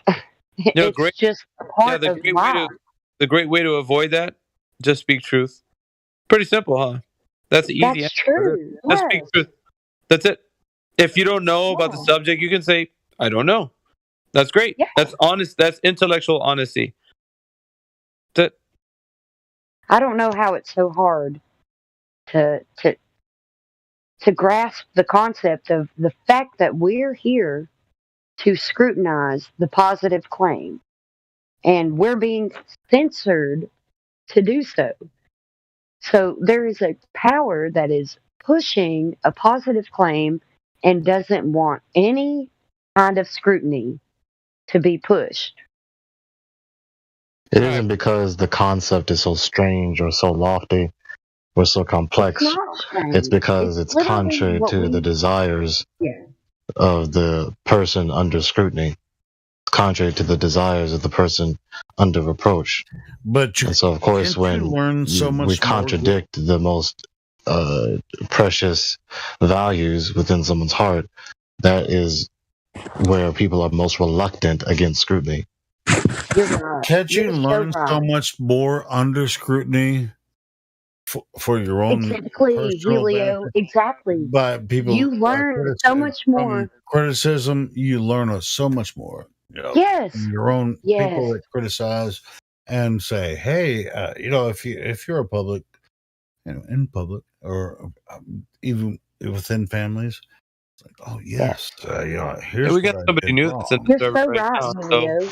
we want to talk to Brains. Brains has just joined us. Awesome. See if we Oh, can Brains.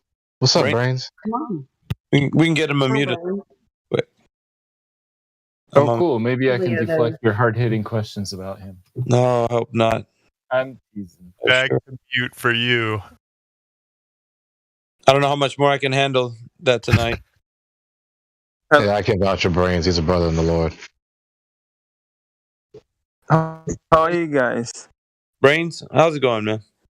How's it going, Oh, buddy? things are okay. Things are okay. You? Great. Yeah, doing really well. Yeah. Happy New Year. What are you guys talking about? Oh, sorry. Continue. No, blessed is all I said.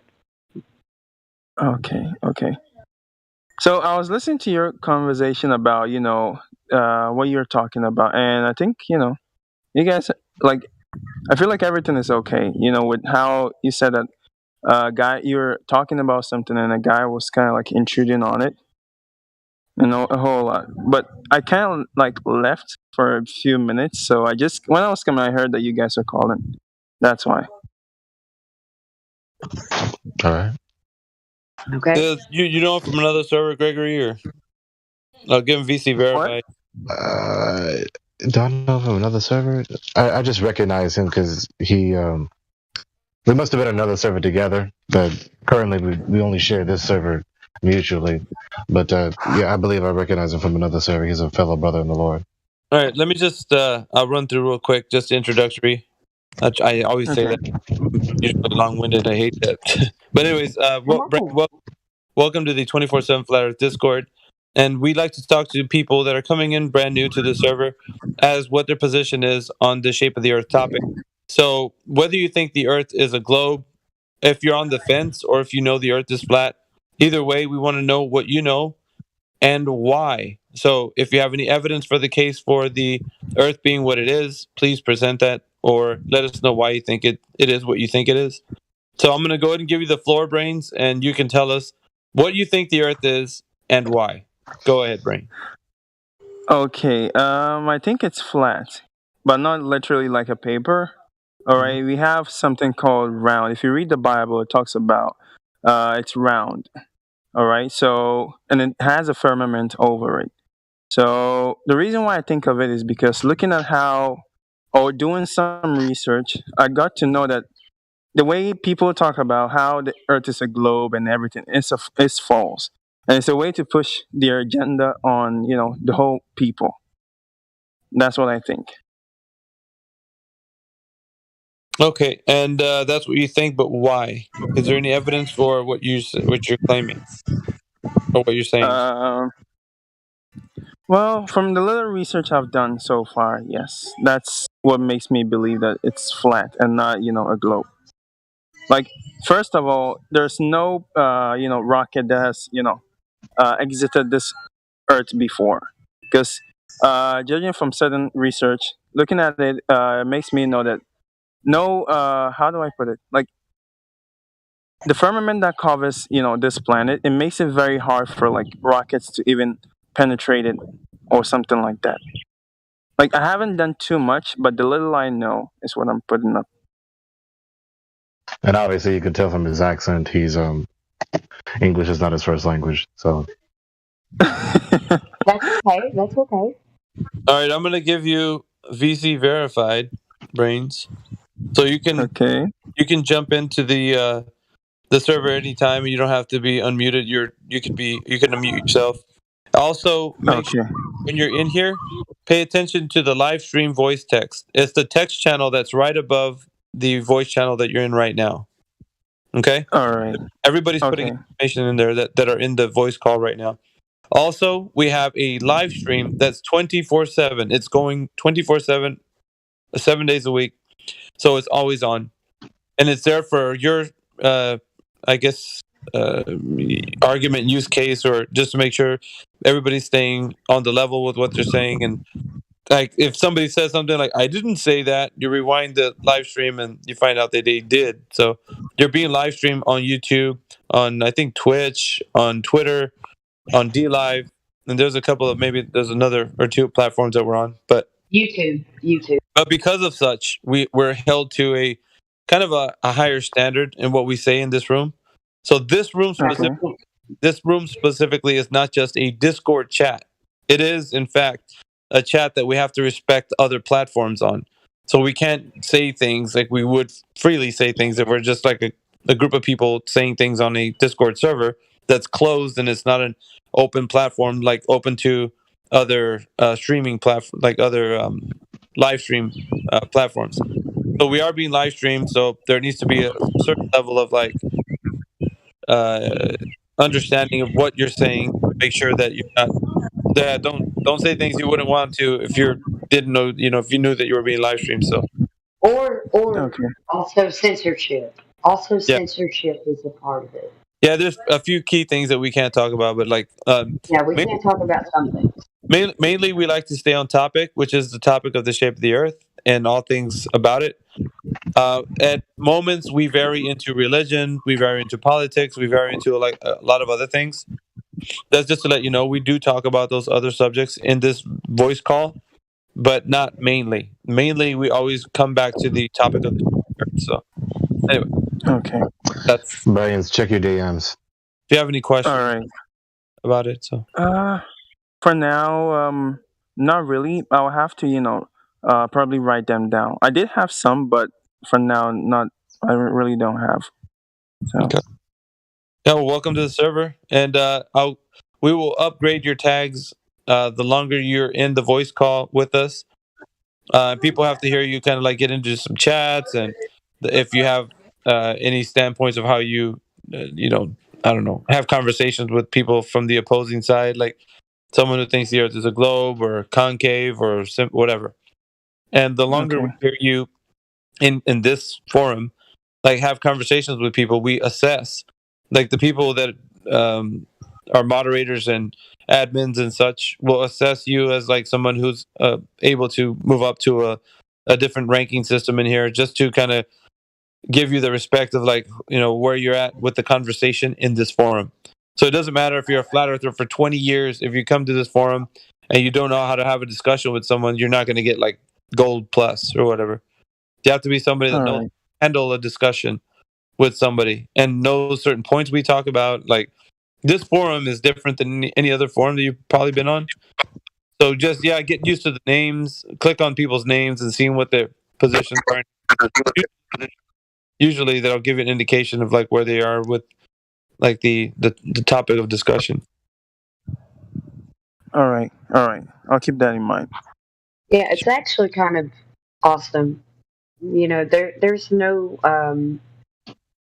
there's nothing that you can't learn from on this channel. You just, concede to the people that know more than you.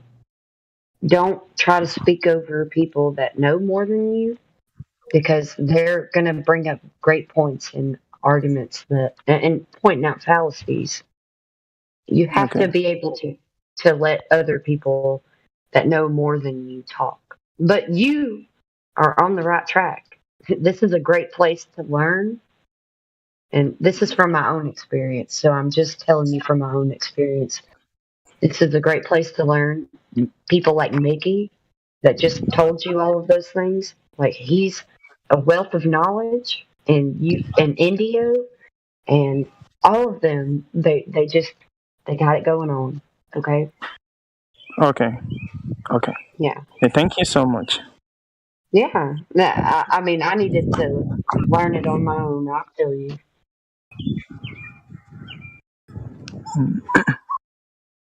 I think I learned a bit when I, started asking questions, and I began to, go deeper into some truths. That's when I got to know that, we've been lied to like a whole long time, and it's really frustrating. But, I still want to know more. So, yeah, I'm glad to be here.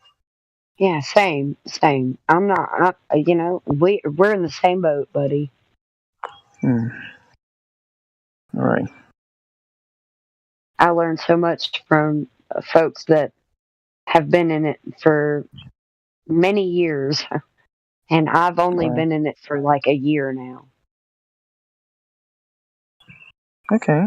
I think only yeah, also a year, but not too much deeply into it, like focusing much on the Bible, you know? It's only like bits and pieces of it. You can elaborate if you want to, or Oh, unless somebody else is disputing. I don't think anybody else is. Is it? Is it Sunday? Is it Sunday? Is it uh speculation Sunday? I think it's Monday already over here in yeah, Midwest. it's Monday. Oh, Yeah, okay, it's okay. Monday at Yeah, my it is place. It's Monday. Monday at my It's place. 20 minutes into Monday. Yeah, I'm gonna go ahead and take my leave. You guys have a great night, ladies and gentlemen. Yeah. So Good to see you, Likewise. Miggy. God bless you. All Good right. night. see you Yeah, guys. you're amazing, Miggy. We appreciate you. Yeah, I care about this community, Kim. So I know it's you do. a lot to me. Like I defend it like it's no one's gonna come in here and just throw their weight around. Well, a lot of people give up on it because it's tedious, and this is very important. This is your safe harbor for the truth. So this isn't gonna be something where people just say whatever they want. So anyway, there you go. You have a good night, Miggy. God bless you, Mickey. See you, Gregory. And Have a good God night. bless you. All right.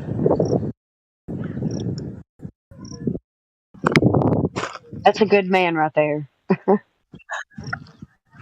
Yeah. Wait, are we live streaming right now or no? Yes. Oh, wow.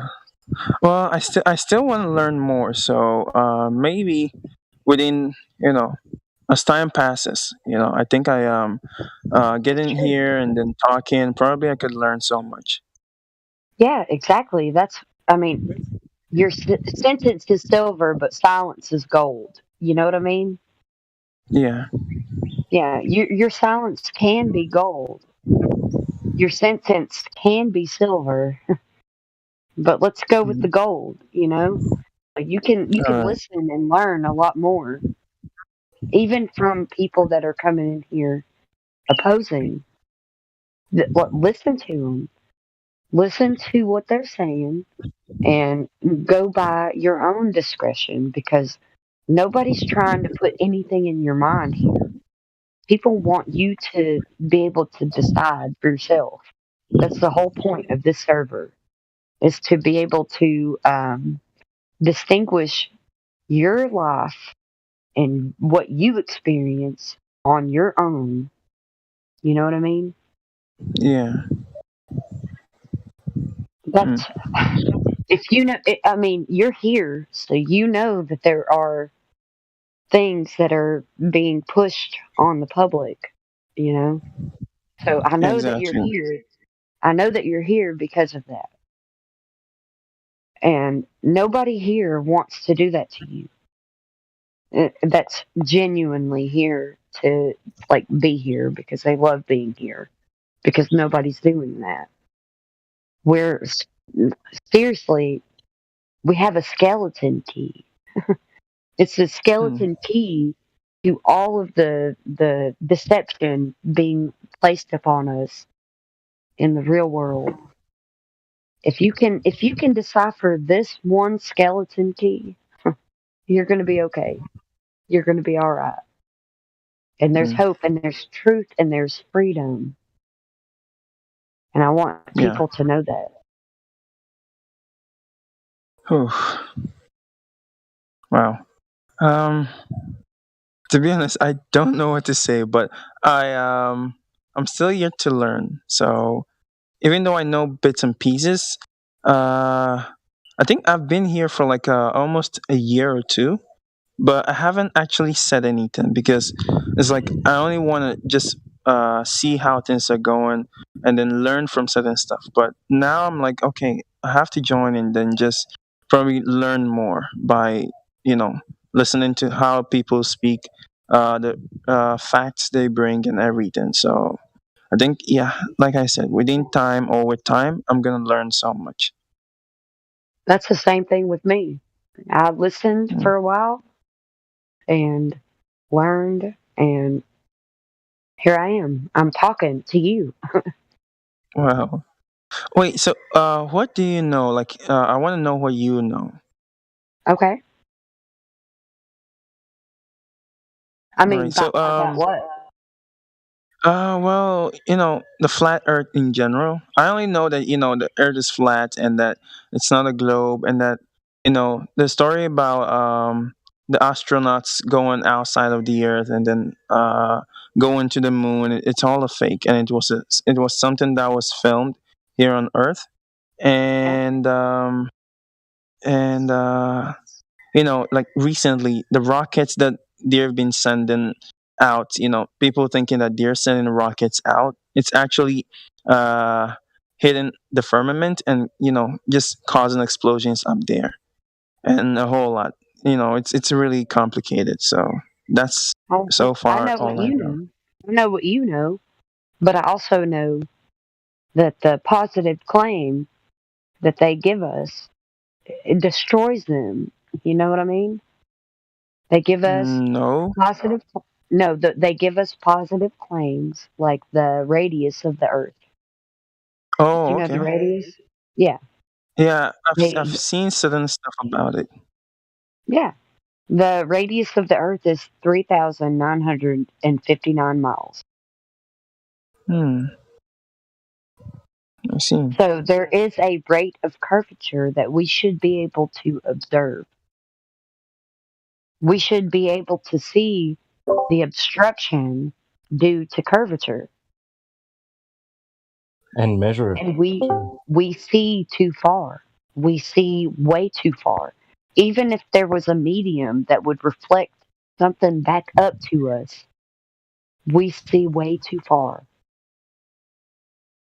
And Hmm. the fact that they say that that is some ridiculous shit. But the only reason why they say that is because something like a lens can show you something over some curvature. But it's not Like the like fish islands. it's not like no, I'm not saying the fish islands. I'm saying that the Okay. refraction. It's the refraction. They love to claim refraction of why we can see Mm. too far. So even in any kind of like a, if you can observe an experiment where they show us that you can see over the curvature because of some sort of optical lens, not the actual medium that we look through, that's our atmos, like the atmosphere, atmos. Mm-hmm. There's nothing that can show you something that you can see your ass across the world. I mean, if you have some sort of refraction, you can see something that you shouldn't be able to see. But our claim is that refraction just makes um, the horizon apparent. It's not a geometrical place that you can find. You can't find the curvature, but you can see that there is an apparent curvature because of refraction. And they claim that we see too far because of refraction.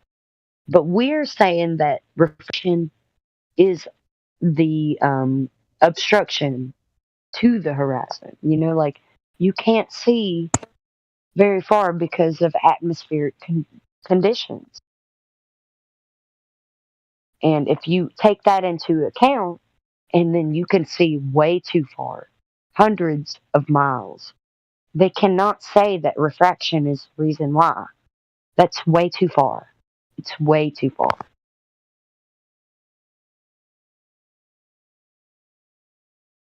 I see. I see.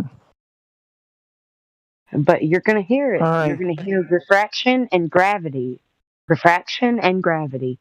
That's the only two things that they bring to the table. And refraction is our point that we bring to the table. You can't see the horizon. The geometric horizon is not visible ever because of refraction. So how is that your proof? There is no apparent, or I mean, there is only an apparent horizon and not a geometric one.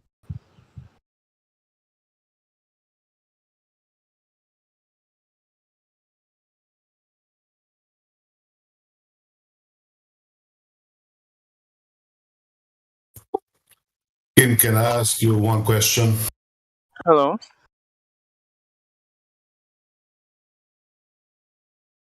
Hello. Kim, do you hear me? Yeah, we can hear you. Yeah, I wanted to ask you, did you personally check those claims? I mean, with telescope or something?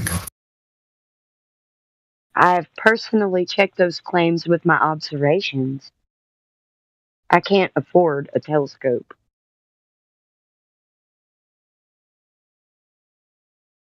I don't need a telescope.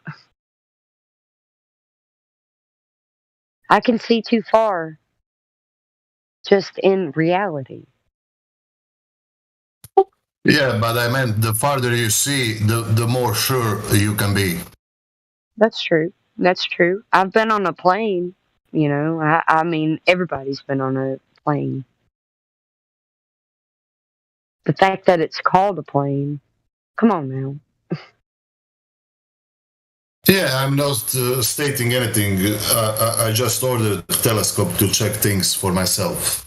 Yeah, you should. You should. If you can afford one, please do it.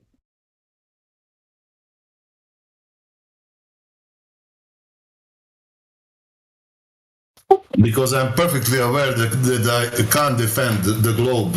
I just don't know. It's a belief system. I'm aware of that.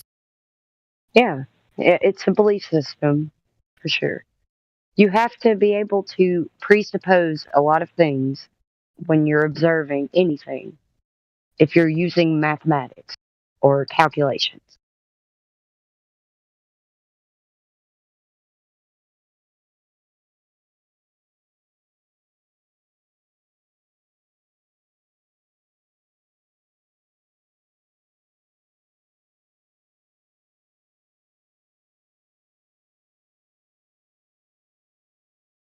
You still there?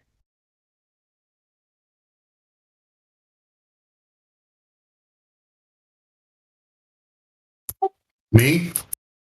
Yeah. Yes, I'm here. Okay. I was seeing if you had any response to me.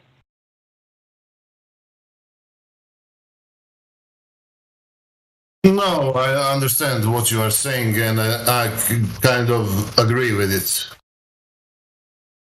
Okay, yeah, good. Okay, yeah. There needs to be some kind of common understanding when it comes to the majority of the population. We're being fed a lot of science from the experts, and I put that in parentheses. Do you want to concede to the experts that are given to you? Because that sounds like, what a totalitarian uh, system would want or allow. If you think that the U.S. is so free, you should look into it a little bit more because we're not. You know what I'm saying? When it comes to consensus, when it comes to the funding of certain things, think about our government. Think about how governments all over the world are lobbied. We're lobbying for certain people to be elected And so that the lobby can dictate, who is selected on either side, if it's a democratic, like, system, or a republic, or whatever you want to call it, because who knows what it is. Honestly, the definitions can go beyond whatever we want to call it. We're not getting what we are told we're getting. If those things can be manipulated, think about science being lobbied so that the science that is put out is funded more than the science like us is not being funded. We're not funded. We do these things and these experiments on our own with our own money. Nobody's funding us. Who is funding and lobbying what is pushed out in science, medical science, government? Who are these people? Do they control world banks? Do they control curriculum? Do they control? You have to look into these things to be able to understand where we're coming from. Like we're trying to come from a place that's challenging these things because nobody else seems to be challenging them. Somebody needs to challenge them. Can I interrupt you? No, you didn't. I asked, can I? Just wanted to say one thing. Okay, go ahead. I started to research this flat Earth maybe 1 year, 2 years ago. And most of the claims I can find on YouTube have some problems in them, Yeah. But the people here can pretty well defend their point. And I wonder why it is not more easy to find people like you on YouTube. That's what I'm saying. That's exactly my point. It's harder to find the truth than it is to find the narrative that's being pushed. Yeah, exactly. Okay. We're on the same page. Yeah. And yeah, I'm not making... I know most of the things that you are talking about. I'm not new to all this conspiracy thing, I understand what you are saying, and I know. Uh-huh. That's good. That's good. I'm so glad that you do, because most people that come on here are not aware of any of those things. Yes, I was listening for a few days here, and I can see that.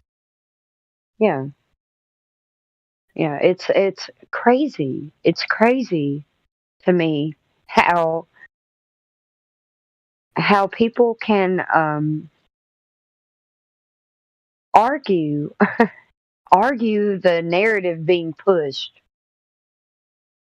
I'm sorry. I'm not trying to bring my emotion into it because I don't want to appeal to emotion. It's just personally crazy to me that people can argue something that they don't even know themselves, It's not crazy.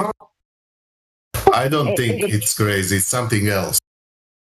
Yeah, it's something else to see people come in here and defend their globe when there's no proof of it.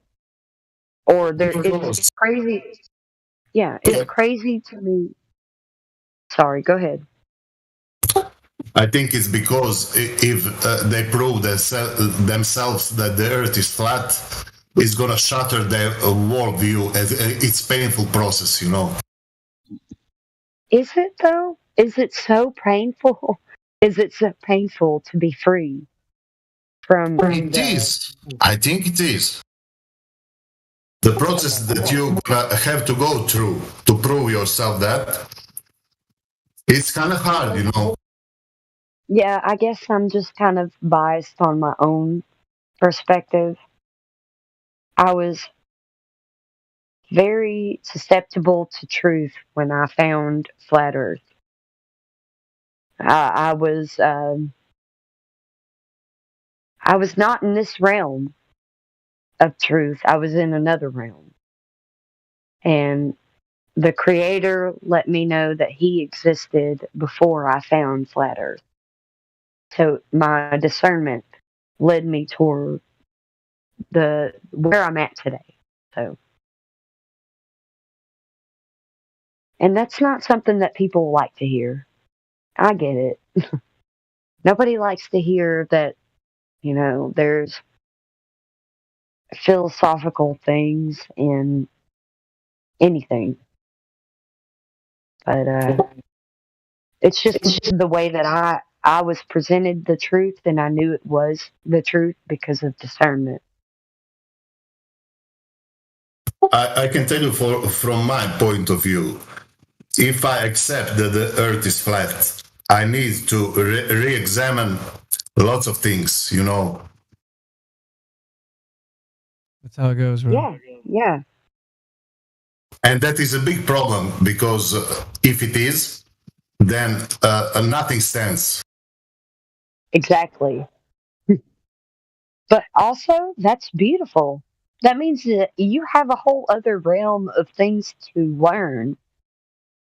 And so I see it as a beautiful thing where other people would reject it. So there's two different mindsets, you know? It is in a way, yes. Yeah.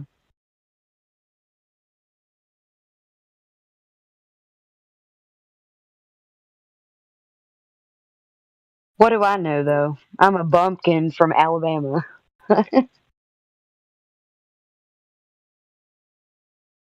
way I see it, you regain control. Well, you gain control for the very first time. You gain control over your experience and over your worldview, the foundation really for your worldview, of physical reality, which has been dictated to you from birth. From birth, it was it was decided for you before you were born how you were going to observe, well, interpret your experience of this place. Hey, Witsit. T-Wad, I love that you're here. I love you, buddy. Thank you for proving that the compass proves the flat earth.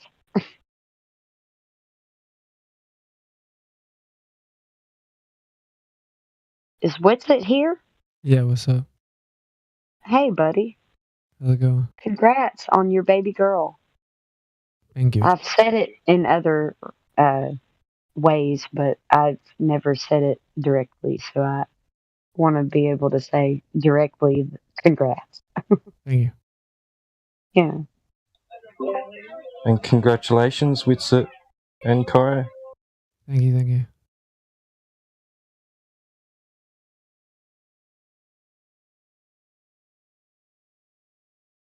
You can chime in whenever you want. You have okay, yeah. The other guy said he'd have to unlearn a lot of things, but would you agree that, I mean, if the earth is flat, you would want to know, or despite that? Did you ask me? Yeah. Yes, sure. Yeah, I mean, that's how it goes, you know. Like, it's probably more convenient if the Federal Reserve was actually part of the federal government and they were printing money honestly and had actual value behind it, but it's actually a private corporation that just puts the word federal in front of it, and it's a Ponzi scheme via fiat paper currency that has no true value, and it's run off of fractional reserve banking. But I'd rather know the truth about the money system than believe it's all, you know, on the up and up.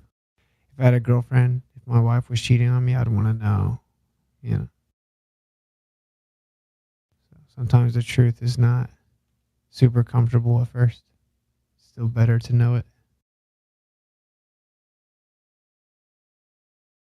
Yeah, that's the best way that you could say it right there.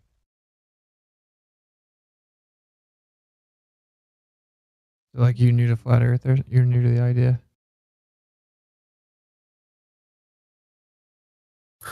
By the way, I don't have any problem with the Earth being flat. I would like it to be flat. You know, it gives me something new.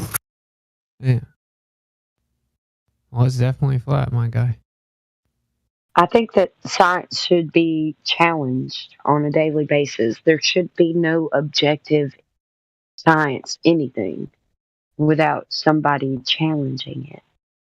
The fact that we are the challenge of the globe Earth. I mean, you have to look into how censored it is.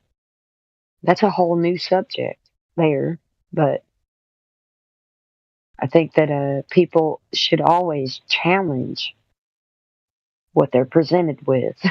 If they're seeing reality in a different way than they're being told that it is.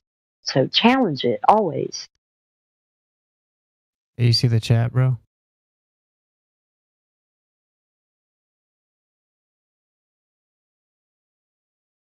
Can you see the picture in the chat?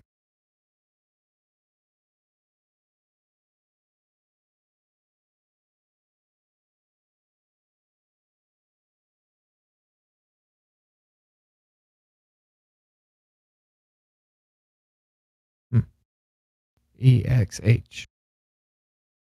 Yes, I can see it. Okay, check this out.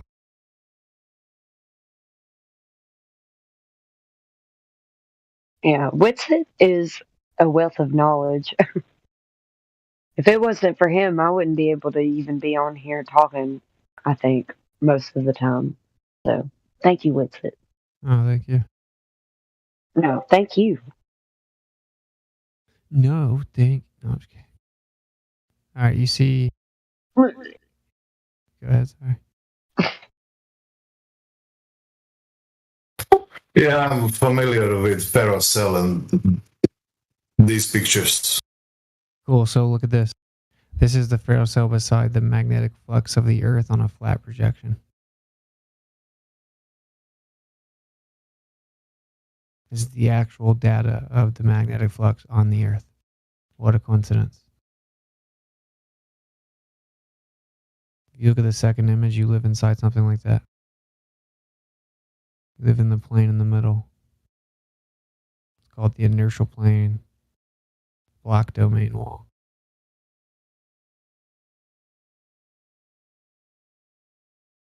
I was just explaining this to somebody, my neighbor. I was explaining that there was that the reason why the North Pole is in the center is because of the toroidal, makeup. Yep. And here's how, so you live in a Yeah. torus field. Here's how a torus looks top down. And then look at how the planets mapped out from a geocentric position fit right within that. What a coincidence, huh?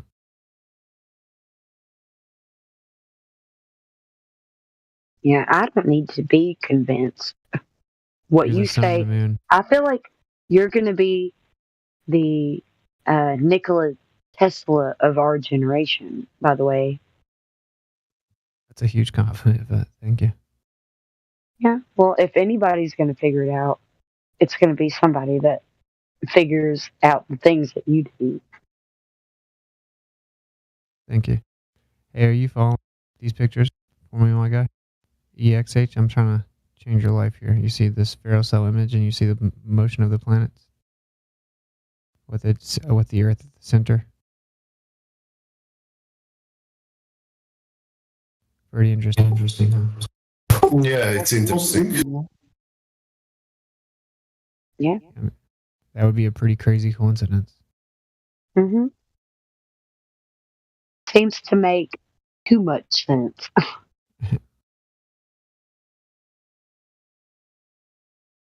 Here's a quote unquote satellite, GPS satellite on a flat. Oh, wait. On a flat projection. Oh, what a coincidence. Here's some more. Oh, probably just another coincidence.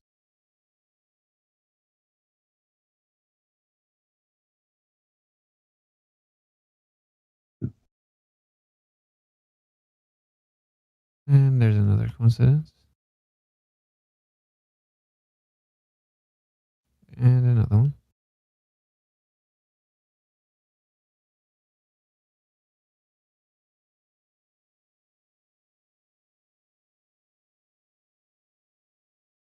We live inside that right there. We live in the plane in the middle. So yeah, there you go. Now you know. So you ever thought about how, like, on a ball, you would be able to go around the Earth and come back to where you started? Yes, I know how you can do that. You can do it east to west, which works on a flat Earth, right? You could just go in a circle around the center, east to west, and we do that every day. But you, on a globe, you can also go north to south, right? But that's never been done. And it's illegal to even try to do it. And here are the routes of the places they claim to have done it. Like the mainstream claims that people have gone north to south to circumnavigate. And here's the actual route.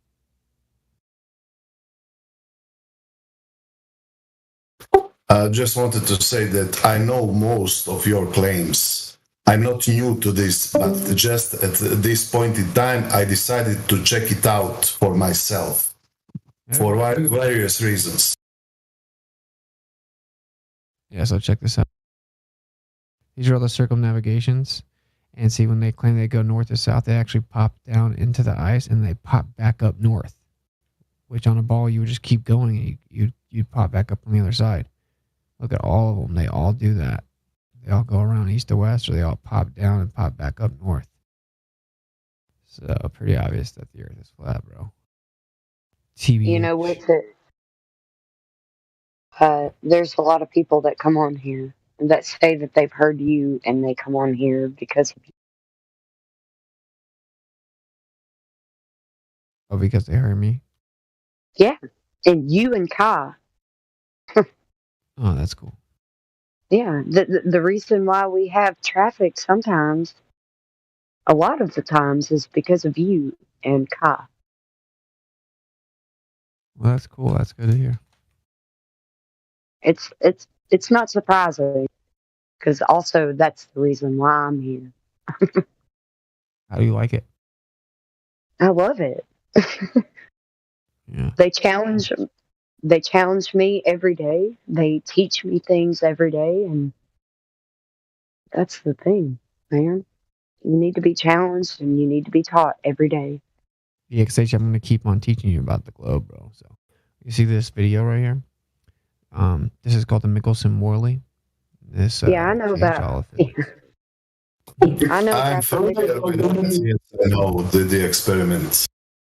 Yeah. What do you think about it? As I understood it, it should prove that the Earth doesn't move. That's right. It doesn't move. But instead, they threw out the ether and claimed that objects contract, but you just can never see it or measure it. Yeah. That's the same thing with the horizon, though. You can never see it. Yeah. The geometric horizon is always out of your reach. You can never see it. You can never detect it. It's always myth. You know why, Kim? Is because every time you move towards it, it moves away from you. I love you, Helio. Helio and I have like singing karaoke. Yes, I can sing. That's one thing. But I came up with the gimmick for flat smacking. No, man, it's not. This isn't about gimmicks or characters or whatever. Like Well, I only say X, gimmick because it's EX has short. been here for. I talked to him for several hours last night, and he's asking some really decent questions. Helio bullied me on the New Year's Eve. No, man, really? He did, but I don't mind. It's okay though. Don't take it to heart, man. All right, I'm still gonna flat smack you. So, according That's to what the we globe, do. That's what we do, right? yeah, according to the globe, everything that you see has to be an illusion. If the Earth is a spinning globe, everything has to be an illusion. So, when you see that the horizon is horizontal, which is where the word comes from, they say it's an illusion. It just looks like it's horizontal. It's actually curving. When you see water, large bodies of ocean water, like being level, it's just an illusion that it looks like level and basically flat. It's actually curving. And whenever you see that the sun and the moon look like they're the same size in the sky, it's actually an illusion. And the sun is 400 times bigger than the moon, just coincidentally exactly 400 times further away also. So the illusion makes you think they're the same size. And whenever we try to measure the Earth moving in Michelson-Morley, it shows us that the Earth is not moving, but it's just an illusion because the measuring apparatus contracted just the right amount to deceive us into thinking that the Earth's not moving because it's just an illusion. And when you see the sun moving in the sky, it's actually just an illusion. The sun is sitting still relative to us, but during a sunset, we're falling backwards, and during a sunrise, we're falling towards it. It's just an illusion that it looks like they're the same size. I mean, that that the sun's moving away from Because us. the Earth is moving, not the sun, moon, and stars. Yeah, it's all just an Beautifully illusion. said. And Yeah. then during the Selenilian eclipse, the sun and the moon are both above the Earth at the same time, but the globe claims it's just an illusion, and actually, the sun is down below the horizon. It just looks like it's up above it. That's an interesting point, yeah. Yeah. Dumbass flat earthers. Can I sing my gimmick to you guys? Yeah. Hey, Can I? please go ahead and say, hey, Whitsit, have you heard Kim sing? She has an awesome voice. Yeah, she's good. He has. Yeah. Go ahead, Kim. Okay. I've been flat smacking today, and I was flat smacking yesterday. I will be flat smacking tomorrow. No mind the scripts these globers follow. Yeah, that's good. Man, I thought you were going to keep going, Kim. Come on. I didn't come up with anything else. I need to write it on guitar first. I can do more if I I can't wait to do hear the you guitar play part. acoustic and sing along. Yeah. It's just Kim like a is little gimmick tune. If you want a gimmick She's got that. I mean, you're from Tennessee, right? She's got that old South, freaking awesome Southern tone. You could hear it right there. That was awesome. Yeah, I'm kind of old country style based. Yeah, it's good stuff.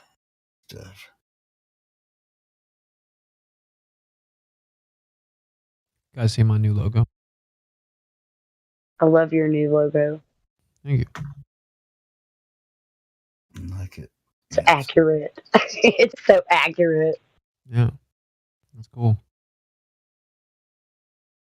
You may never be able to measure the actual Earth, but you can understand things about it outside of the measurement of it.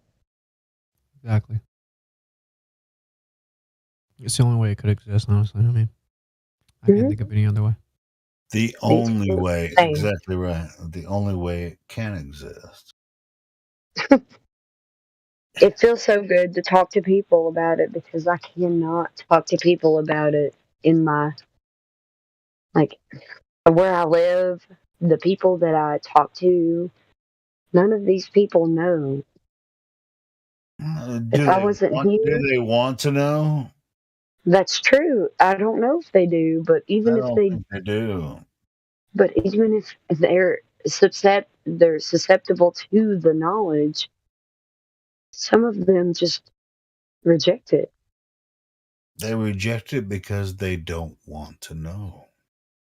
But I don't But like to you say might that they don't think want that's to not know. true, but that's actually true. They don't want to know. They I can don't. know, but they don't want to know. I don't like to say that they don't want to know because Yes, I've they been in the do. They don't position. want to know. I mean, you're But not I've been in the deceiving position. yourself about that. Yeah. Okay. You're right.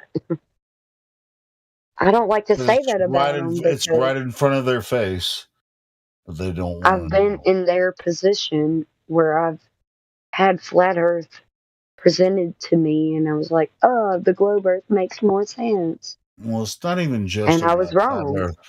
I mean, you knew about some other shit way before you found out about flat Earth, right? So, and they didn't I want to was just know about that other shit either, did they? Just like Witsit was talking about the Federal Reserve.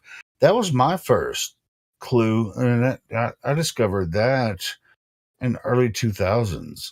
You know, the so operations of the government. yeah. And I That's try what to tell convinced people about me. that shit before 9/11. I was telling people about Federal Reserve and Operation shit. And Northwoods. guess what? They didn't want to know then either. So Well, what convinced me was the operations of the government. So that was Operation High Jump, Operation paperclip. N- yeah, yeah, yeah. But Operation High Jump, Operation Fish, Deep Freeze, deep freeze, fishbowl. yeah, and Operation Dominic and those within it, Fishbowl. Yeah. That's what convinced me. Oh shit! Operation Paperclip was way long time ago. I didn't even Yeah, discover yeah, yeah, yeah. Operation Paperclip. I'm not trying to skirt That was over when that. they brought all the German scientists to America and Yeah, created I'm not trying to skirt over that. I'm just saying that these are the operations of the government that convinced me of flat Earth. And like other people have their other reasons of how they were convinced, but that was what convinced me. No, that's cool. But even with all of that, me personally, I've been inside the truth. To be honest, Yeah, you've been this inside flat of it Earth, way longer than me. it took me a long time to actually consider flat Earth because I thought it was the dumbest shit I ever heard. First time I ever But heard of it. Even though Helio, I was already into the Federal Reserve nonsense and you've how been they created, you've and been I here think since Witsit is way probably before me. yeah.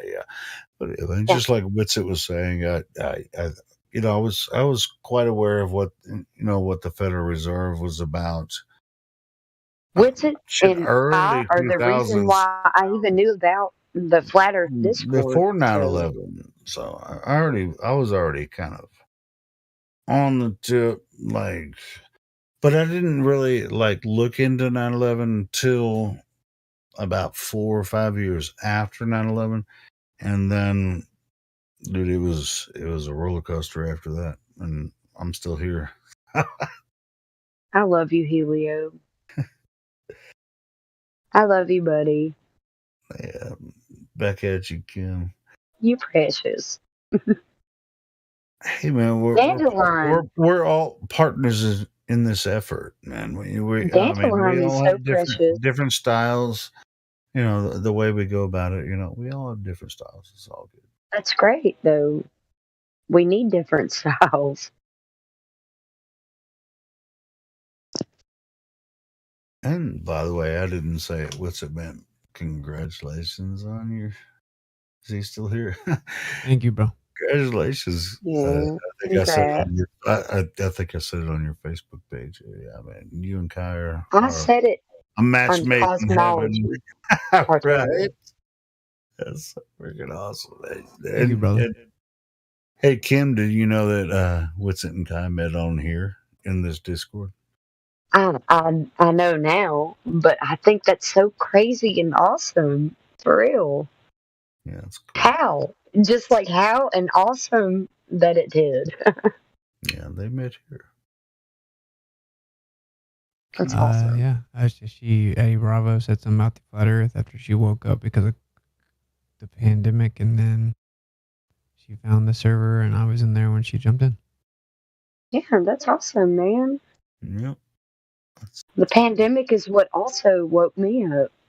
Like, people are still waking up, so don't discredit this kind of thing.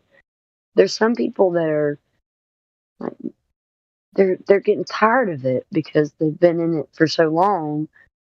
And I was just talking to Dandelion about it too, so I know it's a thing where people are getting tired of it.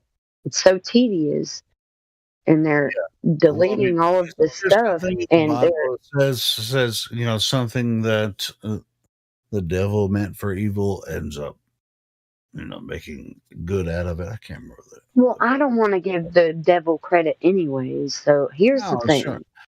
No, Yeah, no. the truth always prevails. It never doesn't prevail. You're always going to know a little bit of truth in everything. You have to wholeheartedly seek the truth if you really want to know it. Some people don't, some people do. You know what? Bless those that don't. I Sure, feel and I bad think I for my posted. enemy. I feel bad for my enemy. I'm always praying for my enemy. I think Always. I posted a little bit earlier in live stream voice text. If it wasn't for my Hey, enemy, I wouldn't be here. You know what I'm saying? yeah, we Like, my we are enemies should be blessed because they are the reason why I'm here. we're here because we're seekers and we're seeking other seekers of knowledge That's and right. truth. And so, oftentimes we'll sit here and talk a lot, and I think we wasted a bunch of time with somebody earlier, which it's not a waste of time because other people are listening and they find the Discord server and find the channels that we talk on. So it's never a waste of time when you're going through conversations and stuff. But if you're a seeker of knowledge and truth, then you're gonna find us. It's Yeah. not, yeah. It's not, That's my story. I'm a seeker of knowledge and truth, and I found you. yeah. And it Yeah. works. It works. It worked. It works Every every time. single time. So yeah, I believe that. I believe that. dude. If you don't believe it, if you stop believing it, then it doesn't work anymore. I don't have to You believe might feel anything. frustrated sometimes because you're not seeing results, but I don't care about that. you always will. It will happen when you're Here's my persistent. thing. Yeah, I don't fear death. I don't fear anything anymore. I love the freedom and the truth. I love it so much because I yeah, fear nothing. yeah. And I that's what fear we're doing. nothing at We're all. seeking the I'm secrets. sitting back in What peace. we're doing. Like, I know peace because I fear nothing. And this is where every person should get to because I have a son. You see him in my picture. If Witsit, you see me right here talking. Yep. That's my son with his fingers in my mouth, I saw that too. making a silly face. Crazy. I'm making a silly face because he's making a silly face for me. Nice. Like, I am unapologetically myself. Yeah, I only I don't have want to one. hide. I have one I child, don't want and to hide behind you. he's in L.A. right now, and I'm kind of worried. But I think he's gonna make it back. He's on tour with a band right Look, now. we're all good. We're all good. You don't need to fear anything Yeah, because the Most High has your back no matter what you think. You just need to turn to Him because the point of Him is that you come to the end of yourself and realize that you cannot do anything without Him. You come to the end of yourself and you realize that you cannot do anything without Him. That's the point of life.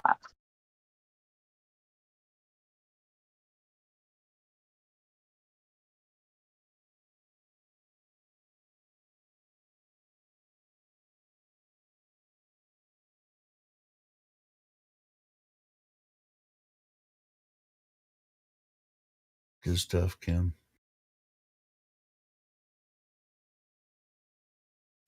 I wanted to ask another thing.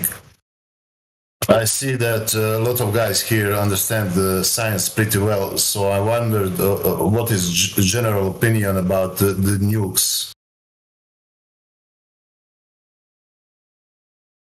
Like nuclear Okay, bombs. the news is just meant to Nukes, make you believe in excuse some me, narrative. Period. It's a excuse me. narrative. I didn't want to say the news, nuclear weapons. Oh yeah, so Oh, according to don't believe Nikola that shit Tesla, either. atomic energy is a lie, and that he disintegrated atoms with billions or millions of volts, and nothing ever happened. So the atomic energy and the nuclear bomb, the way they claim to be able to do it, is pseudoscience. Does not work that way, according to Nikola Tesla, who I don't know is just like a genius. So I think it's used to scare you. Atomic energy is not real, as in fact the atom is just a concept, nor is it real. Certainly no subatomic particles or interactions are real. They're concepts or conventions we use to count things, but bombs are real and they have crazy weapons. I mean, it doesn't matter too much, but nuclear They're not weapons, if they've been told to subatomic lie. in the way that what they say is as described, right? Yeah. It doesn't necessarily work that way. So, yeah, I agree with you on that one.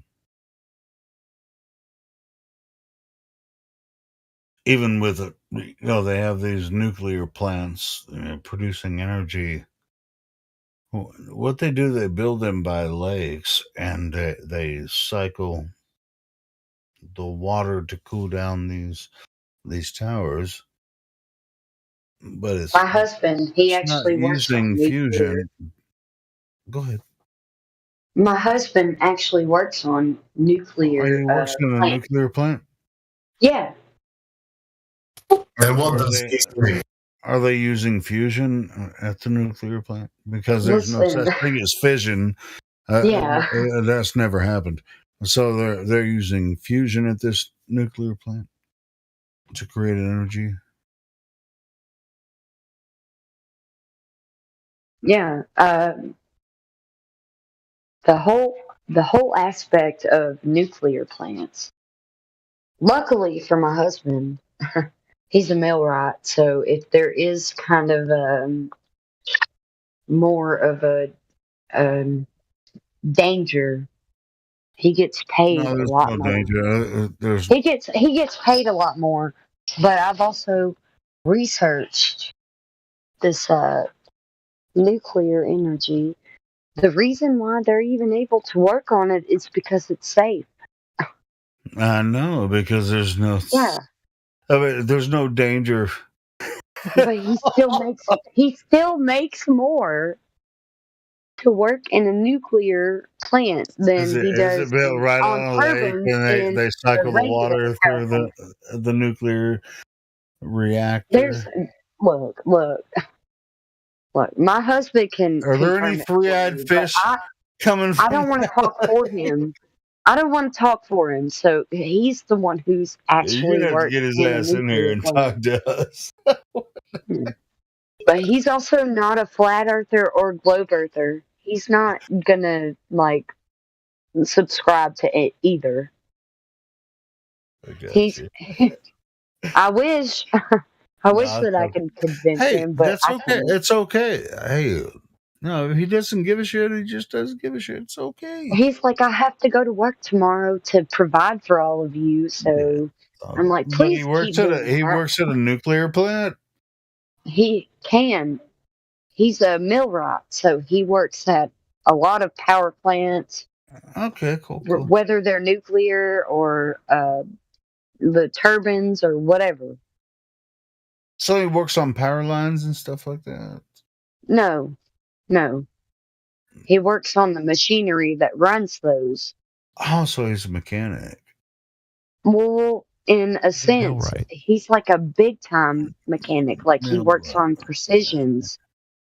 Like welding is a part of it, but it's all of the things. It's all of the things that has to do with like those big Okay. time machinery, Yeah, the engine. conveyor belts for Amazon. Like I'm talking about like big time machinery in any realm. So, He can so do a job. he's a contractor. Uh, I don't even. We you're don't have gonna to you're gonna get hate into what I'm gonna details. say. You're gonna hate what I'm gonna say, but he's a No, you union don't. You millwright. don't tell me any more details. You don't have to give us details about it. No, he's a union millwright. It's okay. Whatever. Yeah, Do what you most do. people hate that though. I don't. Well, Well, most people what do you do. think that? What you mean? Most people like, since we're not anti-government, but it's just like, oh, he works for a union, and unions are all liberal kind of. No. Let me tell you something. I've seen the like Freemasonry symbology Yeah, I in know his what that's union all. work, so I see it. I know the realm that people are not liking when it comes to union, but there's also some nuance. There's always nuance, even when it comes to Freemasons. Yeah, There's of course. nuance. There's like the Blue Lodge. Like those people don't know. They're just there. Yeah, I know. Yeah. I know about that shit. So anyway, do what it There's do. just nuance in everything. There's nuance in everything. You can't paint a wide brush over any certain amount of people ever. No, you certainly can't. No. I mean, just like, I mean, we're often accused. It's like all flat earthers think the same way. Well, if you listen to us long enough, you're going to find out quick that we don't. That we don't. Yeah. We certainly don't. You're also going to find brilliant people like Witsit that I don't know. I can speak for myself, but I've learned a lot from him. Me too. I like to learn. So when it comes to any kind of concept, I like to learn all about it before I talk about it. I'm not going to talk about it unless I know about it. Mm-hmm. Yeah, he's the reason why I know about a lot of stuff. So I appreciate him. Well, how did Thank you, you come Witsit. across, hey, Kim? How did you come across like the flat Earth topic? I mean, That's when did you I'm start looking? telling you right now, You Kai. said it through Kai. Kai and Witsit. That's Yeah. cool. No, Kai was talking about it because of Ladies' Night. Oh, I was like, okay. Ladies' Night? I'm a lady. Well, Here I am. how did you find the ladies' night Because of Kai. on YouTube? Yes. Well, that's my channel. I'm just messing. It I know him. it doesn't matter. I'm just messing. I know, though. I know.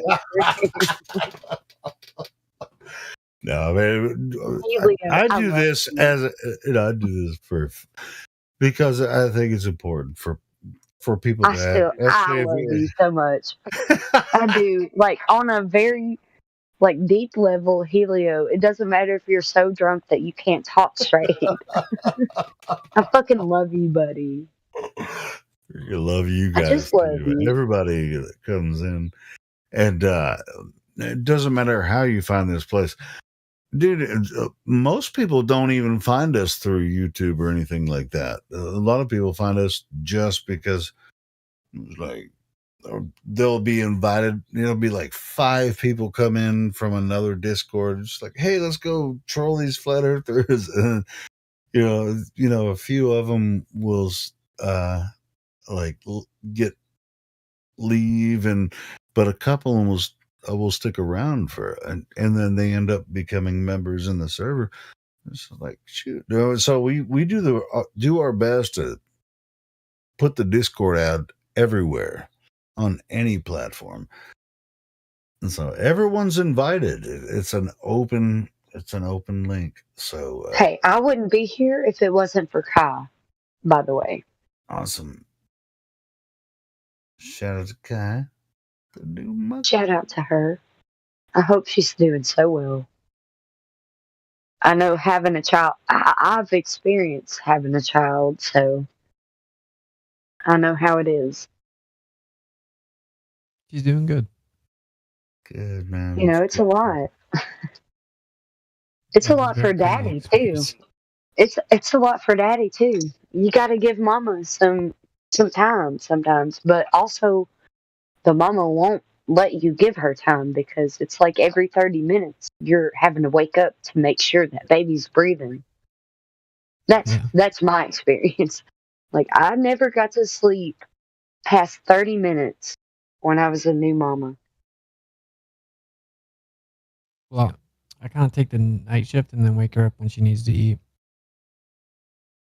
Well, your girl here never got to sleep past 30 minutes because also, you know, daddy was making the money Is it and kind of going off to surreal? work. Austin, is it kind of surreal? Like, yeah, it's crazy, bro. Super surreal. It's like It is crazy. I was like, all right, so that's my. Everybody has their own experience. He almost when I had a son, I was like, he looks like me. Yeah. And, I'm like, oh my goodness. Let me tell you something. My son looks nothing like me at all. He looks like he fell out of his daddy's My butt. son looks more like his mom now as an adult, but when he's a baby, he looked That like ain't me, happening. which is like, how did that happen? It ain't gonna happen for me, okay? This child looks like his daddy incarnate. Really? It's not fair. It's not fair for me, but like it's the truth. Also, it's like my son looked like me when he was a baby, but when he got when he got to adult, he looks like his mom. So it's just I look like I had nothing to do with his conception because he looks nothing like me. I've also never been a shithead my whole life.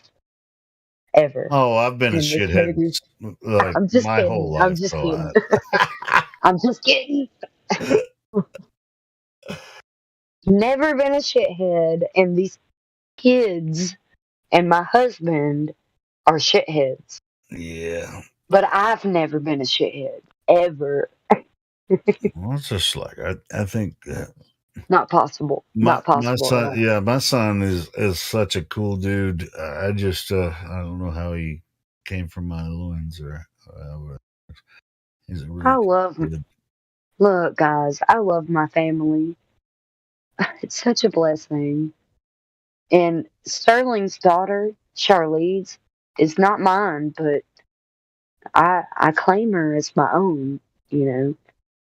We have kind of like a mixed match family. But it feels so complete. Oh, hey. And if it wasn't for the way that I am, the mama of Charlize would hate me. But she loves me. I love her, you know? Like, I love her.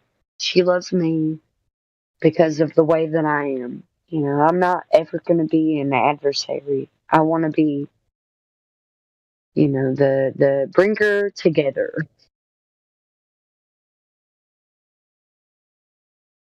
I have a video, I think, up on my channel of my son playing drums. If you want to take a look Love at to it. see it. Let me check. I don't think I put it up in public. You know, everybody's got their own It's story not a for their public family. video on my channel. I think I have it on as But everybody's got their stories of their family. Everybody's story of their family is different. Let me tell you something.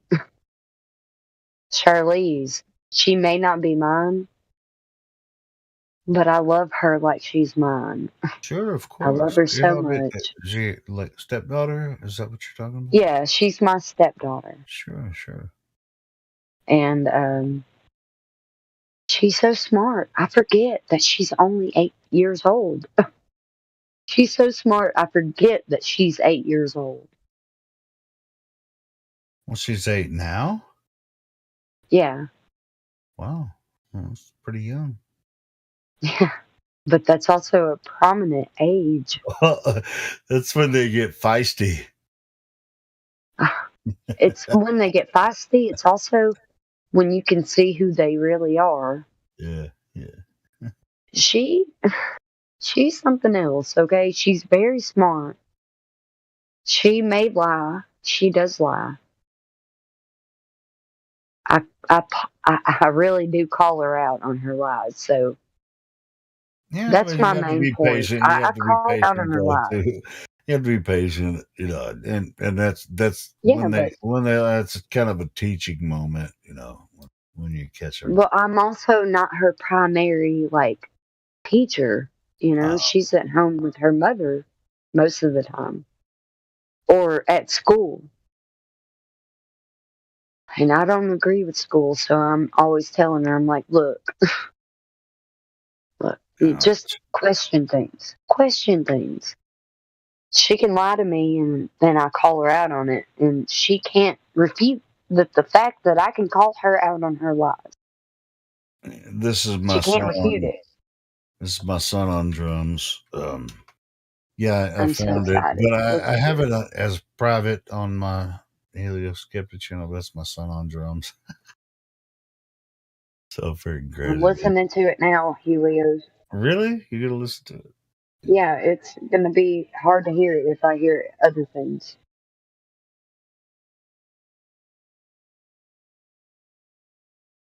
He's a badass.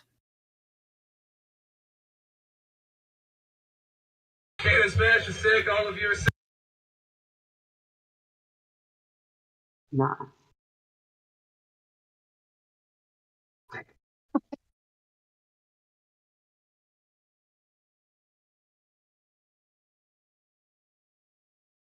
Really good. Dang.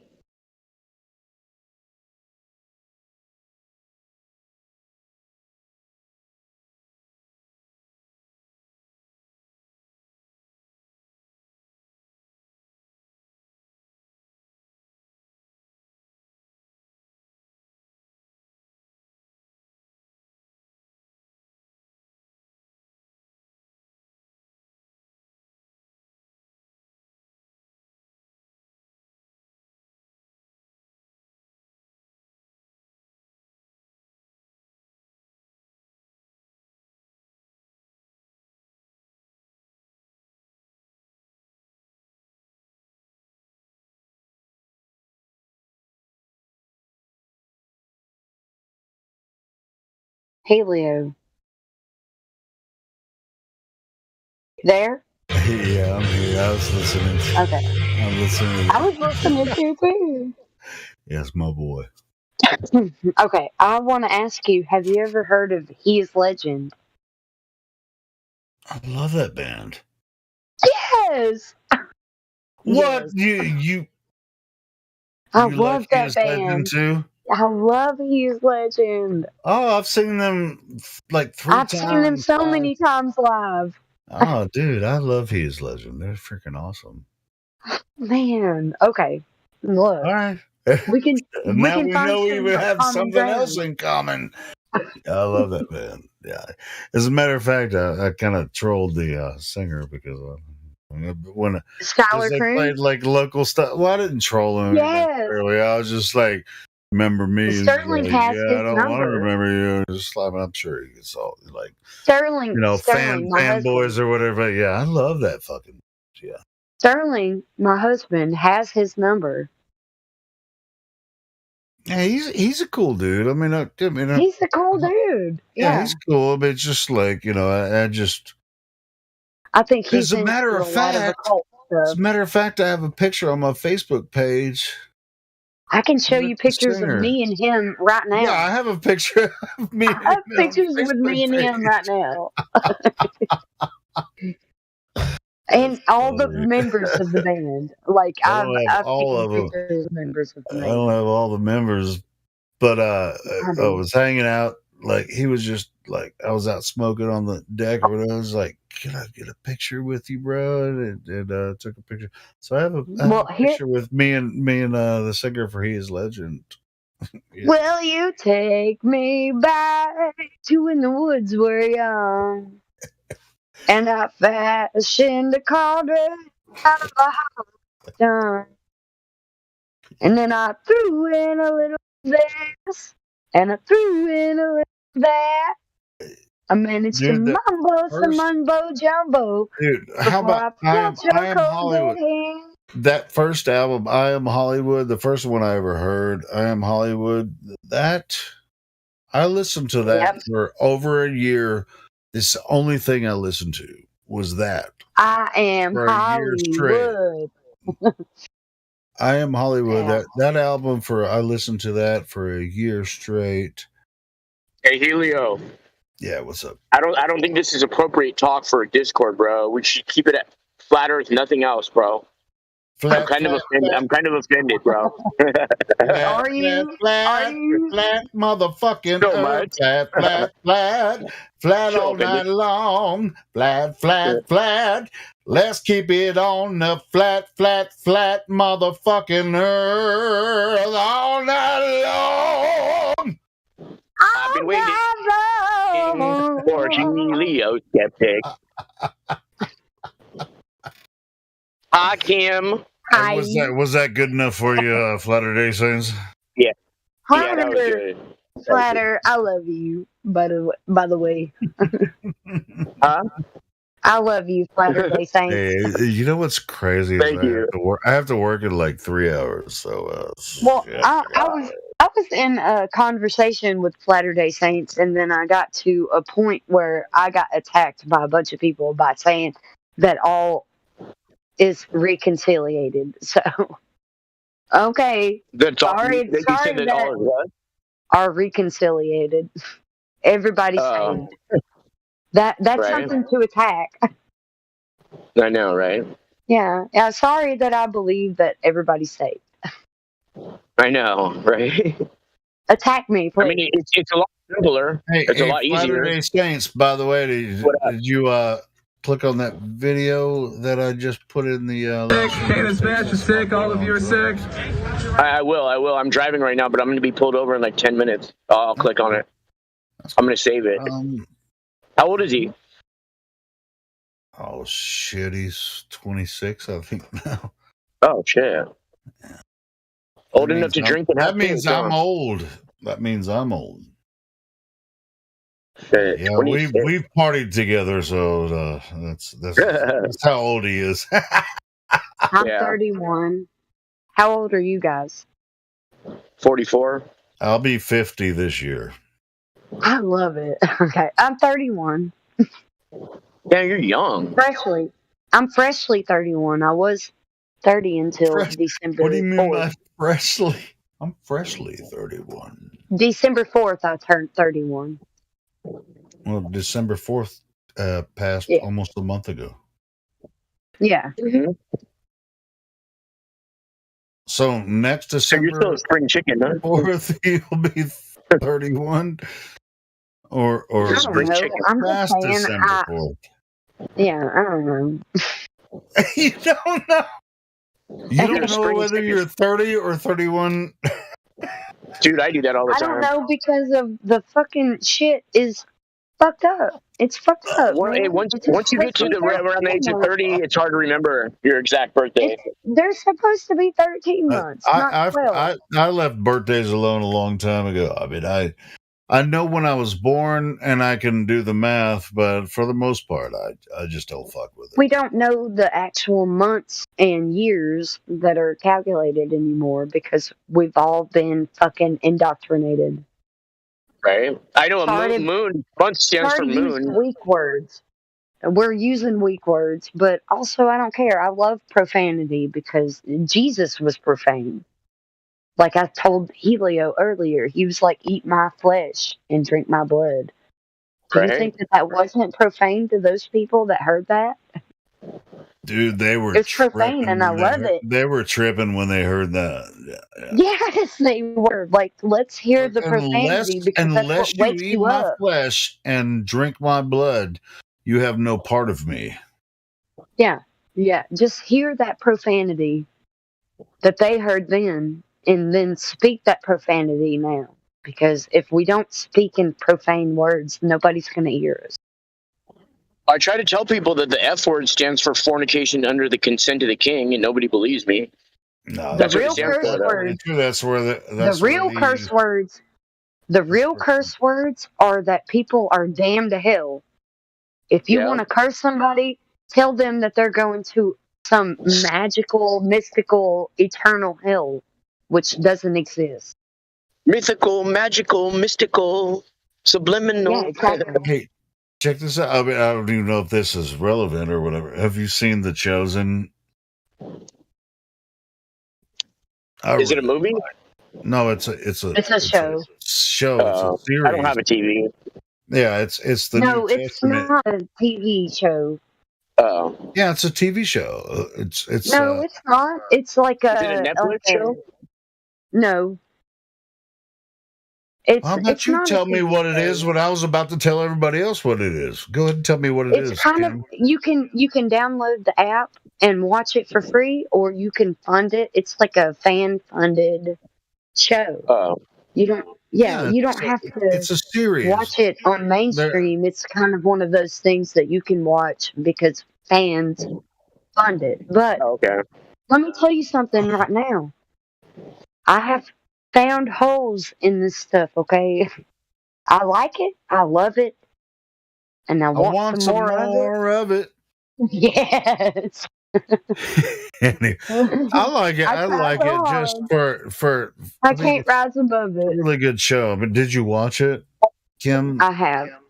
Yeah. Yes. I like it. You know, it's a good show. Yeah, but I'm finding some shit in it that is.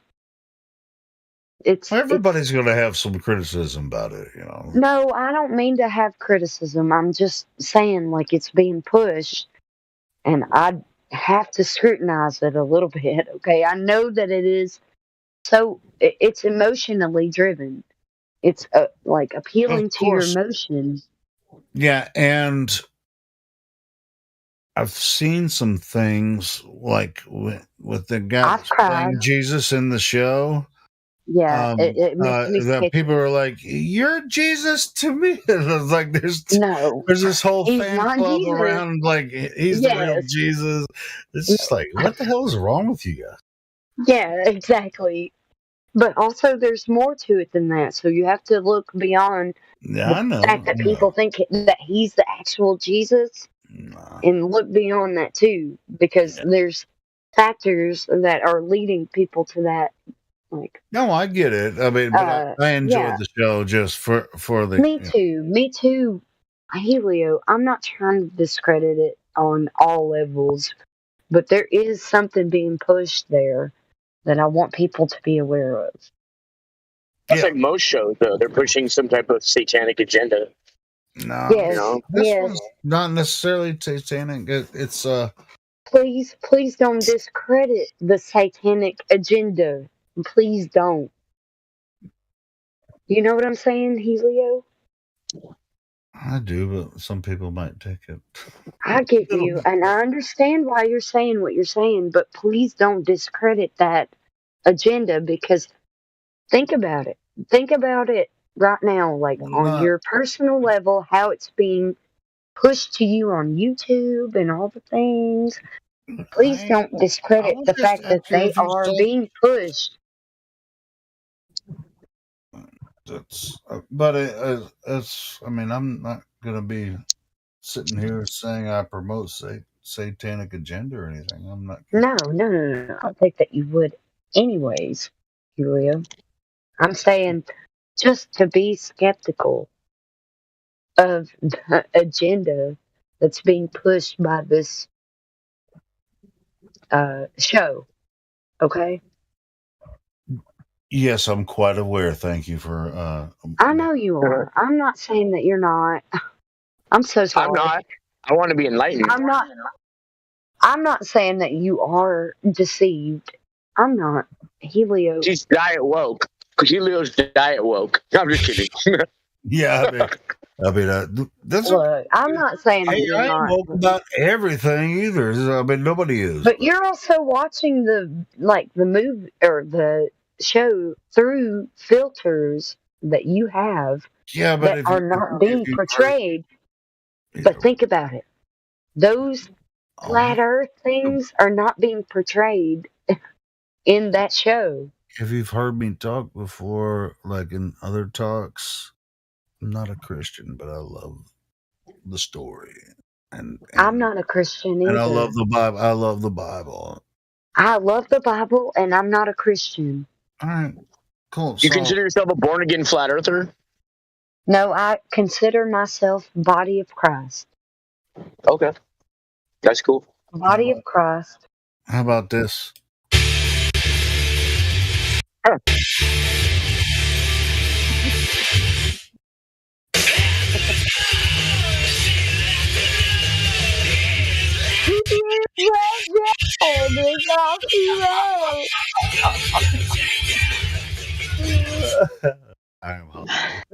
I think I found something. This is in An heaven album, and I just mighty. was stuck on that album for a whole year long. Hey Kim, would you, if I started a church called the Church of, and then every pronounce it Yeshua or Yahweh and Latter Day Saints, like the church? No, or what about just the Church of Latter Day Saints? That would be dope, huh? Yes. That'd be a cool All church. the other stuff that you said can be subjective, but when you say Latter Day Saints, I'm all for it. That's why I left the S at the end of my name, so I'm not the only one. Like, so people will join in. You know what I mean? We're all saints. We're all Right? saints. Baptized in the level water. You know what I mean? Out saints. Don't single out saints, and Saints don't of the Flatter Day. Right? But don't, Baptized in that but level also, water. But also, if you really believe in Jesus Christ and what He did, you wouldn't baptize yourself either, because you believe what He did. Hold on. Like I'm saying, like there is a anyone gets whole belief. confused, you can't baptize yourself. Well, you can, but No, someone else has to please, baptize can I you. say what I'm saying? Like for a second, like let me say this: if you really believe in the accomplishments of the cross, where Jesus died for the sin of the world, what is the point of you baptizing yourself if you don't believe in what He did? Well, the type of It's more than that, but anyway. This is what I believe in, and this is what I do. I do something called baptism, BATH, ism, right? And it's where I go into the ocean. I walk in the ocean with just shorts on, and I'll have a bucket with some borax in it, and I'll submerge myself under the ocean, completely submerged, and then I'll scrub myself off with borax. But what does that matter to Jesus Christ? What does that matter? Well, I'm just saying it cleans the nanofibers off your body. It gets rid of the nanofibers. But do you think that everybody does that? No, I do it because I do it for me. I don't. Whatever other people do, that's their business. Congratulations. Hey, you just used the F word. You're fornicating under the consent of the king. No, I'm saying your works. Look at your works. Oh, you're so great. Like everybody else is lesser than you because No. I do it to clean. I do it to clean my skin off. I submerge myself in the salt water. Yeah. I'm not saying what you're doing is wrong. I'm not saying what you're doing is wrong.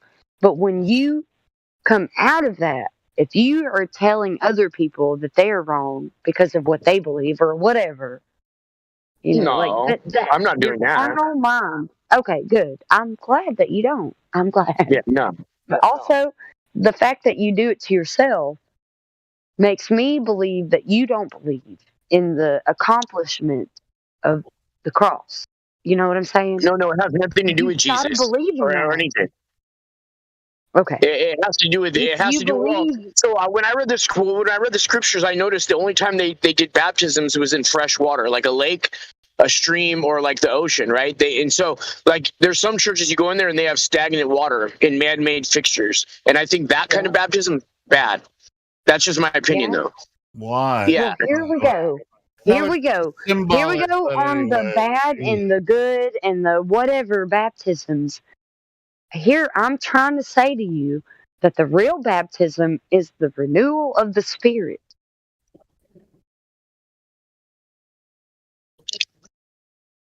Yeah, it's symbolic. If it It's doesn't matter symbolic to you, because it if it cannot doesn't be matter to anything you, else it doesn't physical. matter to you. But if it does, it does. It can't be physical. It can't be because you can't tangibly, like, you can't grasp grace. Grace is given to those that don't deserve it, right? You're given grace because you don't deserve it.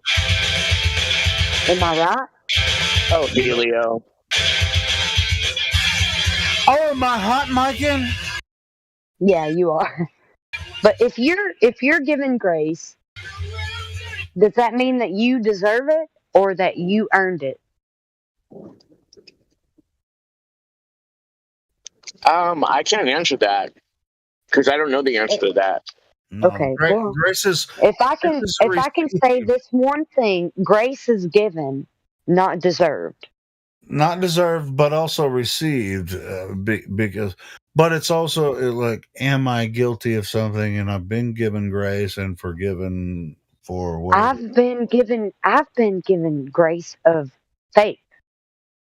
I didn't go seeking faith in the Lord, but it was given to me. So You know who what? am I? Who am I to go out here and be like, "Hey, you better fucking believe what I believe," because blah blah blah. I think if you give people grace and where much is forgiven on your part, then much will be forgiven. You see what I'm saying? Like if you forgive people of the debt they owe you, then you'll be given that same grace. I think that's the But I measurement. can't convince people that I was gifted grace. I can't convince people that I was gifted it. No. This is how you convince people, or not convince people, but this is what I believe is: if we forgive others of their sins against us, that much more shall we be forgiven. But if we track somebody down for like $20 and go to the ends of the earth and flip out over something little, then the same judgment will be given to us for stuff. That's what I believe. True. Yeah. Look, Flatter, you're right. You're right. But people are gifted with the grace of God and Jesus Christ. They're gifted with this knowledge, and they don't know all the parameters of it, but they know enough, like by the grace that they're given. Those who have ears to hear and eyes to see. Yes, You know? yes, but it's so much more intimate than that. Well, tell me this. Do you think somebody who thinks they're saved and how they say, like, come up to the front and you'll be saved and just believe and confess Jesus Lord, you died for your sin. If you do all that stuff, but you still fully believe you live on a globe, then just like you said to Nicodemus, how can you understand heavenly things if you don't even understand earthly things? That's just my opinion. But I was gifted with that grace before I knew about flat Earth. So flat Earth did you was really? It helped you understand it a lot more, though, huh? Yes, exactly. Yes. But yeah, it was very much more. I never not believed in a creator. I never believed on this stupid evolution theory they were trying to teach. I was stupid, and I did not believe in a creator. I was always a believer in God, the creator. I was stupid and didn't. I thought I was too smart. Helio skeptic. From a little kid, I always was never. Helio, even without people telling me, man, I've always known that there's a creator, and I just think that people who say I don't blame anybody else for buying into that, but I always knew. I mean, God had His focus on me my entire life, so I don't even know, why, how. My mom said that I flipped in her womb like John the Baptist. So I feel like maybe I was also like selected, but I only have my mom to go off of. I'm just as special as anyone else in here. So, but it's just like same. Like it was just like I don't. Did you hear me, Helio? Yes. Okay, I'm gonna mute myself and cut out. I'll try to rejoin if you guys are still here in a little while. I gotta. No, we're hearing you fine, Flutter Day. Come on. Okay. Bye, Kim. So he said, are you hearing me so I can say goodbye? Bye, Flatter. Bye, Helio. So until Good to next hear time. from you. Yeah, until next time. It was good to hear from you. Yeah, You too. Thank you guys. I'll talk to you guys later. Bye. You got bars, buddy. Thank you. I appreciate that. Yeah, Especially coming from you, I appreciate listen to that. his music. Yeah, he's got some good stuff. Yeah. Thank you. I'll talk to you guys soon. Peace out. And it's just always, I don't know. It's just kind of, who's that was talking when I was saying, hey, it was just like this concept of naturalism. I was like, oh, or, that I never believed in this evolution theory, even though they were trying to push it down my throat when I was a little kid. I never bought into I've never believed in atheism. That's always been extremely foolish to me for all my whole life. I've never had someone say, I'm an atheist, and I've been convinced that they're not either lying to me or lying to themselves in some way. Yeah, and I grew up in, like, I was born in 73, so this was like early 80s when I was in junior high or whatever. Thinking they started promoting this evolution idea. It's like, yeah, into that shit. Can I ask one question? And I was going to a Catholic church at the time, So, yeah. Go ahead, ask your question. I wanted to ask you guys that believe in a creator. How do you explain to yourself that if you assume that there is a creator, a question arrives: who created the creator? That's a redundant question. I don't. Yeah, that's a malformed question.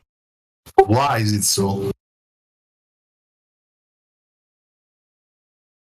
Because the creator is eternal, not what's the created. opposite of that? I mean, what's the opposite of that? If the creator doesn't exist, what does exist?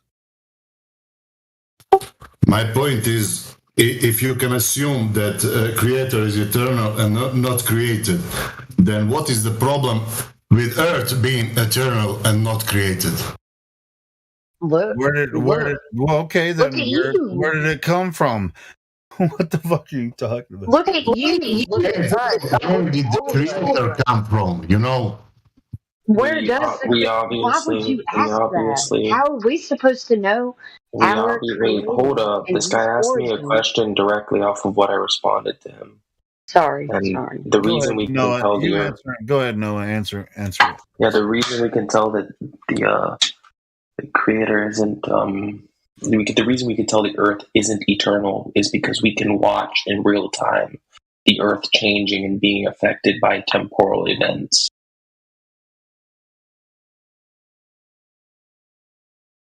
For something to be eternal, it doesn't change. Yet we watch the Earth change in our own lifetimes. Therefore, the Earth is not eternal. You know what they say, only change is eternal. So I guess he didn't refute my point. I fully agree. Yep. Yeah, he did. He just repeated exactly what you just said. And he thinks he's making a point that's different. This is what happened. And that's what I'm saying, is that's why I've never believed anyone who's told me that they're an atheist, because it comes to a point where they contradict themselves and you can just see cognitus in their eyes and you're like, this person's lying to themselves. Yeah, we're not laughing at you, X. It's just, well, I mean, if nothing ever existed, why the fuck are we here, all together? Did everything come from nothing? That's pretty much what the Big Bang is, and atheism.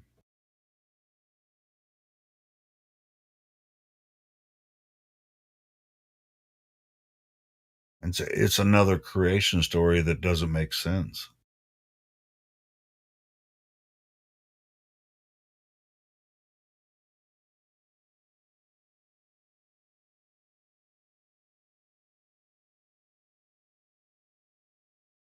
our creation story is way better, even though we don't all agree on it altogether either. So, kudos on that. We don't agree with each other about our creation story, but it's a better story than everything coming from nothing.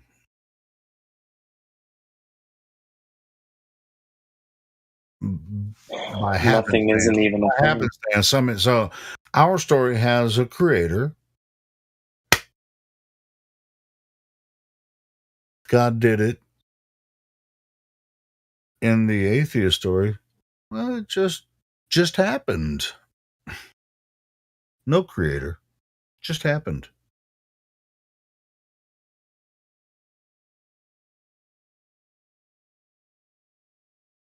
Which one makes more sense?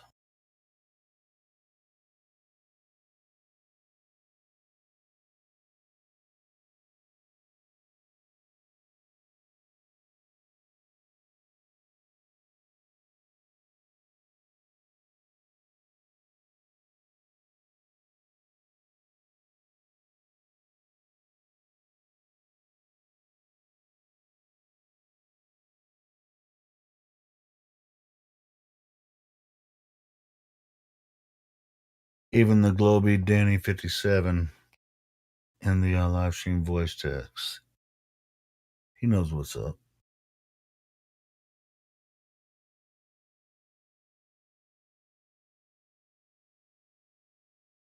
Something can never come from nothing. Unless the creator spoke it into existence.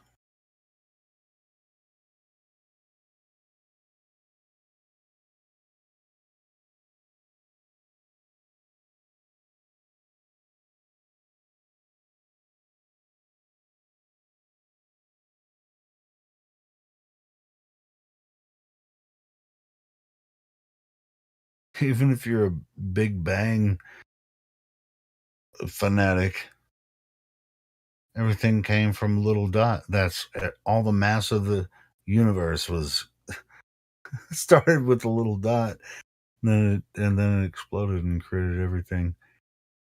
And that was just a happenstance. Well, who created the dot? Well, I'm glad the Jesuits had a genius to figure that out for us. Yeah, I know, right? They're such a helpful organization. They're so brilliant. Yeah, I know. Just the Pope who made that decision with that papal bull, he just really was a forward thinker, really, to just release the army on even on the other side. I mean, not the religionists, but the pseudoscientists. They have it all figured out too, right? They have the little dot Big Bang creation story on their side. It's like, well, who created the Big Bang?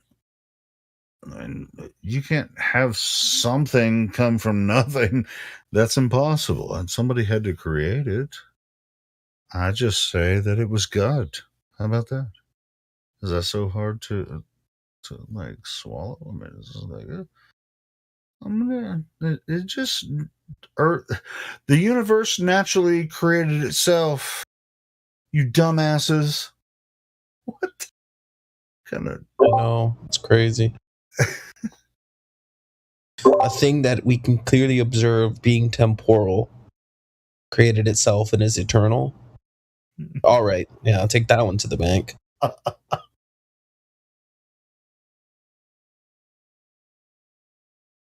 That's not.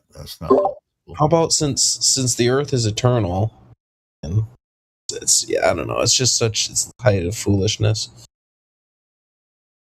Hey Noah, how long have you been in the server? Is this? And I see your VC verified, but is this your first day, or have you been here before?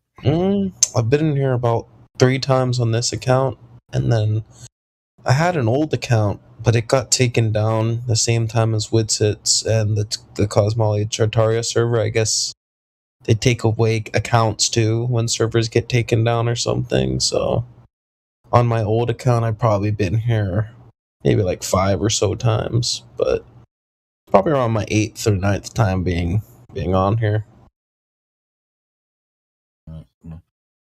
But this is a long time ago, probably like a year ago. And then since I got my new account, probably 3 times on this account. This being my 3rd time. It's just like I'm seeing. You've been in this server today. Yeah, I'm so new. I don't even know. No, I'm looking. Just click it up. You can click on their name and see how long they've been a member of Discord and how long they've been part of this server. That's what I'm looking at. Because Noah sounds like a flat You earther. can look at mine. I'm not going to give you the role yet until you're at least here for 24 hours. I usually don't. You sound like a flat earther, Kim. You already have the flat earth role. So. Yeah, you'd be correct about that, but no, yeah, I've been around. I've been to QE server. That's where I found Discord. Been on Geo server for man. I've talked to Zanuck for hours on end. And then most recently I've been chilling on that Tartarian server, but some weird stuff has been happening on there just as of today. So I just kind of thought I would take a chill break from it and just. Cool. Yeah. I mean, that server is a partner with us, but yeah, I don't go over there much because it gets. I love it here. I love it here, but I also have not given my trustworthiness. I don't know, all the things that I would need to be trustworthy. I haven't given that yet, but I do appreciate it so much. I do. Cam, you're a sweetheart. You have you're a trusted member here, Kim. So you're good to go. And X is working his way up to. He hasn't really given a position, but sounds like a cool dude. At least, I mean, he's still VC verified. I want to give you a role, but I want to know what your stance is. If all you do is ask questions, X, which is cool. That means that you are questioning, are asking questions. No. It means that I know that I don't know. There you go. That's what I was about to say. Yeah, I know. I know that I don't know, but yeah, you actually ask some really good questions when you're talking. So cool. Hey, do you want we have what's called a link embed role. I can give you the link embed role so you'll be able to share links and images. Is Whitson still here? That would be nice. Whitson, are you still here? There you go. I hooked you up, X, with that role. You'll be able to show images now. Share images. Whitson is a wealth of knowledge, by the way. Yeah, he's muted, or I think he deafened himself. He might be doing a live stream or something. What is that? Yeah, that's why I was asking if he was here. What's you that know, if rocket he... thing? I don't even know what that is. Start an activity. That rocket thing, I don't know either. It's like an action thing. I think Wit is AFK. Yeah, I don't think he's. I don't know what AFK means. AFK means away from keyboard. Oh, okay. Now you know, and knowing is half the Now I know. Yeah, if someone I don't says know any of AFK, that. that means away from keyboard. I don't have a laptop. I don't have that stuff. So even well, even if you have a phone, if you say AFK, it still means the same thing. It means I'm not, I'm muted. Yo, yeah, Wit is AFK. He's not even playing the video game right now. Witsit is a wealth of knowledge. He has a daughter. That everybody can learn. Daughter. Yes, he does. He's probably busy right now or sleeping. It's like fucking 2 a.m. for him, something like that. I don't know. Surprised you guys are up. It's 4 in the morning for me. Yeah, me too. I'm wondering how I'm gonna go to work. I'm trying to figure out if I need to try to sleep for an hour. I don't work. So this is my dilemma. I don't work. So I'm here at late hours of the night. Okay, well, congratulations. Oh yeah.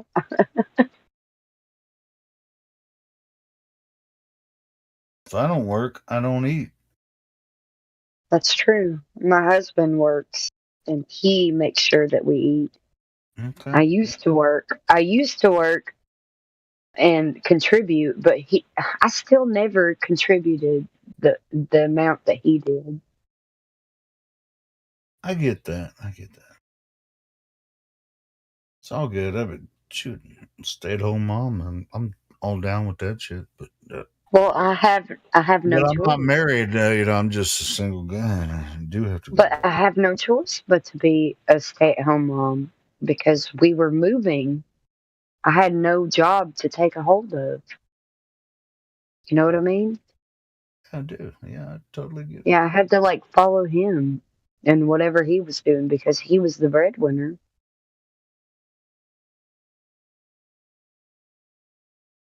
He still is the breadwinner. That's why I was in Mississippi last night because we followed him to his job site.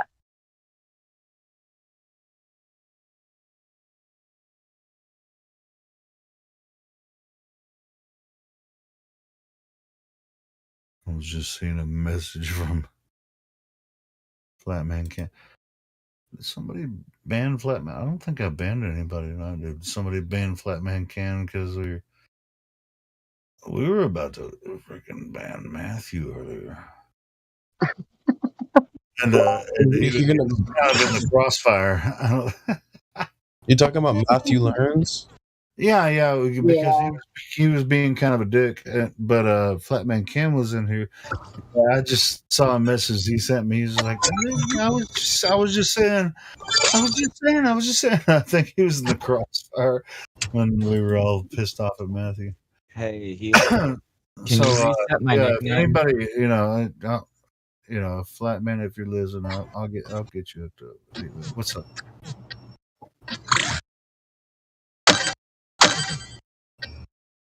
Anyways.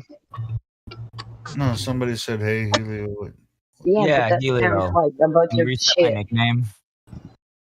Who was President Brandon? Oh, Brandon, what's up, brother?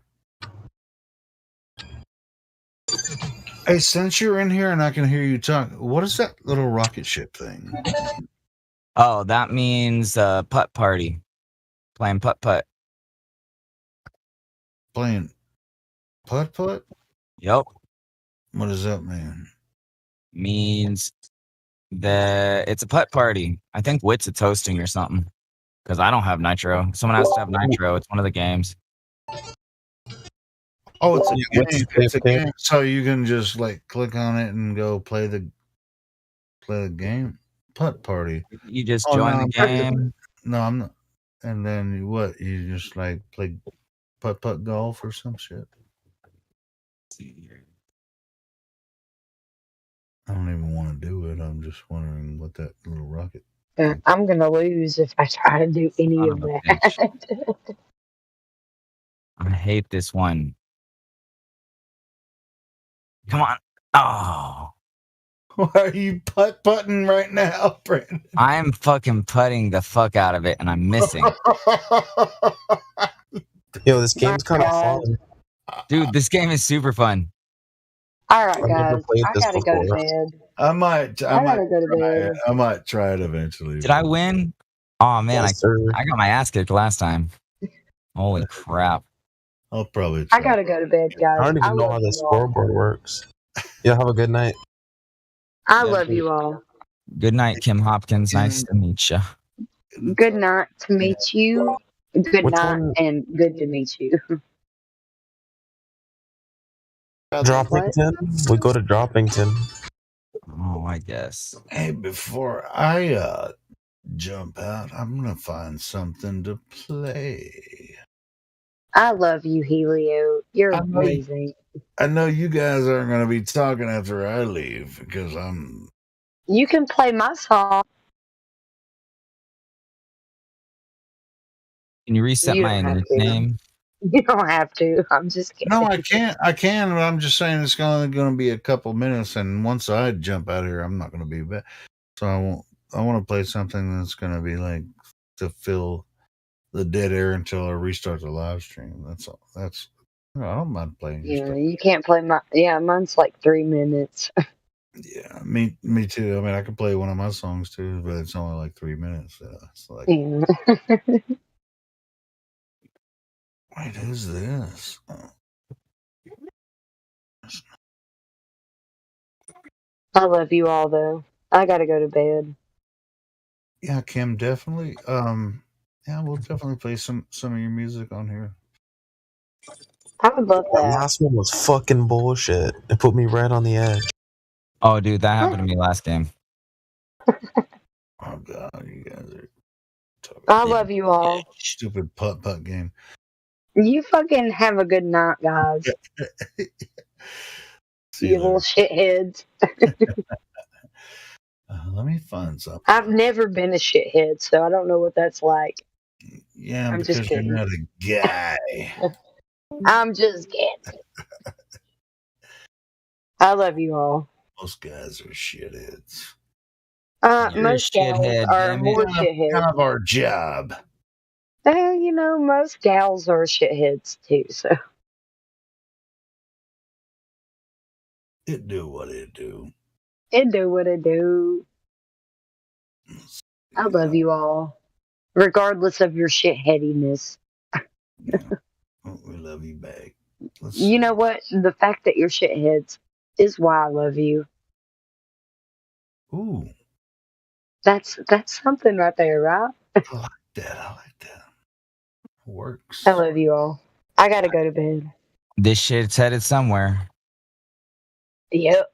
I'm about to quit this fucking frustrating ass game. This game is so. This game is so irritating. Don't be We're even right irritated now. by the game. Do you still have a Don't be chance to win? irritated.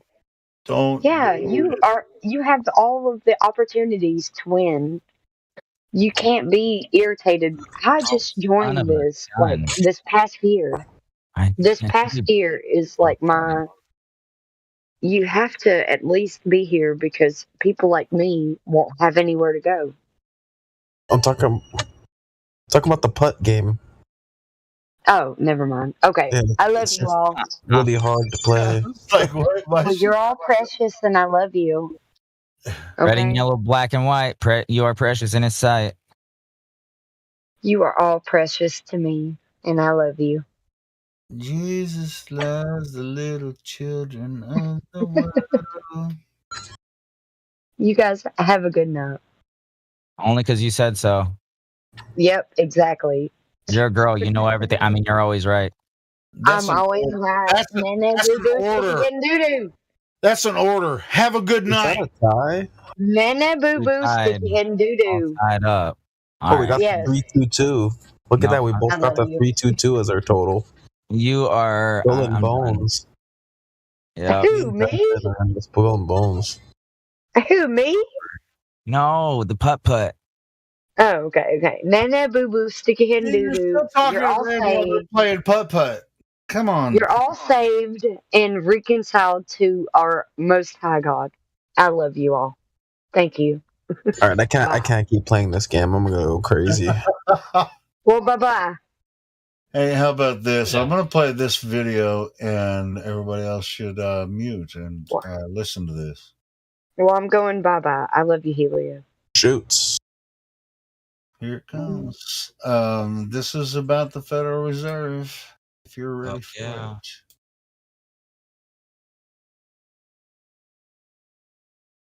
If you guys know who G. Edward Griffin is, he wrote a book called The Creature from Jekyll Island, and he's had many talks on it, and this is one of them. municipality such as this. That's Mr. G. Edward Griffin.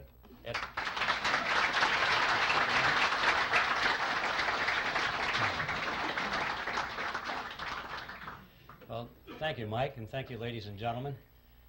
I don't know how to take that remark about age. You know, when Bill Jasper stands up and they announce him as the senior editor for the magazine, I know I'm in trouble. Well, we have a lot of material to cover, so I think I'll just sort of jump into this as quickly as possible. I need to warn you about something, though. Since this is being videotaped tonight, and we have a limitation on the length of the time on the videotapes, I have been instructed to divide this into two parts. The first part will last approximately 45 or 50 minutes long, and then we'll take a short break, I'm told, while they change tapes. And the next part we deliver next month. No, they're just a few minutes break, and then we'll continue with part two. So I want you to know that's coming up. So, okay, now to the topic. Are you ready for this? Okay, so am I. So let's start with history. We'll go back to the 1st century BC, to a tiny kingdom called Phrygia. And it was in that kingdom that there lived a philosopher by the name of Epictetus. And it was Epictetus who said, appearances are of four kinds. Things either are as they appear to be, or they neither are nor appear to be, or they are but do not appear to be, or they are not and yet appear to be. Don't worry, no quiz on that. Well, that's what he said. When I read that statement for the first time, I thought to myself that surely if Epictetus were alive today, he would undoubtedly be a Harvard professor of money and banking. Because this is the kind of explanation we get, isn't it, when we try and figure out what's going on in the economy or what's going on with the Federal Reserve System. See, what Epictetus did is what is so commonly done with the experts in this field, is he took a relatively simple concept, but by the time he was through explaining it to us, we didn't have the foggiest idea what he was talking about. All he said, basically, was that appearances can sometimes be deceiving. That's all. We all know that. But he had to break it down into four component parts, explain that in two ways they are what they appear to be, and in other two ways they sometimes are not the way they appear to be, and they broke it down and we didn't understand what he's talking about. Nevertheless, I thought that this statement by Epictetus was a brilliant clue for an outline or a theme for my presentation. Because, you know, if there's anything in the world that is an appearance that is deceiving, it is the Federal Reserve System. And in particular, it is one of those appearances of the fourth kind, which is, I'm sure you all remember, are those which are not and yet appear to be. So that's going to be my theme tonight. I'm going to come back to it now and then if I remember to do it, and use it as kind of a punctuation point, because this is perhaps at the most fundamental level the most important thing we need to know about the Federal Reserve System, which is that it is an appearance of the fourth kind, something which is not and yet appears to be. When I did my research on this topic, I came to the conclusion, which may startle you folks here, that the Federal Reserve System does not need to be audited. It needs to be abolished.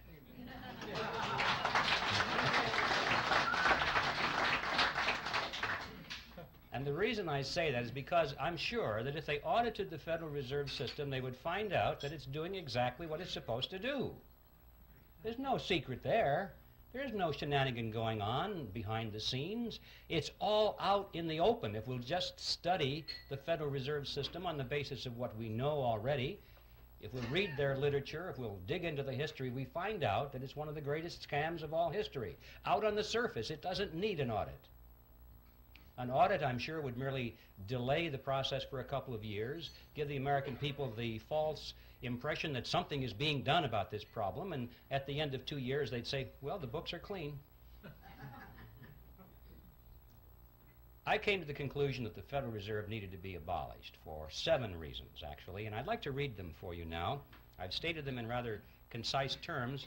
Hopefully they'll have some shock value so you can remember them. And here they are.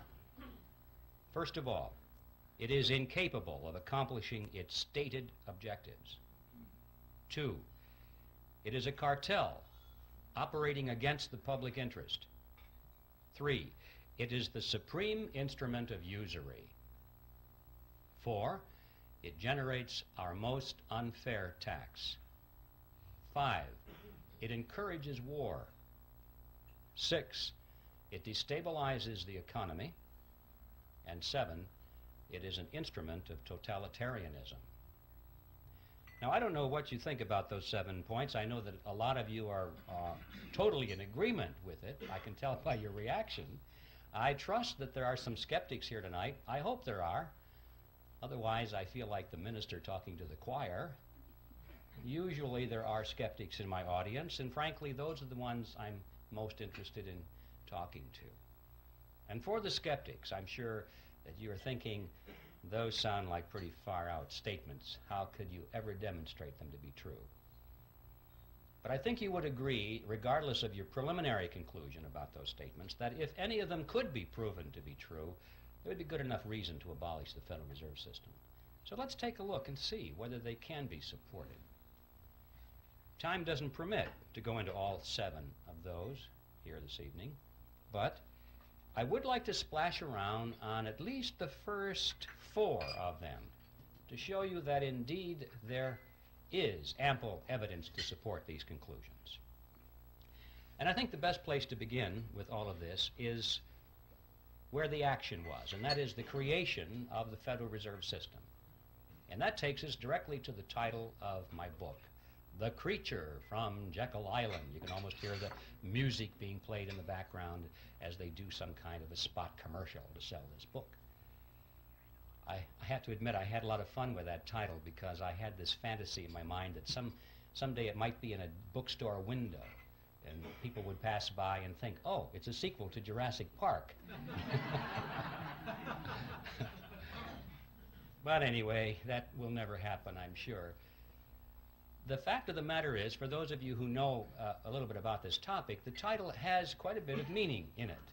And we have a lot to learn by exploring what that meaning is. First of all, Jekyll Island is a real island. It's off the coast of Georgia. And it was on that island back in 1910 that the Federal Reserve System was conceived at a highly secret meeting that took place there.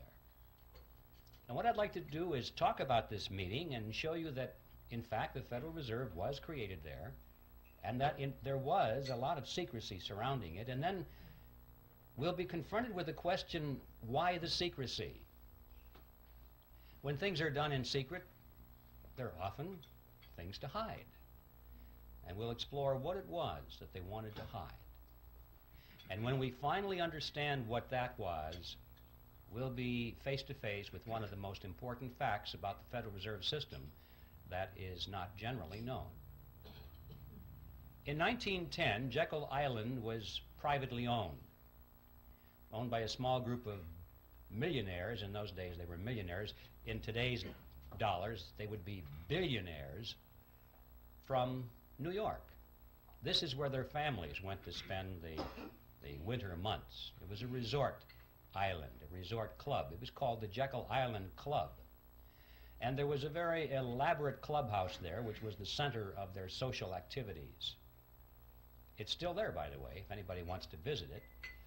The island has been purchased by the state of Georgia, and this clubhouse has been renovated. It's a beautiful thing. And around this clubhouse, they had cottages, which were built by many of the families that belonged to the club. Cottages are not exactly the word I would have chosen to describe these structures. I remember on taking the tour through one of them, the guide said that there were 14 bathrooms in that cottage. So you have an idea of the kind of elegance that was there. In any event, the number of bathrooms has nothing to do with the story. I just get hung up on that because It's hard for me to imagine a cottage with that much running plumbing. But the important point was that this is where the Federal Reserve System was conceived, is in that clubhouse. So let's tell that story. It all began in November of 1910 when Senator Nelson Aldrich sent his private railroad car to the New Jersey Railroad Station, where there it was in readiness for the arrival of himself and 6 other men who were instructed to come under conditions of great secrecy. For example, they were told to come one at a time, not to be seen together, not to dine together on the night of their departure. If they had arrived at the same time, they were instructed to pretend as though they didn't even know each other. They were to avoid newspaper reporters, because these were well-known men, and had they been spotted by reporters, which often frequented the railroad station, especially had they been seen together, many questions would have been asked. One of the men carried a shotgun in a big black case, so that if he had been asked where he was going, he was prepared to say that he was going on a duck hunting trip. And the interesting thing about that little piece of the history is that this man, we find out later from his biographer, never fired a gun in his life. He even had to borrow that shotgun in order to participate in this deception. Even after they got on board the railroad car, this pattern continued. They were told to use first names only, not to use last names.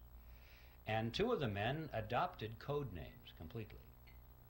The reason for that is that they were afraid that the servants on board the train would recognize who they were if they used their last names. And they knew that if word leaked out in that fashion and eventually found its way into the press, the whole purpose of the meeting would have been completely destroyed. So absolute secrecy was essential. Well, the train traveled for 2 nights and a day on a 1,000-mile journey to the south, and when they awoke on the second morning, the car was on the siding, the railroad siding at Brunswick, Georgia. And from there they took the ferry boat across the inland strait to Jekyll Island and to the clubhouse. And for the next 9 days, these men sat around a table and hammered out all the important details of what eventually became the Federal Reserve System. And incidentally, if you visit that clubhouse today, you can walk down to the end of the one corridor there, and on a door is a brass plaque.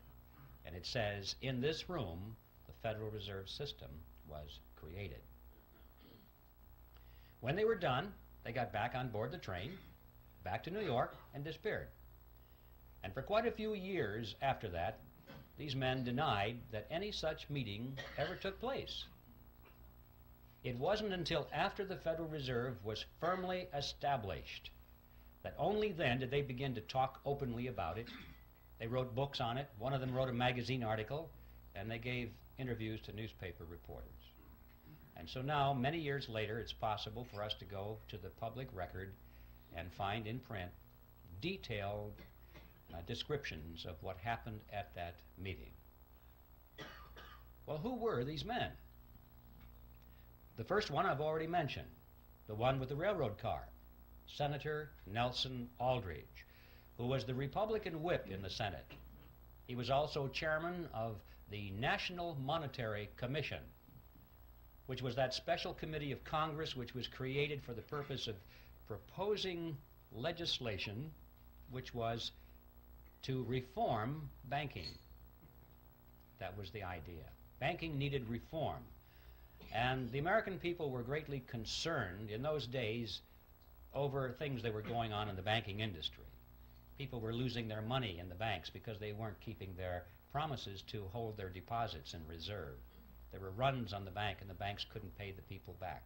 But most of all, they were concerned over the concentration of financial power that was in the hands of a small group of very powerful and large banks in New York on Wall Street. This is what they called the money trust. That was the name, and it was a very popular expression in the newspapers. And quite a few politicians were elected to office on their campaign promise to break the grip of the money trust. President Wilson was one of those politicians, by the way. So, that was the purpose of the National Monetary Commission, which was to propose legislation which eventually became the Federal Reserve Act to break the grip of the money trust over the financial markets of America. Aldrich was a business associate of J.P. Morgan. He was the father-in-law to John D. Rockefeller, Jr., which means, of course, that eventually he became the grandfather of Nelson Rockefeller, our former vice president. If you remember, his full name was Nelson Aldrich Rockefeller, so he derived his middle name from his famous grandfather. The second person at the meeting was Abraham Piatt Andrew, who was Assistant Secretary of the Treasury. He later became a congressman, but he was very prominent in banking circles. Frank Vanderlip was there. He was the president of the National City Bank of New York, which was the largest and the most powerful of all the banks in the country, representing the financial interests of William Rockefeller and the international investment firm of Kuhn Loeb and Company. Henry Davison was there. He was the senior partner of the J.P. Morgan Company. Charles Norton was present. He was the president of the First National Bank of New York, which was another one of the giants. Also, there was Benjamin Strong, who was the head of J.P. Morgan's Bankers Trust Company. And incidentally, 3 years later, when the Federal Reserve System was finally created, he became the first head of the system. And finally, there was Paul Warburg, who was probably the most important of all the men there because of his knowledge of banking as it was practiced in Europe. Paul Warburg was born in Germany. He eventually became a naturalized American citizen. He was a partner in Kuhn Loeb and Company. He was a representative of the Rothschild banking dynasty in England and France. And through all the years of his banking in America, he remained in very close contact with his brother, Max Warburg, who was the head of the Warburg Banking Consortium in Germany and the Netherlands. Paul Warburg was one of the wealthiest men in the world. And those of you who are Little Orphan Annie fans, you'll remember Daddy Warbucks. Well, Paul Warburg was the real Daddy Warbucks, after whom that character was named. And everyone at the time knew it. I have his photograph in the book. If you'd like to compare his picture to the drawing rendition of Daddy Warbucks, you'll see the similarity between Warbucks and Warburg. And also, while we're on the subject of cartoon characters, anyone who's played Monopoly will remember the drawing of the capitalist with the handlebar mustache and the cigar. That's J.P. Morgan. Those are the 7 men who were on Jekyll Island. And as incredible as it may seem, they represented approximately 1/4 of the wealth of the entire world. And these are the men that sat around a table on Jekyll Island and created the Federal Reserve System. What's going on here? Should arouse our curiosity a little bit. It didn't just happen. Well, speaking of it just happening, for the skeptics, you're probably wondering, did it really happen that way? Perhaps Griffin is exaggerating this to make a point. Well, yes, it really happened that way, and to illustrate that, we could go to a lot of documentation, but to simplify this, I'd like to just read for you a short excerpt taken from one article written by Frank Vanderlip, who was one of the attendees at that meeting. And this was written in the Saturday Evening Post, and it appeared on February 9, 1935. And this is what Vanderlip said.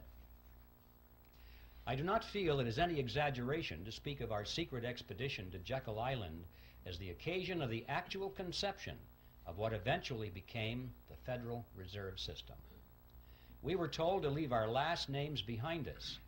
We were told further that we should avoid dining together on the night of our departure.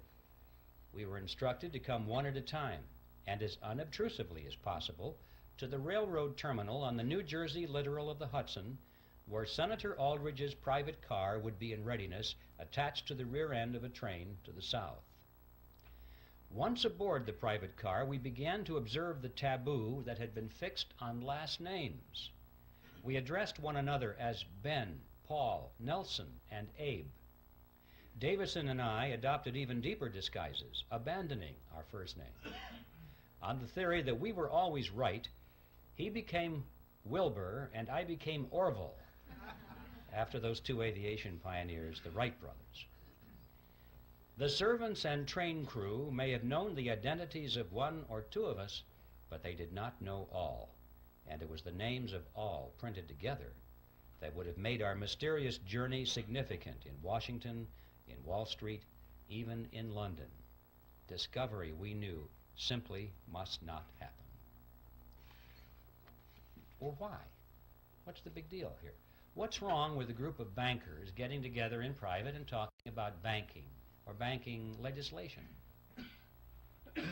And the answer to that question is provided by Vanderlip himself in the same article.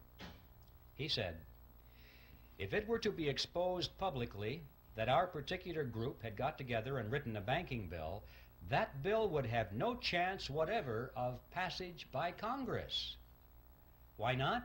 Because the purpose of the bill was to break the grip of the money trust. And ladies and gentlemen, it was written by the money trust. It's as simple as that. Had that fact been known from the very beginning, the public would never have accepted it as a means of breaking the grip over the money trust. And we would never have had a Federal Reserve System because the scam would have been exposed from the beginning. This was like having the fox build the hen house and install the security system.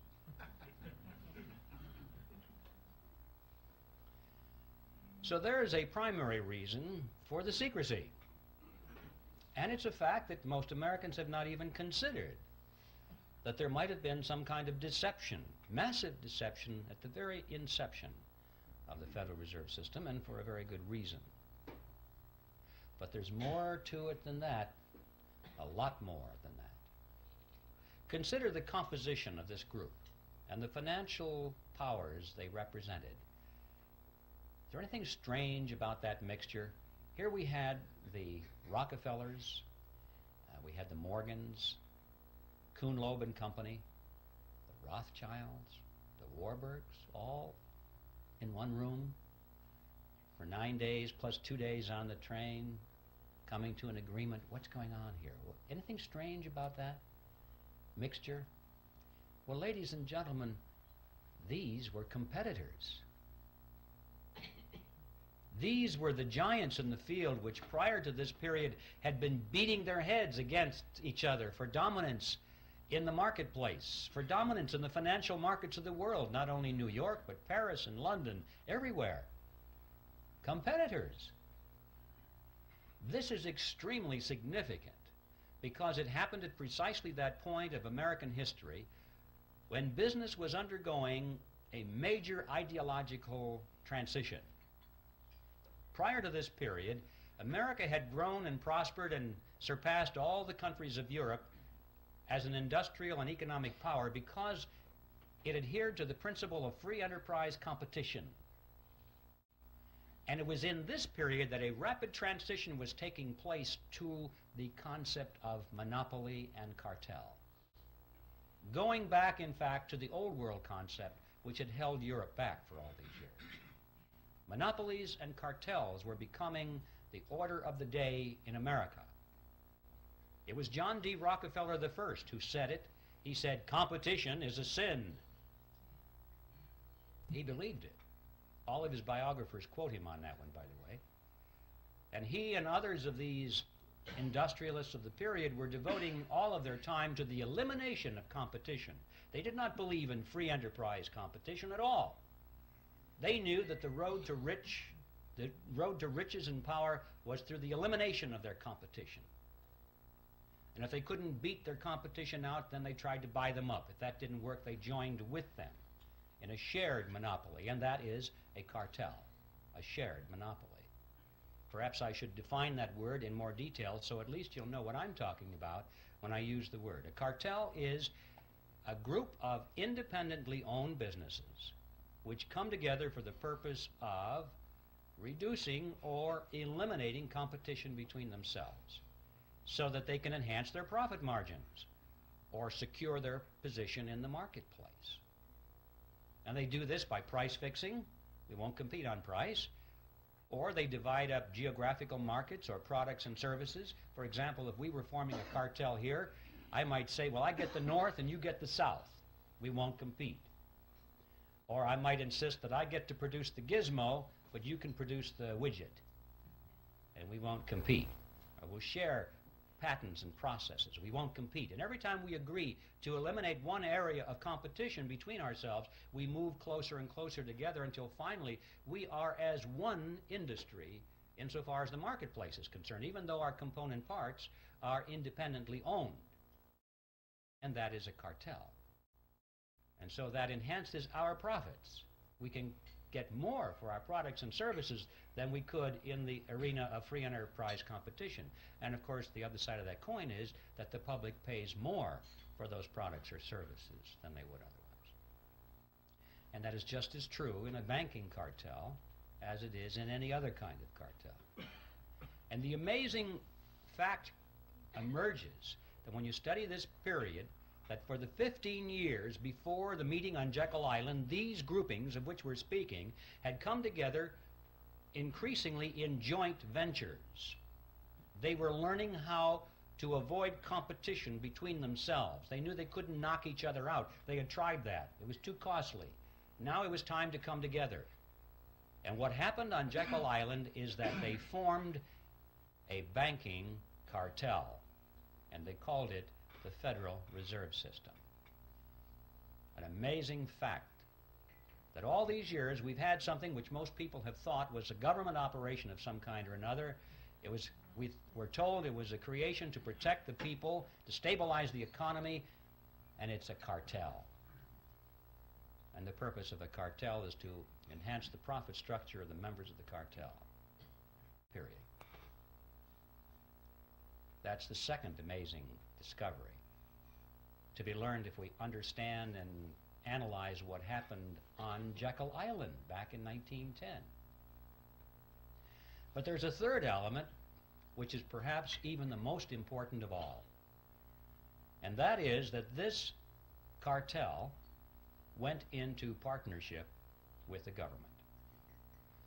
Well, cartels often do that to enforce their cartel agreements, but in this case they did it in spades.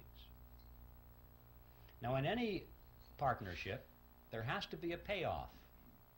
There has to be some benefit to the partners, otherwise they won't go into the partnership, or if they go into it, they won't stay in it for very long.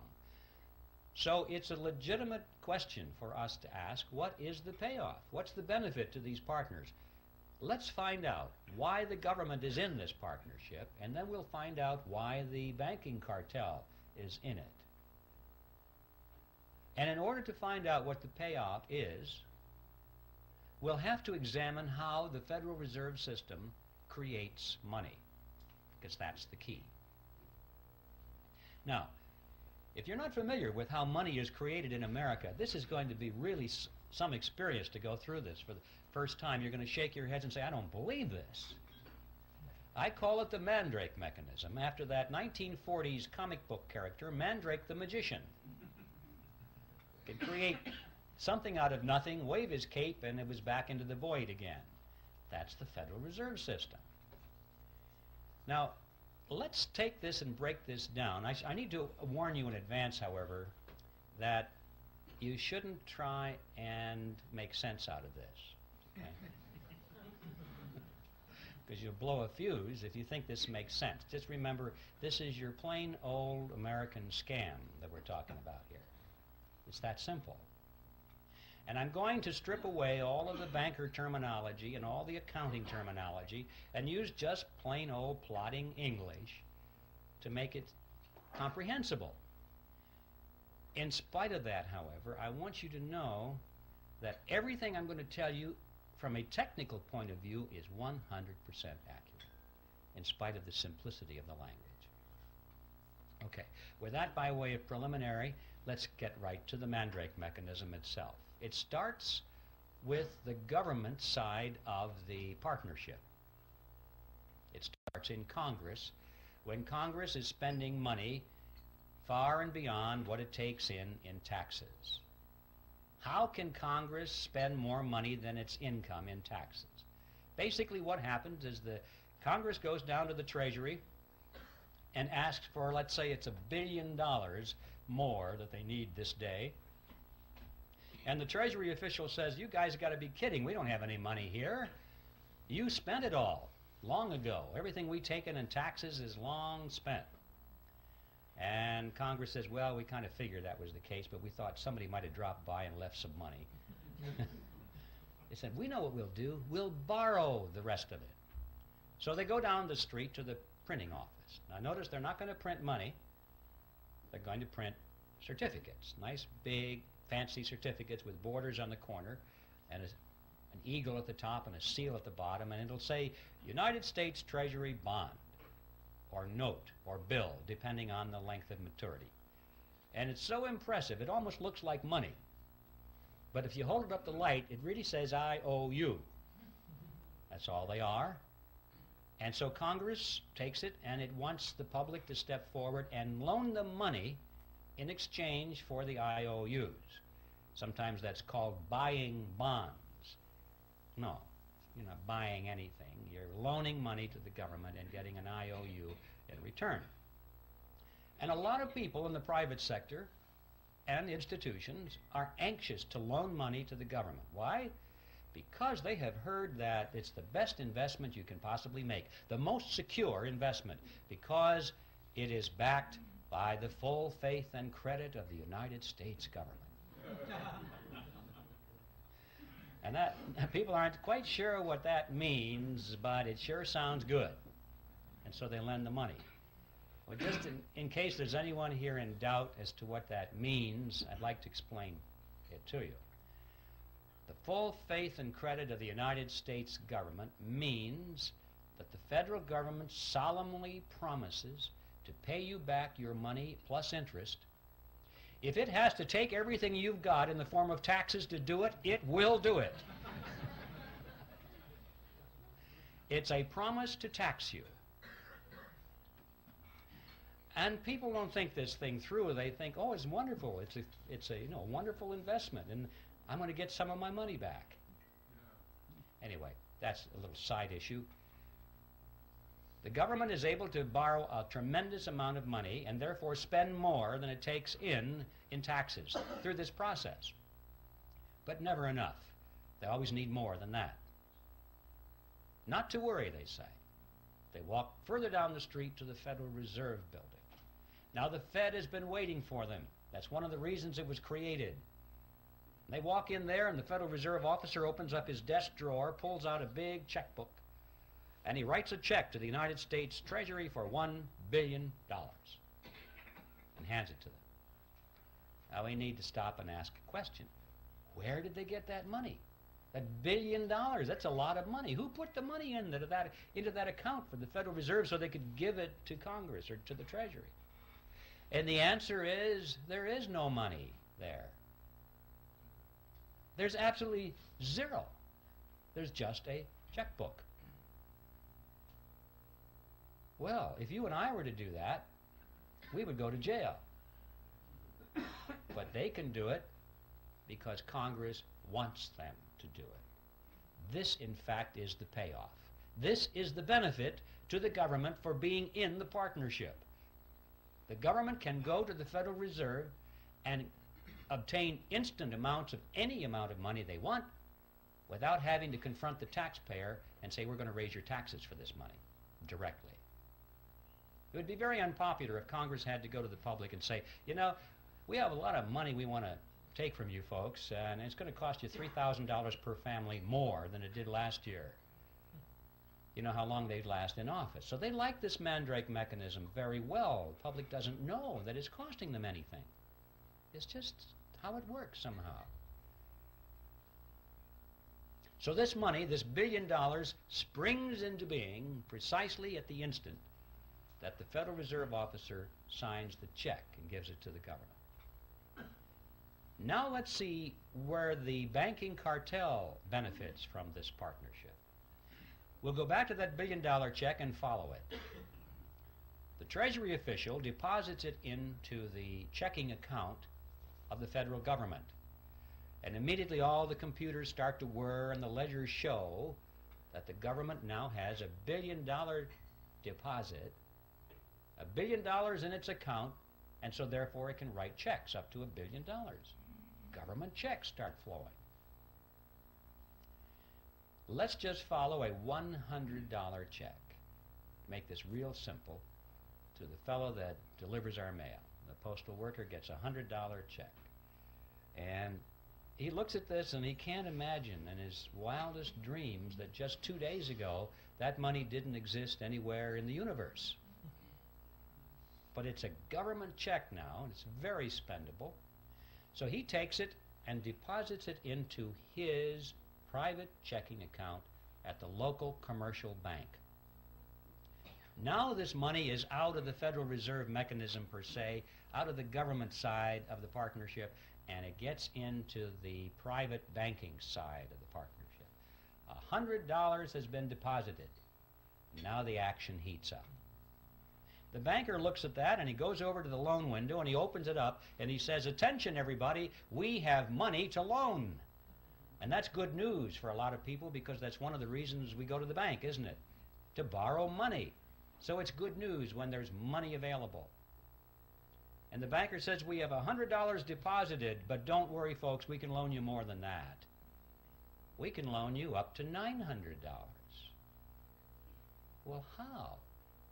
How can you loan out up to $900 when you only have $100 deposited? Well, it's not difficult if you're in the Federal Reserve System. Here's how it works. The Federal Reserve says that the member banks must keep no less than 10% of their deposits in reserve. So there's $100. They keep 10% in reserve, $10. And they can loan up to $90, right? So we loan it to you, ma'am. You borrowed $90. What do you do with it? Well, you want to spend it. So you want to write a check on it. You've deposited into your checking account so you can write a check. In many cases, it might be put directly into your checking account. But now there's $90 deposit, in addition to the $100 that was deposited to start this chain. Now we've got the $90 that was loaned as another deposit. Well, the Federal Reserve says that you only have to keep 10%, so we keep 10% of the 90 and loan the other 90%, and the person that borrows that puts it right back into the bank as another deposit. Well, the Federal Reserve says you only have to keep 10%, so this goes around and around and around to the revolving door until finally the whole action is played out. And the bottom line is when that $100 deposit comes in from the postal worker, the banks, in essence, can loan up to $900 because $100 is the reserve, and that's 10% of 1,000, so they can loan the balance or the difference, which is $900. Now, where does that money come from? Well, same place. It springs into being precisely at the point where the loan is made. It didn't exist before, anywhere. Now notice the important thing here. The money that's created out of nothing and given to the government spends for its purposes. But the money that's created out of nothing by the banks is not spent by the banks, it's loaned by the banks to you and to me, and we pay interest on it. Not too shabby. Interest on nothing. I wish I had a magic checkbook like that, where I didn't have to have any money, just a checkbook. And I could write checks, $10,000, $20,000, $100,000 all day long and loan them to you folks, and you pay me interest on it. See? Not too shabby at all. This, in fact, is the payoff to the commercial banks in the cartel. This scam has become legitimized by law. And we're told it's a wonderful thing. We think our banking system is wonderful. but it's a scam. Not only interest on nothing, but perpetual interest on nothing, because notice, once this money is created, if you pay it back, they have it on their ledger as a credit. They can loan it out again to somebody else, and the whole object is to keep loaned out. They don't like the money not loaned out because you can't earn interest on it. When it's in the inkwell, it doesn't do them any good. So remember, there's nothing here except ink in the well or electronic impulses in the computer. That's all there is. So they're collecting interest on that. But that's not the end of the process. That is how money is created in America, but that's not the end of it because it has consequences. What impact does that have on us? Are we involved in this in any way? Well, yes, we are. I've heard people say, gee, those fellows are really smart. I guess they deserve to be rich. You know, as though it didn't affect them in any way. Let's follow it. This money that's created out of nothing goes into the economy, and it dilutes down the value of the dollars that were already out there. It's like pouring water into the pot of soup. It dilutes the soup. And so the economy is diluted by these new dollars, and prices start to go up, or they appear to be going up. It's the process called inflation. I say appear to go up because prices really don't go up, ladies and gentlemen. What's happening is that the value of the dollar goes down. Right. That's what we're witnessing here. If we had a real monetary system, real money backed by gold or silver or anything of tangible value, coffee cups, anything that couldn't just be created out of nothing behind our money, you would find that the purchasing power of that money would remain constant over a long period of time. And to illustrate that point, it's interesting to know that if we had lived in ancient Rome and had a 1-ounce gold coin, we would have been able to buy a fine toga, a handcrafted belt, and a pair of sandals. That was the price. So today, what can we buy with a 1-ounce gold coin? We can walk into any men's store and buy a really fine suit, a handcrafted belt, and a pair of shoes. The real price of these items hasn't changed in thousands of years when expressed in terms of real money. But when expressed in terms of these things we carry around, we call them dollars. They're not. They're really Federal Reserve notes. They buy less and less and less because they keep creating more and more and more of them, and they dilute the economic soup. But we still haven't followed this to the end of the trail. We've lost some purchasing power through this thing called inflation. But how many people ask the question, who gained it? Did anybody gain our lost purchasing power, or did it just evaporate and go up to heaven somewhere? Somebody gained it, didn't they? But we don't know who. Let's follow it. The people who gained our lost purchasing power were those who were at the point where this fresh money was injected into the economic soup.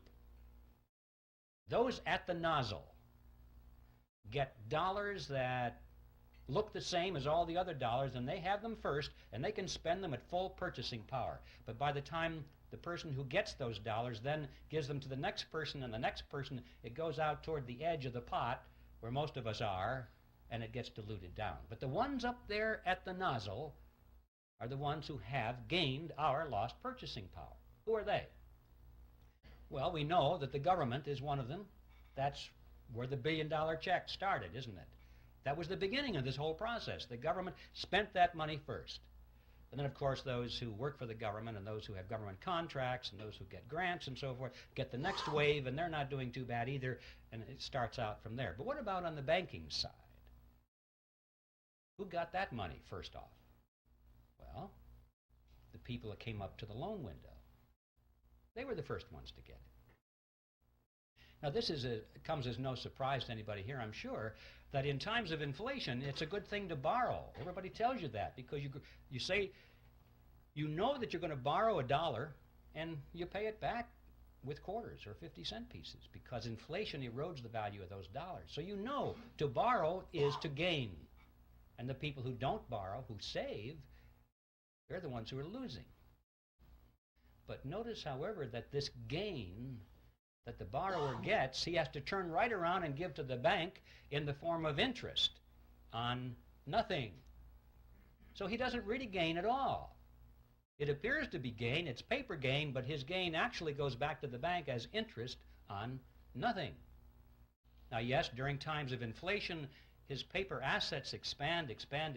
Golly, this real estate looks like it's worth a lot of money right now, but then the economy contracts. And he's wiped out. He doesn't have anything. And notice that when you go to the bank and you go to borrow some of this nothing money,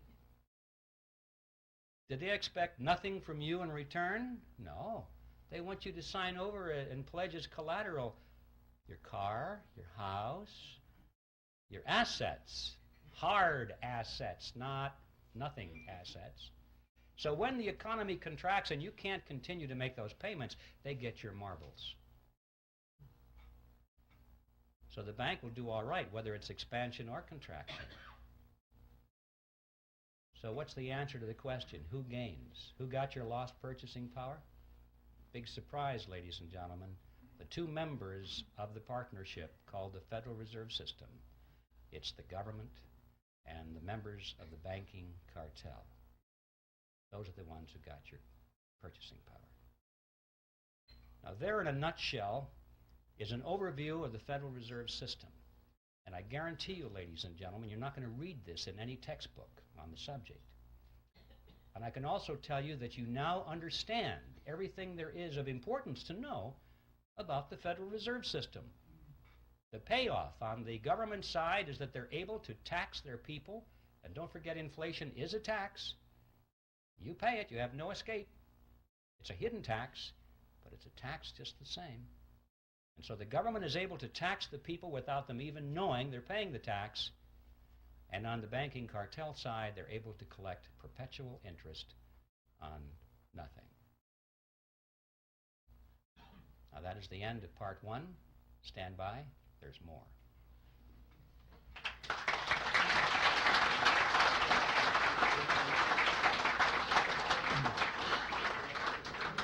Ladies and gentlemen, we'll take a 5-minute break, and let's keep it to...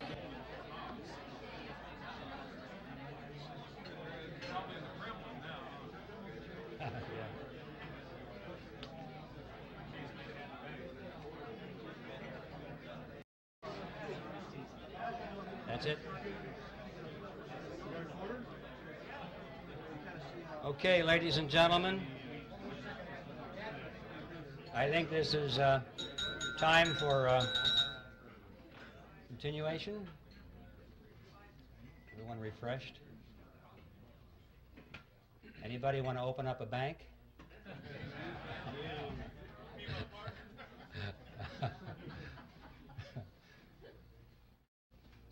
All right, part two.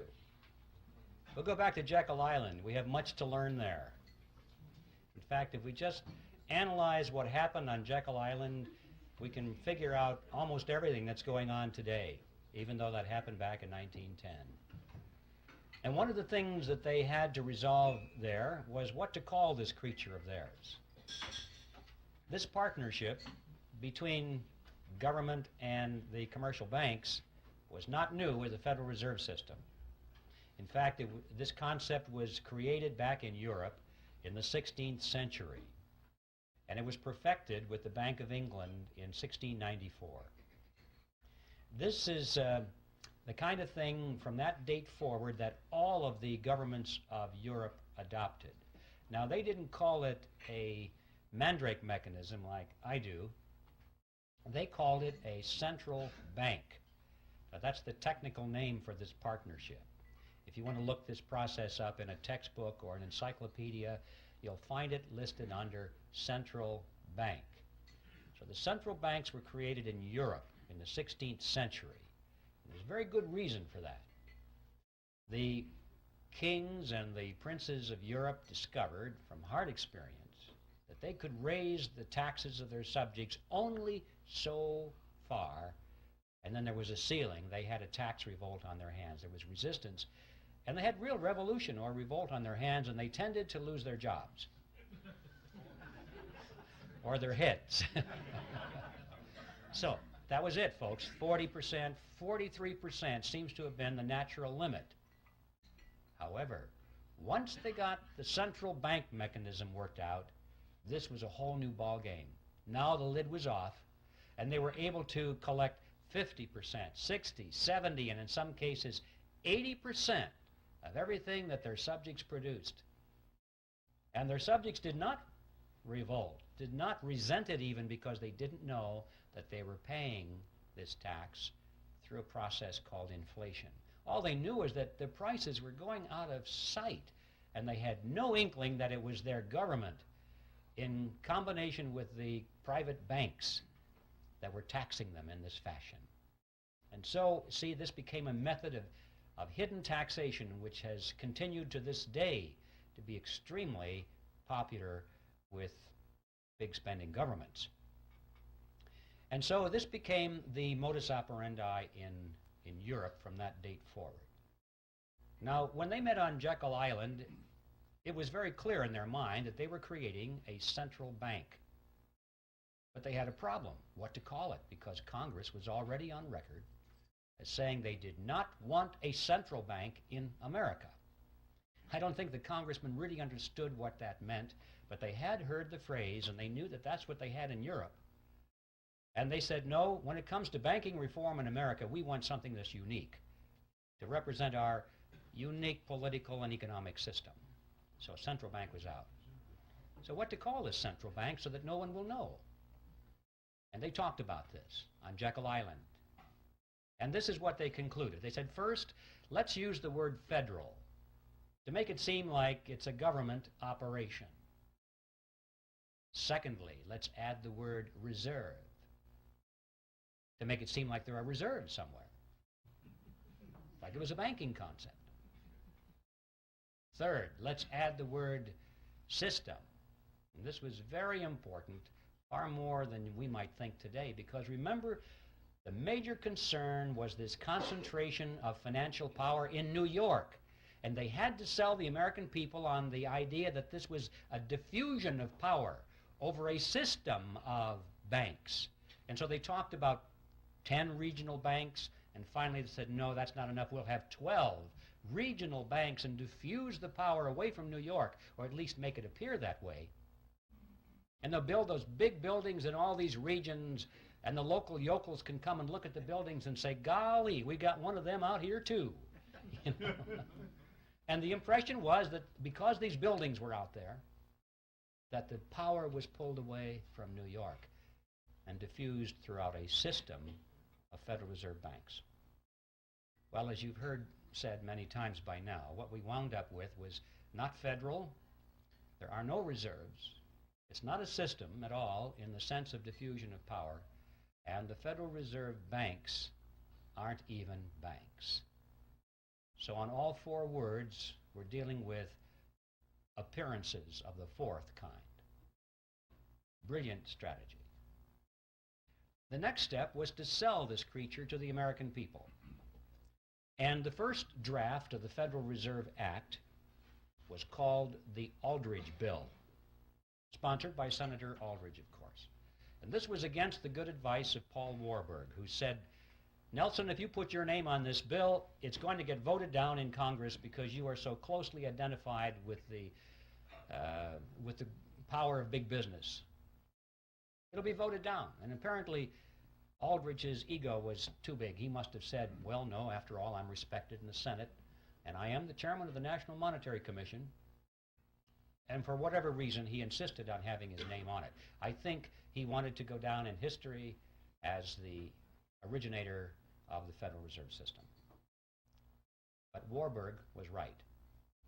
Voted down, thumbs down right away, because he was a representative of big business.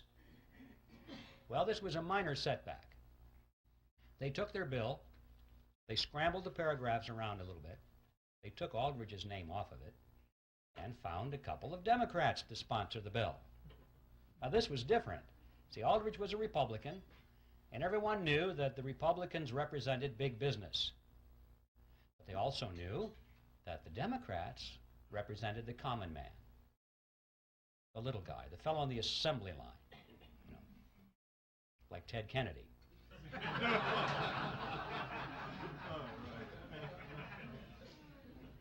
So they found a couple of millionaire Democrats to sponsor the bill. They got Carter Glass from the House and Senator Robert Owen, who was a very successful banker. And now they sponsored the bill. It was the Glass-Owen bill, and this was different. This was a Democrat bill, and it began to receive very popular consideration in Congress. Next, Aldrich and Vanderlip began to give speeches and statements to the press condemning the bill that they had written. They said, this will ruin the banks. This will be terrible for the nation. And by the time this was printed in the newspapers, the average person read that and said, oh, I guess the big bankers don't like this bill very much. It must be pretty good. You know, you have to give these people credit. They were not stupid. They didn't get to be where they were through stupidity. They understood mass psychology, they understood politics, and they played their cards exceedingly well. Next, these same individuals who were condemning the bill were privately financing it. They were behind all the lobbying activities in Washington. They personally paid for the creation of what was called grassroots study clubs that came up all over the country, held public meetings, and disseminated brochures extolling the virtue of the Federal Reserve Act. They gave large amounts of money to some of the better-known universities and created new departments of economics, handpicked their own people to be the professors, to chair those departments, and then those men began to speak publicly and write scholarly essays about how wonderful the Federal Reserve System was. And then, at the insistence of Paul Warburg, who was always the master strategist in this, they added several good provisions to the act. When I say good, I mean provisions which restricted the power of the Federal Reserve System to create money out of nothing. The kind of provisions you and I might have endorsed. And Warburg's associates said, Paul, what are you doing? We don't want those things in there. This is our bill. And his response was classic. He said, relax, fellows, don't you get it? Our object here is to get the bill passed. We can fix it up later. That's exactly what he said. When no one is looking, everyone is focusing on the bill now. Let's get it in.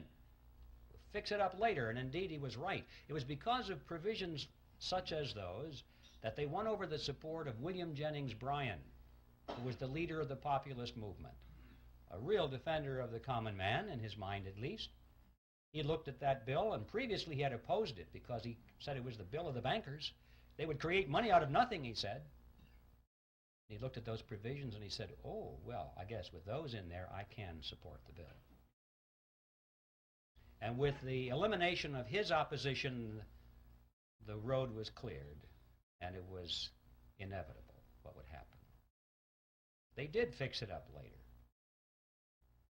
Since the Federal Reserve Act was passed, it has been amended over 100 times, and nobody has noticed. All of those original provisions, which were sound, were long ago removed, and many, many more have been added, which greatly expand the power and reach of the Federal Reserve System. A big bunch was added back in 1980. It just extends the power of the federal government to areas that you can't even imagine. We're talking previously about being able to create money out of government debt, American government debt. They can now create it out of foreign debt. Any country in the world. Any country in the world can offer a bond, an IOU, and our Federal Reserve System is now empowered by law to convert that into American money. Even corporate debt, they can convert that into American money. There's no limit whatsoever. And nobody has noticed. So Warburg was right. They fixed it up later.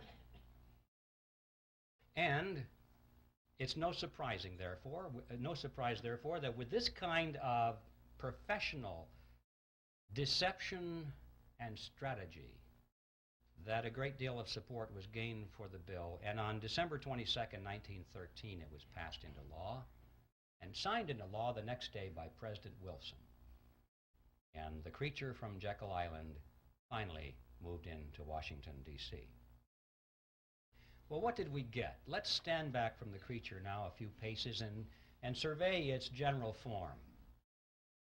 We got a corporation chartered by Congress, which was given an exclusive franchise to create the nation's money.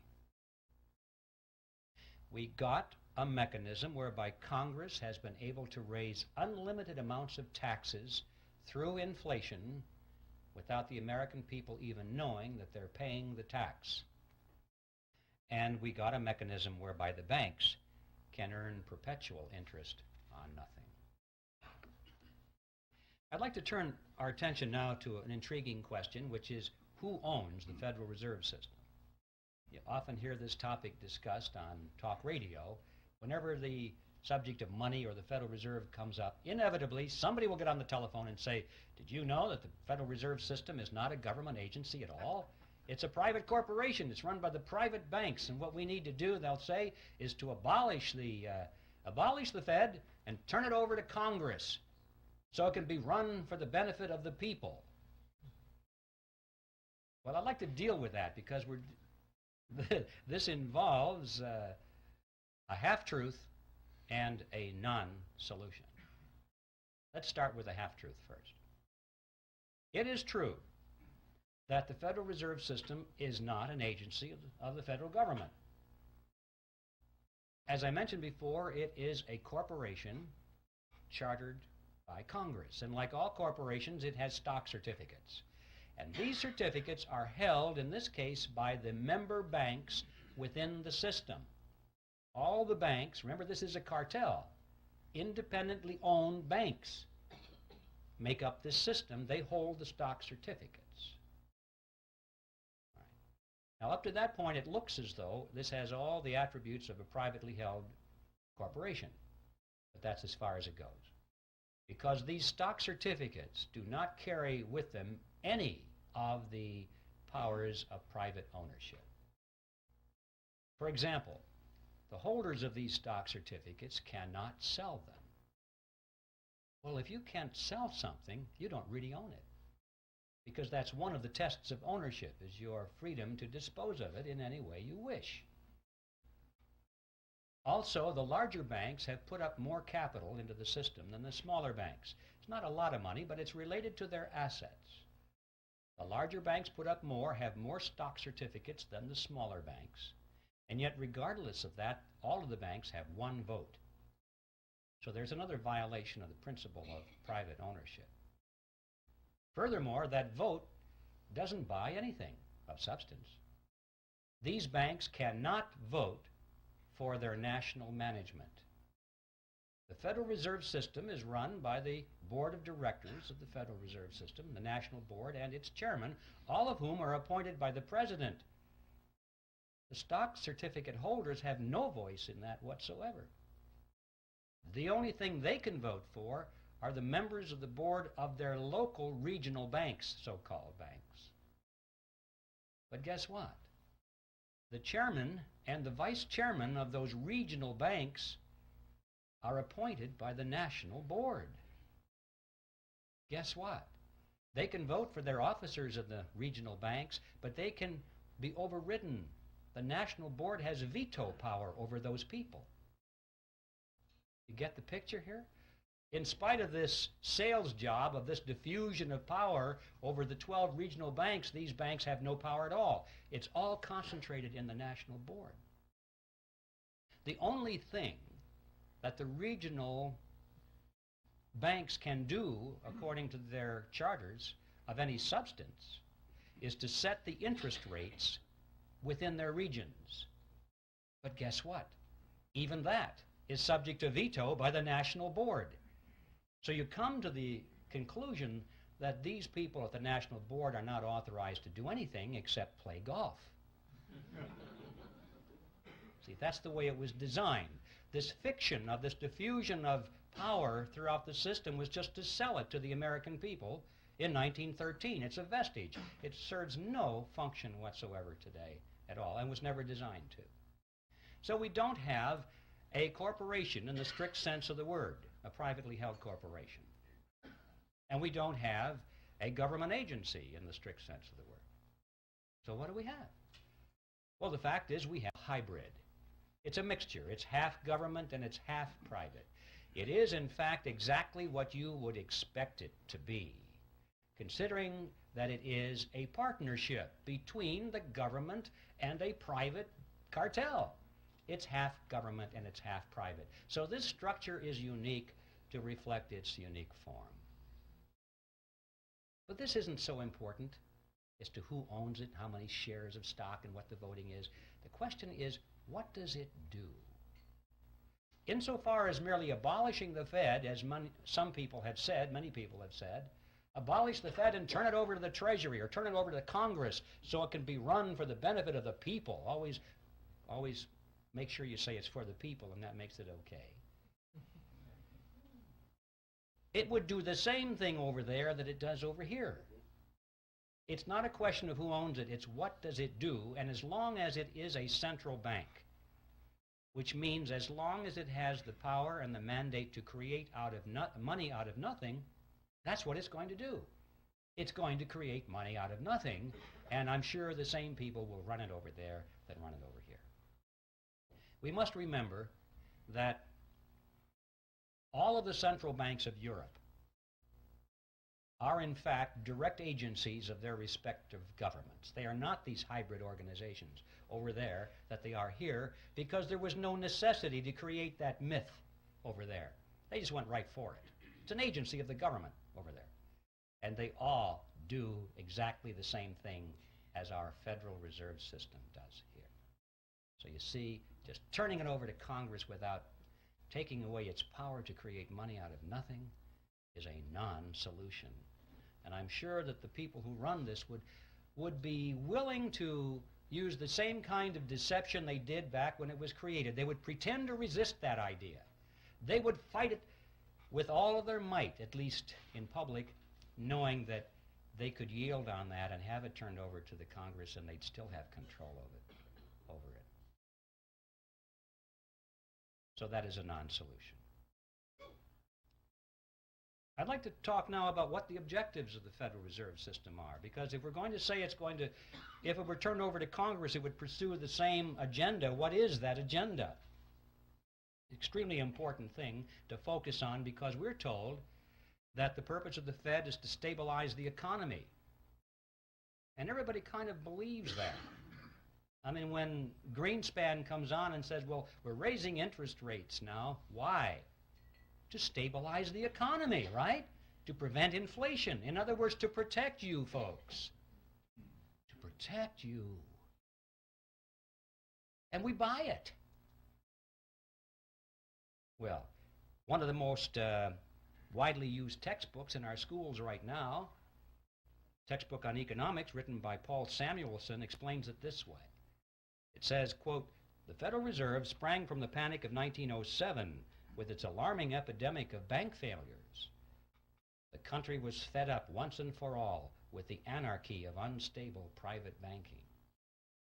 It's partly true. It's just they came up with the wrong solution. Just because there's a problem doesn't mean that any old solution that somebody has to offer is the best. In fact, it may be a non-solution. As we were talking about, just turning this system over to the government to run is a non-solution. Well, let's take a look at this. If the purpose of the Federal Reserve System is to stabilize the economy, let's give it a report card and see how well it's done. Since it was formed, it has presided over the crashes of 1921 and 1929, the Great Depression of 29 through 39, recessions in the years 53, 57, 69, 75, and 81, a stock market Black Monday in 87. We all know that corporate debt is soaring, personal debt is greater than ever before. Both business and personal bankruptcies are at an all-time high. Banks and savings and loan associations have failed at a rate greater than ever before in our history. Interest on the national debt is now consuming half of all of our taxes. Heavy industry has been largely replaced by overseas competition. We're facing an international trade deficit for the first time in our history. 75% of downtown Los Angeles and other large metropolitan areas are now owned by foreigners, and over half of the nation right now is officially in a state of recession. Now that is the report card of the Federal Reserve System after 80 years of stabilizing the economy. And I don't think it's even controversial to say that the Federal Reserve has failed to meet its stated objectives. The only controversial question is, why has it failed? And my answer to that is because those have never been its true objectives at all. What are its true objectives? Well, what are the objectives of any cartel? To make money, to enhance the profit margins of the members of the cartel, and to stabilize its position in the marketplace, to prevent competition. Those are the objectives of any cartel. And if our analysis is correct here, we'll find that this, in fact, has been what the Federal Reserve System has accomplished for itself and its component members. To be more specific, it's possible to go to the period of Jekyll Island and read the papers and speeches that were done by the people on Jekyll Island and their associates. The big banks were concerned over three things, among other things, but the three main things were as follows. They said they wanted to reverse the erosion of their power away from New York. That's right, just the opposite of what the Federal Reserve System was supposed to accomplish. They wanted to keep it in New York. They were concerned because as the nation was spreading westward and southward, new banks were springing up all over the frontier. And more of the capital assets of the nation were moving in that direction. Yes, they still had the lion's share, but every year the percentages went down a little bit. And they could see where that chart was going. And they said, we must put a stop to this now while we still have power. Remember, John D. Rockefeller said it, competition is a sin. And competition from the new banks in America was something that had to be stopped. See, one of the purposes of the Federal Reserve System was to control the competition from the new banks. And this is a good place to emphasize that when I'm talking about the cartel, I'm primarily talking about the big banks in New York that created it, and the international banks as well, the ones in Europe. I'm not talking about your bank down the street that ever since the system was created has struggled and struggled under the regulations of the system, which were designed primarily, to some extent, to squeeze the competition out or to keep it in its place. And you've seen that process going on throughout the years. We have fewer and fewer banks all the time, little ones getting gobbled up by the big banks. So that was objective number one. Number two, they wanted to reverse the trend of what is called private capital formation. Now, what that means is simply this. It means that people in those days were using their own savings instead of going to the bank and borrowing. Corporations in particular found that it was better for them to withhold some of the dividends from their stockholders each quarter, put that money into a sinking fund, let it accumulate, or let the capital form, as they say, capital formation, and then use their own money to build the new factory or launch a research and development project or whatever, instead of going to the banks. And the banks were extremely concerned over this trend. They racked their brains. How do we get businesses to come back to the banks and borrow money again? And their answer was quite simple. If you were a banker, you would know how to do that. The answer is to lower interest rates. To make those rates so attractive that you'd be crazy not to go to the bank and borrow the money at those interest rates. So much easier than saving. Well, why didn't they just lower interest rates? Because that was 1913, ladies and gentlemen, and they couldn't. Money was real money in those days. It was backed by gold and silver. There was no lever on it. No man, no group of men, no politicians, no bankers could arbitrarily affect interest rates. Because it was backed by gold and silver, the money was, and they couldn't just create it out of nothing. You see, under those conditions, interest rates are the product of the forces of supply and demand in a free market economy. Nobody has control over it. And that's why the politicians hate money that's backed by gold and silver. They cannot manipulate it. So their challenge was, how can we artificially depress the interest rates below the natural level that's produced in the free market?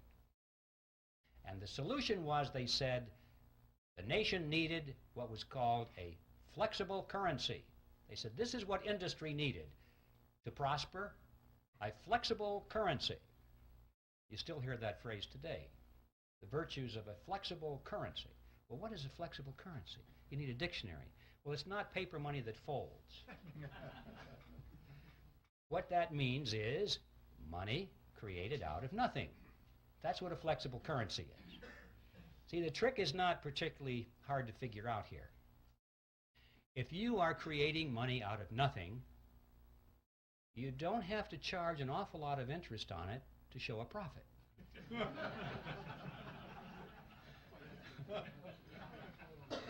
See, it's as simple as that. So, with a flexible currency, now they have a lever on it, and they can jack the interest rates down, down, down, so that it's attractive, and they're still making plenty of profit on it because it didn't cost them anything. And they have reversed the trend toward private capital formation. And the third objective that they spoke about in those days was how to pass on the inevitable losses within the banking system, to pass those losses on to the taxpayer in the name of protecting the people. Now, let's give the Federal Reserve System another report card with these objectives in mind and see how well it has done.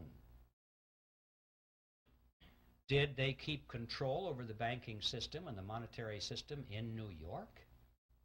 And yes, they did. Anyone who knows how the markets function, it has always remained in New York. In fact, it's even more so now in New York than it was then.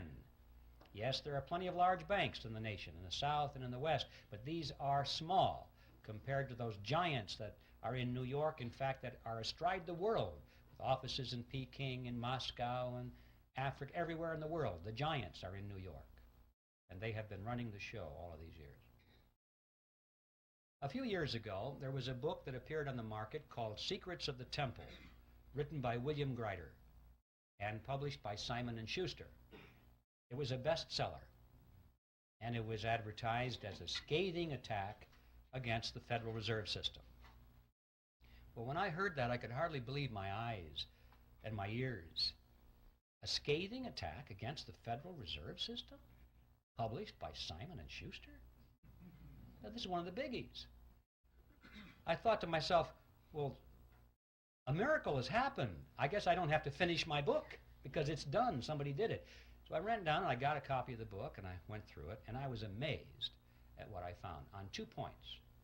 First of all, I was amazed because Grider had his history very well done indeed. It was accurate. I didn't expect that. I thought it might be a whitewash of some kind. But it wasn't. It was very good. I knew about this because I was right then in the process of researching it, and Grider had it. And on this point of the concentration of power in New York, I'd like to read to you just a couple of sentences from his